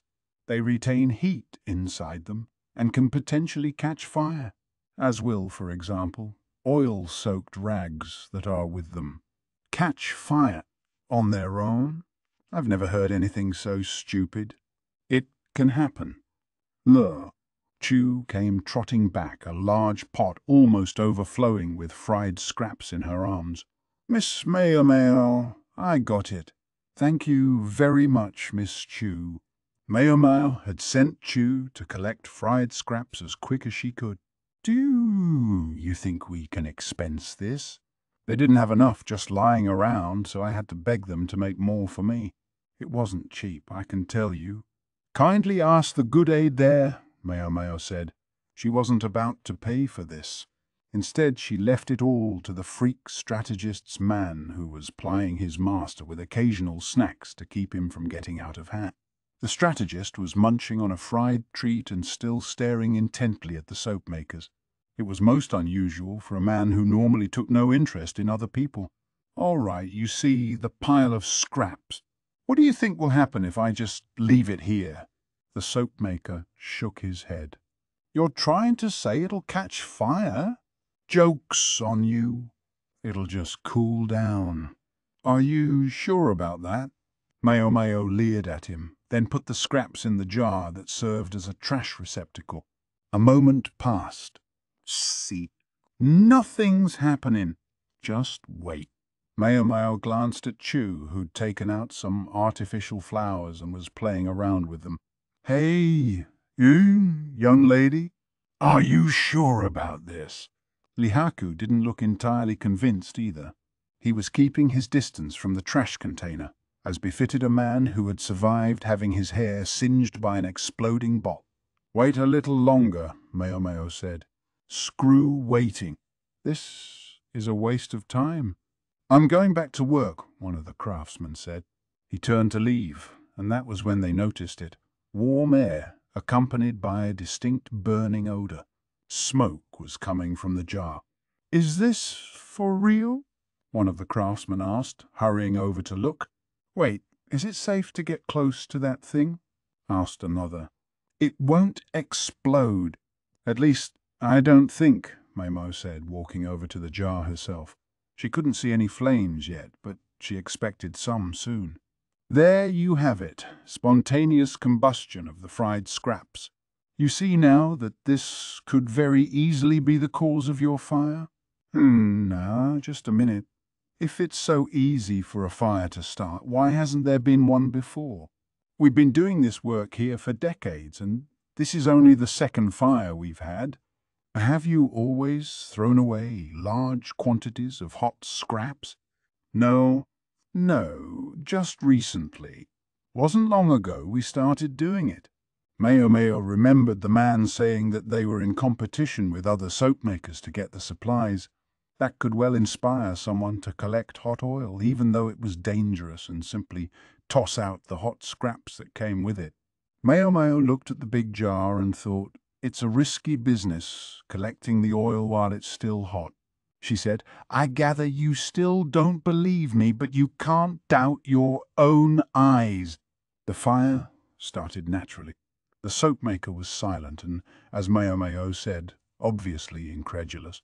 To be fair, she hadn't thought it could be true either when she first heard about it. So she'd done an experiment. Granted, today she'd stacked the deck in her favor, in two particular ways. Normally, it would have taken longer for the scraps to catch fire, as she knew because she'd tried it herself before. I really had to wait that day. She hadn't been using fried food scraps, but old rags soaked in highly flammable incense oil. Nothing at all happened with just a few of them, so she'd piled more on until they started to trap the heat. Still, there had been no fire. She'd waited so long that she'd drifted off to sleep. Only then did they ignite. She'd woken up when someone doused her with water, thankfully before she was burned. I really wanted to see the fire actually start. She'd hoped to try again, so she could confirm it with her own eyes, but she had been angrily informed that there were to be no more experiments in this field. In this case, the craftsman didn't seem likely to put up with much waiting, so she'd had Chue pull a little trick. Along with a copious amount of scraps, she'd asked her to procure a cinder. Chue, with her gift for sleight of hand, had easily slipped it to Maomao, who had surreptitiously included it when she dumped the scraps in the jar. I'm glad it caught. She wasn't proud of this modest con, but she hadn't had much choice. As for the second advantage she'd given herself, well, she was fairly confident that the cause of the first fire had been what she'd described. But the second one, the one that started while the Quack had been standing there, that was harder to explain. Not impossible, but it wouldn't be very likely. The trash container that had caught fire had been full of palm leaves and fried scraps, but not really enough of them to spontaneously combust. Maomao's experiment had involved rags, not fried scraps, so it wasn't exactly the same thing, but it seemed clear to her that they would need a hotter environment to catch fire.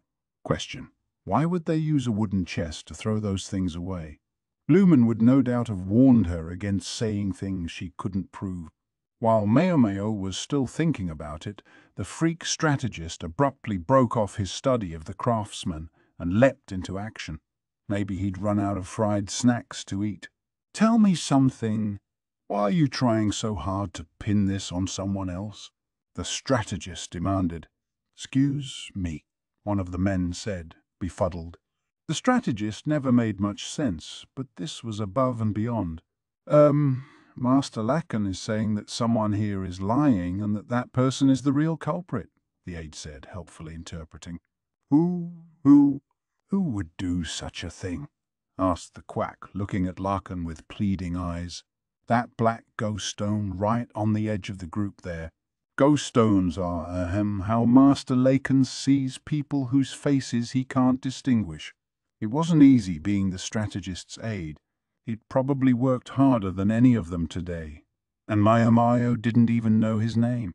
Oh, yeah. You think I'm lying? You got any proof of that?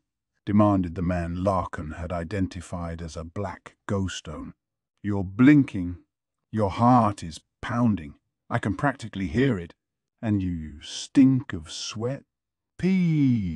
Pardon me. I'm not sure what to say about that one.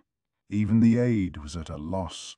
People blink more when they're lying and their heart rate increases.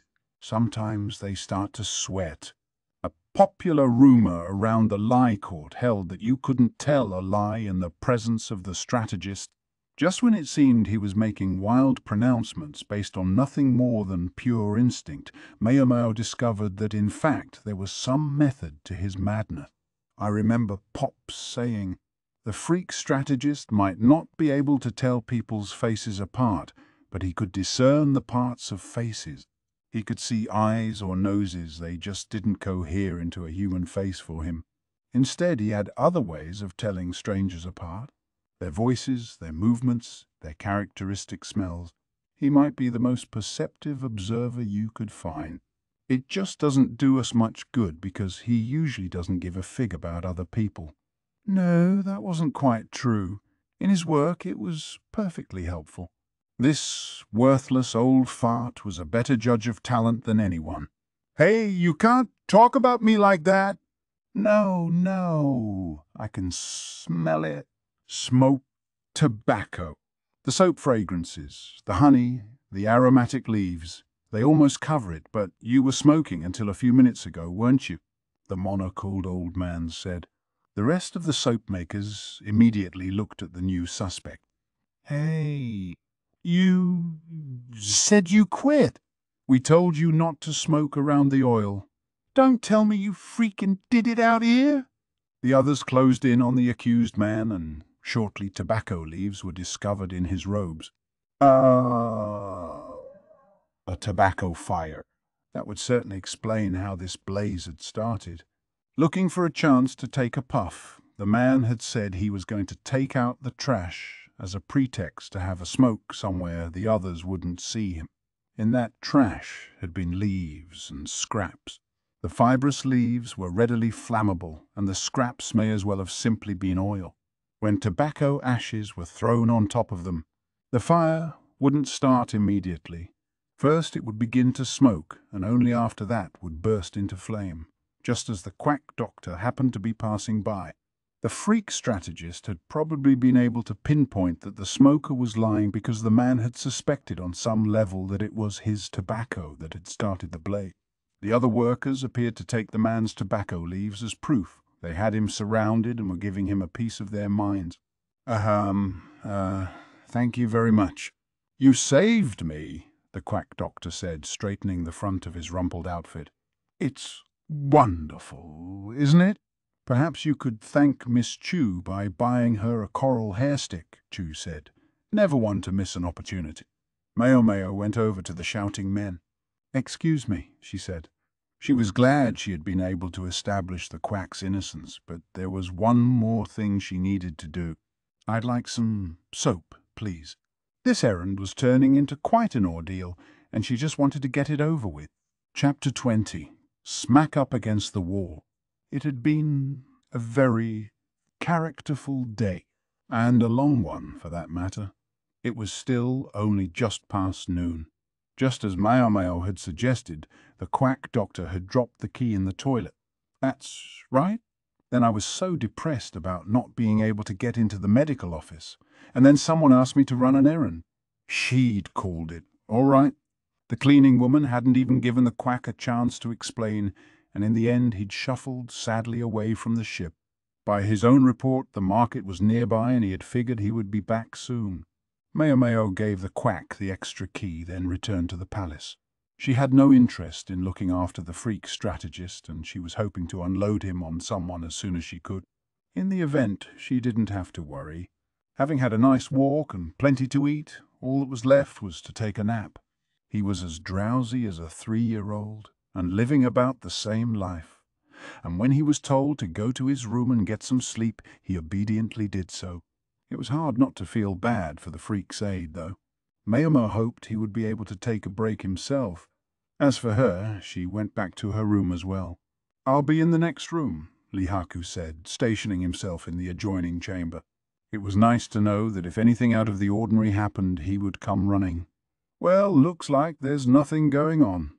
I think I'll get a little sleep, too." Maomao lay on her bed with every intention of not getting up again for the foreseeable future, but suddenly she found herself in the grip of a surge of anger. It was the quack doctor's own fault that he had gotten into trouble because of the way he just wandered from one thing to another. At a very deep level, he lacked any sense of danger. He had no business being on this trip. Why the hell did they even bring him? Yes, that was the question. The quack was too laid back to have so much as a twinge of doubt about it, but he was there as Lumen's body double, and if he was unlucky, he could find himself kidnapped or were. She knew they had done this for Lumen, or had they? Who had they done it for? If anything happened to my old man, who would take it the hardest? The freak strategist? Or maybe even... Maomao buried her face in the sheets and kicked the bed. "I'm glad to see you're keeping busy," someone said. It was Chue. She had witnessed the petulant display, much to Maomao's chagrin. How long had she been there? "I'm sorry. I seem to have kicked up some dust," Maomao said, sitting up and straightening the bedsheets as if nothing had happened. "No worries. We're going to go see the Moon Prince now, okay?" The Moon Prince? But it's barely noon. Typically, Maomao changed Jinshi's dressings after he had washed for the day. Putting on fresh salve only for him to take a bath would defeat the purpose. "Don't worry, you'll see when we get there. I've brought boiled water. Wipe yourself down." Chue trotted in with her squeaky footsteps and laid out some fresh clothes for Maomao. It seemed to be a not-so-subtle message that she needed to change after hiking around outside and getting all sweaty. Chue's behavior was every bit that of a lady-in-waiting, but watching the way she veritably danced around, her tail shaking as she got ready, she was obviously having fun, but it also looked very tiring. No wonder she eats so much. All the dancing and sleight of hand and other little things must use a lot of energy. Thus enlightened, Maomao took the new clothes. Although they weren't completely new, they were the same as the ones she'd gotten yesterday. Chue looked like she probably had a supply of several more sets. Maomao wiped herself down and changed. "Pardon us," Maomao said as she entered Jinshi's room. It was a chamber fit for a guest of state, with all the ornate decorations that entailed. It was several times larger than Maomao's room and was divided into several chambers. She could even see a balcony outside. "Please, come in," said Swiren, who was there to greet them. She led Maomao to an inner room with a gentle smile. Past a curtain, Jinshi was lounging on a couch, Gaoshun at one hand, Teomei at the other. She didn't see Chue's husband by you, but suspected he might be in the next room. "Oh, ho, Gaoshun and wife." Maomao might have felt better with Teomei showing her around rather than Swiren, but maybe the old lady was being considerate, trying not to take any more family time away from Gaoshun. He and his wife were both busy people. It didn't seem like they got to see much of each other. As Maomao might have expected from Gaoshun's description of his fearsome wife, Teomei was the older of them, and she acted like it. What with the banquet and all, Maomao hadn't come to Jinshi's rooms the night before. Now she saw that a member of the Imperial family truly was treated differently. There was an arrangement of fresh fruit on the table. No such thing had been present in Maomao's room, including some that weren't in season yet, like lychees, mangoes, and even bananas. I wonder how they grew those. She was most interested in the fruit, many of which she knew only in dried form or from pictures. She thought she could feel the spark in Chue's eyes right over her shoulder. It was almost enough to make her reach out and take one of the pieces of fruit, but she knew she couldn't do that. Having the old lady glaring at her was bad enough, but even Teomei had her one good eye fixed on Maomao. Gyoku, for his part, was watching with his standard pleading, "Please don't do anything" face. Maomao collected herself and looked at Jinshi. "Did you need something, sir?" If she sounded a bit stiff, it was because her anger from earlier hadn't completely ebbed away yet. "Need something?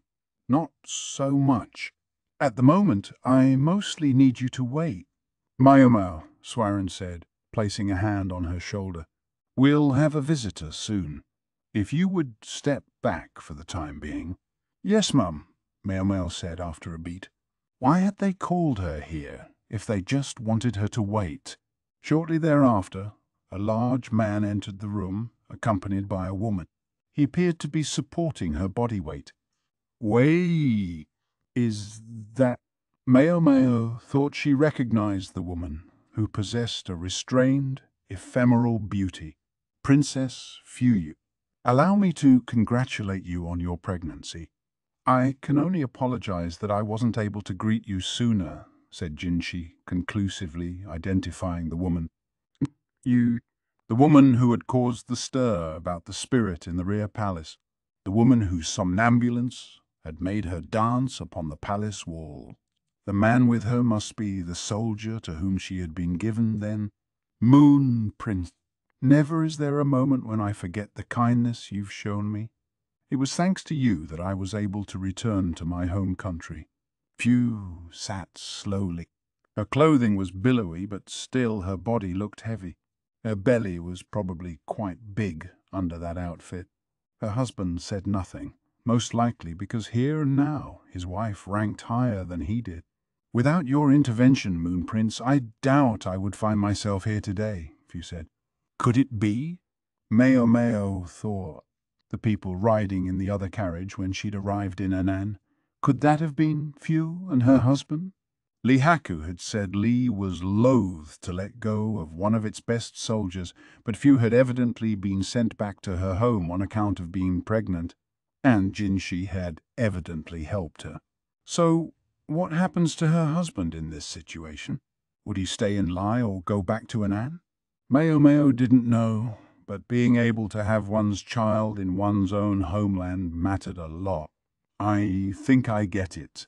Jinshi had wanted Maomao to see the two of them. There was just one thing. I didn't really do anything in that case. Jinshi had told Maomao to cure Phew's sleepwalking, but Maomao had suspected that it was only an act anyway. Seeing the princess now, she was virtually certain.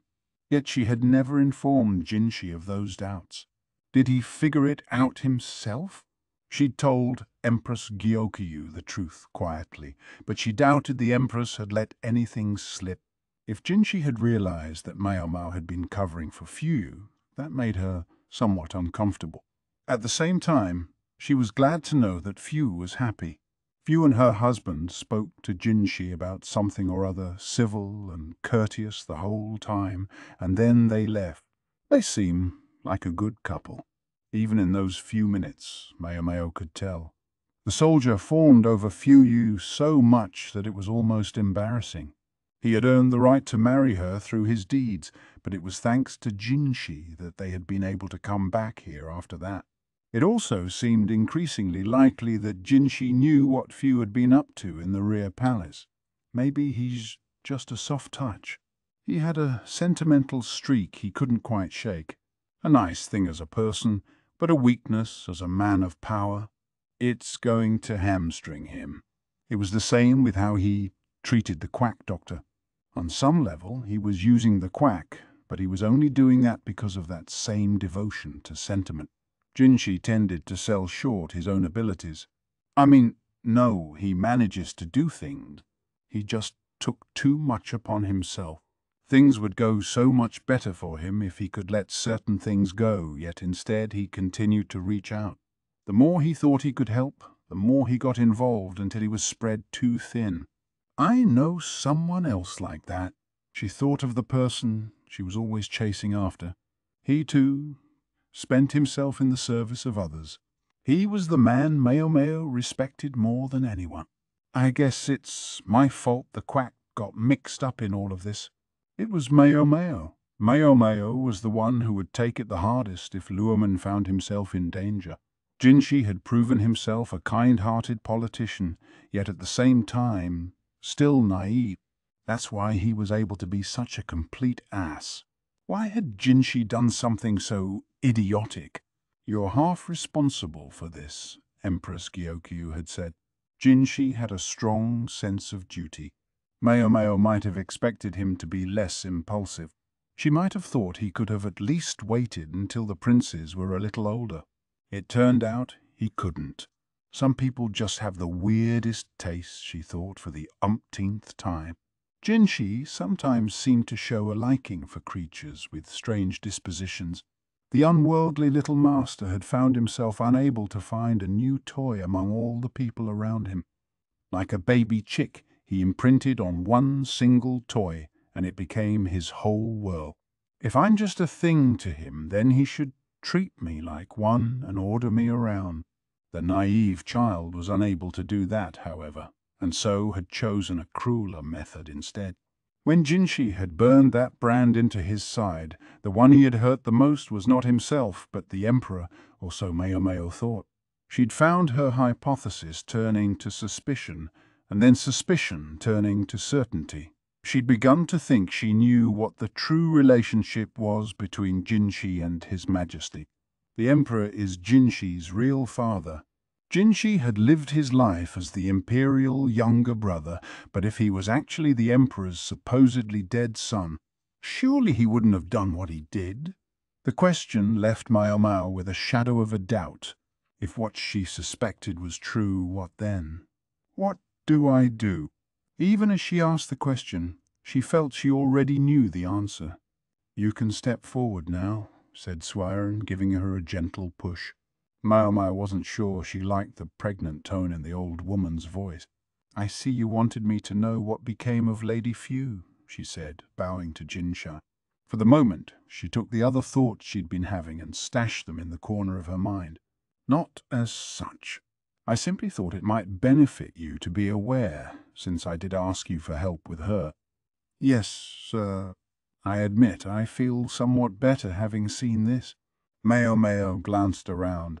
She couldn't escape the sense that Jinshi was trying to be thoughtful toward her. All right, time to play the game. She looked over at the balcony. This is quite a sumptuous room, sir. It even has a balcony. You like it? Feel free to go out and have a look. If I may, then. She trotted straight for it. Xiao Mao. Gaoshun tried to stop her, but out of the corner of her eye she could just see Jinshi holding him back. She stepped out onto the balcony. Well, she'd assumed it would be the perfect place to be assassinated by an arrow or a Pfeiffer gun, but that turned out not to be the case. There's so many trees around it would be hard to get a good shot, and there's nowhere to shoot from nearby either. It seemed to her that the balcony had been deliberately designed to be safe.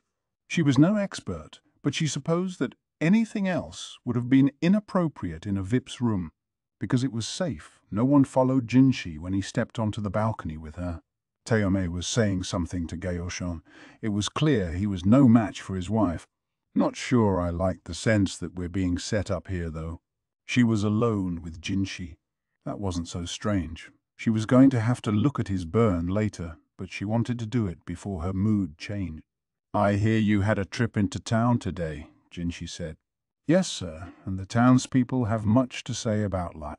The locals could hardly have been called favourably disposed, but at least things didn't seem about to explode. At least they were favourably disposed enough that they might try to send a woman to a guest of state. Master Jinshi, please be careful tonight.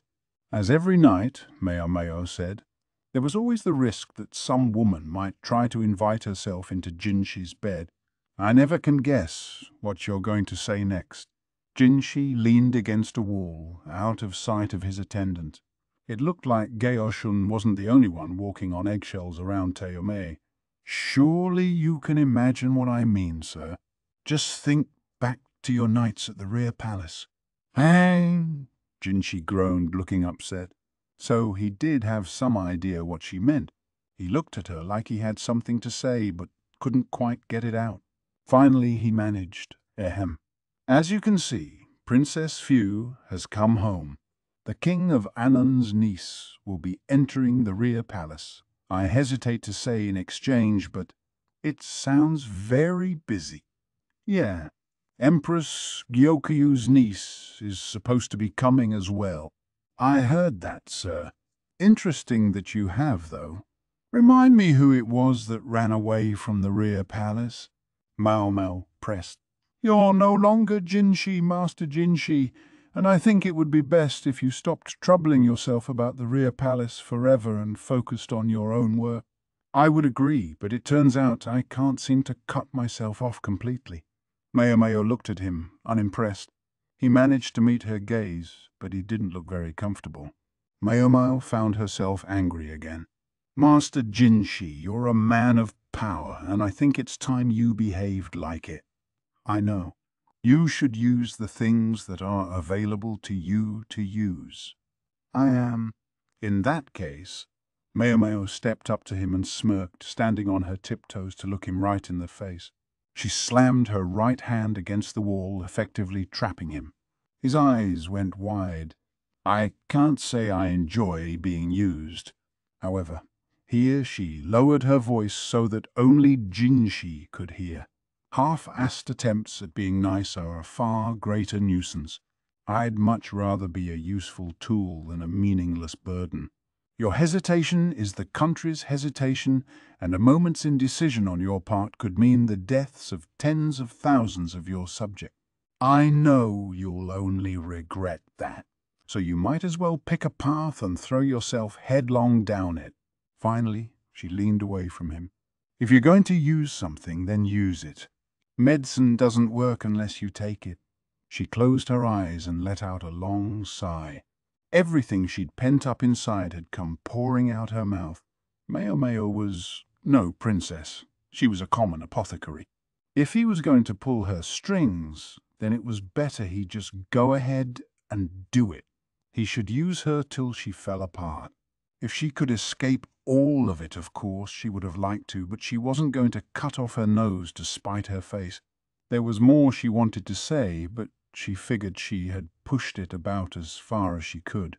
She discovered, though, that there was something else behind her boiling anger. Her hands went to Jinshi's cheek. You're only human, Master Jinshi.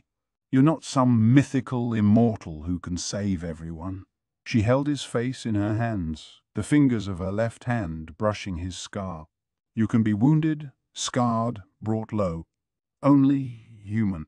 Who was she talking to? She knew Jinshi was standing in front of her, but for some reason she kept seeing Luen's face. No wonder I'm so upset. The principle that drove Jinshi's behavior seemed very similar to Luomen's. She was afraid that if he went on like this, he would end up just as luckless in life as her old man, just like Pops. He'd spent himself trying to rescue everyone and everything, like a fool. He should have wanted more, been greedier, but instead he'd suffered his fate patiently. Suffered, and for what? To become an old man resigned to his empty hand. This was, it was fair to say, Maomao's one criticism of her father. She'd felt it keenly in the affair with the Cheyennese shrine maiden. She respected Lumen immensely, a man who never lost his kindness. No matter what unhappiness he encountered was like a miracle. The price, though, was that his body and his heart were both battered. In time he became so that everything he did in the expectation of defeat. Would Jinshi end up like him one day? Or, please don't go doing anything else like burning a brand into your skin, Maomao said. I heard you. The first several times, Jinshi replied. Are you sure? A smile flitted across Maomao's face, and she slowly pulled her hands away. Except they didn't leave his cheeks. Jinshi held them there. Please let me go, sir, she said. Don't want to. He sounded like a child. It was something he did sometimes, resorting to childlike language. "I'd like to be going back soon," she said. "Just a few more minutes." Master Gyoku must be beside himself. "Then just rejuvenate me a bit." Rejuvenate. He let go of her hands and spread his arms wide. "Oh, no. Is she coming in for a hug?" She was just about to tell him that she would do no such thing, but the outstretched arms didn't reach for her. Instead, they shifted so that they appeared to be ready to receive something. "What exactly do you want?" Maomao asked. "I wanted a hug, but I thought that at this moment perhaps I need something else." Jinshi scratched his left cheek, the one without a scar. "Vigor. Help me out." "You want me to slap you?" "As hard as you can. The way you slapped that lady in waiting at the Crystal Pavilion."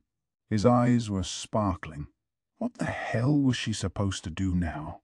And what was he doing, remembering her worst possible moments? "Have you already forgotten what I said?" She just warned him not to do anything like that brand again, and hardly a minute later, here he was engaging in more self-destructive behavior.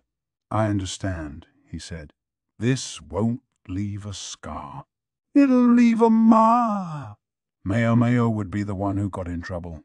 They trusted her enough to leave her alone with Jinshi. She couldn't betray that. "Please." "I can't. I'm asking you." Jinshi slumped to his knees. "There's no one who can tell me what to do anymore," he almost spat. Gyoku and Swiren could scold him all they wanted, but they were still, in the end, his servants. The only person who could conceivably contradict Jinshi to his face would be the Emperor. "No one to tell you what to do, huh?" Jinshi's request to be reduced to a commoner would mean severing his connection to the ruler. "I don't know what their relationship is like, how they talk to each other," Maomao thought. From what she'd gathered, though, they seemed to have a good rapport as royal blood relatives went. But you reap what you sow. That would explain why he didn't want her to take it easy on him. Maomao could only sigh. "Fine, close your eyes." "Thank you." Maomao pulled her hand back and whacked Jinshi across the face. It was not quiet. Jinshi sucked in a breath and was about to open his eyes, so Maomao placed her hand gently over his eyelids. "Let me see it," she said. Even her hand hurt, so Jinshi's cheek must be burning. She could see the flush rising in it. Swiren will never miss this. Whether the old lady got upset would depend on how Jinshi reacted. "Pain, pain, go away," Maomao said, recalling a rhyme her older sister Perrin had often used on her. She kissed the reddened cheek ever so gently. Her lips were colder than her fingertips and made the cheek feel that much hotter. I know a children's verse can't actually work. It was funny, though. Somehow the cheek looked less red than before. Nah, that can't be. And it wasn't. Rather, Jinshi's entire body was redder than it had been. Maomao lifted her hand off his eyes. He couldn't quite look her in the eye, but his hands clasped hers firmly. Maomao," he said. "Yes, sir," she answered, drawing away slightly. "The other side, too, please." He pointed at his right cheek, the one with the scar. Maomao glowered at him. "Absolutely not, sir." Epilogue. Maomao looked out the small window. She could see more and more ships come into view. Their fleet seemed to grow larger with every port they called at. Most of the additions were merchant vessels, also going to the western capital and presumably joining them to help protect themselves from pirates. Funny. This trip has felt so long, but we can finally see the destination. "What are you talking about, Miss Chue?" the Quack asked. Chue was lounging in the medical office like she belonged there, as she so often did.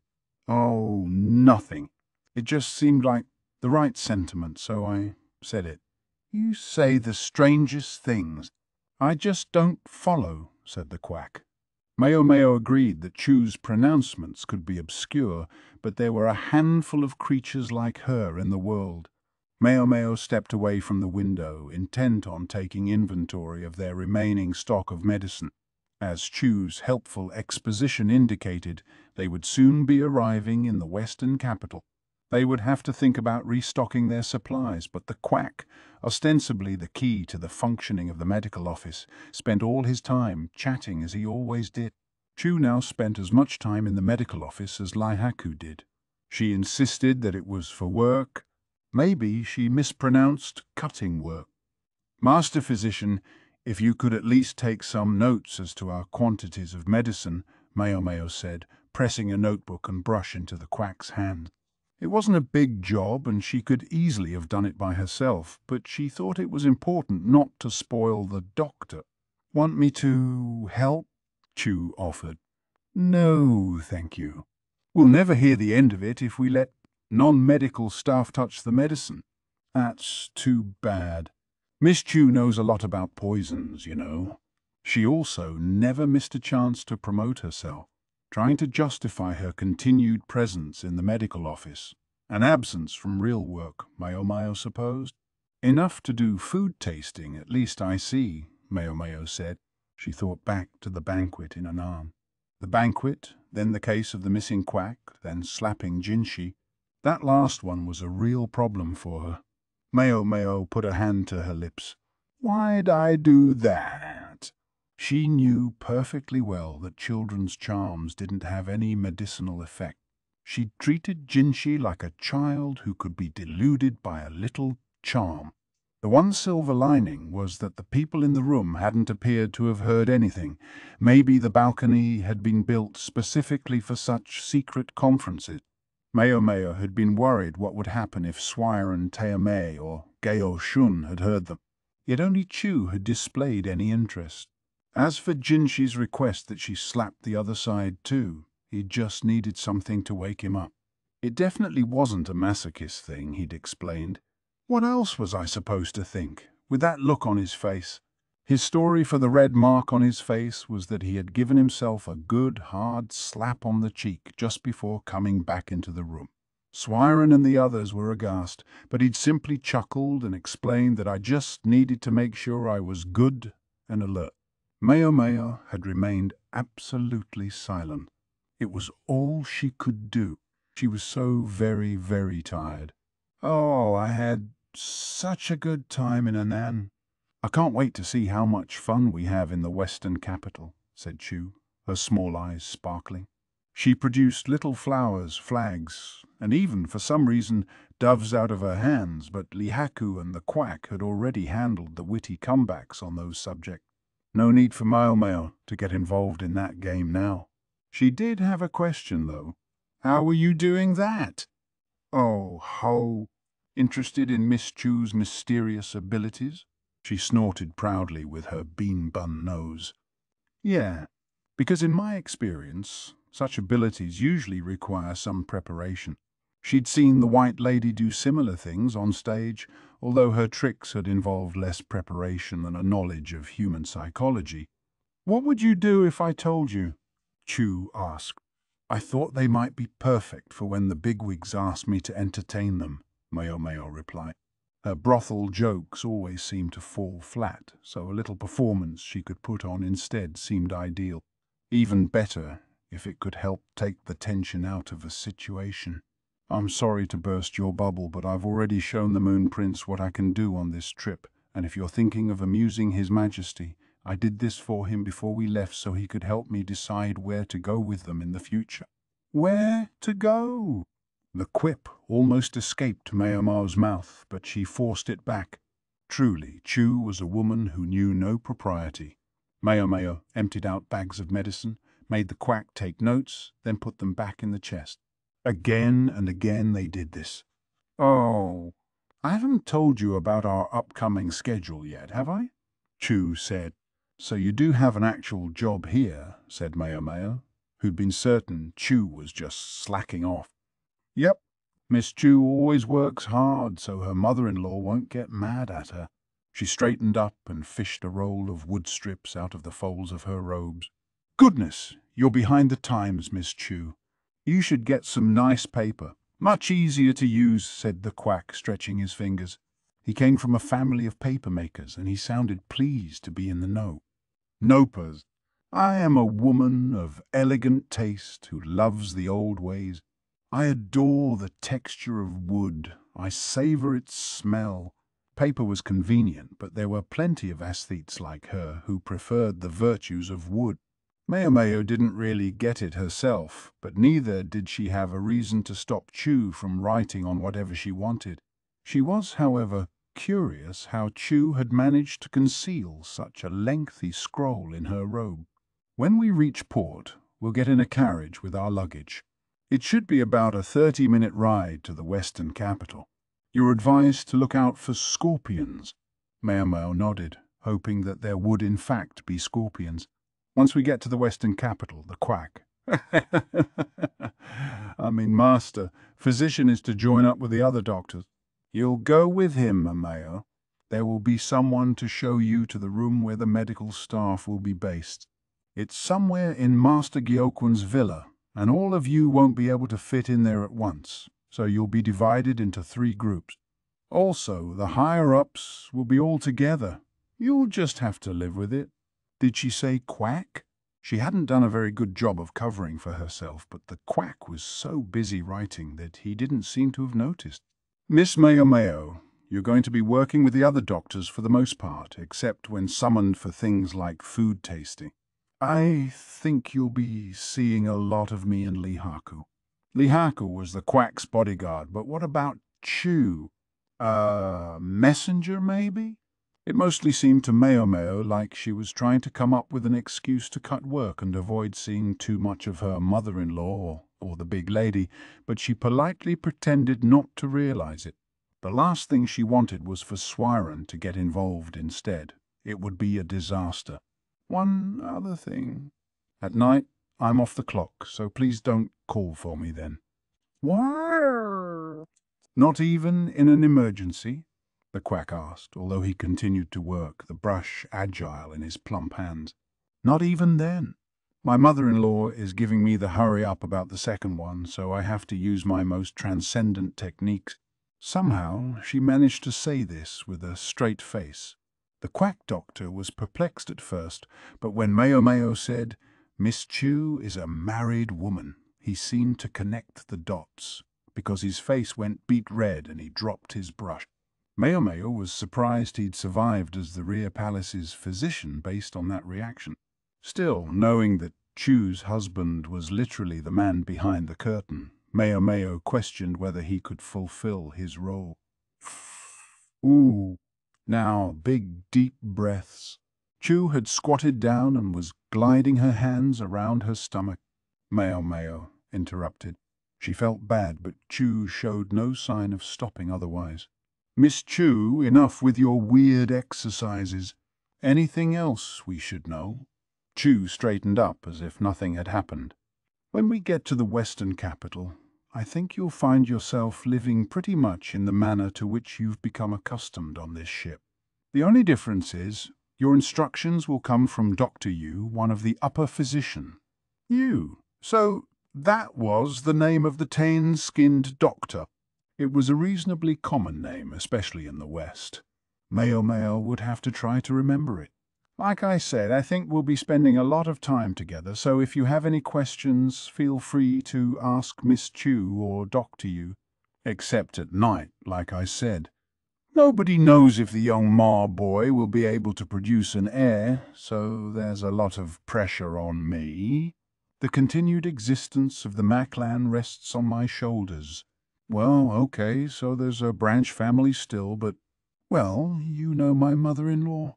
Chue looked downright desperate, so there was something that could scare her. I guess it's not easy being the wife of the eldest son, Maomao thought, not that it really concerned her. She put away the last of the medicine, and with that they were done taking inventory.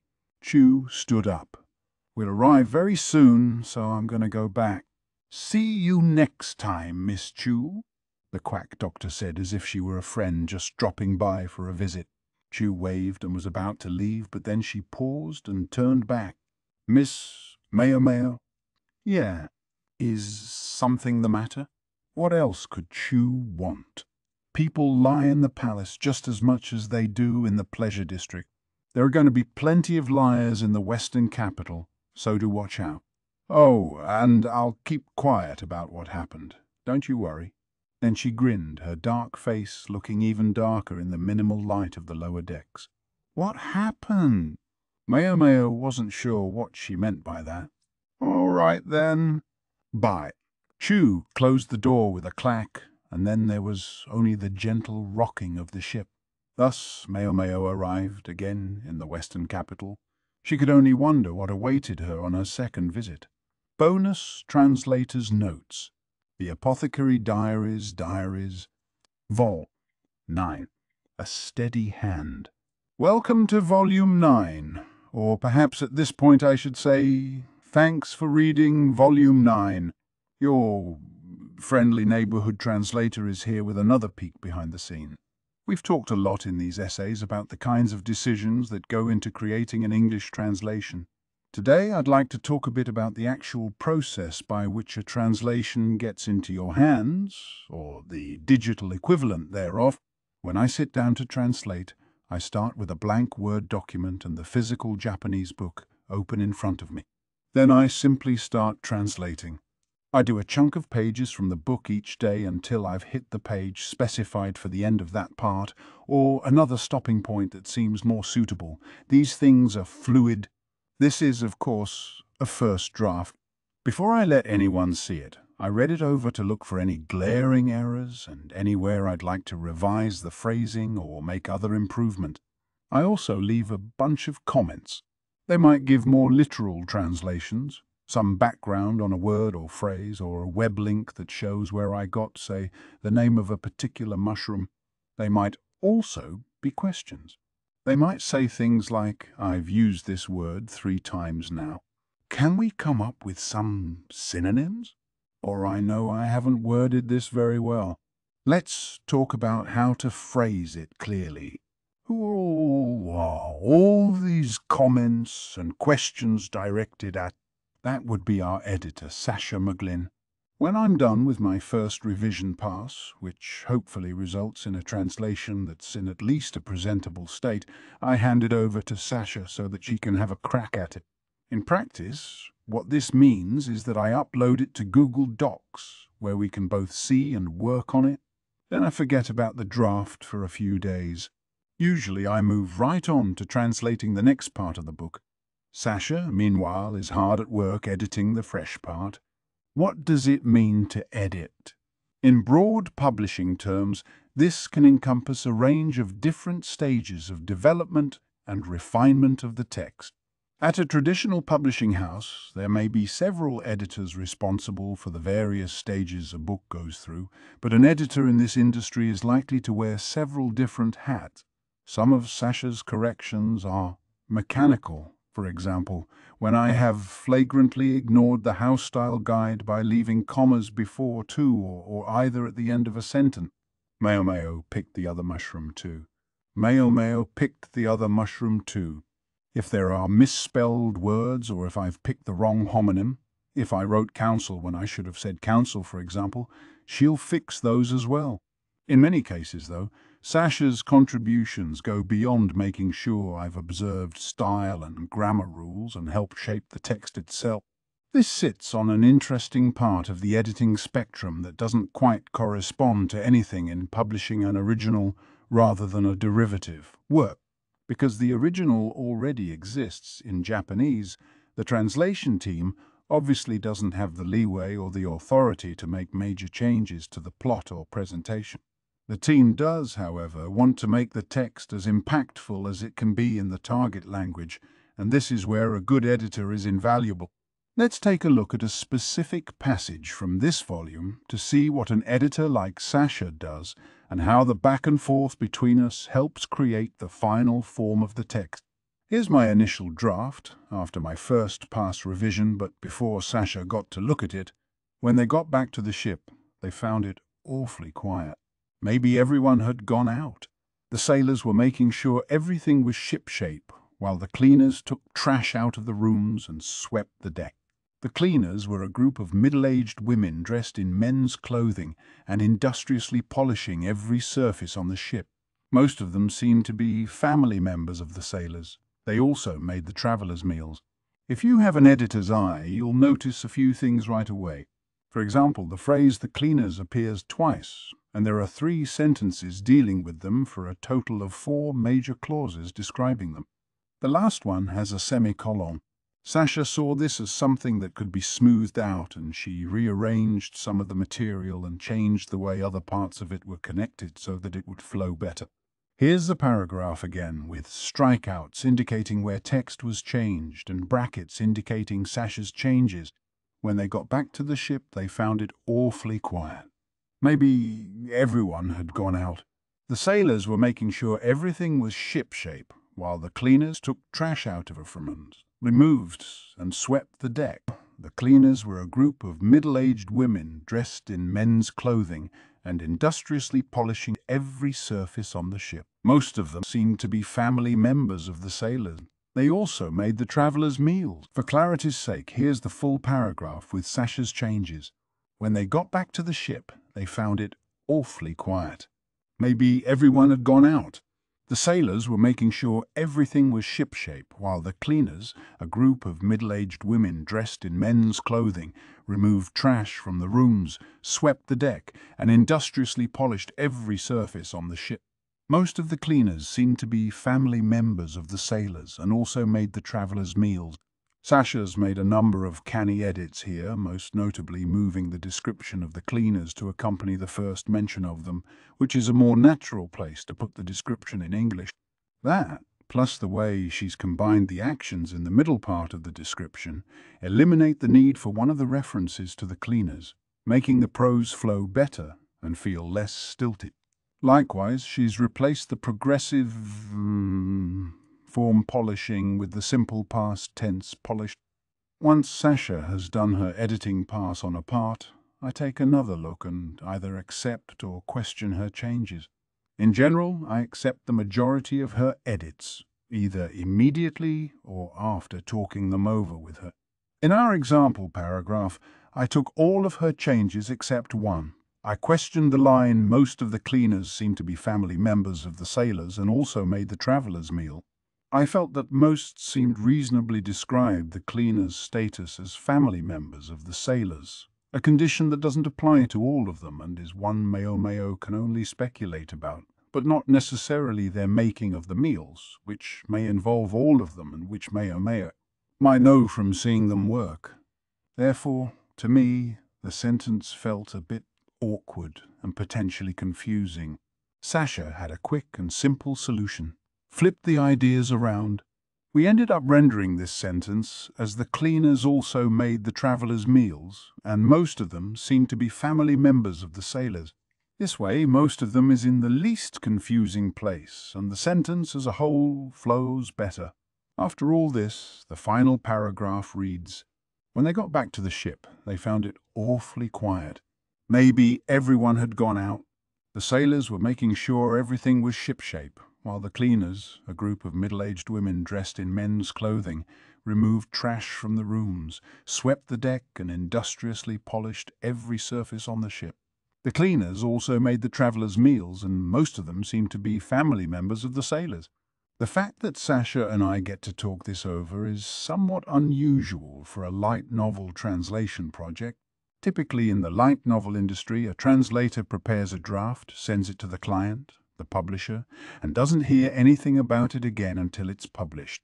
Translators and editors rarely get to work closely with each other, a fact that has as much to do with editors frequently crushing workloads as anything.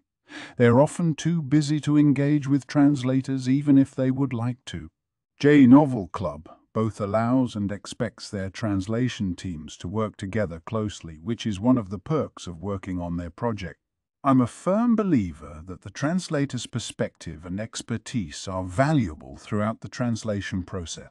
For example, an editor or a translator might easily fall into a language trap, a false cognate, for example, and it helps if they can check each other's understanding. On the other hand, sometimes I'll come up with a really strange piece of English, Maybe I was being too literal, or maybe I was just having one of those days. And it's both more efficient and better for the text if Sasha can ask me what I meant instead of sitting there trying to puzzle out what on earth I was thinking. Having both of us there all the way through the production of the final draft is nearly always a positive for the quality of the text. This is also an excellent time to point out that although Sasha and I are the ones who produce the English parts week in, week out, we aren't the only ones with a role to play in the final draft. Once an entire book is complete, it goes to the quality assurance team for a series of final checks. This involves having at least 2 different additional readers read the complete text of the book. In general, Kai isn't about making substantial changes, but about making sure that all the I's are dotted and all the T's are crossed, sometimes figuratively, sometimes literally. K readers check for any mechanical issues that Sasha and I missed during the pre-pub phase. Oops, there are 2 periods there. Oh. Merriam-Webster says that words should be hyphenated, and anything else they think might be a potential issue. After each K read, the book comes back to me and Sasha to review the K edits and decide what to do about any outstanding issues. Only after all that is the final version released as an ebook. The work of editors like Sasha and our K team is ideally invisible. You'll rarely, if ever, be able to look at a finished manuscript and say, "Ah, the translator did that line, but the editor clearly touched up this other part." In the same way that the translator tries to be a transparent window on the work of the original author, the editor tries to inconspicuously make sure the translator's work is serving the text in the most effective way. Yet whether or not you realize what they've done, editors are indispensable to a polished final product. The next time you have a smooth reading experience with a book, you have an editor to thank somewhere along the line. I hope you enjoyed this look at a sometimes underappreciated aspect of the translation process. Have fun, read widely, and be grateful to those editors, and we'll see you for the next volume. Sign up for our mailing list at J Novel Club to hear about new releases, newsletter, and you can read the latest chapters, like Vol. 10 of this series, by becoming a J Novel Club member.